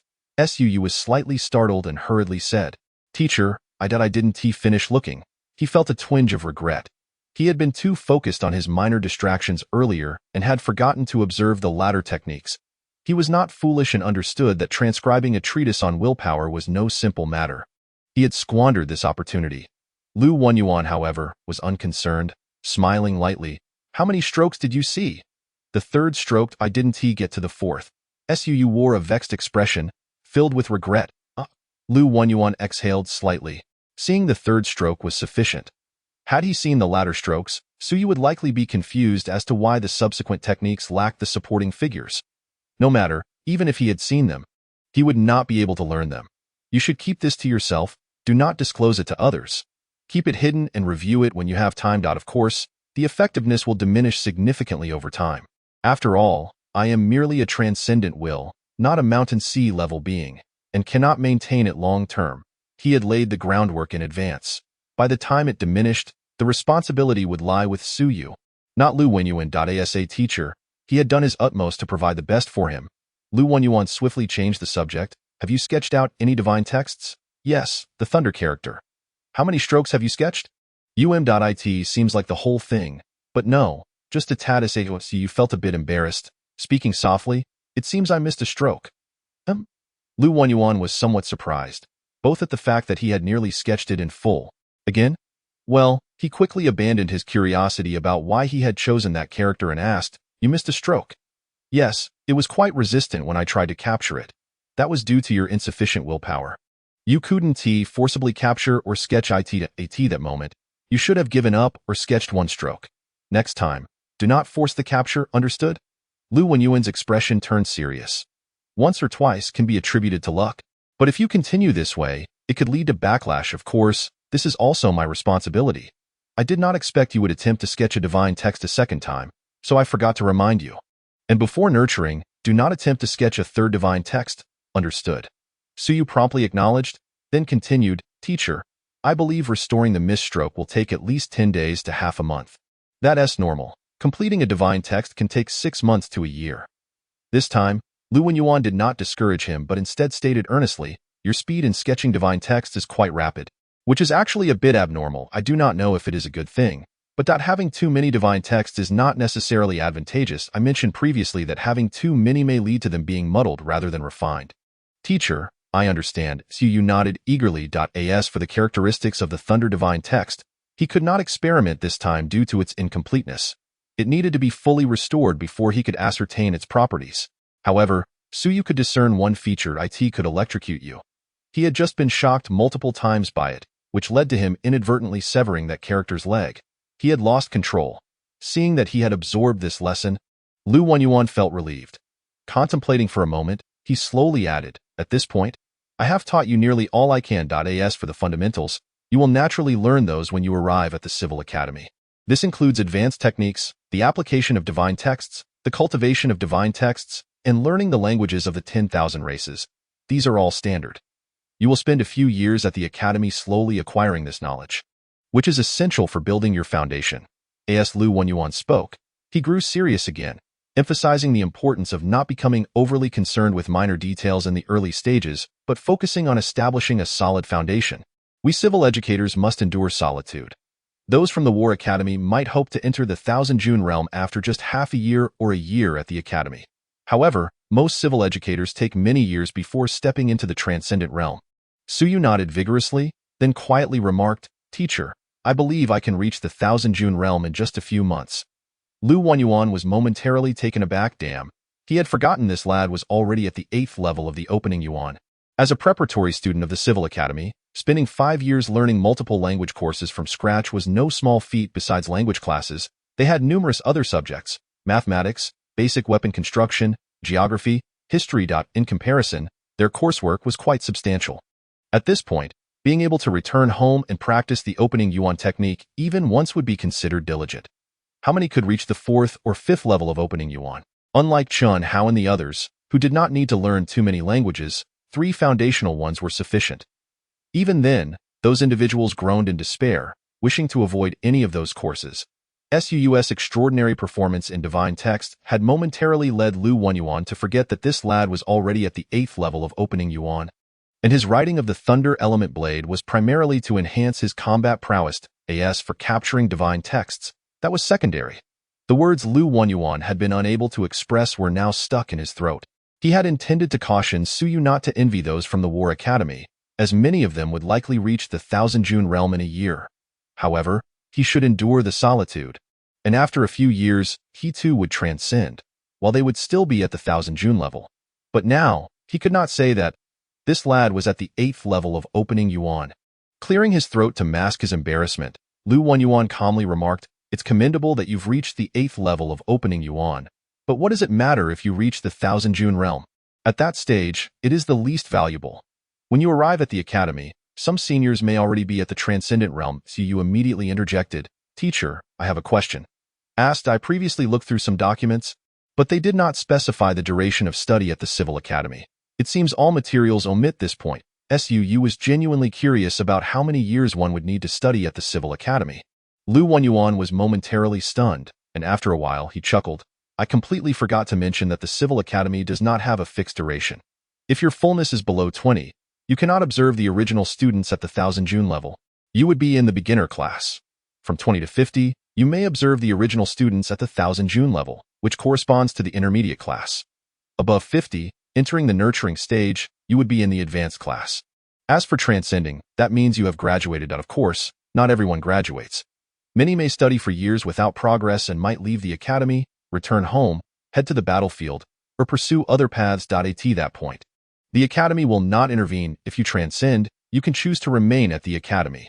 For example, Feng opted to stay on as an assistant researcher. However, this is a privilege reserved for geniuses. If you transcend at 50 or 60, the academy will generally not retain you. You would need to carve your own path, but rest assured, you will not fare poorly. Typically, by the age of 30, if one has not transcended, many will opt to leave. Lu Wenyuan lamented, at 30. It is still possible to switch to a warrior path then, but after 30, it truly becomes too late. The golden period for cultivation has passed. For someone like you, entering the academy at 18 and staying for over a decade, if you still cannot transcend, you would likely give up. How many enter with extraordinary talent and lofty ambitions, only to squander over a decade, unable to materialize their transcendence, and subsequently abandon their aspirations? This is all too common at the Civil Academy. Within the academy, there may also be some elderly individuals in their 50s or 60s, those who are not teachers but serve as your seniors. Some of your foundational courses may be taught by them, earning merit points to sustain themselves, so they do not struggle to make ends meet. They are not even considered assistant researchers, and of course, you need not refer to them as seniors. Calling them educators suffices. Calling them seniors, that could be painful. Be careful of encountering someone petty, as they might make things difficult for you. As Lu Wenyuan spoke, he broke into a smile, tinged with bitterness. Had I remained at the Civil Academy back in the day, I would have become an educator, a true educator, and you could have called me a senior without issue. Now, as a 70-year-old, I would be on the same level as you. The bittersweetness of this reality was something only they could truly understand. Few admitted into the Civil Academy were fools. Go spend decades here. It was easy to imagine the burdens they bore. Suyu, still young, did not fully comprehend this, but even just hearing Lu Wenyuan's words sent a shiver down his spine. The years slipped by in vain. One finds oneself unaccomplished, surrounded by a group of teenagers who boldly refer to themselves as seniors. I will not. Suyu silently vowed within, he would not. Nor did he desire to. It became apparent that the esteemed institution of civilization was not solely populated by prodigies. It also housed a lamentable cohort of individuals. Indeed, where there is brilliance, there must also be shadows. Go, return and rest for a few days. Contemplate the thunder element blade and cultivate your spirit script. Awaiting the assessment, teacher, what about slaying a mid-level 1000-jin? No need to bother. Time is of the essence. Su pondered for a moment, but maintained his stance. Teacher, how about I give it a try? If I make progress with the thunder element blade in a few days, I will attempt it again. If it proves futile, I shall abandon it. As you wish. Lu Wenyuan did not dissuade him. Persistence is indeed a virtue, and commendable. He tossed the thunder element blade beast skin book to Suyu, clasped his hands behind his back, and strolled leisurely out of the office. Just as he was about to leave, he heard Suyu say, Teacher, I will return to the academy tomorrow morning to learn from you, and in the afternoon, I will practice my sword techniques. Lu Wenyuan nearly stumbled in shock.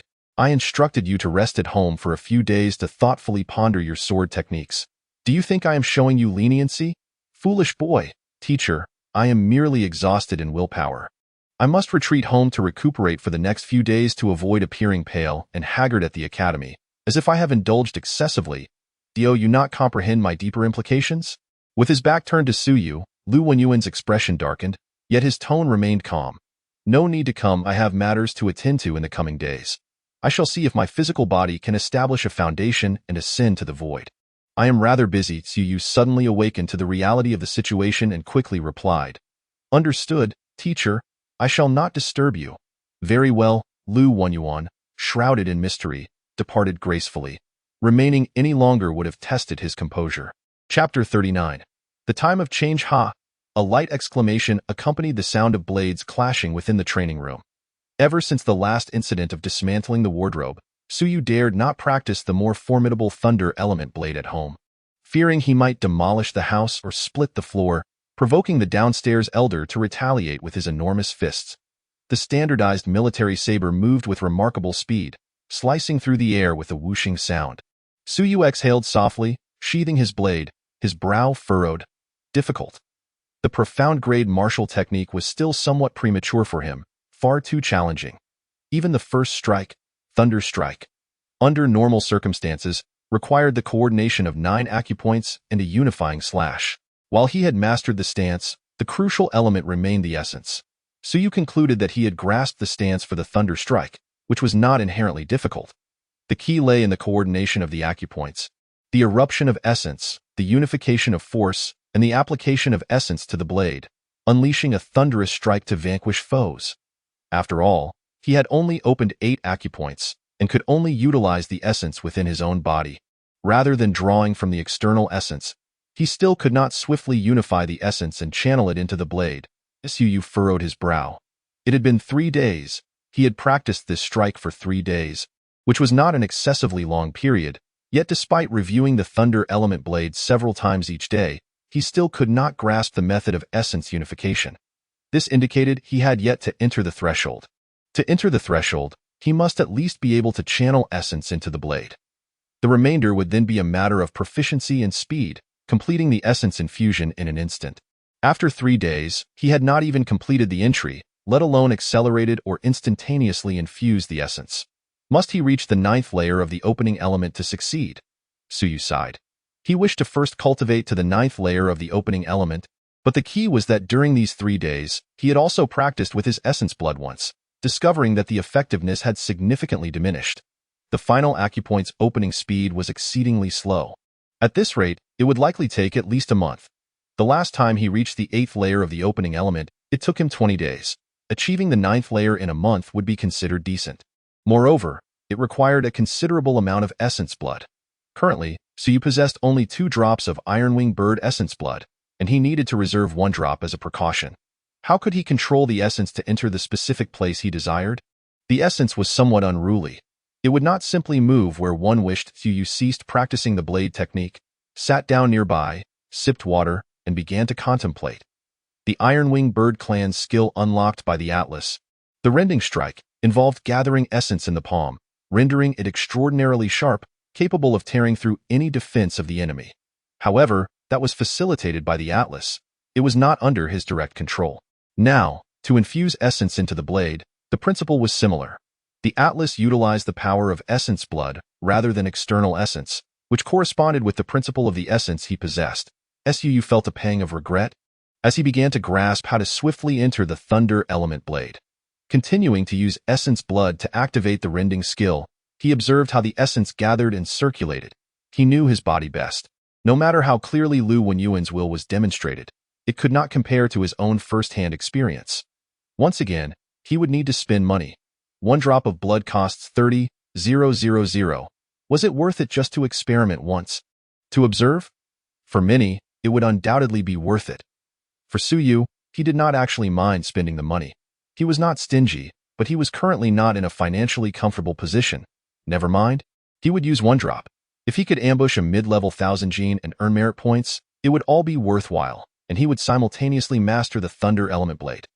Overall, it would still be a profit. Since the last time he had activated martial techniques at the academy, Suyu had not used this method again.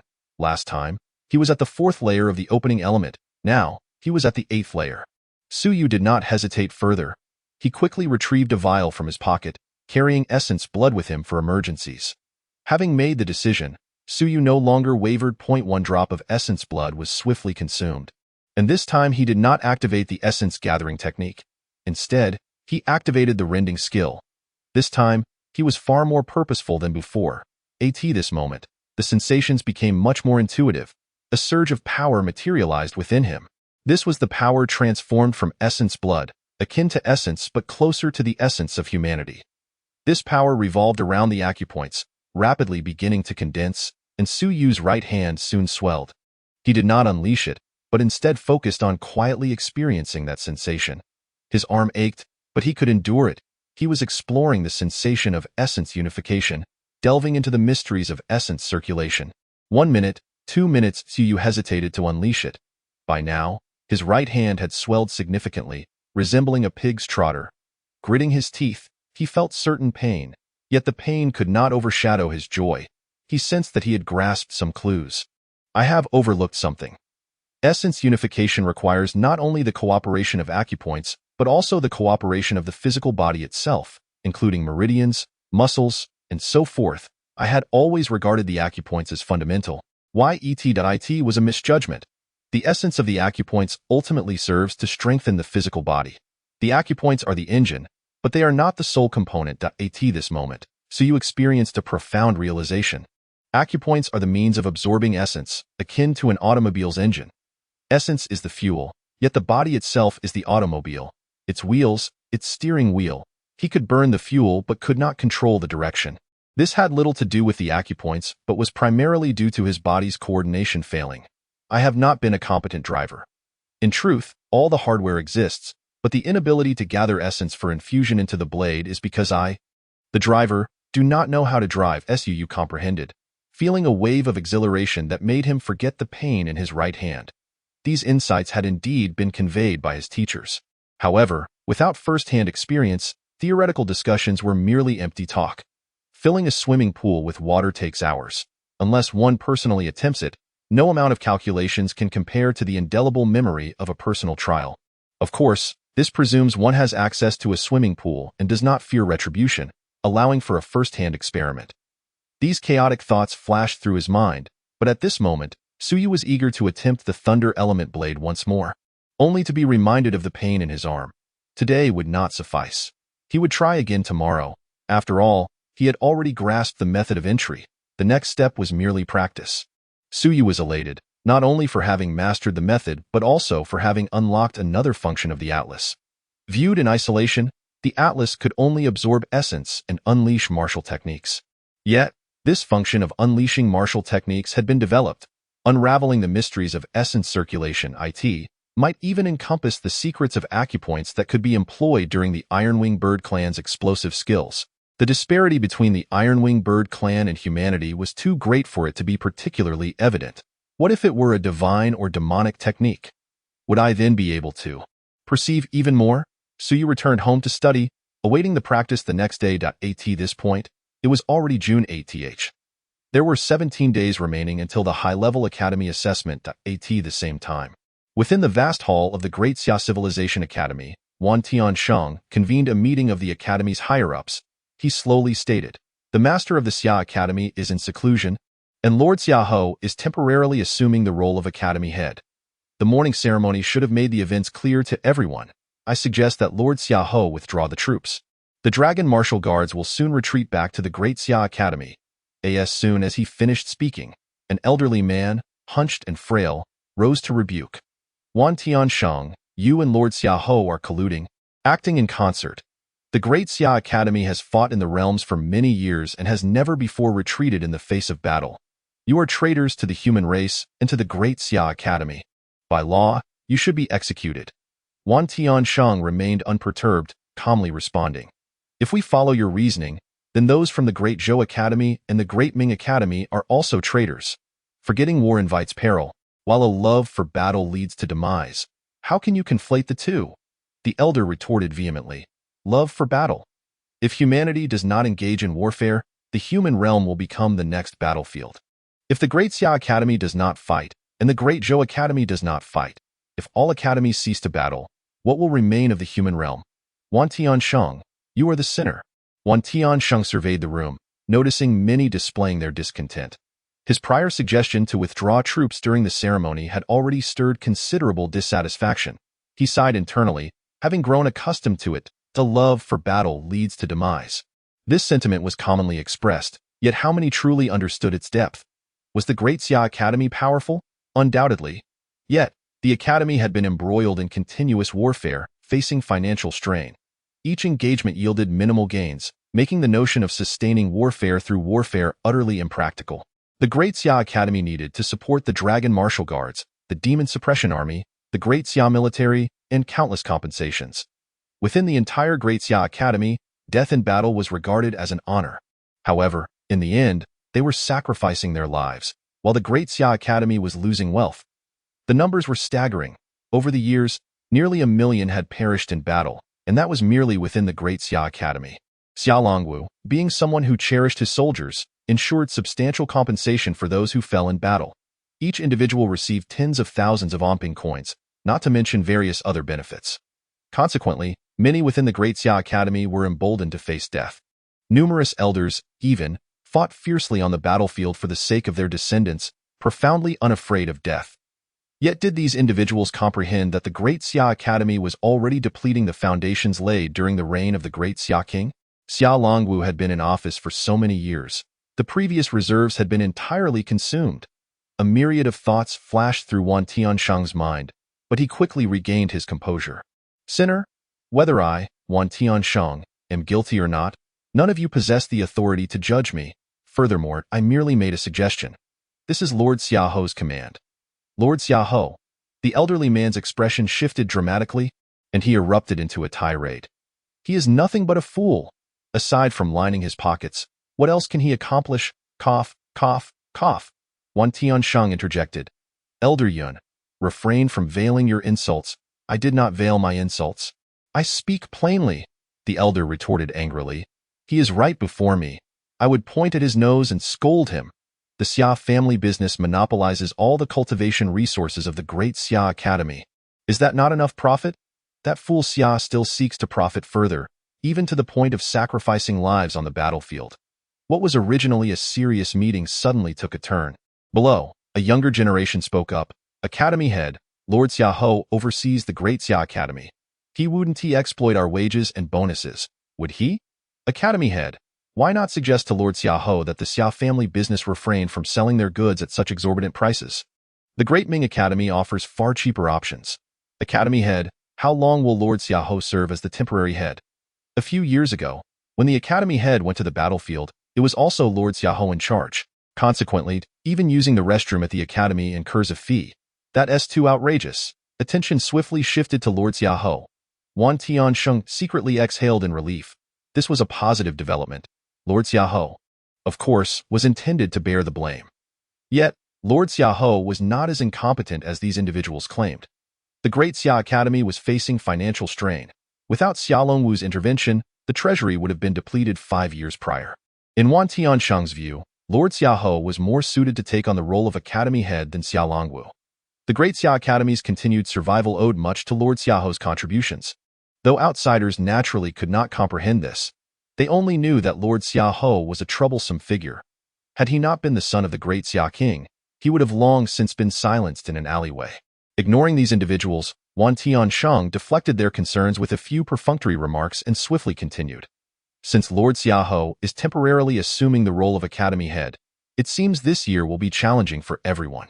Lord Xiaoho has previously discussed with me that the treasury is depleted and that we must tighten our belts. Therefore, this year, we shall enroll 500 fewer new students. Additionally, we need to divest some internal institutions. And a crucial point. Those over 50 without manifested shall no longer hold teaching positions at the academy, and from now on, they will no longer receive academy stipends. Upon the utterance of these final words, the entire assembly erupted in uproar. Unacceptable. How can this be? Academy head, you are betraying the entire academy, an elder bellowed. The Great Xia Civilization Academy has over 20,000 students over 50 years old without manifested will, yet only about 500 serve as educators. If the stipends of the remaining 20,000 are revoked, how will they survive? A cold glint flashed in Wan Tiansheng's eyes. It was a bloated system.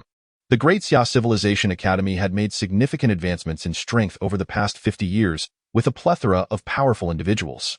Yet, it must be acknowledged that internal issues were surfacing, and there were numerous problems.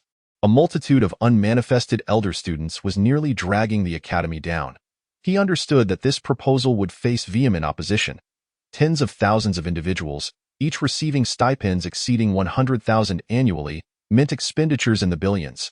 Of course, these elder students were closely linked to the academy. Some of their descendants studied there, while others had classmates and mentors within the institution. If their stipends were revoked, it would undoubtedly trigger a massive upheaval. Yet, it was imperative to cut expenses. He could no longer tolerate it. During the time of Xia Longwu, his plans were persistently thwarted because Xia Longwu believed that these individuals had contributed significantly to the Great Xia Prefecture and that their spirits should not be dampened. However, failing to foster goodwill would inevitably lead to trouble. If a mere Great Xia Academy could be in such a state, how could the entirety of the Great Xia Prefecture withstand the astronomical expenses? No matter how adept Lord Xiaoho was at amassing wealth, he could not fill the gaping void of deficits. They must endure the pangs of transition, even if they did not comprehend it today. Hopefully, they would come to understand in the future. All were stakeholders. Wan Tianxing remained unwavering despite their discontent. His voice, calm yet overpowering, cut through the murmurs. This is the decree of the Great Xia Prefecture. If you are dissatisfied, take it up with Lord Xiaohou. Furthermore, funding for research will be reduced by 30%. Any futile studies can be entirely abandoned. The Review Institute must bear responsibility. Not every project should be presented for funding, which incurs significant costs and yields no results. What of the research on the Huatun clan? How many years have they been at it? They have slain not hundreds but millions on the battlefield. What more is there to investigate? Wan Tianxing thundered, nonsense. With this energy, can't we explore other avenues? Moreover, if one wishes to conduct research, they must do so with focus. No more distractions without waiting for a rebuttal. Wan Tianxing dropped another bombshell. I have considered it and discussed it with Lord Xiaohou. The Academy for Multicultural Training will reopen. This pronouncement overshadowed all other news in that moment. Even several strong figures who had remained silent voiced their discontent. The Academy for Multicultural Training? Director, that proposal was rejected years ago. The prefect personally went to the battlefield and eradicated several clans. Do you truly believe he will emerge from seclusion for this? Wan Tianxing replied calmly. Gentlemen, if we do not accept the myriad clans, do you believe there are no spies from the multicultural sect within our academy? That's different. Someone retorted coldly. The multicultural sect is not the same as the myriad clans themselves. What purpose does it serve to accept them? To collect fees, Wan Tianxing stated bluntly. Rather than allowing their spies to infiltrate, we might as well bring them in directly. First, we can keep them under our watch. Second, we can charge exorbitant tuition fees. Third, it's not just about money. We will also acquire a wealth of resources, including some highly confidential techniques. If they wish to enter the Great Xia Academy, they must pay a hefty price. Consequently, their support for the multicultural sect will diminish, resources will dwindle, and these resources will fall into our hands. Fourth, we will demonstrate our good faith. As long as they are not staunch adversaries, we can form alliances. Our human race is among the top 10 powerful clans in the myriad worlds. Not just anyone can take a bite out of us. Cooperation may prove more beneficial than enmity. Wan Tianxing continued. Not only us, the divine and demon races are also employing similar strategies. They are buying off the smaller clans. They even opened some less significant secret realms and sacred sites to foster these smaller clans, making them the vanguard in battles against the human race. Among the divine and demon armies, there exist strong figures from smaller clans, in every battle. It is the human race that suffers losses. While the divine and demon races lose only their lesser kin, their own strength remaining intact. Since the myriad clans can infiltrate the human race with spies and cultivate the multicultural sect, we also have opportunities, such as the students from these myriad clans. We can bribe, brainwash, and coerce them. There are always ways to win them over. Years down the line, these individuals might become the vanguard of our human counteroffensive. Wan Tianxing said gravely, I acknowledge there are drawbacks, and many. However, you all should consider whether the disadvantages outweigh the advantages or vice versa. With proper oversight, it could be better than before.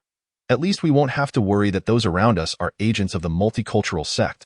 If representatives of the myriad clans come in person, the number of multicultural sect members would greatly decrease, thus preventing the past from repeating itself, spending vast resources only to cultivate strong foes for the multicultural sect.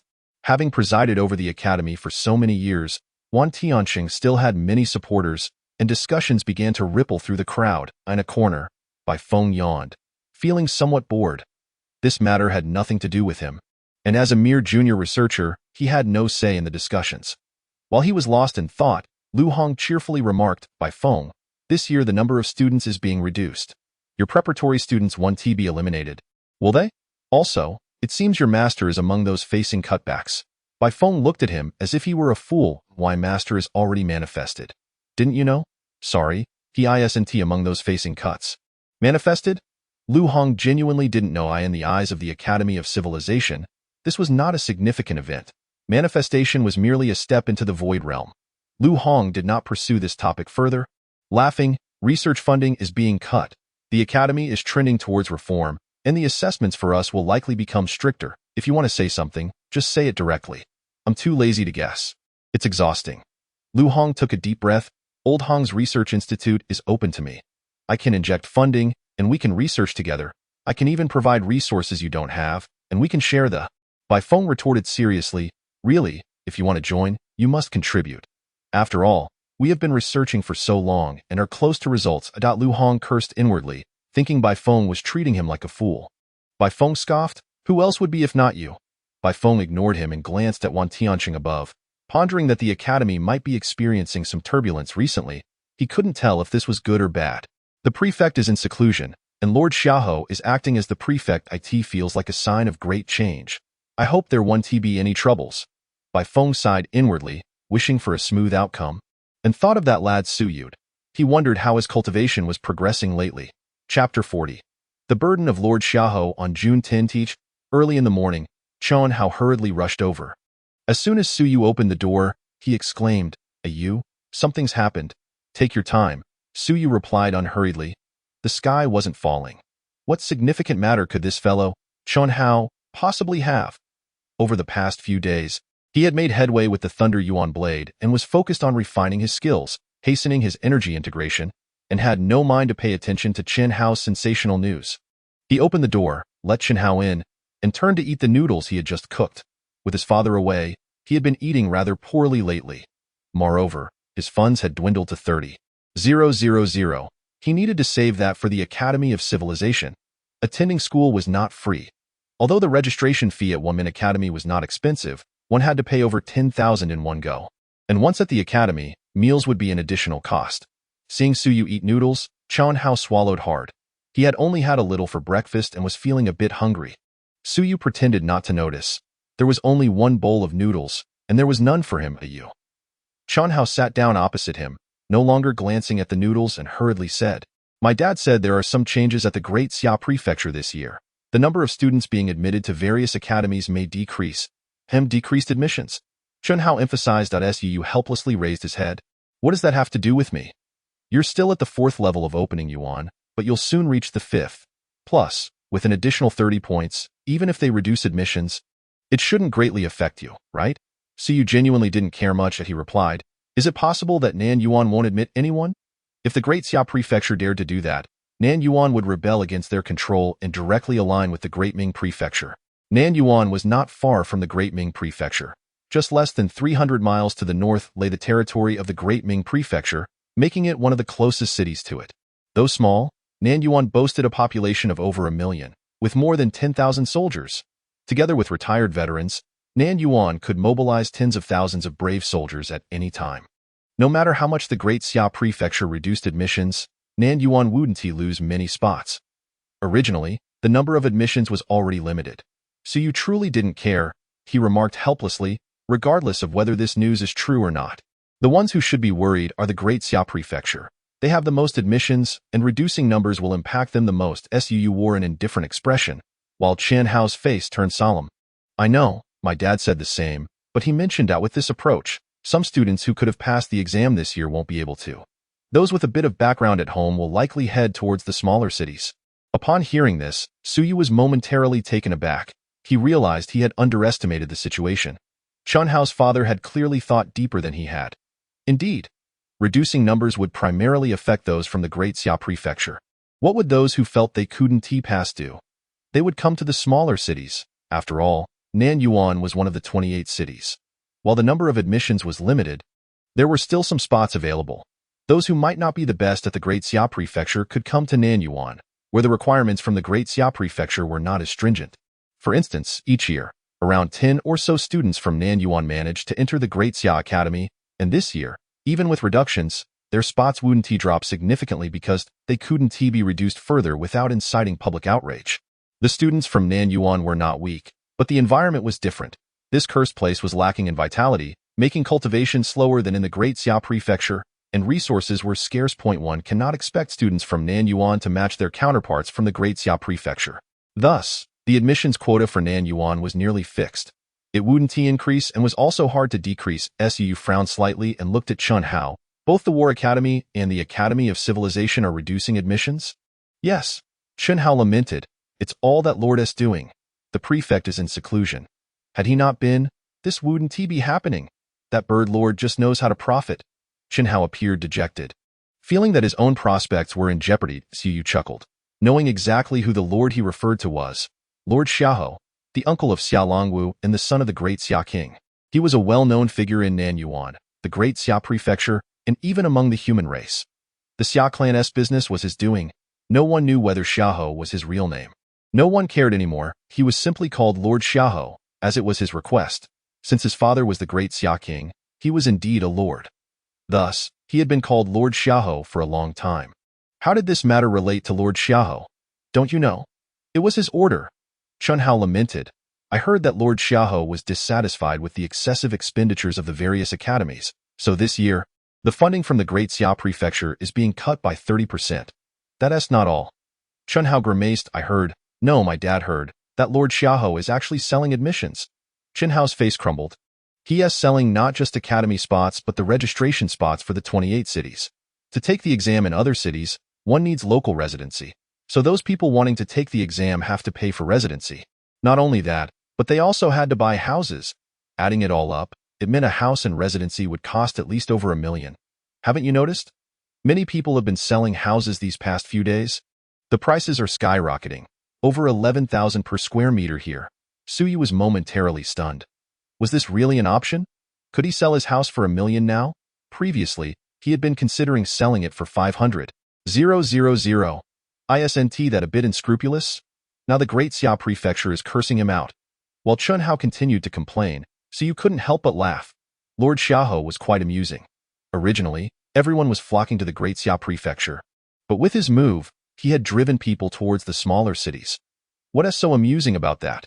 Doesn't this just increase our competition? Chinhao grumbled.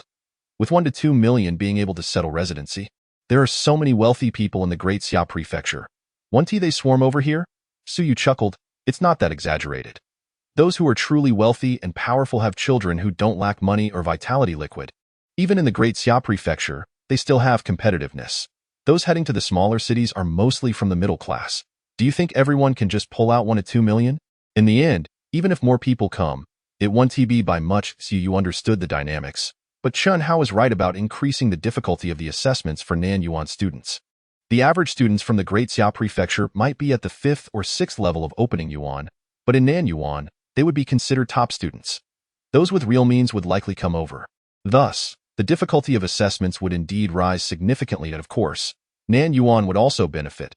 For instance, those selling houses could easily make tens of thousands in profit now. So you could only say that Lord Xiahou's maneuver was unparalleled. If I were Lord Xiahou, I would build a few residential complexes in advance, stipulating that houses could only be purchased there, easily selling hundreds or even thousands of units at $1 million each without any negotiation. Billions would flow in instantly. Suyu reflected, feeling a bit wistful. If one city could earn so much, the 28 cities could rake in hundreds of billions in no time. If this were to happen annually, and those who bought this year couldn't transfer their properties for 10 years, they could continue to reap rewards next year. Chunhao was dumbfounded, taking a while before he grimaced to you. I came to discuss matters with you, not to ask how you would make money. What are you thinking? Suyu smiled. It's fine. Don't worry too much. This matter won't be that simple. If they truly take all the spots from Nanyuan, do you think Nanyuan will just let it slide? Undoubtedly, there will be other policies to compensate. Really? Chunhao was somewhat convinced by Suyu, yet still uncertain. But will it affect me? It shouldn't, Suyu replied, though he too was unsure, speculating, if I were Lord Xiahou, I might implement some other policy, such as if Nanyuan is accepting 20 students in total, then 15 would be local residents and 5 from outside. This way, they earn money, outsiders have opportunities, and local residents won't suffer losses. These individuals could have qualified in the Great Xia Prefecture. Thus, in the back and forth, the number of students at the academy might remain unchanged, yet they could earn tens or hundreds of billions. As for that money, it would be willingly spent by those parents. If they had the means, they could take the entrance exams at the Great Xia Prefecture, which would prevent any grievances. Suyu chuckled. Overall, it's about forcing a group of middle-class families, who originally wouldn't have to spend money, to spend it instead. They might end up pouring out hundreds of billions, which Lord Xiahou would pocket, then redistribute, creating a cycle that could lead to thousands of billions. Chunhao didn't comprehend. Wasn't it just hundreds of billions? How did it become thousands of billions? Suyu didn't explain further, reassuring him, don't worry. Those at the top aren't fools. Do you really think they could create such an uproar? The prefect is merely in seclusion, not doing anything else, and does he not fear the prefect coming out to cause trouble for them? He was confident that Lord Xiaohe wouldn't truly create a huge mess for the great Xia prefecture. If Lord Xiaohe were that foolish, would the Xia clan's business still monopolize the entire great Xia prefecture's cultivation resources? Of course, it was related to the Xia clan, but without some capability, other prominent families wouldn't agree to you. Why do you think Lord Xiaohe is doing this? To earn so much money, and yet so many people in the great Xia prefecture want to kill him now. The Xia clan's business was incredibly profitable. Even a simple purchase could cost tens of thousands. Su shook his head slightly. No one ever complained about having too much money. Perhaps Lord Xiaohe simply enjoyed counting money. And there was nothing to be done about it that moment. No one knew that the treasury of the great Xia prefecture was running dry. Even if Wan Tianqing mentioned it in the meeting, everyone would consider it a lie or a scare tactic. What a joke! The great Xia prefecture was one of the most powerful factions of the human race, teeming with strong individuals, economically prosperous, and the populace living in peace. How could they possibly be out of money? If there were no funds, could Xia Longwu continue to spend lavishly? Now, even if Xia Longwu himself stood up and declared that the great Xia prefecture was out of money, many would likely laugh and say the prefect was joking. Such a thing was utterly impossible. Suyu was taken aback, and Chen Hao was even more astonished. After receiving a few comforting words from Suyu, he felt considerably reassured and exhaled, saying, "That's good. As long as it doesn't affect you." Why Dad mentioned considering selling the old house this time. Suyu inwardly cursed. What a wealthy family. This guy's family previously owned a house in Suyu's neighborhood, which they had never sold. If they actually sold it this time, it would bring in a fortune of over $1 million. Suyu stroked his chin and brought up the topic again. "Howsy, do you think selling a house now is truly advantageous? $1 million. The house had been bought by Su Long for a mere 70 to 80,000 back when he was a soldier. The trading restriction period had long expired, and although the housing prices in Nanyuan were decent before, it was only worth around 500,000 yen. The blink of an EYE.IT had doubled. This was astonishing. With this news, Suyu was even tempted to sell his own house for a huge profit. Chenhao looked at him skeptically and whispered, Are you still thinking about this? Uncle Su will really be furious with you. If you need money, I can ask my dad to lend you some." "What are you thinking?" Suyu chuckled, just casually mentioning it. "If I were to sell, it would still require my dad's approval. It's a pity. This opportunity is indeed too rare." Chenhao did not find it concerning, as he was unaware of the true value of money, and he had no shortage of it. Continuing their previous conversation, Chenhao still seemed a bit anxious. "Even if it doesn't affect us, on the day of the assessment, there will likely be many more people from the Xia prefecture. I heard that there are numerous geniuses over there, many at the 5th or 6th level of opening yuan, and quite a few at the 7th or 8th level. Do you think they'll laugh at us?" Suyu dismissed the concern, saying, "Laugh at what? When we throw them into Nanyuan, they might not fare better than you. We may start off disadvantaged, but once we reach Xia prefecture, everyone is on the same footing. By then, their progress will surely be slower than ours." He held neither a high opinion of the people from Xia prefecture nor a low opinion of those from Nanyuan. People from smaller places might begin with more challenges, yet once they reached Xia prefecture, they would be treated equally as long as they remained composed and diligent. Many would rise to prominence. This had happened before. Well then, Chenhao ceased discussing the matter and soon curiously asked, what do you plan to do these days? The academy will be on break soon. How about we go out for some fun?" Not interested. Suyu was busy with numerous tasks these days. Repairing Lei Xiaodi, cultivating the Lei Yuan sword, preparing to face a mid-stage Qianjun, studying and enhancing his willpower. He had no time for leisure. "Focus on your training. You are not allowed to go anywhere. I can only speculate. It doesn't mean Nanyuan will retain its original number of candidates. You'd better aim for the 5th level of opening yuan to increase your chances. If a few underperformers get eliminated, it might reduce the number of spots by 1 or 2. And who knows, you might just make it." Chenhao's father had gifted him 3 drops of yuan qi liquid, but Suyu had yet to use any. However, in recent days, his training with the Lei Yuan sword had consumed a great deal of energy, and he was struggling to recover. Without opening the Baihui acupoint, he could not actively absorb yuan qi, which left Suyu severely depleted. He planned to consume a drop of yuan qi liquid to give himself a significant boost, while Chenhao was better off training here. "All right then," Chenhao lamented. Realizing he had to study again, I should have known better than to come to a used place.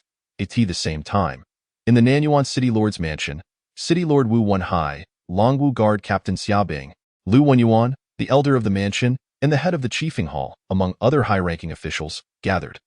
After everyone took their seats, Wu Wenhai got straight to the point. As you all know, the Daxia Prefecture stance is clear. One household, one assessment. This means that if a family has 2 children who need to be assessed, they must purchase 2 houses, each over 100 square meters. Anything below that won't be counted. The elder of the mansion tugged at his beard and gasped. The Marquis's intentions are rather unscrupulous. Wu Wenhai pretended not to hear and continued, furthermore, the time until the assessment is tight. A special passage will be opened, with an additional tax of 10. At this, Lu Wenyuan could not help but comment. Is this money for Nanyuan or for Daxia Prefecture? It will be split equally between Daxia Prefecture and Nanyuan. Wu Wenhai replied with a smile, it's a good deal. After all, the Marquis is taking the heat for us. So we just collect the money to IT doesn't concern us much. The ones truly suffering are those from Daxia Prefecture. If they are capable, they should refrain from coming. It only benefits Nanyuan with no downsides. The elder of the mansion frowned. I worry that this might encroach on our quotas, IT1T. Wu Wenhai reassured him. The higher-ups have indicated that the number of recruits will remain roughly the same as before. The difference will not be significant. Perhaps 1 or 2 spots might be lost, but it won't be a drastic reduction. Wu Wenhai offered him a sense of security, adding, this is actually advantageous for us. Originally, Daxia Prefecture planned to make large cuts, which would have resulted in 1/4 of the spots being diminished. Now, not only will we not lose any, but we can also make some profit. Nanyuan isn't affluent. This is a chance to gain some funds, which will lead to more allocations in the future. The crowd nodded in agreement. Seeing this, Wu Wenhai declared, this matter is settled. Our opposition would be futile. The main reason I gathered you all is to convey to the students not to feel pressured or anxious. The higher-ups are considering matters without disregarding our opinions. He continued, moreover, the Daxia Prefecture is bound to be a bit chaotic lately. With personnel being mixed, the chiefing hall and city guard must prepare for safety measures to prevent any infiltrations by those from the 10,000 Races cult and to be vigilant against them inciting unrest and swaying public opinion. Wu Wenhai's tone turned serious. Some individuals do not understand the gravity of the situation and spread rumors. If the people of Nanyuan feel that outsiders are encroaching on their quotas and interests, it will undoubtedly lead to turmoil. We must remain alert. The crowd hastily agreed, and Wu Wenhai let out a sigh of relief, adding with a smile, also, the higher-ups have expressed a desire to keep these wealthy individuals in Nanyuan. Our development is slow, resources are limited, and our economy is not thriving. This is a golden opportunity presented to us. No, it's like paying us to accept them. If they stay, Nanyuan will be able to develop even better in the future, and there will also be additional profit-making schemes from the academy. What? Wu Wenhai smiled. The Marquis stated that all assessment candidates must be affiliated with the academy. In other words, those individuals coming to Nanyuan must enter a middle-tier academy. They must be listed under the academy's roster as for how much a spot is worth. You all can decide. Just don't make it too outrageous. Lu Wenyuan gasped. This fat man. Cough. The Marquis is truly plucking the feathers from the birds. With the additional tax, affiliation with the academy, and the requirement to purchase houses, he wouldn't rest until he extracted millions from each family. Wu Wenhai also chuckled wryly. That's just the Marquis's nature. He has stated that if you want to spend, you can.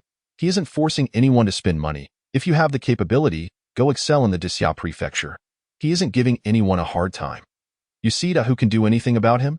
The Marquis's methods of accumulating wealth.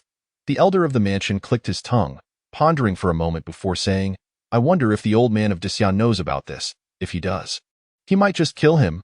That's none of our concern. Wu Wenhai replied insincerely. As long as the Marquis can handle it, that's good. Of course, he is used to it. Let them curse him. It's not the first time. A few years ago, the Marquis secretly opened a black market and traded a massive amount of military merit points, defrauding the wealthy of Daxia Prefecture of over 100 billion. In the end, it was all swept under the rug. Upon hearing this, everyone's expressions varied. Merit points have a ranking system. Some wealthy individuals might not even be able to buy certain items. In the past few years, a black market had emerged in Daxia Prefecture, where anyone with money could buy anything. Of course, the prices were exorbitant. Moreover, transactions were made using merit points, with the black market prices skyrocketing to over 100,000 for a single merit point. This was not all. The purchased items were also priced at double. The back and forth resulted in a markup of over 10 times.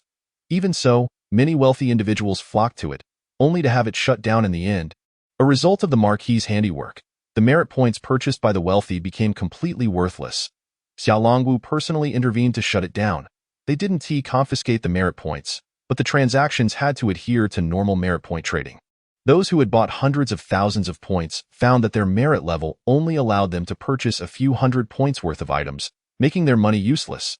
They couldn't even covertly trade with others, as those individuals were all on Xia Longwu's list.